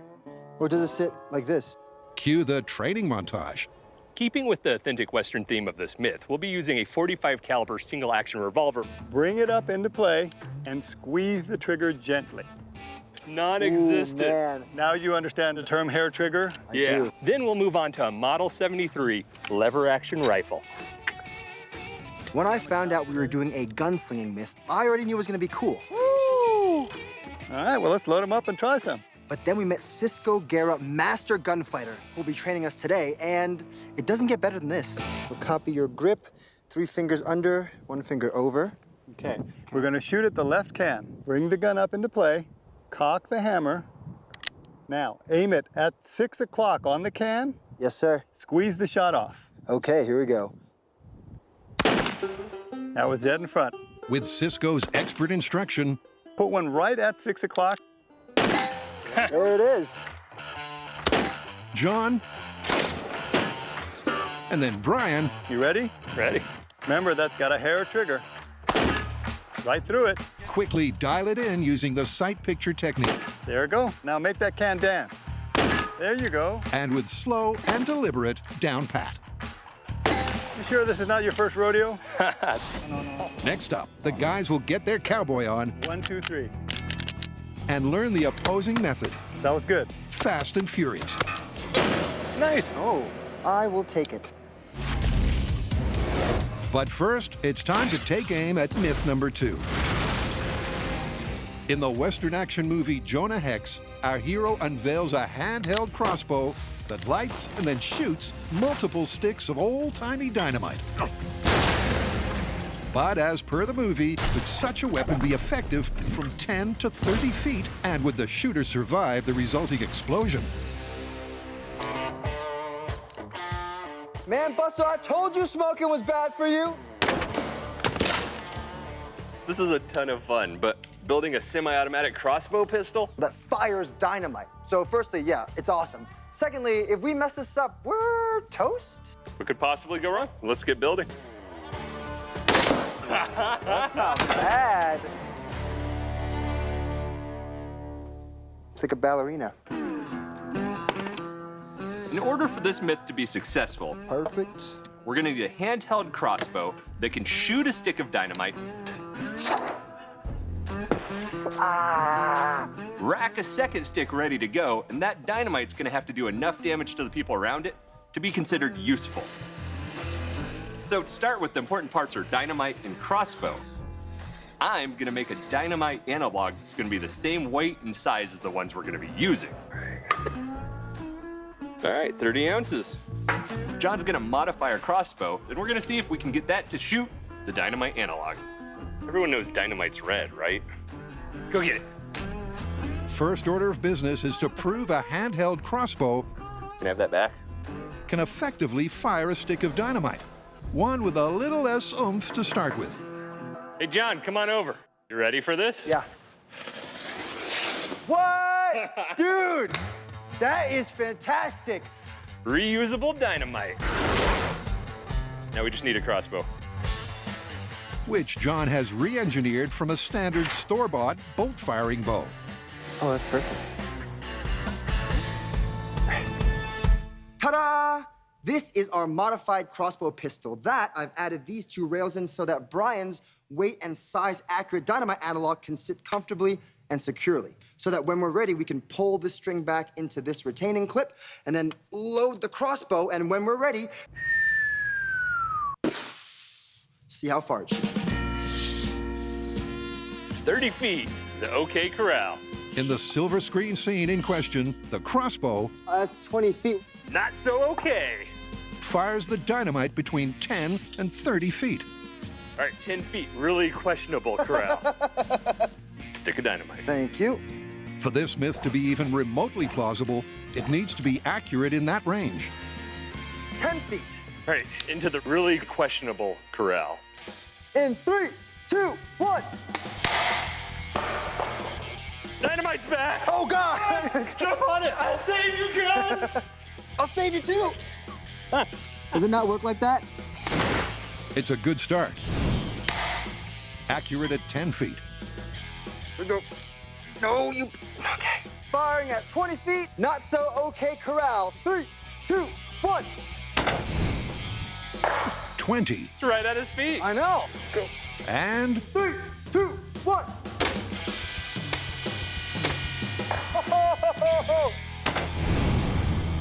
30 feet.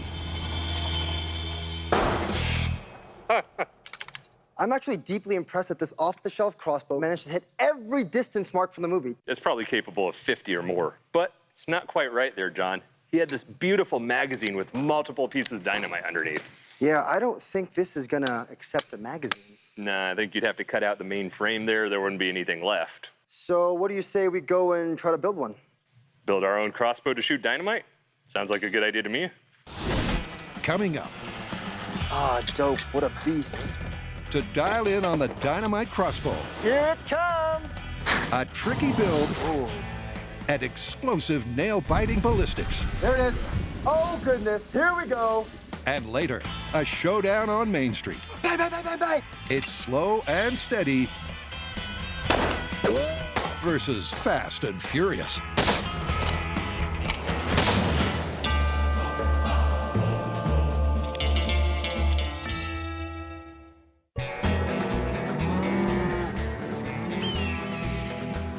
John and Brian are taking on the accepted wisdom of the old Wild West. Drawing and shooting from the hip was developed on the western frontier, where speed with a gun often meant survival. Question is that more movie trope than fact? There you go. And is taking slow and deliberate aim actually the better bet? To find out, they've enlisted a genuine master gunfighter. All right, guys. I showed you how to take a side picture, straight arm. Now we're going to learn to fan from the hip. You ready? Yes, sir. You do this. On. Cisco shows them the ropes. Spin it, lock the cylinder in. This hand's going to go on top, and you're going to use the butt part of your hand. The butt of your hand you can fan easy with. It doesn't hurt. You can hit it a bunch of times. But when I use my middle finger, it's faster. Woo! But I also hit it so hard that I'll bruise my knuckle. Ooh. Try to come back and across the hammer. Now do it twice. And while Brian and John are not going to match the master... 1, 2, 3. Not bad, not bad. They're going to practice shooting from the hip. High left. Until they match their own ability using the sight picture technique. Still left. Meaning they'll be comparing like to like. Nice. Oh. One more. Feels good. Headshot. I will take it. Just gotta have that sense of the intuition of where the gun's pointed down here. A feel and a sense. You gotta know where it is and know where to put it when you don't have it where you want it. Yeah. Oh, You see that? just off to the right. Yep. After several hours of hard work, they've got the technique down. Yeah! There it is. But John thinks it's more Hollywood style than gunfighting substance. It was fantastic finally getting to rapid fire a single action revolver just like I saw on TV as a kid. But in a gunfight, it would seem like I'd prefer to take my time, get that sight picture, and shoot at the target. Up next, we're going to be using the lever action rifles. We'll be doing sight picture.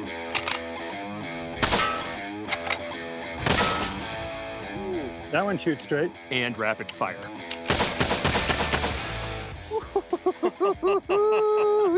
That shoots fast. Little high. Once again, Cisco runs them through their paces. There you go. First, instruction on how to take slow and deliberate aim. Yeah, right on top of it. Open it. Open, Squeeze. close. And then rapid fire. It's kind of counterintuitive because I'm so used to like watching my trigger discipline that all this like jumping on the trigger terrifies me deep inside. Let's conquer that fear. And again, they work on their technique I see it. until they're comfortable shooting with both methods.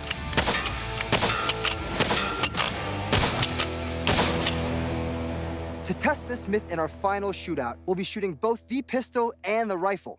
Now, we're gonna see which one of us fires the rifle the best. And to do that, we're gonna play a little card game. Yep, we're going to play blackjack. We're each going to get 2 bullets. We're going to go for an ace and a face card. Ace. Does that count if it clips it? Highest score gets to use the rifle.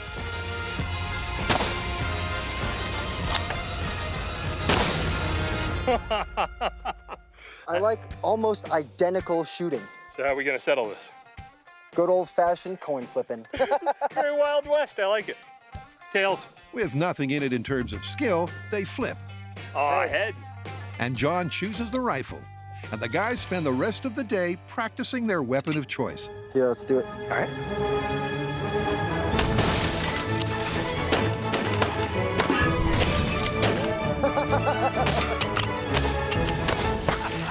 Very nice.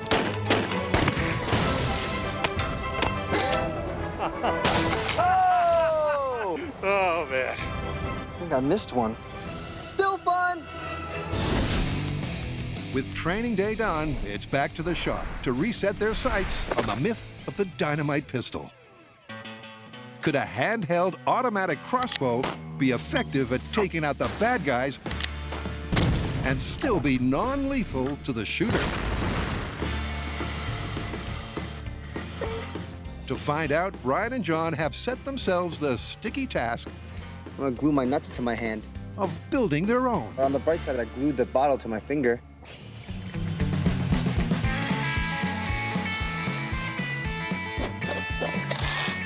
Woo!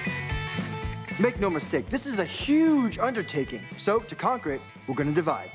Based on our prototype, Brian's gonna assemble the grip, receiver, trigger, string, and bow arm to handle a stick of dynamite instead of a crossbow bolt. Then I'm gonna design a magazine from scratch that'll allow us to automatically reload the crossbow every time it fires. Sweet! So, John begins by manufacturing the spring-loaded magazine cartridge for the dynamite ammo. 1, 2. Oh yeah! I'm done. Meanwhile, Brian tackles the trigger and bow, which will have a significant draw weight of 80 pounds. Perfect. I am so happy. All right, I'm ready to test the initial design of the trigger mechanism. All right, fancy. This is how this has got to go, though, since we don't have your magazine. Oh, we're gonna hold this at the table? Well, so we'll cock it. Okay. We'll lay it down on this plate that'll bring everything level. Okay. And then we'll be able to fire it without dry firing. Okay, let me know when you're ready and I'll load the dynamite. Right. 1 stick of dynamite, please. All right. Okay. Initial dynamite crossbow test, firing in 3, 2, 1. Oh! That was super smooth. Oh, I'm so scared. So many things could have gone wrong. So many things. All right, now just real dynamite. Repeating, lights itself, no worries. Yeah, how hard could it be? Coming up. Ah, dope. What a beast. The crossbow comes together. Let's just take a moment to appreciate how awesome this is. Before blowing things up. Dynamite crossbow pistol and 3, count 'em, 3 sticks of real dynamite. In 3, 2, 1. Fire the dynamite!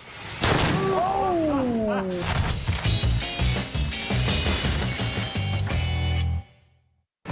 The dynamite pistol is coming together. What?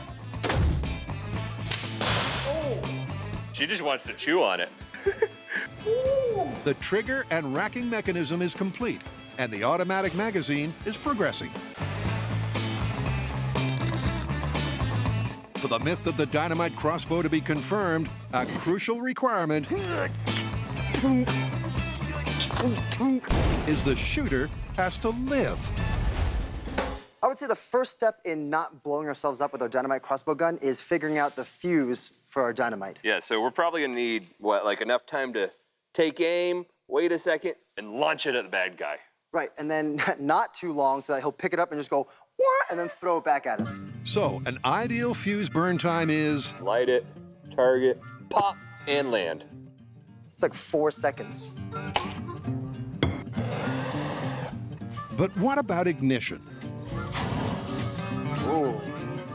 In the movie, it's a flintlock musket mechanism. But where on earth would John find? Wait, I have my great-grandmama's flintlock musket. Okay, then. Your great-grandmama was an interesting person. She's a boss. Ooh, perfect. Yeah. Works. Ooh, love it. Yeah, so how these work is you pour some black powder into the pan, and then when you click, boom, it sets off the gun. Like that. But will that flash in the pan light dynamite fuse? Let's try. What? What? The answer What? clearly is no. It's kind of a dud. So let's see. To replace the flintlock, John rigs a simple alternative, a waxed rope wick. I mean, that's not bad at all. And preps for a test fire. You ready? Yeah. Worst that can happen is I'll get hurt instead of you. But loading the magazine isn't as smooth as they'd hope. This seems like it's going great. Why is there so much nervous giggling coming from you? Who wants to hit this pin with a hammer while it's loaded with fake dynamite? I got the rope. Ready? The string, yeah. With the dynamite loaded and the bow cocked, Designed for easy reloading. That's right. they need a target for a quick test fire. Let's just put that in there. We'll just refine that. I'm gonna shoot Buster. And his family? And his family. Okay, let's spin. All right. You ready? Yeah. All right. 3, 2, 1. All right, wait, so. Okay, here we go. There we go. Yeah. Ooh, fancy. You don't want to like nestle it into your groin? All right, we'll put that back. Ready? All right, you flip it upright. It should be good. Dynamite back in. You got it? Yes. Oh, God. Did you fire that or? No, it fired. All right, this is the technique. You put this right in here. John has the ideal position for recocking. All right, Buster and your family. I'll see you later in 3, 2, 1. Yeah! Strong trigger pull. Oh, snap. So, all the moving parts are working. Now, to test the fuse system. Our ignition source for our crossbow test is gonna be this braided wax hemp rope. So with the wax in there, it's gonna melt and wick up that rope, meaning it burns fairly slow. Tilt it in, light your wick, off goes the dynamite. Perfect. Fake dynamite with real fuses. Hacha, hacha. In 3, 2, Got it? 1. Oh, it's melting the plastic. Here it comes. The modern fuse has a waterproof coating, which is proving to be a problem. Any second now, this dynamite's gonna... Oh, there it goes! Hey! All right, ready? Yeah.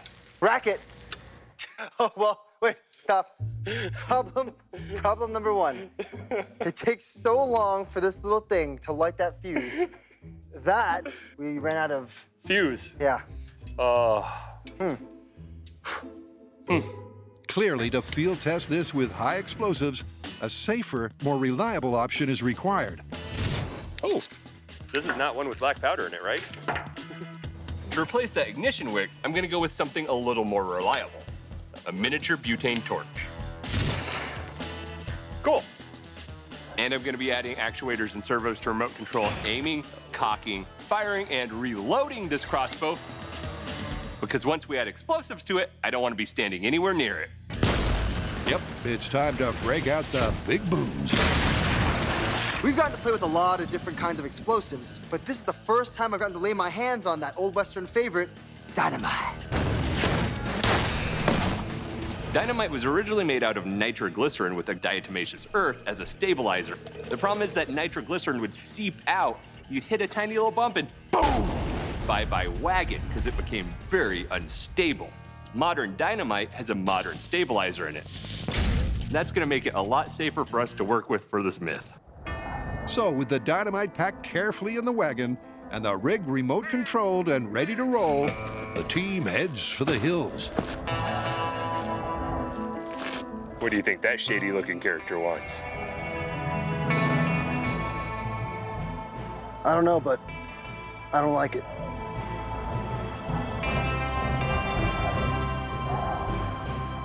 We're here at Caravan West in Agua Dulce, California, where we set up our beautiful Western town to test the movie myth that a hero armed with a magazine-fed, auto-lighting, dynamite crossbow pistol can fire sticks of dynamite at near point-blank range and still survive to keep fighting the bad guys. You better know who you're messing with. That's right. Turn around. Yeah, spin it. Now that we have all of our remote systems installed into our dynamite crossbow pistol, we want to do dry run to make sure everything works. Now that means that it has to load, light, fire, and reload our analog sticks of dynamite at 10, 20, and 30 feet. Now, because we're working with real dynamite, everything has to be remote controlled from the safety of our bunker. Swing to the 20. Swing in. Ooh, that's good, that's great. That's it. There's a remote controlled pan tilt mechanism that the whole thing rides on, a linear actuator for cocking, a servo for pulling the trigger, and a servo for lighting the dynamite. There's 2 cameras on board, one to see where the dynamite's going, and the other one to make sure it's lit before we launch it. All right, we're ready to test her. Yeah, you want to cock it back? I'll load this thing up.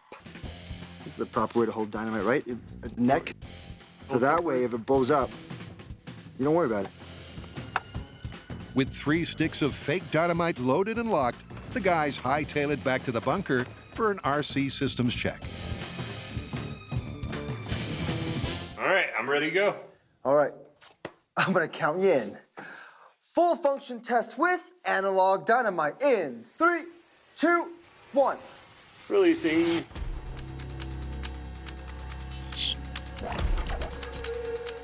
All right, pre-arm and fire. See it move. Oh, there it is. There we It's go. lit. Fire the dynamite. Fire. Woo! All right, that's 1 away. All right, that was 10 feet. Let's try 20 feet. All right. All right, drying. Here we go. Over the stick of dynamite. Oh, that's a good load. I built some crazy RC things, but this might be my favorite. And ignition. Our first full function test went pretty well. All right, it's lit. Fire. That's good. All right, number 3. We had smooth action on our rig. Beautiful load. Got good RC signal back at the bunker. There it There goes. it is. And Fire! Ooh, I see the dynamite. We're good. And all the sticks of dynamite fired. Coming up, before Brian and John let loose with the high explosives, The crossbow is armed and loaded. first, a Main Street showdown, When the bullets are blazing, can the hero really take his time and take aim? I think I missed one. Still fun! Ready? When it comes to a Wild West shootout, will taking time to aim get you out of a tight spot more effectively than shooting fast and furious? To find out, it's back to the shop to set up a gunfight. All right, if we're gonna be testing sight picture shooting versus rapid fire shooting, we're gonna need some targets. And not stationary targets that are kind of lame. We want moving targets so we actually have a challenge to shoot at. How about some pneumatics for that? That way we can get that saloon-style shootout. Yeah, where they pop up and surprise us? Exactly. Think some kind of cowboy. For this myth, we're gonna need some targets, and they're gonna need to kind of pop up out of concealment, hang out for a bit, and then go back down. That way we force ourselves to suddenly shoot at them, get that rapid fire when we need it. We're gonna use an air compressor to power it. A couple simple valves, go over to a PVC cylinder with a sleeve of PVC on top. That way we give it air, up it pops with a silhouette on it, pop, pop, pop, down it comes. There's your test. You see me drawing and sketching a lot, and that's because every time we start a new myth or a new project, I like to get out of my head and start thinking with my hands. And what I mean is, it helps to visualize the insane things we build for myths. PVC pieces. Thank you. It's pretty simple. Inner sleeve, replaceable completely, male to female. Boop. So when we blow this thing apart, we can just swap them out. Hella easy. I like it.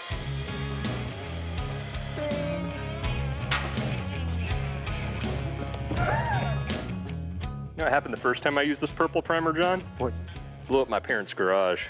What? What do you mean, how? It's my first air cannon, and had a little blowout with a valve when I didn't use the primer right. It's probably like a 30-pound ball valve, and then boom, blows up, just pieces that way, pieces that way. And there's just like this massive hole in a cement pillar. It went through, hit like, what was it, a toolbox, and then through like some folders and into another toolbox, a big upright. Stopped it finally, but it was significant. I'm just glad you got all your fingers still. I almost burned the house down making a light bulb for a school project. And it's just like, you know, when you do steel wool, 9-volt battery, and you take a piece out, you do it, and you watch them like, you know? And so I was done, I threw the battery on the table, and it slid into a big pile of steel wool. So it burst into flames, and as a kid, I just went, oh! And I knocked it off the table. It landed on a pad of paper. The paper burst into flames, so I'm running through the house with this thing of paper, throw it out in the back on the deck, run, and then I'm filling up a pot full of water as this fire is growing, and then I just go, choo! On a metal fire. Huh? On a metal fire? Yeah, I was like, what, 8 at most? And so, but the good thing is, it goes out, there's like a burnt part on the deck, and then my mom's like, what's happening down there? I go, nothing! And then they never found out. Never. Until they watch this. Can we edit that out of that? Can you just bleep the whole story? When I was younger, for like 4 minutes. Boom! With the air cannons primed to provide the power, all right. John quick draws a target for a demo. And a cowboy is born. Let's see if it works. Okay. You got your finger guns ready? Oh, yeah. All right. Stand by. Ready? 3, 4, 5, 2. Well, that's great. Let's go build 39 more. With enough bad guy barrels ready to roll for a day of shooting, it's time to mosey on down Main Street to test this gunslinging myth for real. We need to turn this quiet western town into a OK Corral style shootout. We're gonna use those targets we made in the shop, put them up and down Main Street. That way John and I can use those skills Cisco taught us, the sight picture and the rapid fire shooting. Y'all see this? Old western town comes with snakes. Gotta love that. So despite the fear of snakes, they're always quite friendly. If you make them feel comfortable, they'll be friendly to you. Let's find this guy somewhere not to get shot though. Here you go, buddy. Here you go. How's that look? With the wildlife in this Wild West town out of harm's way, the guys gear up for the showdown. Ta-da! our moving portion of our moving targets. When we're ready, we'll stick a target on here, plumb it full of gas, and bang, bang, bang, bang, bang. Those are the targets, these are the weapons. John on the rifle, Brian on the pistol. All right, bad guys, here I come. John and I are firing the exact same .45 caliber bullet. With a 5.5-inch barrel, I'll get about 750 feet per second as my muzzle velocity. Him, on the other hand, with a 16-inch barrel, will be getting about 1,000 feet per second as a muzzle velocity. With the longer barrel, there's more time for the expanding gas to act on the bullet, accelerating it to higher speeds. This is how our course works. There's two types of targets. One bystander target and one bad guy target. These circles represent kill zones, so if any bullets land in the red kill zones, this guy's dead and you get 1 point per hole. But if any of the bullets kill our bystander, this entire area's points gets null and void and drops to 0. This is it. All right, you ready? I'm ready. Okay, here we go, in 3. The scene is set. Brian's up first with the revolver. 2. First up, he'll tackle the course using the slow and deliberate method. 1. Each bad guy pops his head up for approximately 5 seconds. So Brian has time to take careful aim. All right, gun down, next target, let's go. There are 5 stations with a bad guy each, and Brian has 2 rounds per station. Oh. Meaning the maximum score is 10. It's a little high. All right, going down, next target, let's go. And if the myth is to be confirmed, his combined score will be higher than his Fast and Furious test, when he'll get an additional 3 shots per station.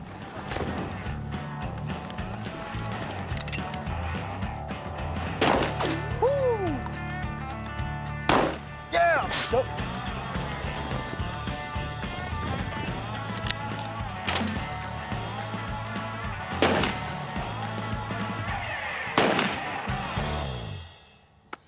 That was great. Pretty good, man. I just finished my slow and deliberate round, and it went pretty well, coming to a total of 7 points for me. Best part about it, not one bad guy walked away. I'm gonna try my best in the next round, but my money's on slow and deliberate.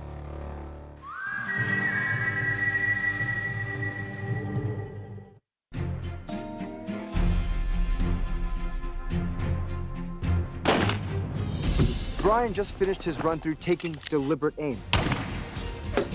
And he did real well. But now he's gonna repeat the exact same procedure, but with rapid firing. All right, you ready for your rapid fire test? Oh yeah. All right, I'll count you in. You ready? All right. Here we go, in 3, 2, 1. Brian runs the same course again. The 5 targets appear for approximately 5 seconds.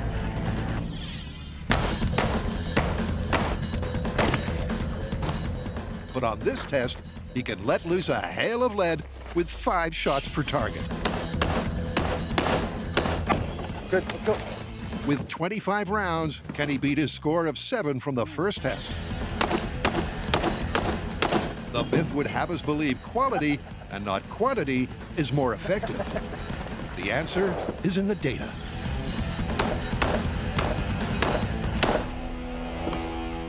That's it? That's it. Okay. One thing's for sure, when assessing the score, the cameras didn't fare so well.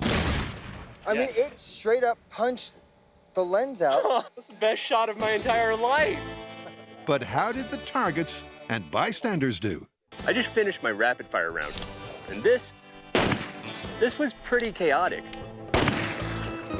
Well, that's a kill shot on a hostage. That's 0 points this station. None are kill shots. 0 points.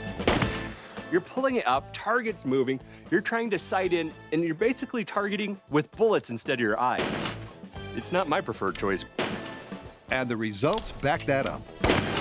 Not a single hit in a red target zone. And 1 dead hostage, 0 points. That did not go well, especially for the hostage. You know, rapid fire shooting seems like it would be a lot better. You're putting a lot more lead towards that target, and that puts the odds in your favor. But you gotta use muscle memory to aim, and every time you hit that hammer, it pulls your arm off target. It's a lot easier to pick up that gun, take a look, and boom, pull the trigger. And now it's my turn. I'll be using this 1873 lever action rifle. And just like Brian, the first test will be deliberate aim shooting. Ready for your deliberate fire round? I am. All right, 3. Then we'll switch over to rapid fire shooting. 2. Then when we're done, we'll compare the two and see how I did. 1, go. The scoring is the same. On the slow and deliberate test, there it is. John gets 2 shots per station. Oh, shoot. When it comes to rapid fire, he'll get 5 for each target. Oh, wait. Go. It'll be interesting to see if the myth is also confirmed for the rifle. All right, let's go. And whether there's any difference between the 2 weapons.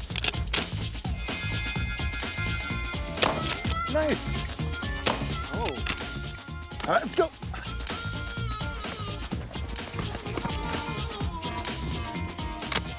Oh, you want to play games?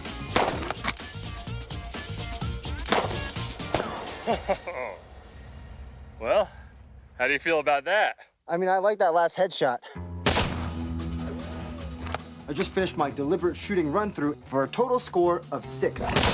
That's not bad. I actually quite like shooting deliberately because, especially in hostage situations, it gives me the perfect amount of time to kill the bad guy. Yep, at this point, the myth is looking pretty good. From a maximum of 10, John scored 6. And like Brian, he took out every bad guy with at least 1 kill shot. All right, rapid firing, you ready? Yeah. But John is about to let loose a fearsome hail of lead. Will this speed over form technique work for the rifle? 3, 2, 1, go.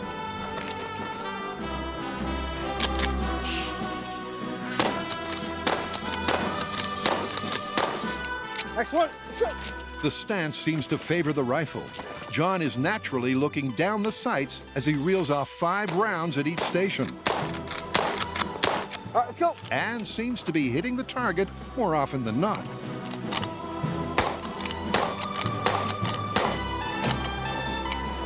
All right, let's go.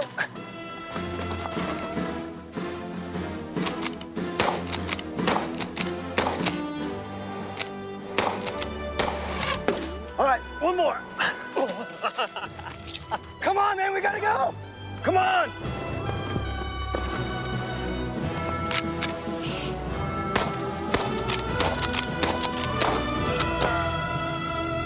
All right, man. That's it. How you feel? I feel all right. I'm pretty sure I hit it a bunch of times. I'm 100% sure you hit it a bunch of times. I just finished rapid firing at my last target, and there's something interesting.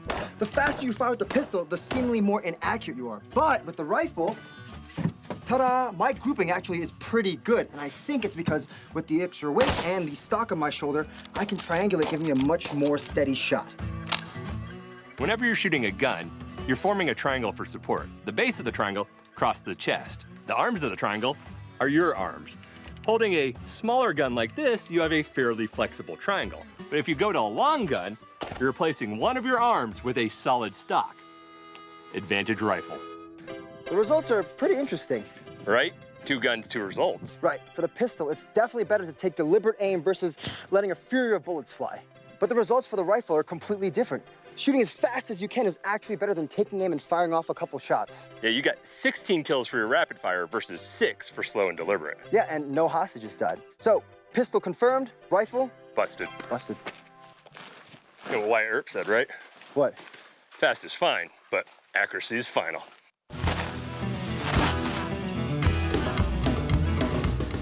Coming up. In 3. More guns and blammo. 2. 1. Here we go.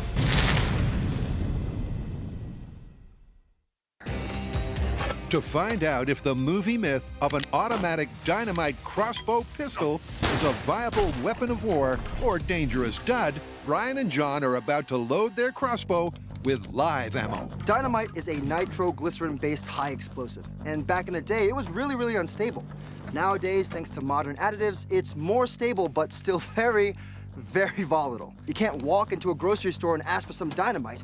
That's why we have explosives expert Jesse behind here fixing some up for us. While Jesse preps the dynamite and the fire department prep the area, Brian and John set up for data collection. 10 feet. This is a burst disc, and it's calibrated to break at precisely 10 psi.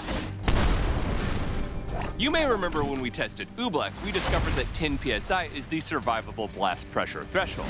So we're gonna place a burst disc assembly at each one of our bad guy targets. 20 feet, 30 feet, and one next to the crossbow, representing our shooter. If this burst disc is broken when that dynamite goes off, well, our shooter would have liquefied lungs, and that's not good for this myth. Yep, the myth has two components. Is a crossbow pistol effective taking out targets in the 10 to 30-foot range? And would the shooter have survived? All that remains is to clear the area and watch from a safe distance as Jesse primes the crossbow with the highly volatile live sticks of dynamite. There's 3 in the mag right now. Dropping the top of the receiver. All right. Woo! This is it. This is insane is what it is. Crossbow is armed and loaded. You have control? I have control. Thank you so much. Whew. After days in the workshop, we finally get to fire our dynamite crossbow with live dynamite. All right, acquiring target. All right, you ready to release the draw? And we get to see who comes out of this gunfight alive in the not-so-okay corral. Whoa, boy. I got butterflies in my stomach, but like hardcore, intense butterflies. String set. Ready to light it? Here we go. All right, you ready? I'm gonna count you in. I'm ready. Okay, full-scale test with dynamite crossbow pistol and 3, count them, 3 sticks of real dynamite. In 3, 2, 1. Oh boy. There it is. There we go. You ready to fire? Ready to fire. Lit. Fire! Boom! Oh goodness, here we go. Oh, snap.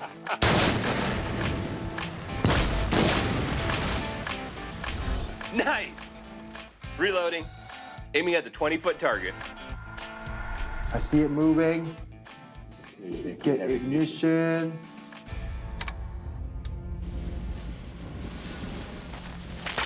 Oh! There it goes. Something's burning. Oh God. Oh God, it lit the bottom one. Ooh, something's burning.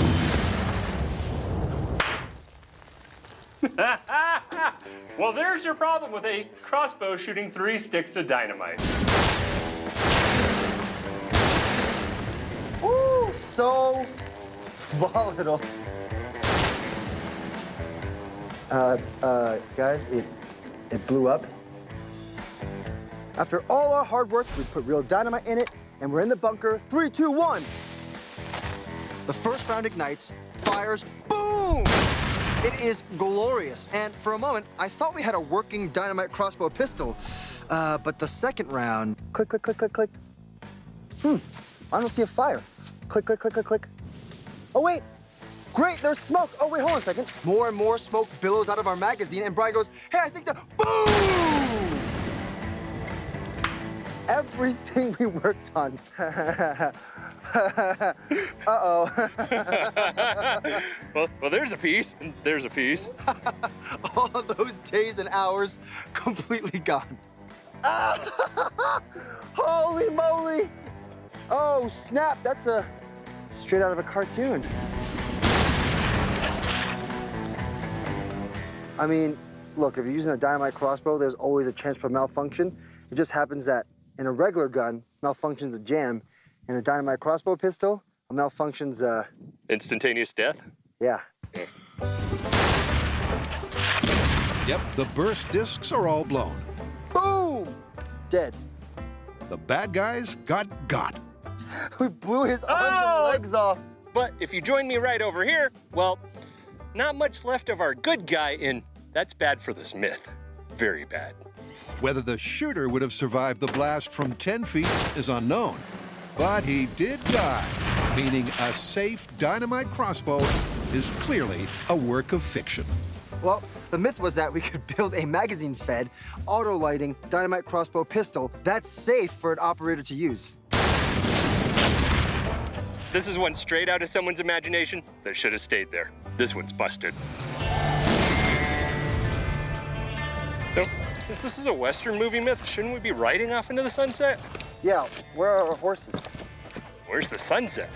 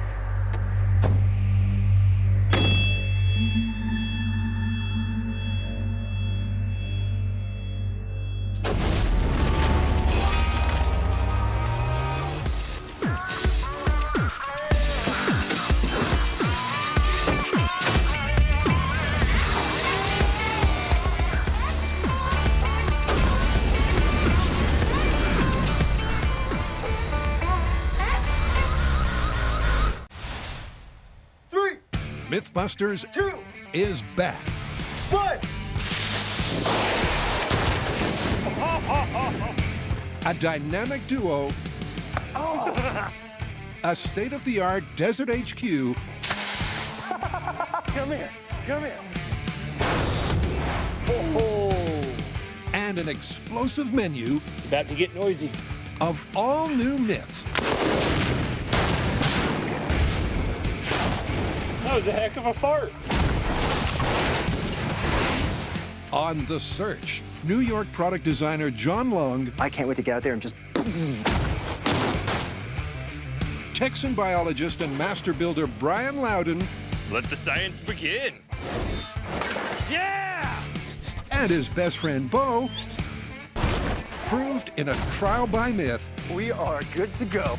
they had what it takes to test tall tales. Please welcome the next generation of Mythbusters! And so begins the next chapter. Brian and John kick off with an airbag disaster. Speed, 26 miles per hour. This myth is about whether or not having your feet on the dashboard turns a collision, bam, into something lethal. That was perfect. And Selfie stick. a rocket-powered sword. We're testing if a weapon can slice through a villain's neck. Now that's a knife. With such force and precision, welcome to the danger zone. That his head stays on his shoulders and doesn't move. Flames everywhere!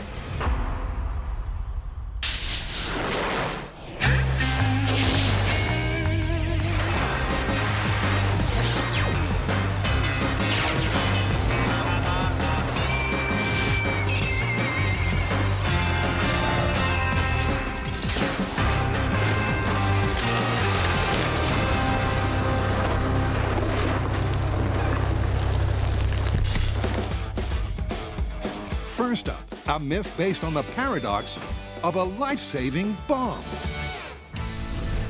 Every modern car has one, right there in the dash, primed to go off upon impact.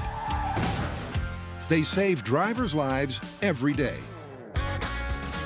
But the myth is that an airbag has enough force to put a laid-out passenger in mortal danger. Are you really risking your life putting your feet up? Brian and John strap in to find out. This one's interesting. I've always wondered about it. Right? I mean, how could an airbag go from saving your life while you're sitting like this to killing you when you do that? That's what we need to find out. I mean, think about it. It's like a bomb in your face, ready to go off. Maybe that's where we should start. Blow a few of these things up and see how much force they exert. Blow things up? I'm in.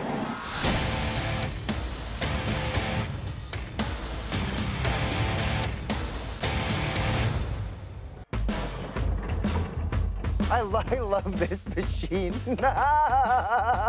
Fires a cannon! Oh, I can't do that. This is your standard family sedan. It's equipped with a supplemental restraint system, which we know as airbags. The first of which has been around almost 30 years and is in the steering wheel. Ta-da! You're nicely positioned in front of it, holding on, sitting upright. It deploys, gives you kind of a pillow to cushion yourself. I never get tired of wiring up explosives. The second one, here in the dashboard, that's been around for 20 years and has a few more challenges. The reason is you have this big open area. When this guy deploys, it has a lot more room to fill. It's got to do more work, which means more power to restrain that passenger. So, first up, the guys will ignite an airbag or two and measure how much force they exert. Driver's side airbag test in 3, 2, 1. That's not bad. Would you want to rest your face on this? That was the driver's side airbag. Think it's like you burned the bag of popcorn. Yeah. It was the smaller of our two airbags, but as soon as we touch those leads, whoosh, instant pillow. Ta-da! Cue test number 2. All right, passenger side airbag test in 3, 2, 1. That one had a bit more of a kick to it. Oh, wow. It like whips open. It goes. It's almost like a ballet, though. So many choreographed parts all at the same time in an instant to the eye. The passenger side airbag went from 0 feet per second to 102 feet per second in 0.036 of a second. That means that that passenger side airbag deploys with 88 G's worth of force.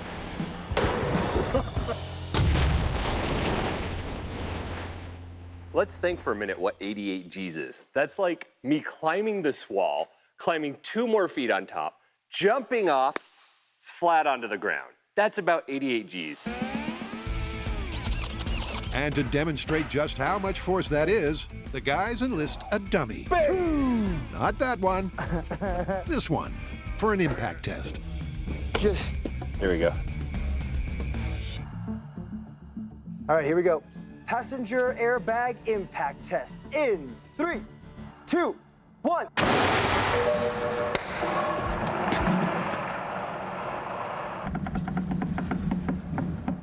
All right. Yes!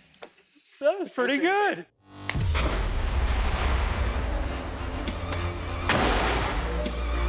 The Carp is only about 30 pounds. This dummy, he's 150 pounds. So a 180-pound load gets thrown a pretty fair distance at 41 feet. That's crazy. I definitely wouldn't want to switch places with this guy. Here we go. Oh, counter steer.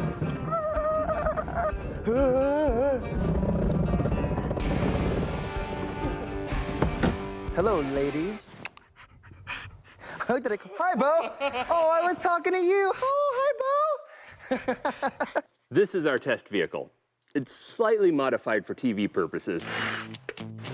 Wait, I got it. But it has all the parts we need. It's got the seat, the dash, with the airbag in it. A quick Mythbusters custom sunroof is gonna let our high speed get a great view inside here. Ah, good old cardboard cars. Fantastic. This is what we're gonna use for our first feet on the dashboard test. To begin to dial in on the lethality of placing your feet on the dashboard, Airbag's all wired up. with Buster, currently resting in pieces, the guys recruit a stand-in simulate. This is beyond valet service. To sit in the hot seat. Oops, sorry. How often have you seen this? You're on a summer road trip, the sun's out, the window's down, your hair's blown around in the wind. Your hair's a mess. I'm awfully jealous. Well, I'm sure she won't need it after we're done with this test. Good, I'm going out tonight. And your legs get kind of cramped, so you put them up on the dash. But what happens if you get into a low-speed fender bender, like 20, 30 miles an hour, and the airbag deploys? Let's go crash the car. Oh, let's. Their preliminary test setup is ready to roll. The airbag is remote control rigged to respond as if it's in a low-speed impact. And the car set up for the cameras to get a good view. I think we're about to see some extreme yoga. Like, feet on top of dashboard in 3, 2, 1. Oh. Oh.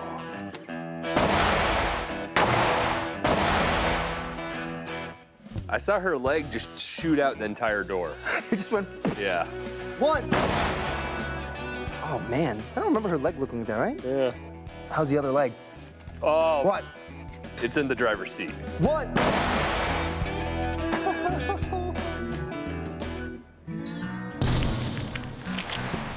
Oh my gosh. Oh, watching it in reverse, it's like the party horns, but it's a foot that comes out. That's nasty. That's a significant amount of force, and it's clear there's something to this myth. The question is, would it be deadly? But first, cue myth number 2. What'd I miss? Dude, there's a vampire in the house, and the guy's hiding in the bathroom with a sword. Oh! He just cut clean through that dude, and his head didn't move an inch. Wait for it. And head on the ground. Oh, that's awesome. But do you think that could actually happen in real life, you know? Like cut a bad guy in half, but doesn't move an inch, so he just flops in two? There's only one way to find out. We have got to test this. What's wrong with that guy? This classic movie trope is so common that it has its own name, delayed causality. So whether it's a zombie or a monster or some generic bad guy McBatterson gets hit with a blade with so much force that his body doesn't move until it slides apart. So, shrink, hold for dramatic pause. That's what I call a night at the movies. To begin their decapitation deliberations, Brian and John have enlisted weapons-wielding expert R.J. McKeon. When it comes to swordplay, oh, he did. R.J. is a champion. Oh, jeez. He competes in and wins historical martial arts cutting competitions.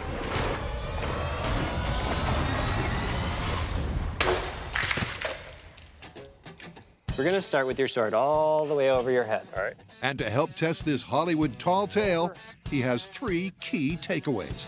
You're gonna need proper extension of the arms, you're gonna need speed, and you're gonna need edge alignment. It takes a while and a few cameras. Did I get you? Are you okay? Ooh! This is almost perfect. But before long, Pretty good. A little tiny bit of wobble. RJ's instruction has Brian. All right, what's next? And John.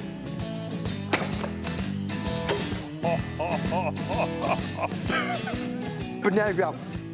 Taking out bad dude food with 1 clean slice.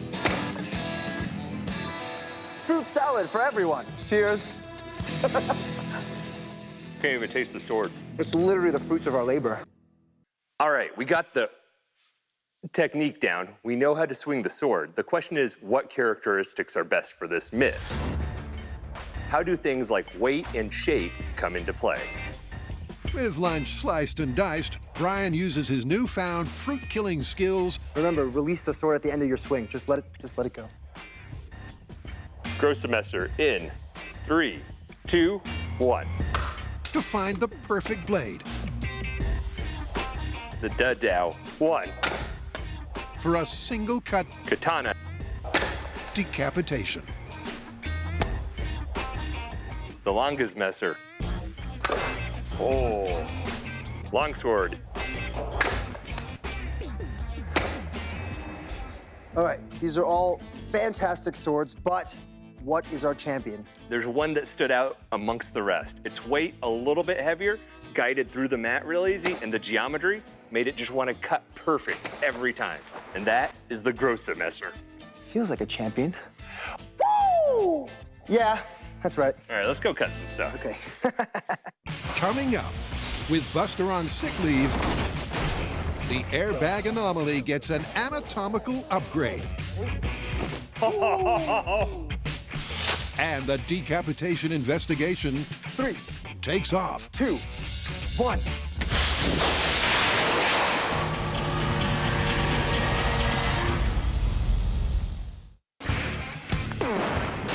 To continue the rich, varied, and explosive 15-year myth-busting legacy, Brian and John competed and earned their place on The Search. It's explosions, it's Mythbusters, it's beautiful. And I want it to last forever. From a sideways ejection seat to a medieval junkyard catapult and even duct tape boat shoes. He's really doing it. They displayed the design and build skills, the energy, enthusiasm, and leadership to beat 8 other hopefuls. Brian, John, and prove they had what it takes. And so, the new chapter has begun with a car crash catastrophe and delayed decapitation. We're testing the movie trope about delayed causality. That's if a weapon can slice through a villain's neck with such force that his head stays on his shoulders until it slides apart. For the swing, it's all about 2 things, force and contact area. Because pressure is force divided by area. Imagine getting slapped in the face by a hand. Ugh.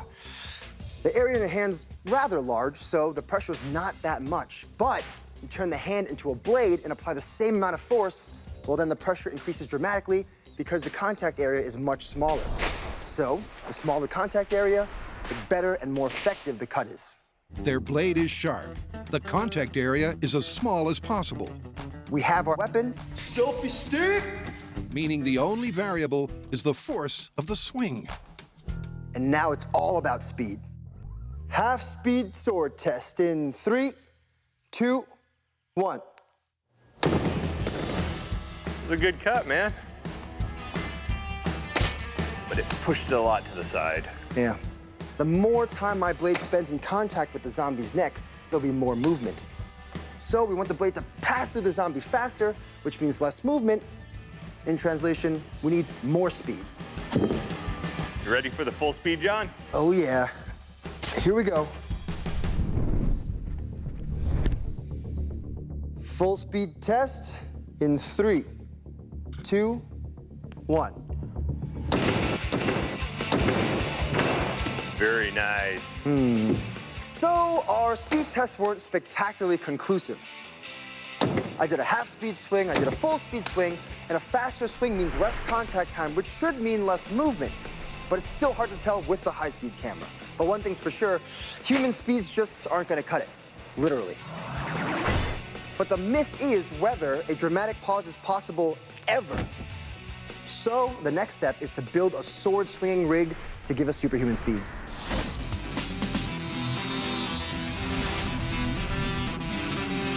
Back at Car Crash Central. Oh.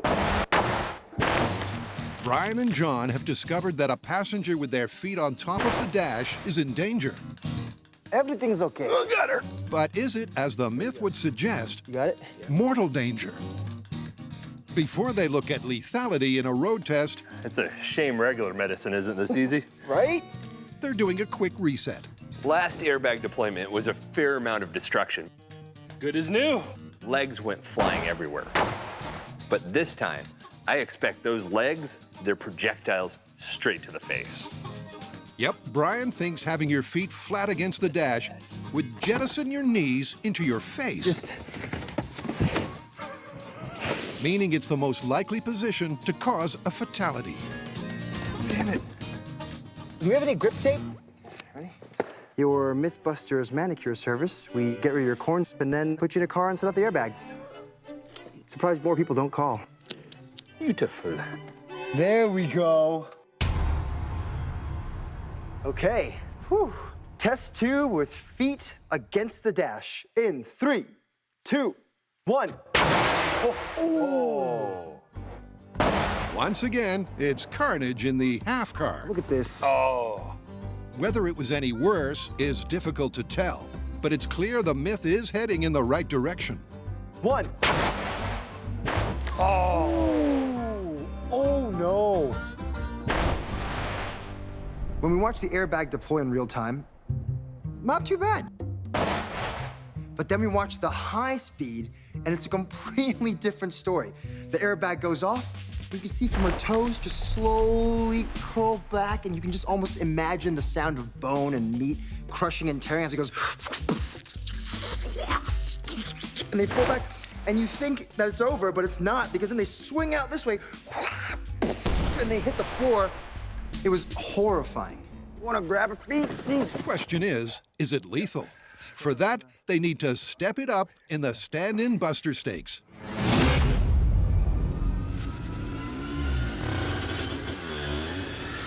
Meet Boomer. I worked in emergency medicine for over half a decade, and during that time, I taught a number of paramedics using all sorts of human analogs. Okay. But we have something here today that is as close as you can get on this entire planet to a human being without having a human being. You ready? Ooh, yeah, let's go. Go, go, go, go, go, go, go. Ready? And I am very excited.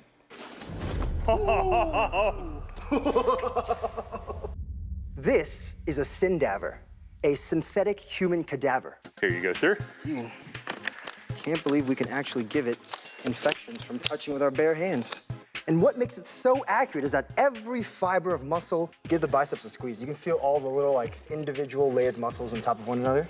Every bone, oh, you can feel the skull. Every artery and vein inside a human being. Some Frankenstein style. High five. Is in this fake cadaver. Look at this. Look at the tongue. I mean, in terms of human inorganic analogs, this is as good as money can buy.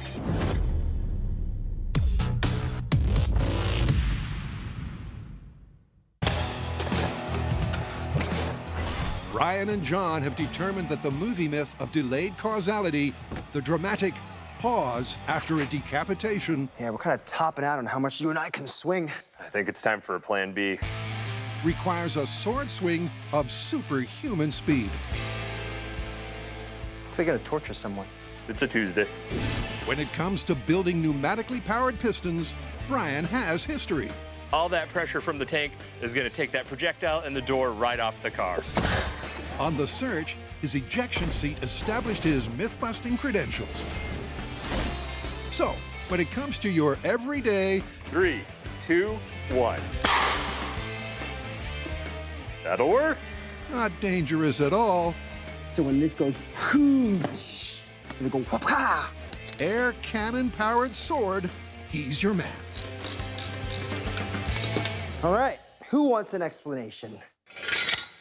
What makes a sword cut efficiently is a push and a draw.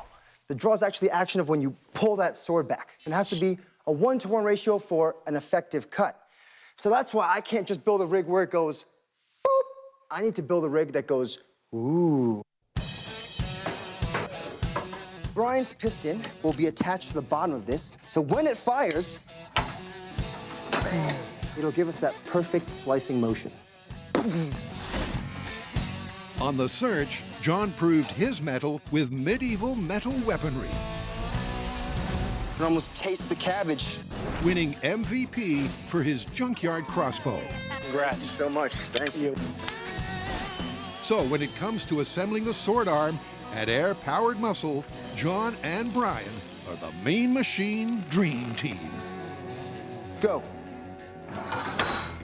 Yeah, that's horrifying. It rides well. Horrifying. Horrifying. We didn't even put anything in. I'm scared already. All right, let's try one more time.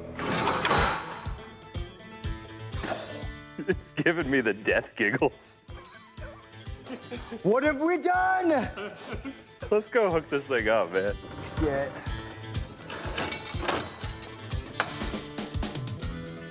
Our first test will be to get this rig to fire at the fastest speed that I could swing the sword. We're doing that to see if this blade will give us a nice, smooth swing. All right, John, 100 PSI, ready to go. Okay. All right, your fingers on the trigger? I'm ready. Okay, human speed baseline test in 3, 2, 1. Oh!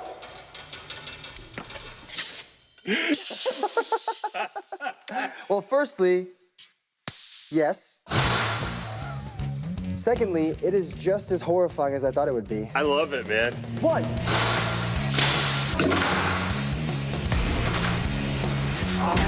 The machine doing the job. I'm gonna cry about it. It's so beautiful. That is our speed. That's what we needed. Oh, nice. You wanna put a target in it? Oh, yeah. That's how Mythbusters prep for a picnic. Welcome to the danger zone. Human speed swing test with target in 3, 2, 1.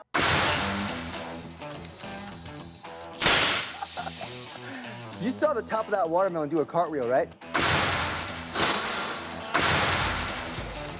The top of the watermelon didn't get pushed forward. It got cut, and then it went bloop, and then it fell off.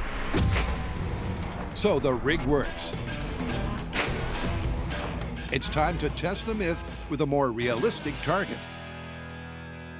Ballistics gel, as always, is soft tissue, and we've inserted a dowel to represent bones.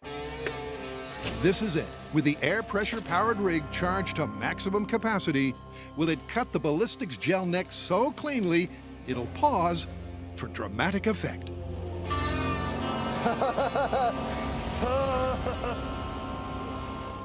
All right. Perfect. Oh, is everyone behind? Okay. You ready? I'm ready. Everything we got, test, and I mean everything, in 3, 2, 1. Well, let's go take a look. Yeah. Holy moly. Whoa. It cut through a good portion. Oh. Oh. Whoa. Some damage to the dowel, but it didn't make it through. The cool part is, look how clean that cut is. The high-speed camera tells the story. The sword is moving at 110 miles per hour. It slices clean through the flesh-like ballistics gel, but when it hits the dowel, representing bone, so it catches that dowel and it's pulling everything. Yeah, it's beautifully gruesome. It hits it so hard that it racks the whole... Stand and all, man. But all the way up until that point, it's a completely smooth cut. that's as fast as their air cannon can swing the sword. And there's still no sign of the mythical clean-cut slice. But they're not giving up yet.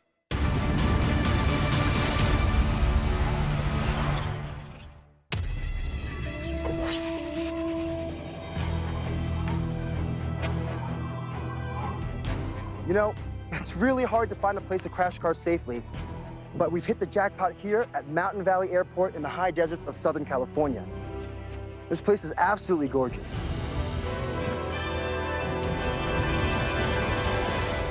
Come on, girl. To find out if putting your feet up on the dash puts you in mortal danger from an airbag deployment, Brian and John have to set up a driverless car crash. That'll do. Yeah. Step 1 is a tow rig pulley system.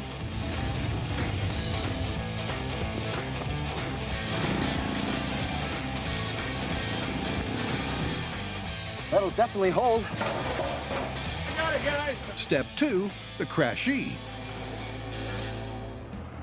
Step 3, the crasher. Slow.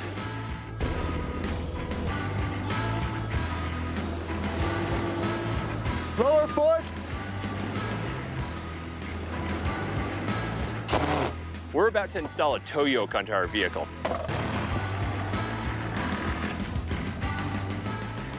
Oops. Wiper fluid.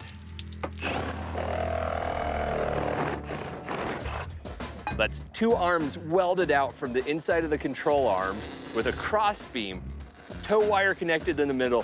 Whoop. Oh, it makes its own noise. That way, if our car begins to deviate, the force on that tow beam will pull it right into our target. This is 400 feet of steel cable that we'll be using to pull our crash vehicle into that crash barrier. Now we just gotta roll it out. This is some kind of like curling. We're like an Olympic. We're gonna be Olympic level cable despoolers. What you doing, Bo? Here we go. Oh, well, this is great. Go. With a little help from their four-legged friend, the cable is laid and the pulley system rigged. I am the thing that eats breakfast sandwiches. Both cars are in place. Good to go. Cue Boomer, the spookily accurate human analog. Oh, okay. Let's get our seatbelt on and we'll slide her in. Yeah. This is a pricey piece of equipment because it has bones, veins, which means when we're done with this, the way we examine it is the same as a real victim in a crash. We'll be x-raying it. Today, we're lucky enough to have x-ray tech Mike Carney, as well as orthopedic surgeon Devin Jeffco. They're gonna give the Sendavers an exam, shoot a couple of x-rays, and give us the results. Last minute beautying. Oh, yeah. Perfect. Go. Our first test with the Sendaver, feet up on the dash. What do I think's gonna happen? It's a weekend at Bernie's kind of situation. I think her legs are in big trouble, and I think her face is in trouble. Bam! Foot to the face. But will it be lethal? This is it. We're about to have some fun. All right, John, tow vehicle set to go. Will the simple act of placing your feet on the dash turn a low-speed fender bender into a life-ending bang? Okay, Brian, test 1. Feet on dash in 3, 2, 1.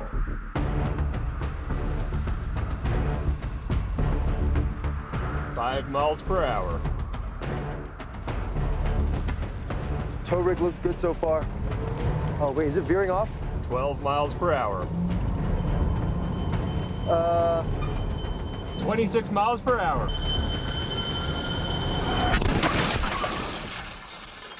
Mission accomplished, Brian. Mission accomplished. Woo-hoo-hoo-hoo. You know, it went off a little bit, but at the end it came right back, hit the car.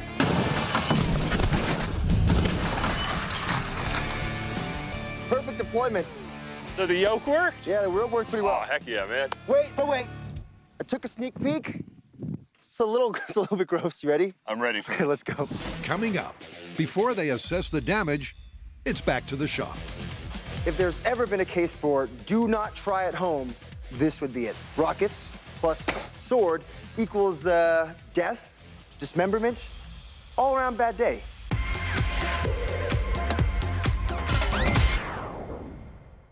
One. Brian and John are testing the well-worn movie myth that after a generic bad guy is decapitated, there's a dramatic pause. The problem we're having right now is speed. We need much more of it. That cut has to happen so fast that we're building a rocket sword.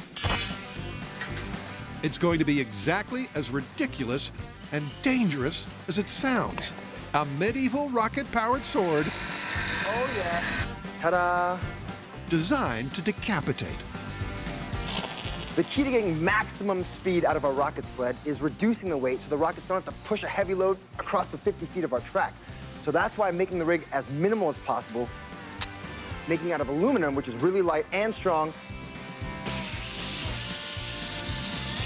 Yeah, that'll work.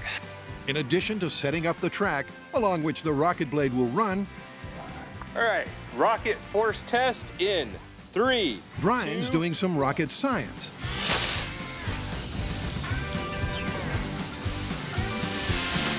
That was a great test of our rockets. We got about 23.8 newtons of force. Which means with the sled weighing about 4.5 kilograms. And adjusting for friction, 20 rockets will send their sword flying. Fire! At more than 150 miles an hour. Fire! Twice the speed of a human swing. Go, go, go, go, go! Fire! One more! That's not bad. I think that's ready for rockets. Our rig is set up to test whether or not a blade moving with enough speed can cut clean through our target while leaving it completely intact. But first, we're gonna do a dry run without a target just to make sure everything works smoothly. Perfect.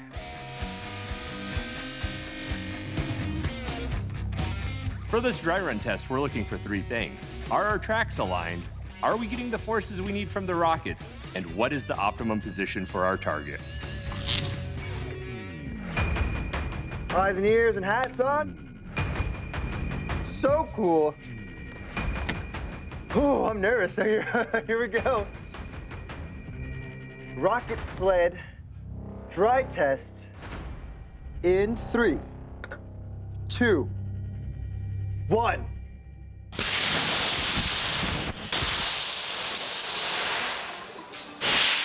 I think that's successful.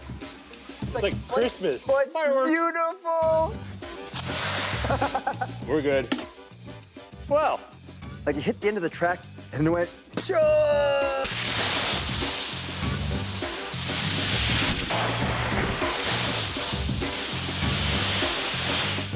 The rocket sled performed exactly how I wanted to.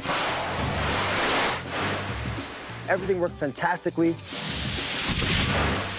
In terms of power and speed, I think we got it. I think I'm gonna just wipe it down, get some of the schmutz off, and tighten a few things, and we'll set up for the next test. It's a magnificent and terrifying sight to behold. A razor-sharp blade powered by rockets launched at 165 miles an hour. Our dry run went great. We got the results we were looking for. But before we graduate to the final event, we're gonna have a soft target test.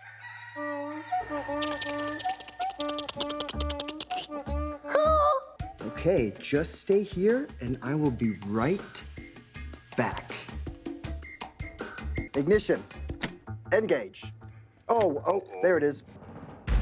Okay. I will count you down, bro. Oh, I can't wait to fire the chicken. Okay. Rocket blade sled at target. Just stay there, chicken, it'll be okay. In 3, 2, 1.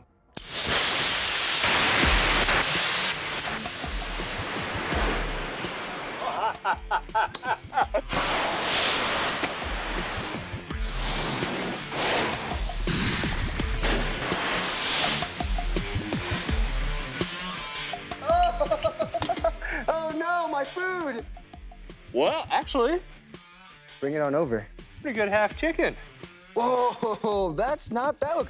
Look at this. It cut through the bone the long way. That is a perfect cut through there. That's impressive. Whoa. Okay, that blade traveled straight through the chicken. Super clean cut. Look at that juice flying everywhere.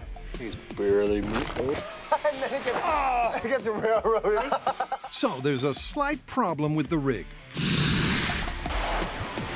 The back end of the sled crashes into the target. If there was a dramatic pause, it was run over. For the final test, the guys add a backstop. Oh, and a zombie. To test this, we need a target to fit the myth. That's why we have a zombie. This is Larry. He used to be one of our Mythbusters production assistants, that is until the outbreak. But now he's volunteered to be our target. Thanks, Larry. You're welcome, John.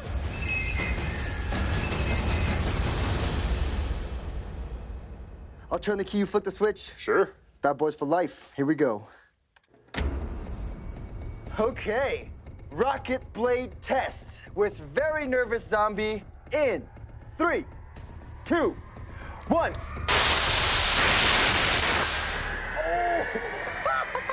Oh. What the hell is going on? Fire extinguisher, please.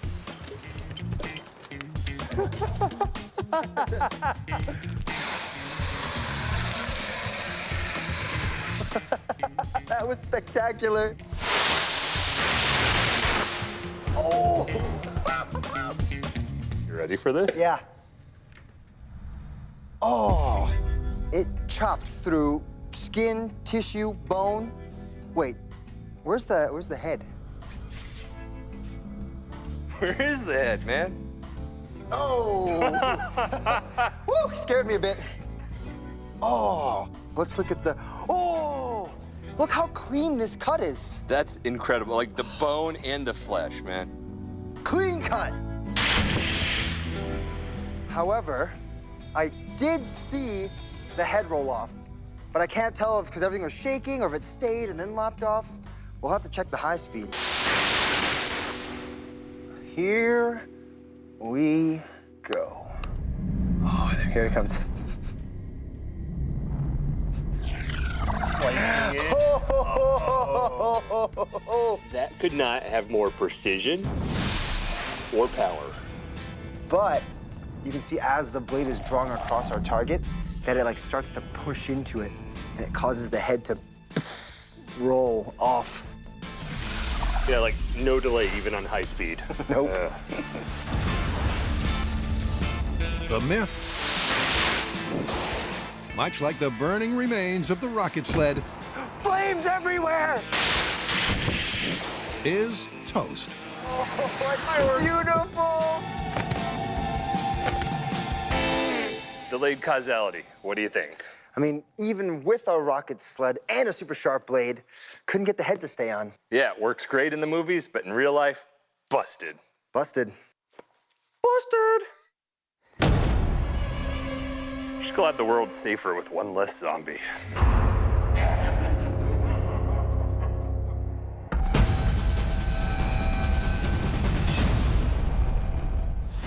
Coming up, the myth of the foot-resting passenger Speed, 26 miles per hour.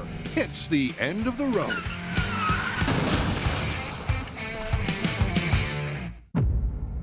Countdown, 3, 2, 1. He starts rolling. Everything's looking pretty smooth. He's calling out 5 miles per hour. 12 miles an hour. And I'm like, hey, is that car veering off? Speed, 26 miles per hour. Should we abort this thing? The car goes, boom! Airbags deploy perfectly.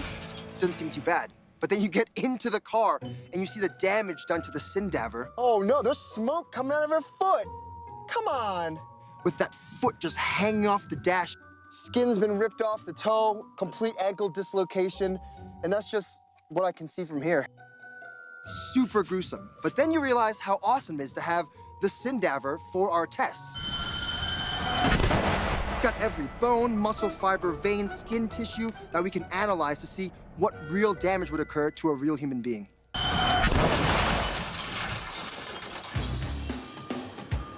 But before the guys send the patient off for an x-ray,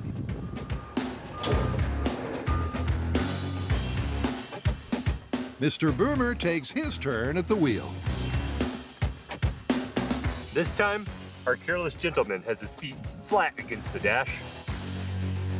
I think this is the best chance of doing some damage. Knees are up into the chest, up into the face. All right, Brian, you ready? Good to toe. Nice, okay. Feet against dash in 3, 2, 1. 5 miles per hour. Tow rig is looking good. 15 miles per hour. Speed. Whoa! 26 miles per hour. Oh, okay. Stop. Oh, there goes the camera. Okay. That was interesting. You want to come down here, Brian? So that didn't quite go as planned. The car started out nice, then began to veer.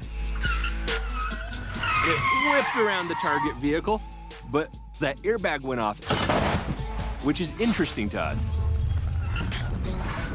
How would I sum up what just happened for our test? Well, even though the car didn't hit the crash barrier, it still clipped the sign violently enough to fire off that airbag. And that alone caused some severe lower leg damage. But the Myth parameters require an airbag deployment in conjunction with an impact. So a quick realignment of the tow rig and... So obviously we're not gonna leave it at that. We're gonna get a new airbag in there and do it one more time. Haven't you learned anything? All right, Brian, everything is in position. You ready? Copy. Tow is go. Okay, feet against dash. In 3, 2, 1. 5 miles per hour.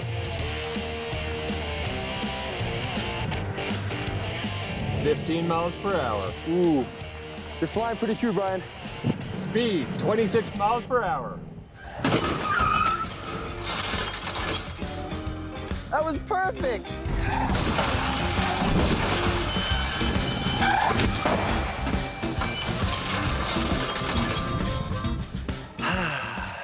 So nice.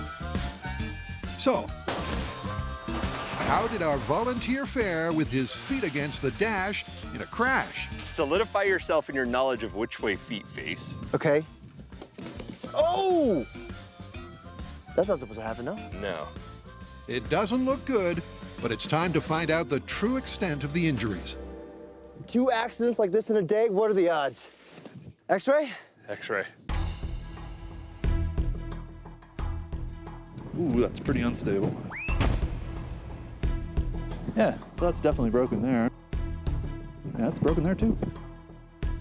Yeah, we should definitely get a pelvis and a hip x-ray over here.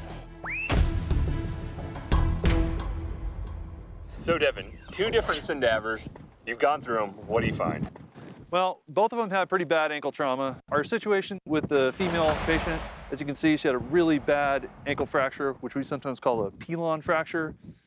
Bad injury, but survivable. Our male patient, similar injury,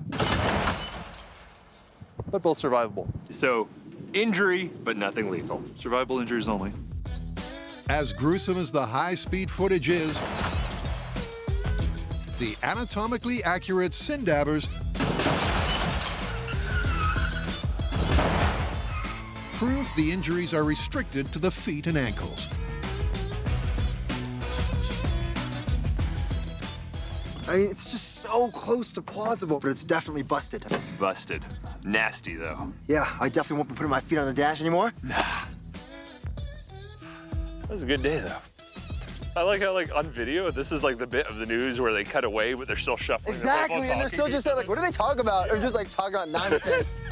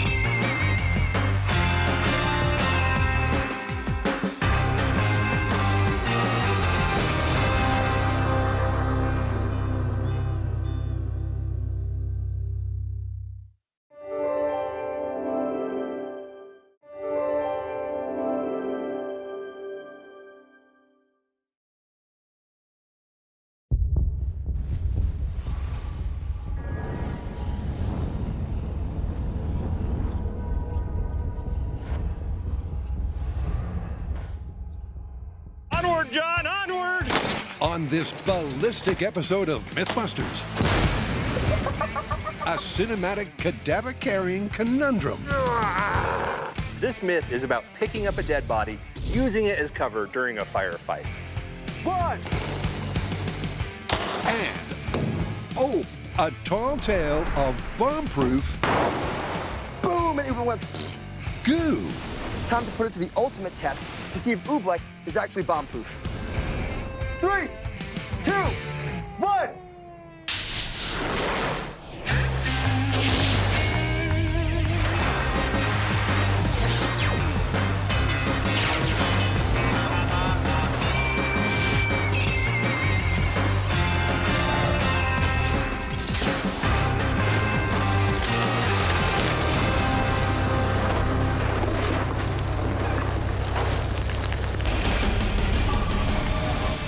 First up is a classic action movie myth. The lead is flying. Our hero cornered. Desperate for cover, he grabs a recently deceased extra to use as a human shield. But can an uncooperative cadaver really be carried in a gunfight scenario? And is it actually bulletproof? Or is this silver screen scene dead weight? This is cool. Let's break it down. First up, you need to know, can you hold up a dead body as a shield? So, can you actually pick it up and heft it around? Huh? Like that. It's great, just push-ups with a dead body. And we need to figure out if a body's bulletproof. That'd be important. Because there's no point in hefting around if it's just a piece of tissue paper. Yeah. You know, I've spent some time around dead bodies. Really? Yeah, I'll find us the perfect human analog for this. Oh, and we need to put some kind of rigor into these tests. We need to bring in the action part of an action movie. We have to take into account the chaos of a gunfight, those dudes shooting at each other, but obviously we have to do it safely. I've got the perfect solution for that. Great. All right, I got you here, John.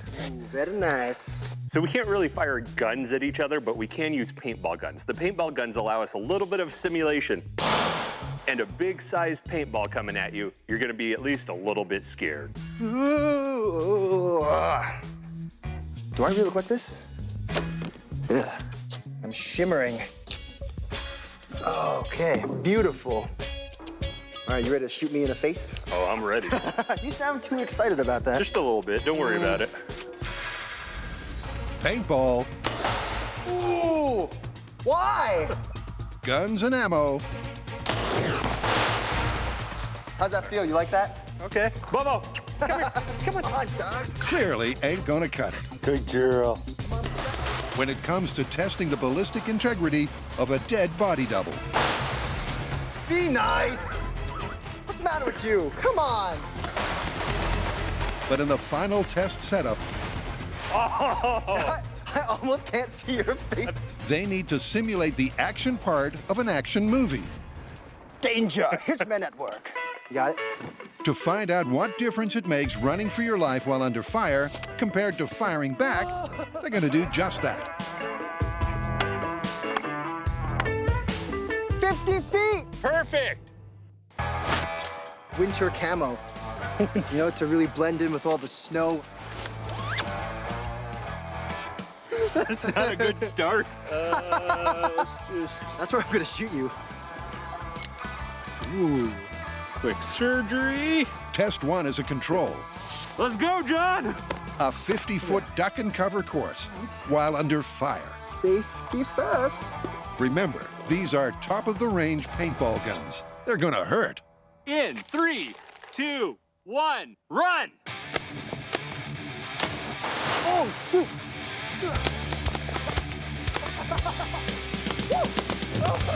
Oh, yeah. So my run took about 19 seconds. Oh, stop! That's because I took time taking cover between shots. Yeah, I think he got me a few times. So we'll see how Brian does, average the scores, and that'll be our benchmark. In 3, 2, 1, run! Ooh. I feel that. Ooh.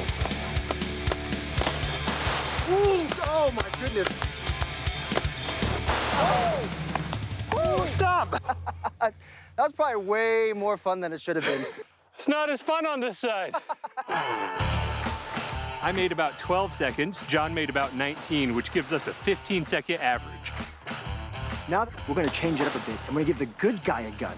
So now when the good guy's shooting back, how hard will it be for the bad guy to, 1, shoot as fast? You ready? Yeah.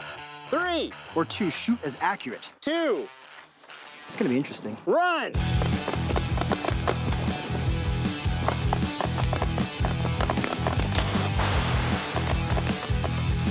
Woo!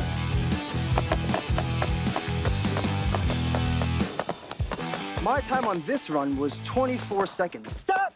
I think I got shot in the butt. It's 5 seconds slower than my previous run. Now it's because I took time shooting at Brian. All right, Brian, you ready to go for a run? Do your worst, sunshine. 3, 2, 1. When I was shooting at Brian and he wasn't allowed to shoot back, I was taking my sweet time pelting with paintballs. But as soon as he started returning fire, even though he only hit me once in the hand, it was still a bit terrifying. Definitely made me more cautious. Stop! Oh, you got me right in the finger. You got me in the finger too. Nice! We're finger bros. That's weird. Woo! In fact, our tests have shown us that it slows you down around 25%. So, the guys have the timing data for their full-scale firefight simulation. It's time to add a body to the equation. Ready? Yeah. Boomer, our accurate human sindaver, so just pull the pants up, is just the dead guy for the job. Look at that! He's proved his take one for the team credentials on airbag disaster. Oh, no. And fresh. Nice. Ooh, I was moist. From a factory reset. Come on, bring it. At 150 pounds, he's ready to roll. There we go. Beautiful. Good boy. Little style. You gotta look sharp. This myth is about picking up a dead body, using it as cover during a firefight. 1, 2, 3. I worked in emergency medicine, and I've experienced moving a few dead bodies. Gotta keep his head clean. There we go. Okay. You ready? Yeah. And the thing you learn is when they say dead weight, it means totally different than just weight.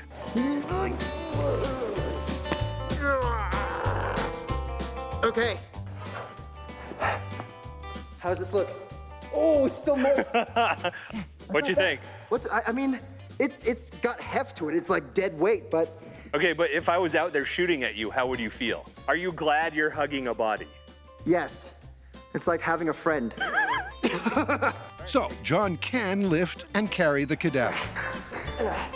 But to put this myth to the test, they need objective data. Yeah! Brian and John set up a 100-foot-long course. They'll both run the gauntlet with Boomer in tow, ducking, dodging, and weaving, as if under fire. 3, 2, 1, go! And average their times to find out how long it'll take. 3, 2, 1, go! Okay. I can't get his legs to bend. Yeah, so the heroes in movies, they sweat a lot less. But I'm actually a little bit surprised. Because it's possible to pick up a body and carry it like a human shield.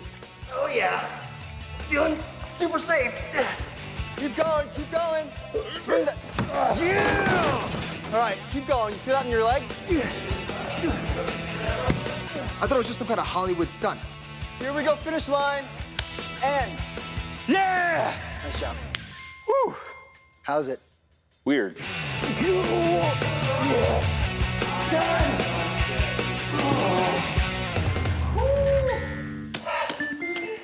It's not as easy as it looked. But next up, guns and ammo. Let's do it. But before the saga of the cadaver continues, cue myth number 2. Can a non-Newtonian liquid protect you from a bomb blast?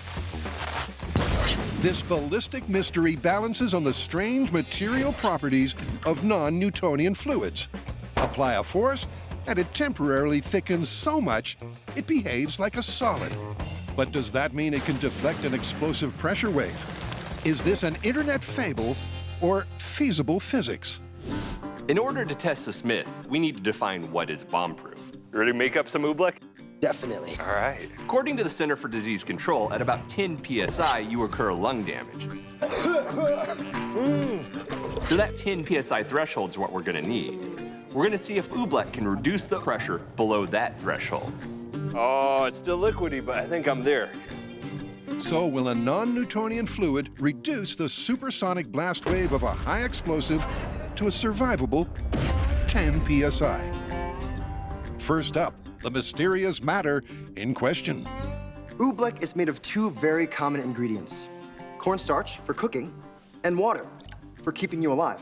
And when these two things combine, they create a magical substance known as oobleck. All right, you ready for the punch test? Which actually comes from a Dr. Seuss story, Bartholomew and the Oobleck, where Bartholomew has to save a kingdom from a sticky, gooey substance.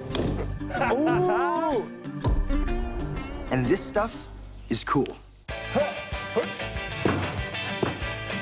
Whoa! So, what exactly is going on here? Well, that's had scientists baffled for a while. What? But starch is key to it. It's made of long coiled polymer chains that tend to flow around each other just fine, but you add a little bit of force to that, and suddenly they intertwine, tangling together. And that makes them act like a solid. Just for a moment, though. You remove that force, back to liquid.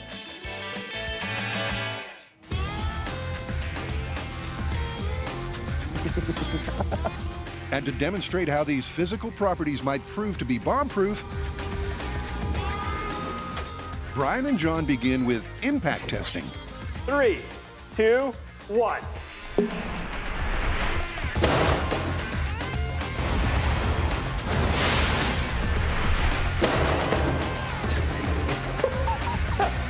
A perfect example of a Newtonian fluid. Consistent viscosity all the way through. Good. Let's move on. Next up, the oobleck. How will the non-Newtonian fluid react to the impact? In 3, 2, 1.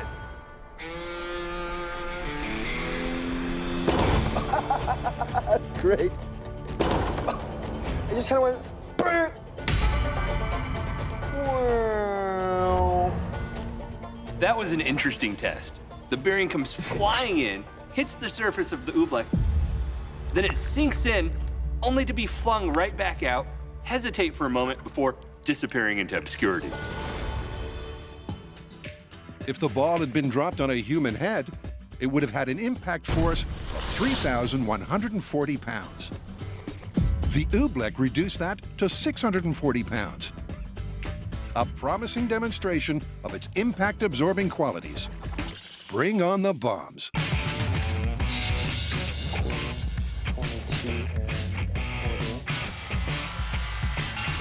How are we going to test on a small scale if oobleck is bomb-proof? With glass panels.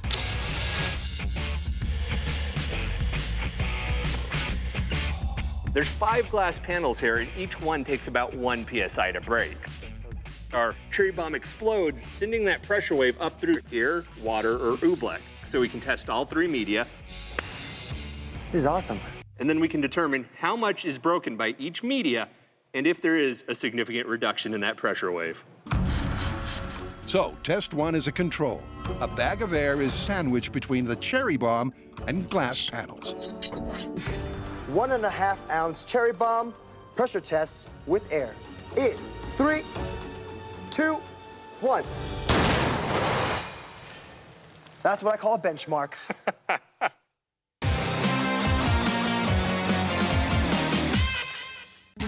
The Mythbusters are testing the internet fable.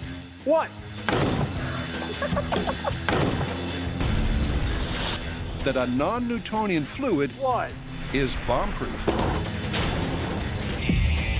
The booms began with a control. 3. An air-filled bag. 1.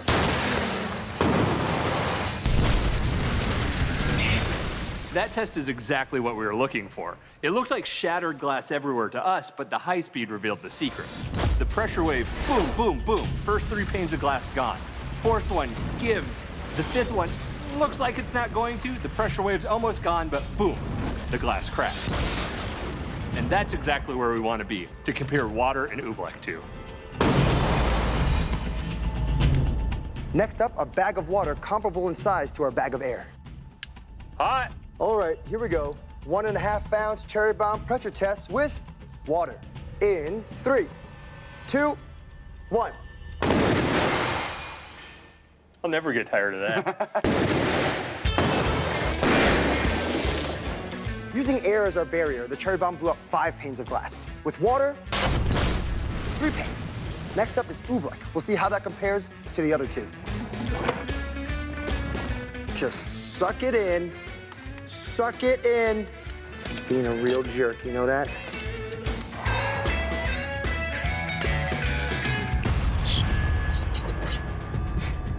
All right, the moment we've all been waiting for. 1.5 ounce cherry bomb pressure test with oobleck. In 3, 2, 1. It went off, went boom, and the oobleck went.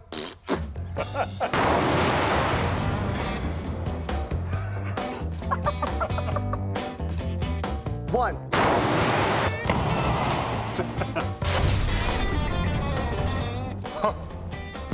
Oh, okay, look at that. The explosion goes off, and the oobleck actually looks like it tightens up and just goes as a wall, like boom. These were definitely interesting results. Oobleck was significantly better than air, and water broke 3 panes, with the oobleck only 2. I'm beginning to think there might be something to this myth. The mythical goo compares well to water, but a cherry bomb's just not gonna cut it. I mean, it's a bomb, as in cherry bomb, but to test this myth for real, we gotta go big. Next step, high explosives, baby. But before the team decamped to a deserted destination for a date with detonation, it's back to the body double movie myth. Time to get to the pointy end of this myth. Right in the middle. Perfect. We need to know whether or not you can hold up a human body and use it as body armor. Now we have the cadaver, and it is a perfect human replica, but it's a little bit expensive to determine penetration depth. Oh, God, that stuff's beautiful. So, before we shoot into the cadaver, we're gonna be shooting into our good old friend ballistics gel, just so we can get some data on guns and ammunition. I think there's All right, we could have gone with a range of weapons. Boom! Yeah. Good. Instead, we've gone with the 9mm full-sized handgun. The reason being, it's in just about every action movie, every TV show, and that makes it our weapon of choice. Right? Looks good to me. What kind of ammunition will we be shooting into our ballistics gel? Well, here we have 3 different 9mm rounds. We have a full metal jacket, we have a standard issue police hollow point, and we have a self-defense hollow point. Now, realistically, in a gunfight, you want to use these 2 because they're meant to dump all their energy inside their initial target without causing horrific collateral damage. Yep, and first up, the self-defense hollow point. Round 1, locked and loaded. Great. It's designed to fragment upon impact, reducing the chance of the bullet passing through the gel. Defensive round hollow point, firing in 3, 2, 1.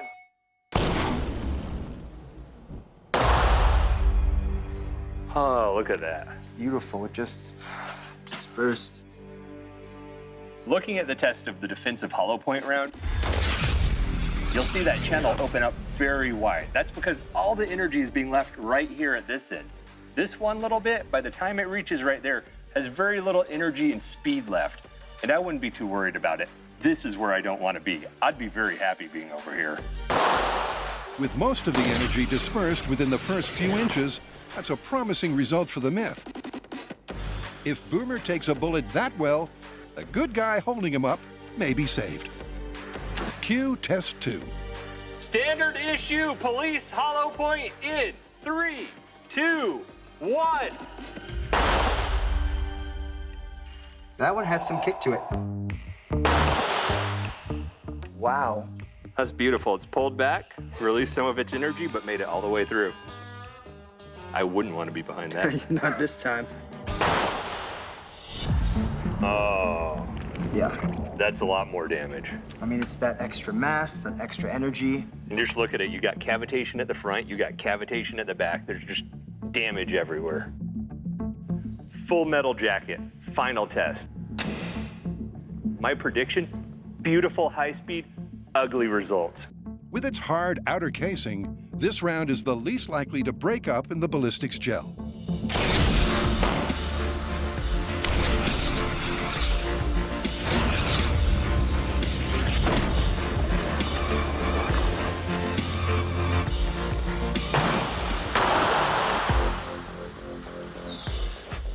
Yeah, worst case scenario. I feel like round he's right there. dead, the guy behind him's dead, and the guy behind him's dead.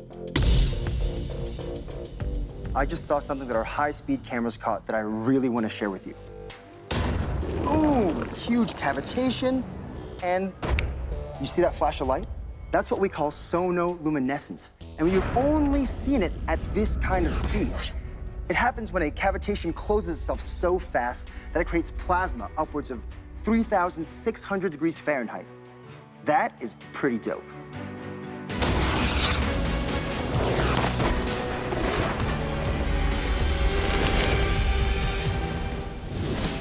Later on Mythbusters, Oh, yes! both ballistic mysteries hit deserted desert locations Just getting dressed as a hitman.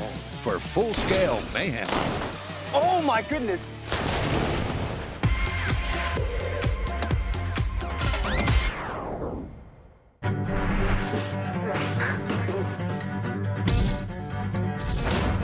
Oh. Where are we at? Well, the movies would have us believe that you can totally pick up a dead body and carry it around as a bulletproof shield. Now, we know you can carry a body, but is it bulletproof? So up next, we're gonna get our super accurate human analog, Cadaver, shoot it, and find out. Obviously, we can't be carrying this dead body around ourselves, and I don't think they'll let us use interns for this one. So that means we have a big build ahead. We have to build a sliding cart to hold the Cadaver, a good guy stand-in to hold him up, we need a pulley and motor to move it back and forth, and we need a return fire paintball rig for added realism. Hey, Bo. It's about to get noisy. To take this Hollywood tall tale and test it with live ammo, Is that the sound of the blade breaking? No. Yeah, I recognize that sound anyway. requires a complex setup. Oh. John will build a track and cart to carry the cadaver. Go, go, go, go, go. That's incredibly easy. That's awesome. While Brian provides the power. The cart we're gonna build for this rig, it's gonna be a little bit heavy with that cadaver on it, all its parts, nice and beefy. So we went with a tool we already had in the shop, has lots of torque. It's got a big gearbox on it, a reversible motor. Green wire first. Oh, no boom, we're good, all right. And with just a little bit of tweaking, we can control the speed on it. The proper technique's to use your teeth, but I wanna avoid that, and it'll get that cart back and forth. All right, that's the ticket. Ah, perfect. What was a power tool is now our precision-controlled, accurate, reversible winch motor. We wired it up to a speed controller and to a reverse switch to allow us to move that rig backwards and forwards. This is just one of 7 rail platforms that our dolly will be gliding across. That should definitely be strong enough to hold Cadaver and the good guy. So smooth. It'll be really smooth picking up those women at the bar with like That's right. 70 feet Hey, of ladies, want to hop on this dolly? You're being shot at. Pew, pew, pew, pew, pew, pew, pew, pew. Pa, pa, pa, pa. That's incredibly smooth. I know. Let's shoot at it. Yeah. That's like proper rope. Next up, Brian whips up the pulley system. Safety first, always cut towards your cameraman. That's a wrench.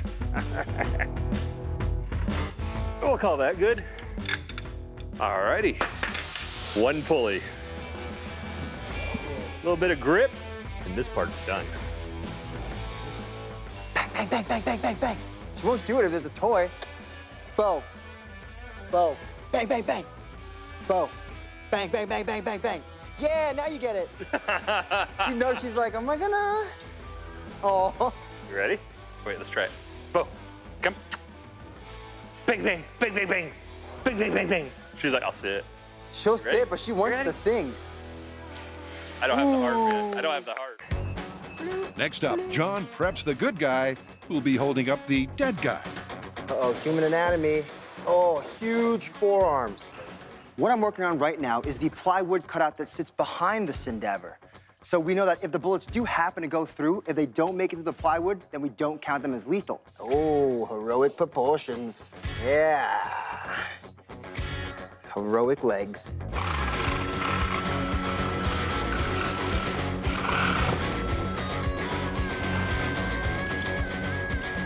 And finally, to give the shooter a taste of action movie authenticity, Brian rigs a remote control return fire system for the plywood good guy.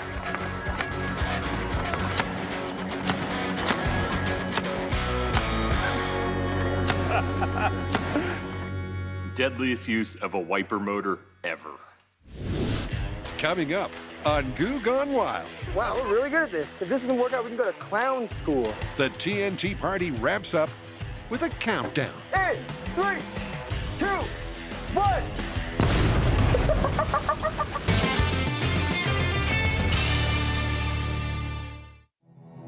Is the mysterious material oobleck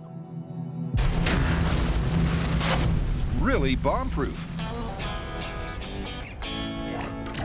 To investigate, John and Brian have hit the desert.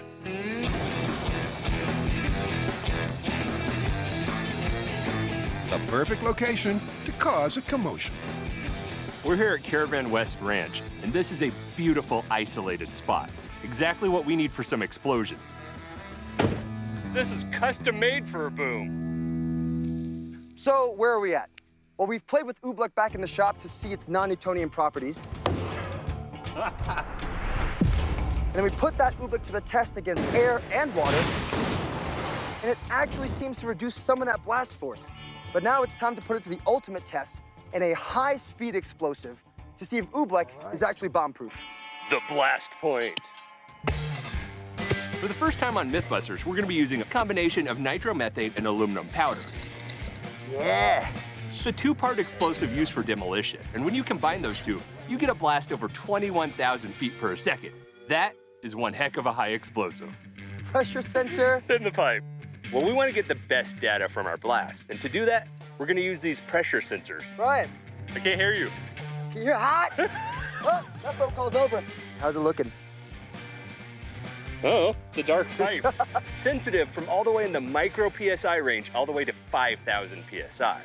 But the cable itself needs to be protected from the blast.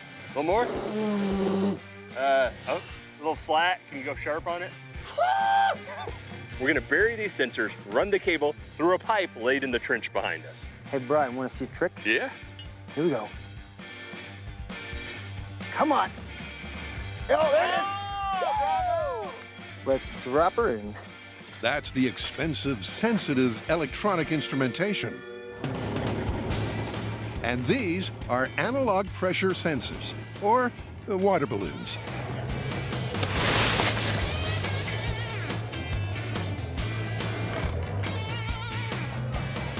Tuck it in. So how's this gonna work? We have a 4 foot by 4 foot by 4 inch aquarium we're gonna fill with our medium. There we go. For the first test, that's air. Perfect. Then we're gonna place 3 pounds of our binary explosive here, 1 foot away from it. And these pressure transducers, 6 foot away from our blast, will give us readings on what kind of pressure wave moves through here after it travels through our empty aquarium. And in addition to that data, we have an analog explosion detector with these water-filled balloons, and we'll see how many pop after each different explosion. All right, we're all set up. Air test, here we come.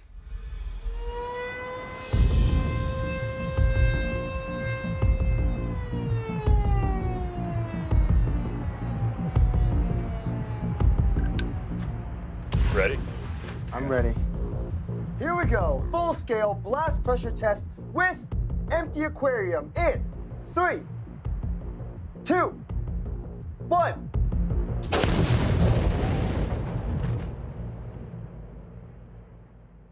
I don't see any balloons. Or the aquarium. Or the bottom half of the rig. It's gone.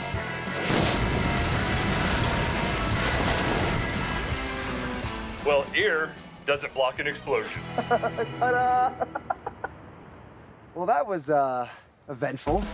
Yeah, it looks like the pressure transducer survived. This, not so much. That was 3 pounds of high explosive, and most of our stuff is gone like a magic trick. Hey, little man, you make it? The empty aquarium did pretty much nothing to stop that shockwave. Oh, look at that. You can see the explosion. You see the shock wave going in front of it. And it's the shockwave that pops the balloons. That's fantastic. That's so beautiful. And then all the shrapnel hits. Thanks to our pressure sensor on the floor, it read 46 PSI, 6 feet away from our empty aquarium. Remember, our threshold for oobleck being bomb-proof is that it reduces the pressure wave to 10 PSI or lower. But first, a second control to compare to oobleck in the air, water. Is it blowing on the bottom? Yeah, oh, it's blowing like crazy. A conventional Newtonian fluid. That's a little heavier than the rig would like. Oh, that's... Brian! Look at it. Oh my God. I don't know if it's gonna make it. The aquarium acquiesces, barely, and the race is on to blow it up before it collapses under its own weight.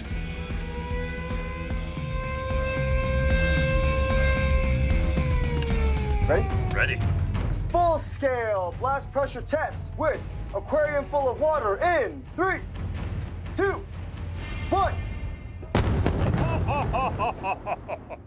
That was massive, but look, the wall's still in one piece. Unlike the air test, the water balloon wall is indeed still standing. Look at that. Yeah, actually, there's significantly less damage. The legs are still intact, the wall's still up.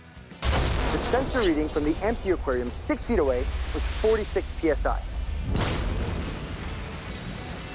The aquarium full of water at 6 feet away was 36 PSI.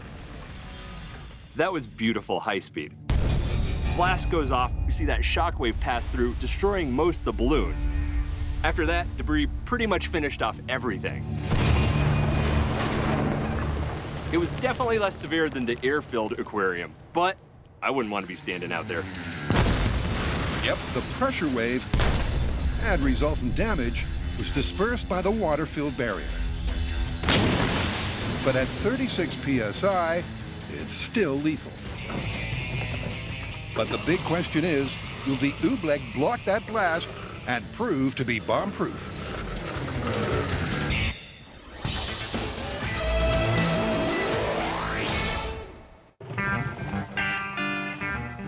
Largest latte.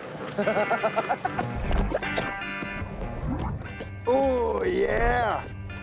Brian and John are on a mission. Will oobleck, a non-Newtonian liquid that solidifies upon the application of force, prove to be bomb-proof? At 6 feet away, with just air, 46 PSI. With water, 36 PSI. And that's a Newtonian fluid. That right there is oobleck, non-Newtonian. So I feel like we're gonna drop down to 20 PSI? All right, we got oobleck in here and on here. Bomb goes there. Pressure sensors are good. Let's hit the go button. Let's do it. Oobleck, bomb-proof? I've got high hopes.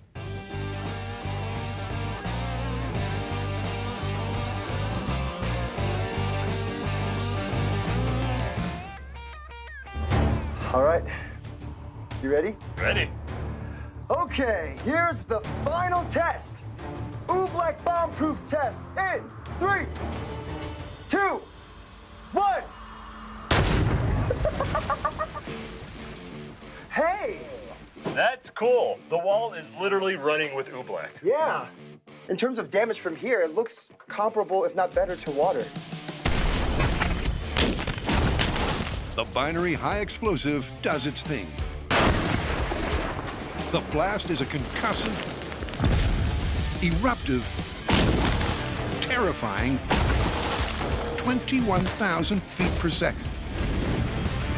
Man, look at this. There is a clear radius of where there's no oobleck, and then there's just oobleck all around. Is it still oobleck? I don't know. Ooh, it got dried out by the explosion. That high-speed footage was amazing.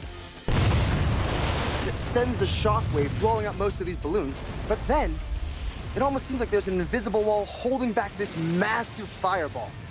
And out of nowhere, slowly, a tidal wave of oobleck comes showering back towards the board and covers it. You're still rolling, you made it! Woo! The fireball and shrapnel do seem to have been deflected. But what about that organ-damaging pressure wave? Did the non-Newtonian liquid turn solid and absorb or reflect that force? And now, the moment we've all been waiting for, the data. The explosion on the 6-foot sensor through air is at 46 psi. Through water, 36 psi. For our oobleck, 51 psi. That's incredible. It's higher. Why? Well, when the oobleck's hit by the pressure wave, it turns temporarily into a solid. That densely packed media doesn't deflect or absorb the energy as you might think. It actually transfers the energy more efficiently, like sound traveling faster through water. That is a really cool result. So, we know that cornstarch is great for gravy, but is it bomb-proof? Heck no, man. Look around you. This place is a disaster. So, busted? Busted.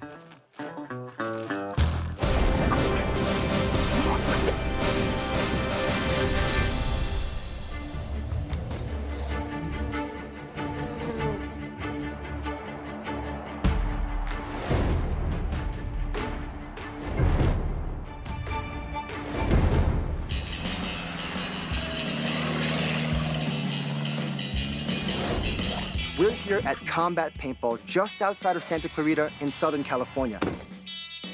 This is a pretty awesome spot. Yeah, it's the perfect place for a firefight. We're here to test if you pick up an enemy body during a firefight, can that body protect you from oncoming bullets? We're gonna set up our rig out there and test this myth for real. It's like we're unloading this giant bomb disposal robot. Go, robot, go! Yes!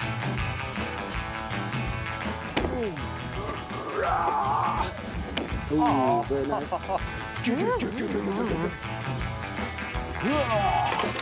We're okay. Solid. Not even a creak. The way we have this track set up, it might seem a little wibbly wobbly. Onward, John, onward! But we've designed our dolly so well that it tracks perfectly smooth over the entire 50 feet. So light, like a feather. Damn you, gravity. So one John-powered race car.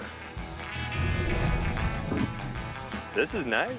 The next thing we have to do is set up the pulley to get it up and down range. Drop this in. It's kind of like a TIE fighter. So why all the field work putting this hefty box around our motor? Well, there's a couple things we need to worry about. The first is small arms fire. Our bullets are coming right at the rig. This wall is gonna help protect that nice motor. The other is, that's a long track with a heavy cart on it. There we go. That won't go nowhere. We got forces wanting to pull this over towards the cart because it's pulling on the cart. The last thing is the height of the pulley. Is in. It's in. The rope under the cart is only a couple inches off the ground. Stop, you good. So we need about 6 inches of clearance, and this gets us right where we need to be. Which way do you want to go? This way or that way? I think that way. Is that way actually that way? I don't know which way is. That's why it says this way or that way. In 3, 2, 1. Oh, yeah. With the pulley system pulling this way and that, That's it. And the cherry on top. The random return fire paintball gun is added. That should spray us. That'll do. And set up to fire remotely. See that smug look on my face? That's some sexist stuff. Cue our 2D good guy. Looks like he's fully armed. Are those muscles? Is that what that is? He either padded himself out by stuffing his shirt with socks, or he's jacked. Good. Good? Yeah. They're all set for a systems check. Just getting dressed as a hitman. Later, they'll be graduating to live rounds and adding the Sindaber to see if he protects the good guy. But for now, they're just making sure everything works. All right, Brian. You ready? Ready. Paintball shooting with return paintball fire in 3, 2, 1.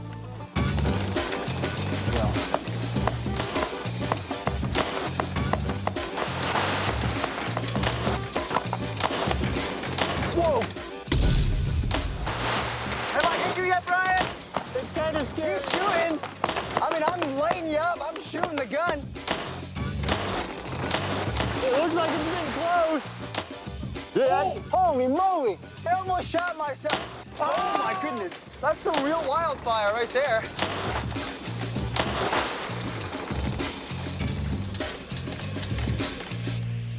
I'm not gonna lie, I really have no idea when it's coming at me, and it is actually kind of terrifying every time that thing fires. Oh my goodness. That's pretty fun. That was, but it's time for real guns and real bullets. Want to make a competition out of it? Oh yeah.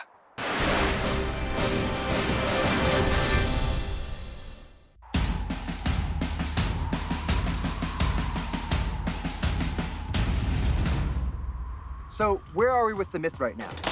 We've done some paintball test shooting at a moving dolly with it firing back at us. But now it's time to up the ante. Live ammunition. Oh yeah. 1 magazine, 10 rounds total. Lock and load it. John and I have set up 2 targets. We're gonna figure out which one of us is more accurate. That person, they're gonna end up being the shooter for our final test. The shooter will be firing live rounds at the good guy, who'll be holding up the dead guy for protection.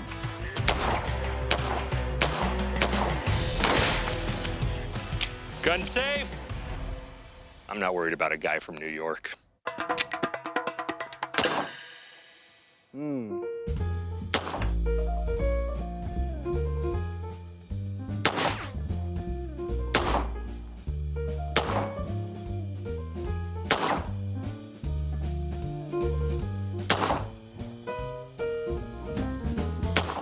Ho ho. Well, I did put 2 in the center. My grouping's not so great. Those are beautiful, but What happened there? And the important thing, I think, when it comes to shooting a moving target is putting out rounds fast and putting them down accurately. You want to take the shot? I'll take the shot. Let's do it. All right. Texas proud! Texas! Texas! So Brian got the better of me, at least this time.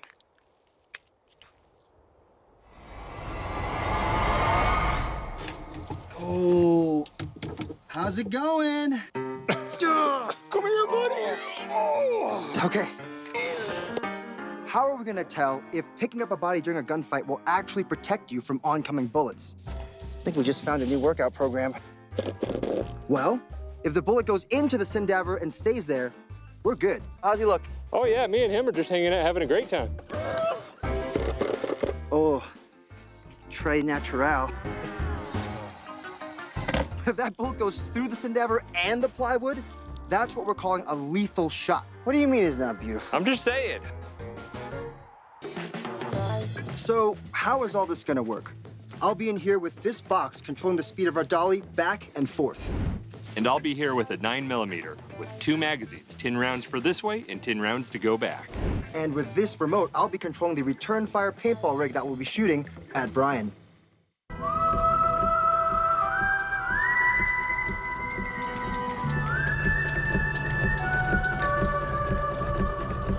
What do I think's gonna happen?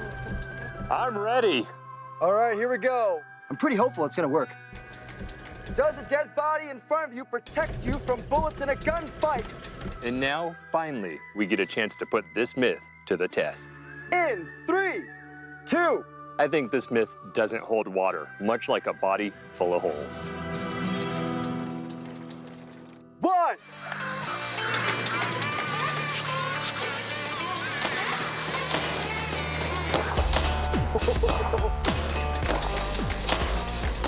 The good guy drags the dead body along the track. Oh! Brian unloads 20 rounds of self-defense hollow point ammo. The good guy returns fire. Oh, I shot myself.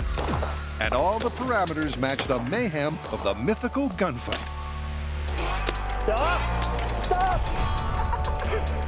You good? Yeah. Okay, good. I shot myself twice. It's just beautiful how scary it is. Looks, oh, paintball paint. John, you might have killed me. Oh. Well, at least if I didn't, I blew off your ear. I'm sorry, but I'm not sorry. What? It's results time. Is a dead body double really bulletproof? Whoa. Oh, that's crazy. That looks like a human flesh wound. Whoa. That's 2 to the belly, 4 to the chest. You shot him through the wrist. Look at that. You stick your finger all the way. You can feel like all the bones and the stuff inside that you like crunch through. This is nuts. Yep, there's no doubting the anatomical accuracy. But did it absorb Brian's impressively accurate shots and protect Mr. Plywood? Drum roll, please. Oh, John. That's right here, man. One. Dude.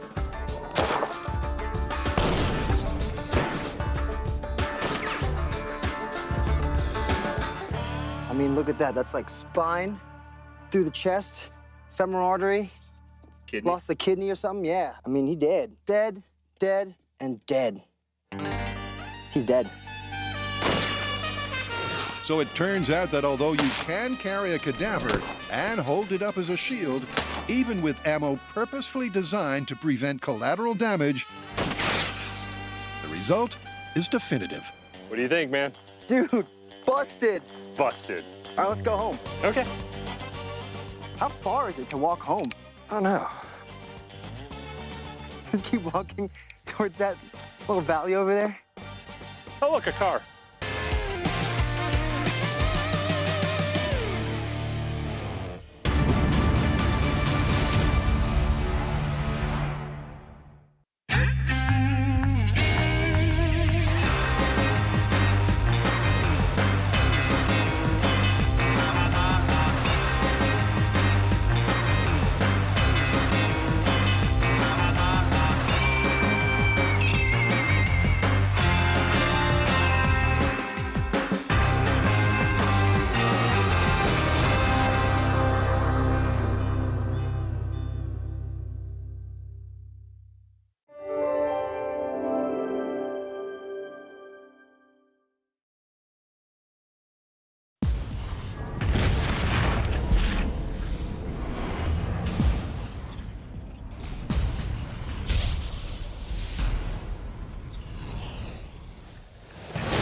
On this red-hot episode of Mythbusters.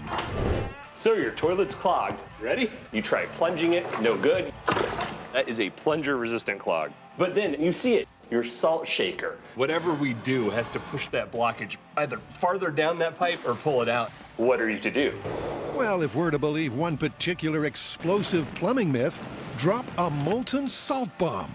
3, 2, 1. That was violent. And ready, player lung. Oh, I'm in my own video game. We're testing the myth that you can perform a task just as well from the first-person perspective as you can from the third person, like in a video game, but in real life. And in a boss-level finale... All right, alien scum. It's not just the myth that's pushed to the limit. Dizzy as Nope, I cannot do this, buddy.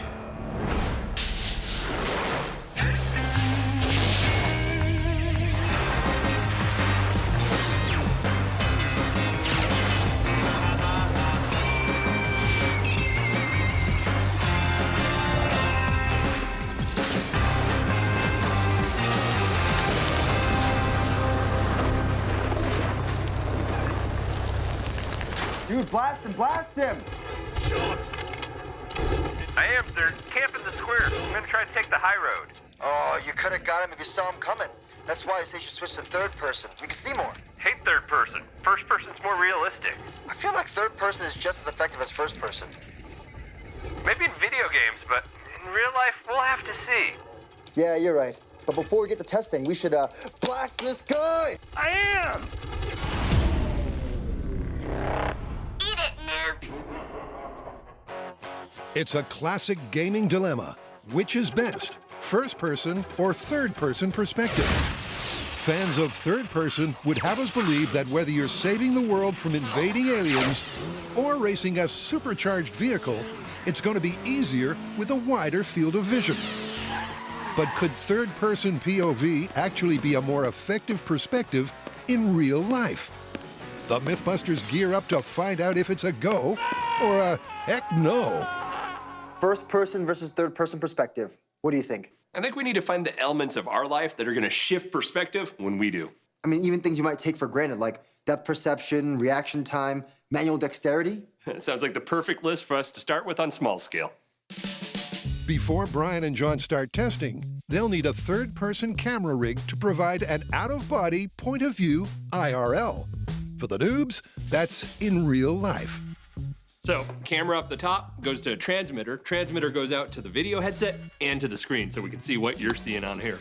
Great, let's try it out. Yeah? Come over this way. No!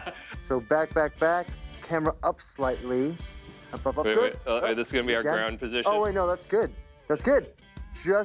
Oh, I'm in my own video game! Later, they'll upgrade to a roving camera rig. But a single static image will provide the third-person POV they need for the shop tests. Oh! Oh, no, you punched yourself in the face. Let the games begin. To test video game perspectives in real life, we're gonna need a real-life video game stage. I'd like to welcome you to the Mythbusters headquarters turned military compound overrun by aliens. The first level of the Mythbusters real-life video game is a test of depth perception across 3 stages. Player 1, ready. Here we go. The first one is taking this grappling hook. Nope. Good thing they're not real-life grenades. And hooking 3 individual crates of grenades back to the starting point. Oh, yeah. That's 2. I got a free action cam, too. And that's 3. Once we've retrieved those cases, we're gonna put our grenades to work by attempting to take out 3 alien sentry posts. Oh, snap. Boom. And done. With all the aliens defeated, our last objective will be to grab 3 of these science tubes scattered all over the map with this extending arm grabber and put them into our biohazard container, blowing this place to smithereens. Nope. 1. 2. Oh, no! Okay. Bring it in. Ugh. Timing. Woo! And that's in first person. Player 2, ready. With each task needed to be completed in full before moving to the next one, Yeah!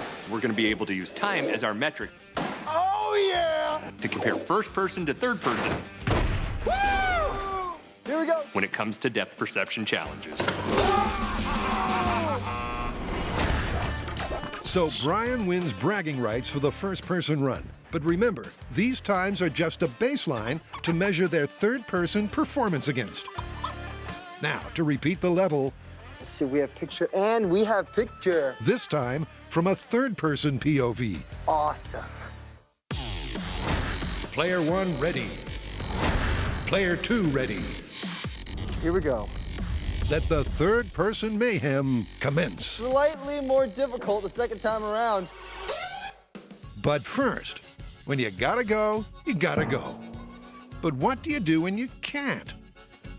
Unable to unclog his blocked toilet with a conventional plunger, an amateur scientist instead turned to the contents of his kitchen cupboards and physics. The now desperate dude superheated a cup of table salt to melting point, then tipped the red-hot liquid into the toilet bowl and blasted the blockage free. But is plumbing with a molten salt bomb actually effective or plain mentally defective? So, unclogging toilets with molten salt. Yeah, apparently this guy thought it was a clever technique. I say it's worth giving it a shot. Putting the plumbing into science. Or possibly the stupidity into plumbing. We're all used to seeing salt on our kitchen table. It's a solid, it's powdery, it's sodium and chloride, and it dissolves readily in water. But what we don't think about is when salt is a liquid. You apply enough heat to it, like any rock, in the case of salt, 1,747 degrees, and you get a liquid. So why don't I show you that? Transforming salt from solid to liquid requires a slow transfer of a lot of thermal energy. And when the liquid salt hits cold water and resolidifies, this energy will transfer again, but this time much faster and with explosive effect. We don't know exactly how volatile molten salt is in water, so I've built us a Go-Go Mythbuster arm extension rig so that we can pour it from a safe distance. I mean, like a real safe distance. Brian and John's first task is to gauge the magnitude and nature of the reaction between water and molten salt. All right, cut it. So they've evicted the Mythbusters goldfish to stage a small-scale test in their tank. And then, this is our molten salt rig. First, Brian will put salt in this crucible, which will go into our furnace powered by propane, which will heat it up to a very, very substantial temperature. Then, when it's ready, of course, with safety equipment, he will take these tongs, take the crucible out, and put it into our Go-Go Mythbuster arm extending rig, which we will sweep over to the water and dump from the safety of our blast shield. All right, I'm gonna clear the area. All right, I'm gonna melt some salt. Be safe. It's molten. In 3, 2, 1. That sounded like a gunshot. That did sound like a gunshot. It's an impressive blast in real time. And viewed at 25,000 frames per second, the unfolding physical reaction gets even more interesting. Wow, that is legit molten salt. It is pouring out like a liquid. That's beautiful. Oh, wow, look at that. The second it hits, it's just exploding. Snap. The gunshot sound is actually a supersonic shockwave. It's caused when water enters cracks in the surface of the molten salt and flash vaporizes into steam, expanding to 1,800 times its volume, faster than the speed of sound. When that molten salt hit that water, there was that sudden bam, and it was so much more explosive than I expected. That's a ton of energy. This myth's getting interesting. But while the explosion was dramatic, it released most of its energy at the water's surface. No good for clearing a blocked toilet. So I'm thinking we raise this up so that the salt has more momentum and gets deeper into the water. So we see something cooler further down? Exactly. Dope, let's do it. All right. There it is. Yeah. Seems legit. Is it a spoonful of salt that helps the medicine go down?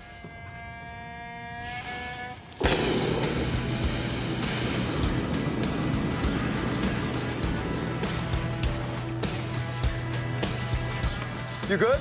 Yep. Molten salt test in 3, 2, 1. Oh, it definitely went deeper. I heard boom, boom. This time, the explosive reaction seemed staggered. Look at that. It's wow. Beautiful. Oh, wow. And to have reached deeper into the tank. But by how much? What's real interesting to me is like each time as it makes that vapor, it's a void for it to fall farther down, blowing up another bubble of water. But the reaction still only penetrates halfway to the bottom of the tank. So the guys decide to try again. Ooh. For this test, the salt will not only fall from a greater height, but there'll be more of it. Okay, get behind cover. Here we go. 3, 2, 1. That was like thunder. A larger cupful of molten salt equals a bigger explosion. But when viewed in super slow motion, it's clearly not just a singular blast. It actually looks like multiple discrete explosions happening in a row. And it's like an explosion, it blows the water out of the way, it falls into the void, it explodes again, it falls into the next void. What I think's going on there is called the Leidenfrost effect. So what exactly is the Leidenfrost effect? And how does it apply to the mythical molten salt bomb? This crazy physical phenomenon has previously enabled the Mythbusters to perform a seemingly superhuman feat. One human hand in molten metal.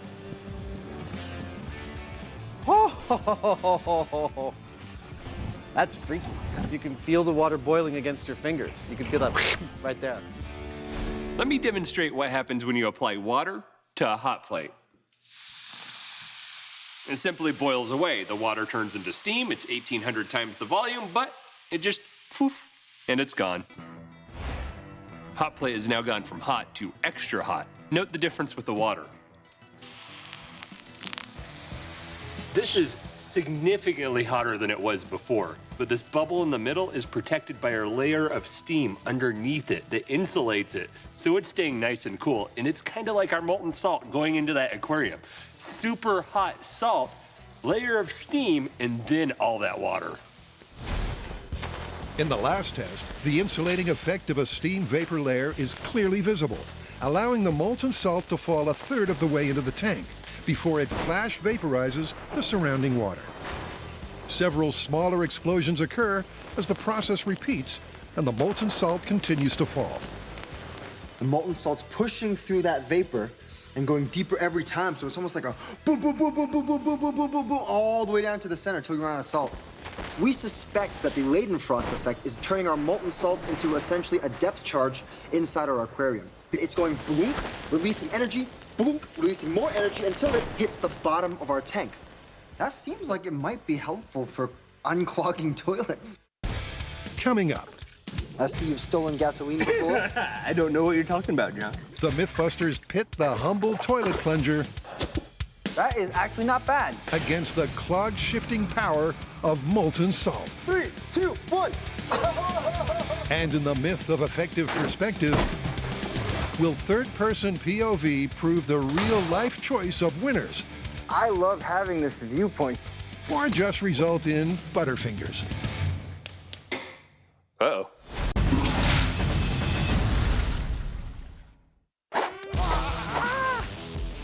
The Mythbusters and video game-inspired fables have a long and digitally distinguished relationship. Continuing that legacy, John and Brian have toggled to the tall tale of effective perspective. Can you perform tasks in the real world just as well from a third-person perspective as a first-person POV? Depth perception is our ability to determine an object's distance, and our brain does this secretly in our everyday lives by using our two eyes. With stereoscopic vision, you can build a triangle to any point and know the distance to it. But now the guys are switching to a third-person POV and a flat camera image. Awesome. Are you ready? I'm gonna count you in. They'll lose the ability to triangulate distance. So how well will their brains adapt? Underhand, nice and safe. I think this seems the best. Yeah, the bounce back. Oh, so close, man. So far, both players are having issues finding their range. Too far. That one returned to you. And are taking a little longer to find their targets using the flat single camera image. Yeah! Oh, woo! Losing the stereoscopic benefit of two eyes is a minor disadvantage. That's not in the barrel, is it? Nothing but net. This might take a while. Everyone should get a seat and a cup of tea.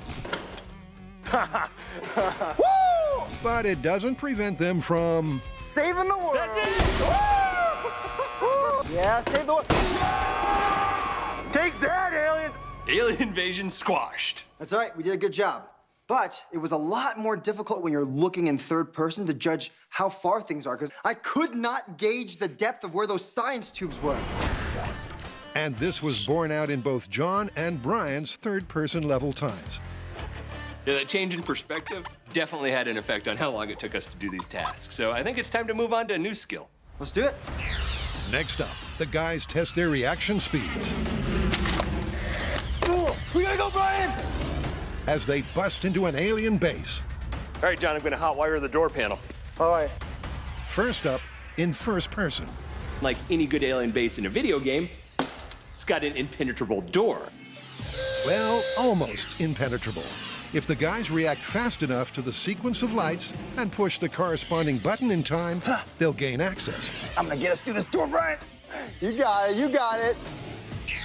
That's it, I did it! And then we're gonna move on to these very special laser human body probing alien turrets that can only be disarmed Sucker. with these highly advanced alien disarming weapons. Oh! Yeah! Oh, snap. After these bad boys are down, there's only one challenge left. And that's taking out the squad of invading aliens. Oh, you killed him! We're gonna be lit up individually for a limited time, He's down. so we can take him out with a paintball gun. Not bad, he's down. Like it? That's the baseline. Now for the third-person comparison. Let the festivities begin!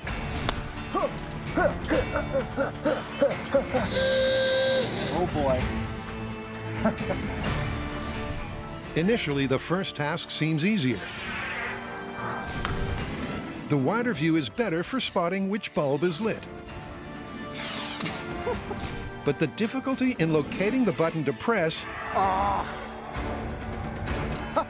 offsets that advantage. Yeah, you did it! Next up, the slingshots. This seems regretful. Here's the thing. Once I hold it up to where the camera is, here we go. The guys must carefully time their shots to hit each alien sensor as they rotate towards them. Oh, yeah! Woo! And their reaction times Oh, snap! don't seem compromised compared with their first-person runs. Jeez! That's despite an awkward technique, one they adapted in order to line up with the camera angle. All right, man. Take the gun and go. And it's a similar story for the paintball task. Shooting a paintball gun in third person versus first person was interesting. That extra field of view you have in third person gives you the advantage of seeing the enemy really quick. Oh, Jesus. A result reflected in the data. While neither John nor Brian bettered their baseline, their third-person times are in the same alien ballpark. Coming up, the Mythbusters put third-person POV through its paces. Oh, God. In a final level showdown full of thrills, Oh, no! spills, Oh, yeah! Oh, yeah! Oh, God! and extraterrestrial kills. All right, alien scum. Let's do this. Oh! 3, 2, 1. The Mythbusters are investigating a tall tale of toilet trouble. Can dropping a molten salt bomb move a bathroom blockage? Thanks to a layer of insulating steam known as the Leidenfrost effect, tank testing looked promising. Oh, wow. Whoa. We suspect that the Leidenfrost effect is turning our molten salt into essentially a depth charge inside our aquarium. But has molten salt really got the game to fix your throne? Whatever we do has to push that blockage either farther down that pipe or pull it out, and I don't think we can pull it out, so we gotta get that molten salt to turn all that steam to vapor right down here. Yeah, and the good thing with that Leidenfrost effect is it allows it to go all the way in instead of just exploding at the top. Yeah, not at the surface, but it also has to get up against the back and bottom to seal, kind of. Well, I think the next step is to see what kind of forces molten salt and water can actually do. I agree. All right, here's what I'm thinking for our test rig. We have a little compartment here for our molten salt, which we can turn from a safe distance away. That'll drop it into a tube full of water that, boop, boop, boop, 90s into this thinner tube. Now, the whole idea is if it goes boom It'll push the water up this tube, allowing us to calculate how much PSI is up there. I like it. All right, let's go build it. Great.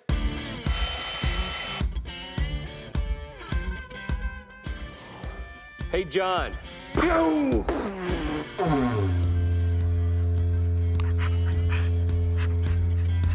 You just add the molten salt here, man. Wow, that clear stuff is sweet. Ooh. Ooh. You wanna go finish the rest before I break it?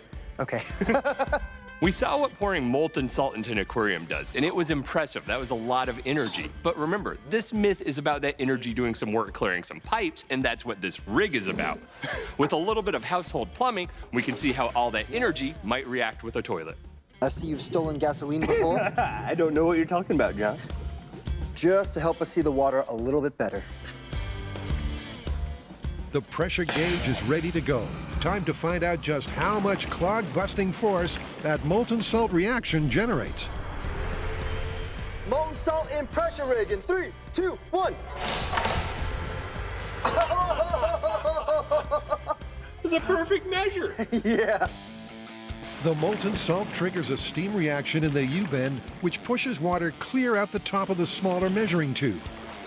So exactly how much pressure was produced? Now, we did the math and we found out that for every 1 inch down in the 3-inch tube, it goes up 9 inches in the 1-inch tube. And that equates to about 2 PSI's worth of pressure to push it all the way up and out. Is that 2 PSI gonna do the job? Well, who knows, but that's why every experiment has a standard. And for us, that's a plunger. We can compare that molten salt to the plunger, see just how much work you would do normally clearing your pipes. Let's do it. All right, okay. How about start with 1 plunge? 1 single plunge. Yeah, and I'll mark it. All right. 3, 2, 1. Ooh, that is actually not bad. All right. Next, the triple tap. Ooh. And finally, a plunging frenzy. 2 inches above the 3 plunge mark. I'll take that. That's pretty impressive. How did our pressure test compare? Well, when using the hand plunger and giving it our best go, we got about 10 inches of head.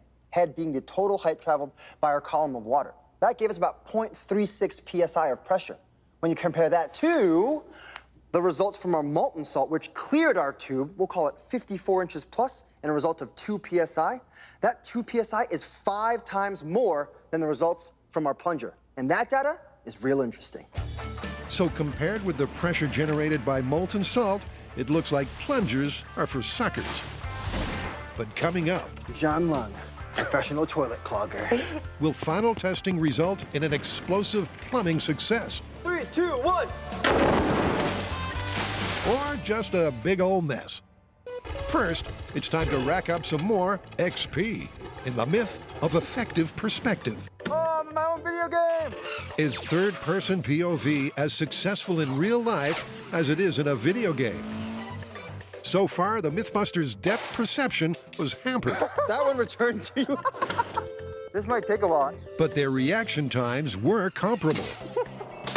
Oh, yeah! Next up, just how good are our players with their hands? It's a test of manual dexterity. In order to defeat the oncoming mob of aliens, John and I have 3 tasks left. The first is to build this catapult from these parts in this frame. 1. I wish I had dramatic action music. Do.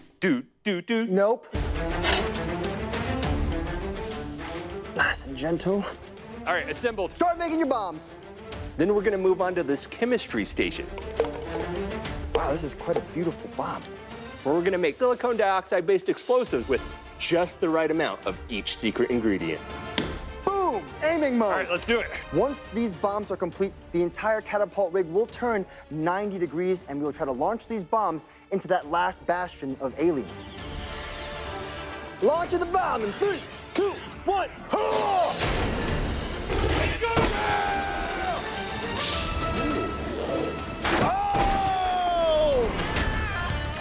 The scores are in, the baseline laid. Coming up, when it comes to manual dexterity, will a third-person POV prove handy? How's this one? Great, that's good. Or a hindrance? Uh-oh. And a massive boss-level finale proves a game changer for John. It feels way easier this time. And a pants changer for Brian. Oh. Oh.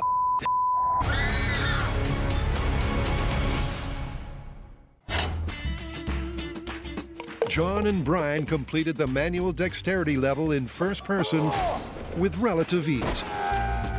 Manual dexterity is a measurement of our hands' ability to manipulate objects. That's pretty easy in the first person because we do it every day of our lives.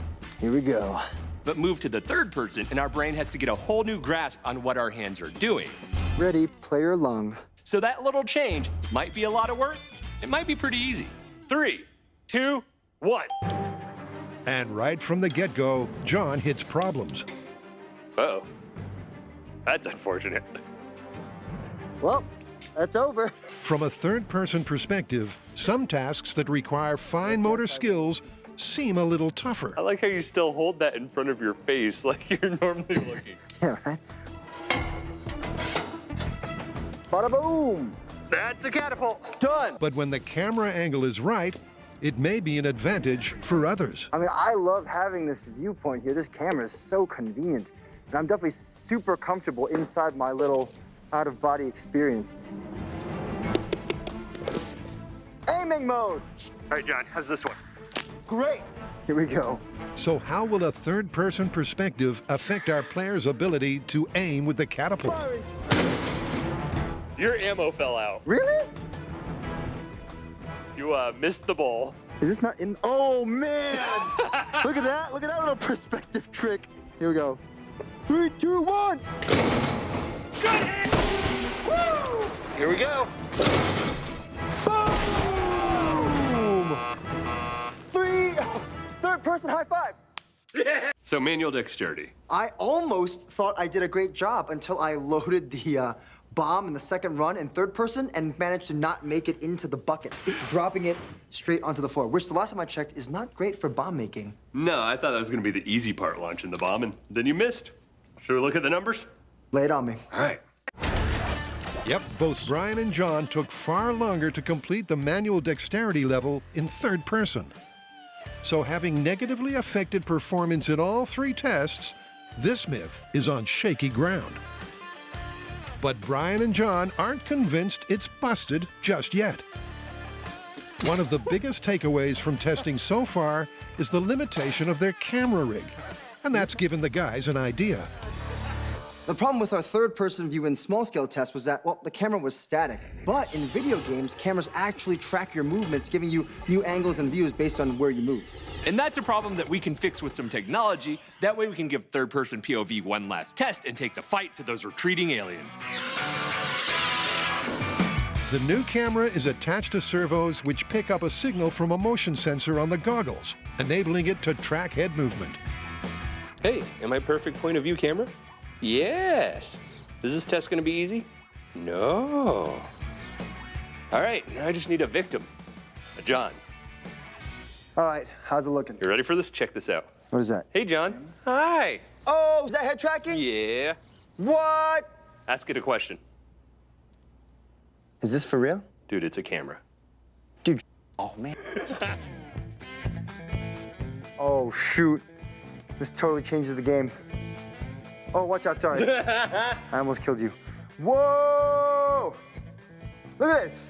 How's that working for you? Oh, snap. The responsiveness is off the hook. We've gone from stationary rig to mobile rig, and I feel pretty confident moving around. Oh, snap! Bo, I'm a robot now. Actually, I'm a cyborg. With the new third-person roving camera rig, the Mythbusters real-life video game can level up. For that, the team hits the hills. We've chased all the aliens out of the Mythbusters headquarters, but we've decided to bring the fight to them. That's why we've tracked them all the way out here into our final real-life video game stage. Who would have thought they were hiding their secret base at a camp-friendly genetic research lab? The final test for the myth of effective perspective will pit first against third-person POV across 3 distinct skill sets. A high-wire course will test our players' physical prowess. A firing range will put their marksmanship to the test. And an all-terrain vehicle course will compare their driving skills. The dual-track vehicle shredder. Capable of handling snow, sand, mud, and the occasional alien corpse. All right, so you're comfortable on it? Yeah, let's do it. Let's go shred some aliens. But first, the lowdown on boss-level strategy. All right, the first versus third final level. Walk me through the tactical plan. Here's how we start. Boom, gate. Break and entering, past the alien security guards, and then boop, boop, boop, boop, boop, boop, boop, into the ropes course section, where we'll climb up, do some wire work, do a little rope bridge action, and then zip line to our DTV course. From there, we'll hop on and drive through, hitting some gates with obviously the obligatory air mortars, boom, boom, boom, all the way into our final battle zone, where we'll be running from station to station, picking up rocket launchers to shoot each individual enemy until we get to the final boss and take him down. So how are we going to score the final test of this myth? Well, doing something pretty simply. We'll look at the cumulative time across all 3 sections of the course, and then look at the final shooting one and see how many aliens we take out. So, why were we just standing here? Upgrade package. We leveled up in small scale. And you just stand in a field waiting for something to... Sweet! All right, John, ready to start. In 3, 2, 1. The Mythbusters' initial run will be in first person, AKA using their eyes. Hey, buddy. Fierce. You got it. Brian's making good time so far, but now 30 feet above the ground, stepping out onto the high wire has given him pause.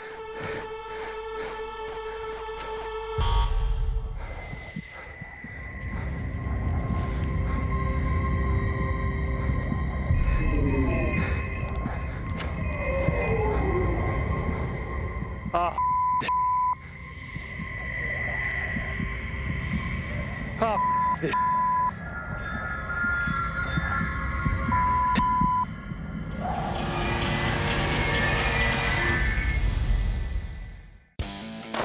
Oh, snap. That seems like it might be helpful for unclogging toilets. John and Brian have discovered that just 2 tablespoons of molten salt tipped into water generates 5 times more pressure than the humble plunger. Ooh, ready?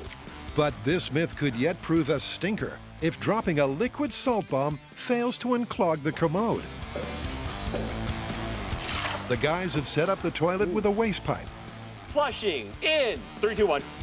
So if the molten salt blasts the blockage free, it'll drain the bowl. John Lung, professional toilet clogger. Shove it in there. All right, this is a new toilet. Right, Brian? Right.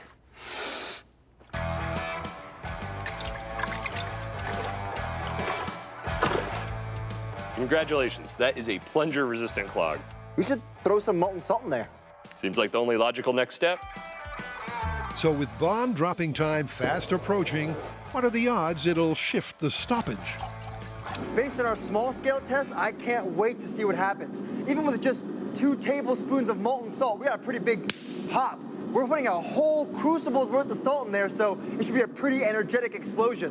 What do I think's gonna happen? I think we put the crucible in the holder, turn it, pour it in, that molten salt hits, and bam! That same explosive release we saw earlier in the aquarium, but it's all out of the bowl and none of it down the pipe. Oh boy.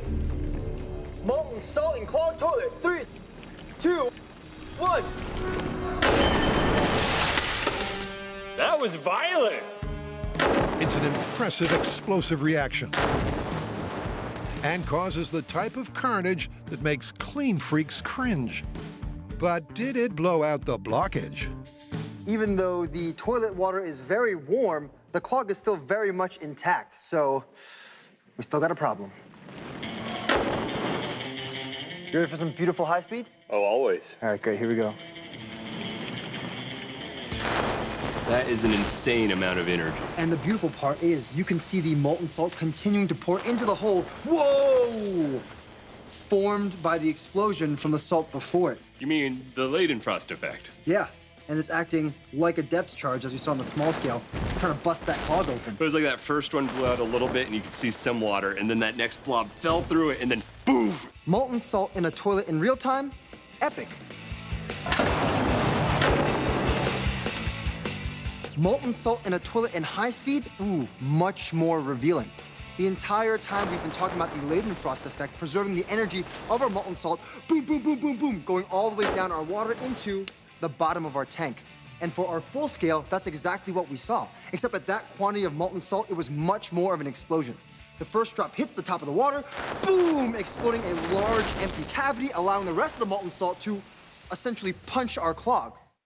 Even so, most of the energy from the supersonic shockwave propagates upwards out of the bowl, and the toilet remains blocked. But the guys aren't flushing this myth just yet. Just need to install our toilet seat. So for the next test, the lavatory will be lidded. Ta-da! But will this redirect enough explosive pressure to shift the stoppage? Clog. Same technique as last time. Yep. So, with the lid closed, I'm expecting a pretty big explosion. Will it unclog the toilet? I don't know.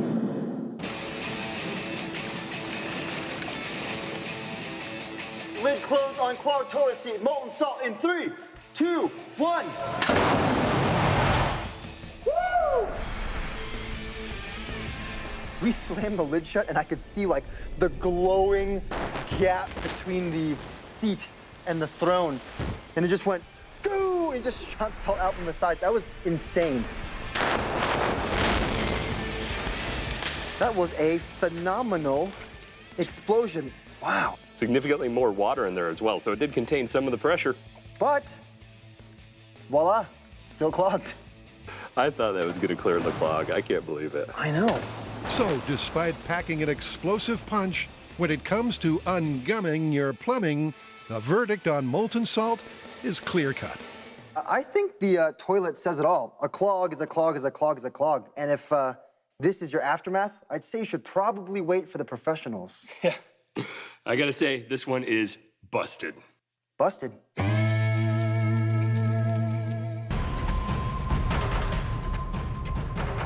Oh, this. The high wire is a test of balance and depth perception. Nope. I'm done. I'm done. And at a knee-wobbling 30 feet, I am dizzy as it's clear that Brian's struggling.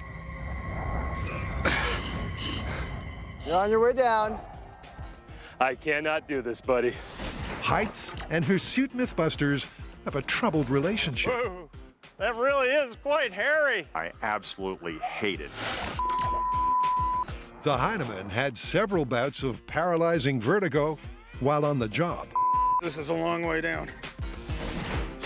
But after a quick consultation with the medic, my recommendation is I don't think you should be getting up on any kind of heights today. It turns out vertigo isn't Brian's issue. He's running a fever, meaning it's game over for the big guy. So it's down to John to rid the world of aliens. 3, 2, 1. And settle the mythical claim that third person is an effective perspective in a real-world environment. My advice, don't get vertigo. First up, John must infiltrate the alien base on a high-wire course. Once up top, it's no breeze for John. What? But without the crippling dizziness Brian experienced, he keeps it together.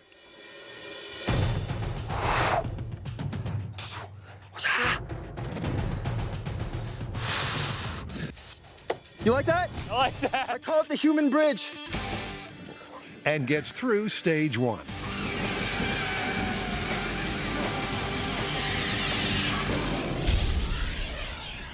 Next, it's on to the shredder for a driving assault on the evil extraterrestrial defenses. Woo! Final level, first-person run-through. Oops.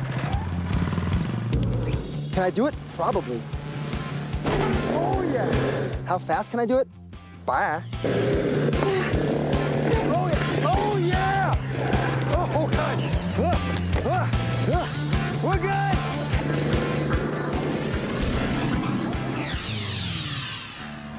With the base's defense is breached, it's time to take out the alien boss and his henchmen in a blazing bazooka shootout. Oh, yeah. All right, alien scum. Let's do this.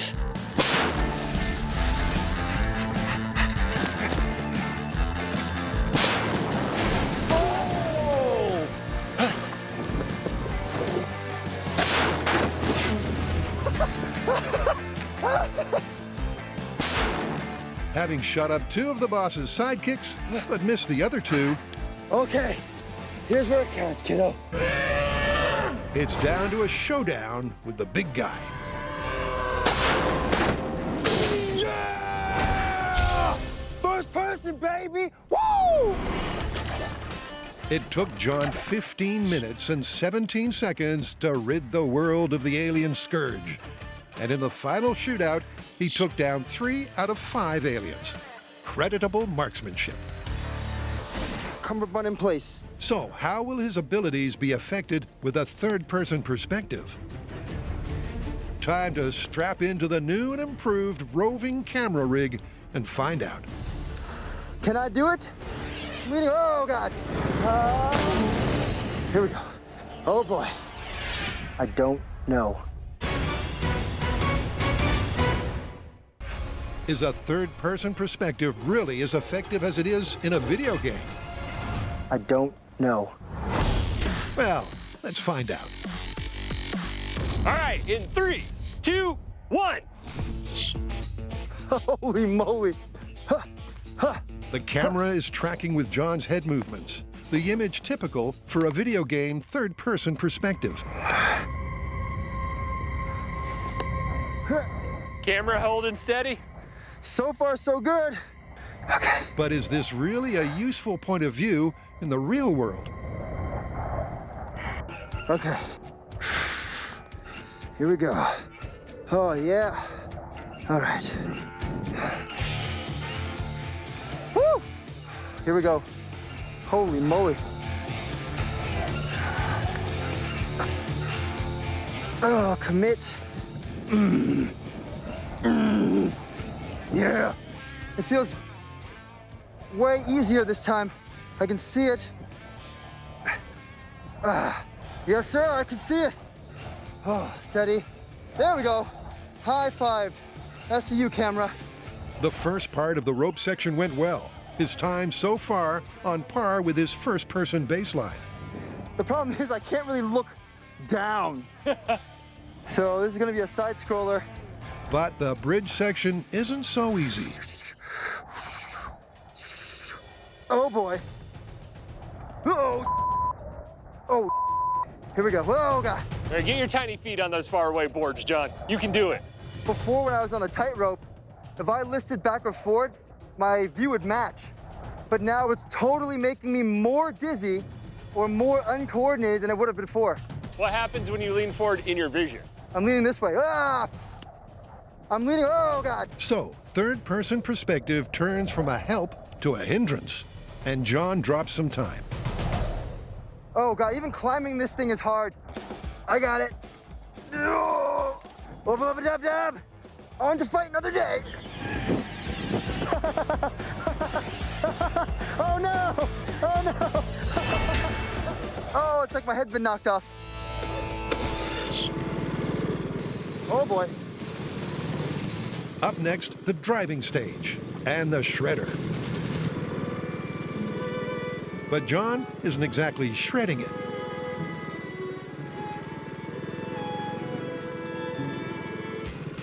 Once again, the disorienting effects of a third-person POV are an issue. Here we go! Yeah! What up, son? The lack of depth perception means he's forced to crouch to keep balance, and to a crawl to keep from a fall.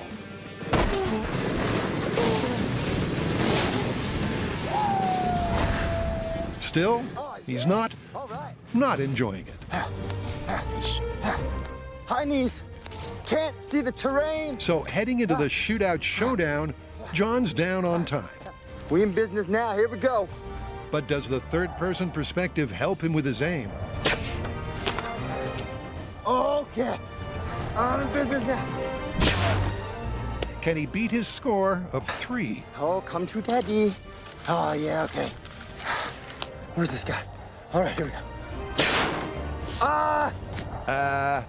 Oh, here we go. Okay. Nope.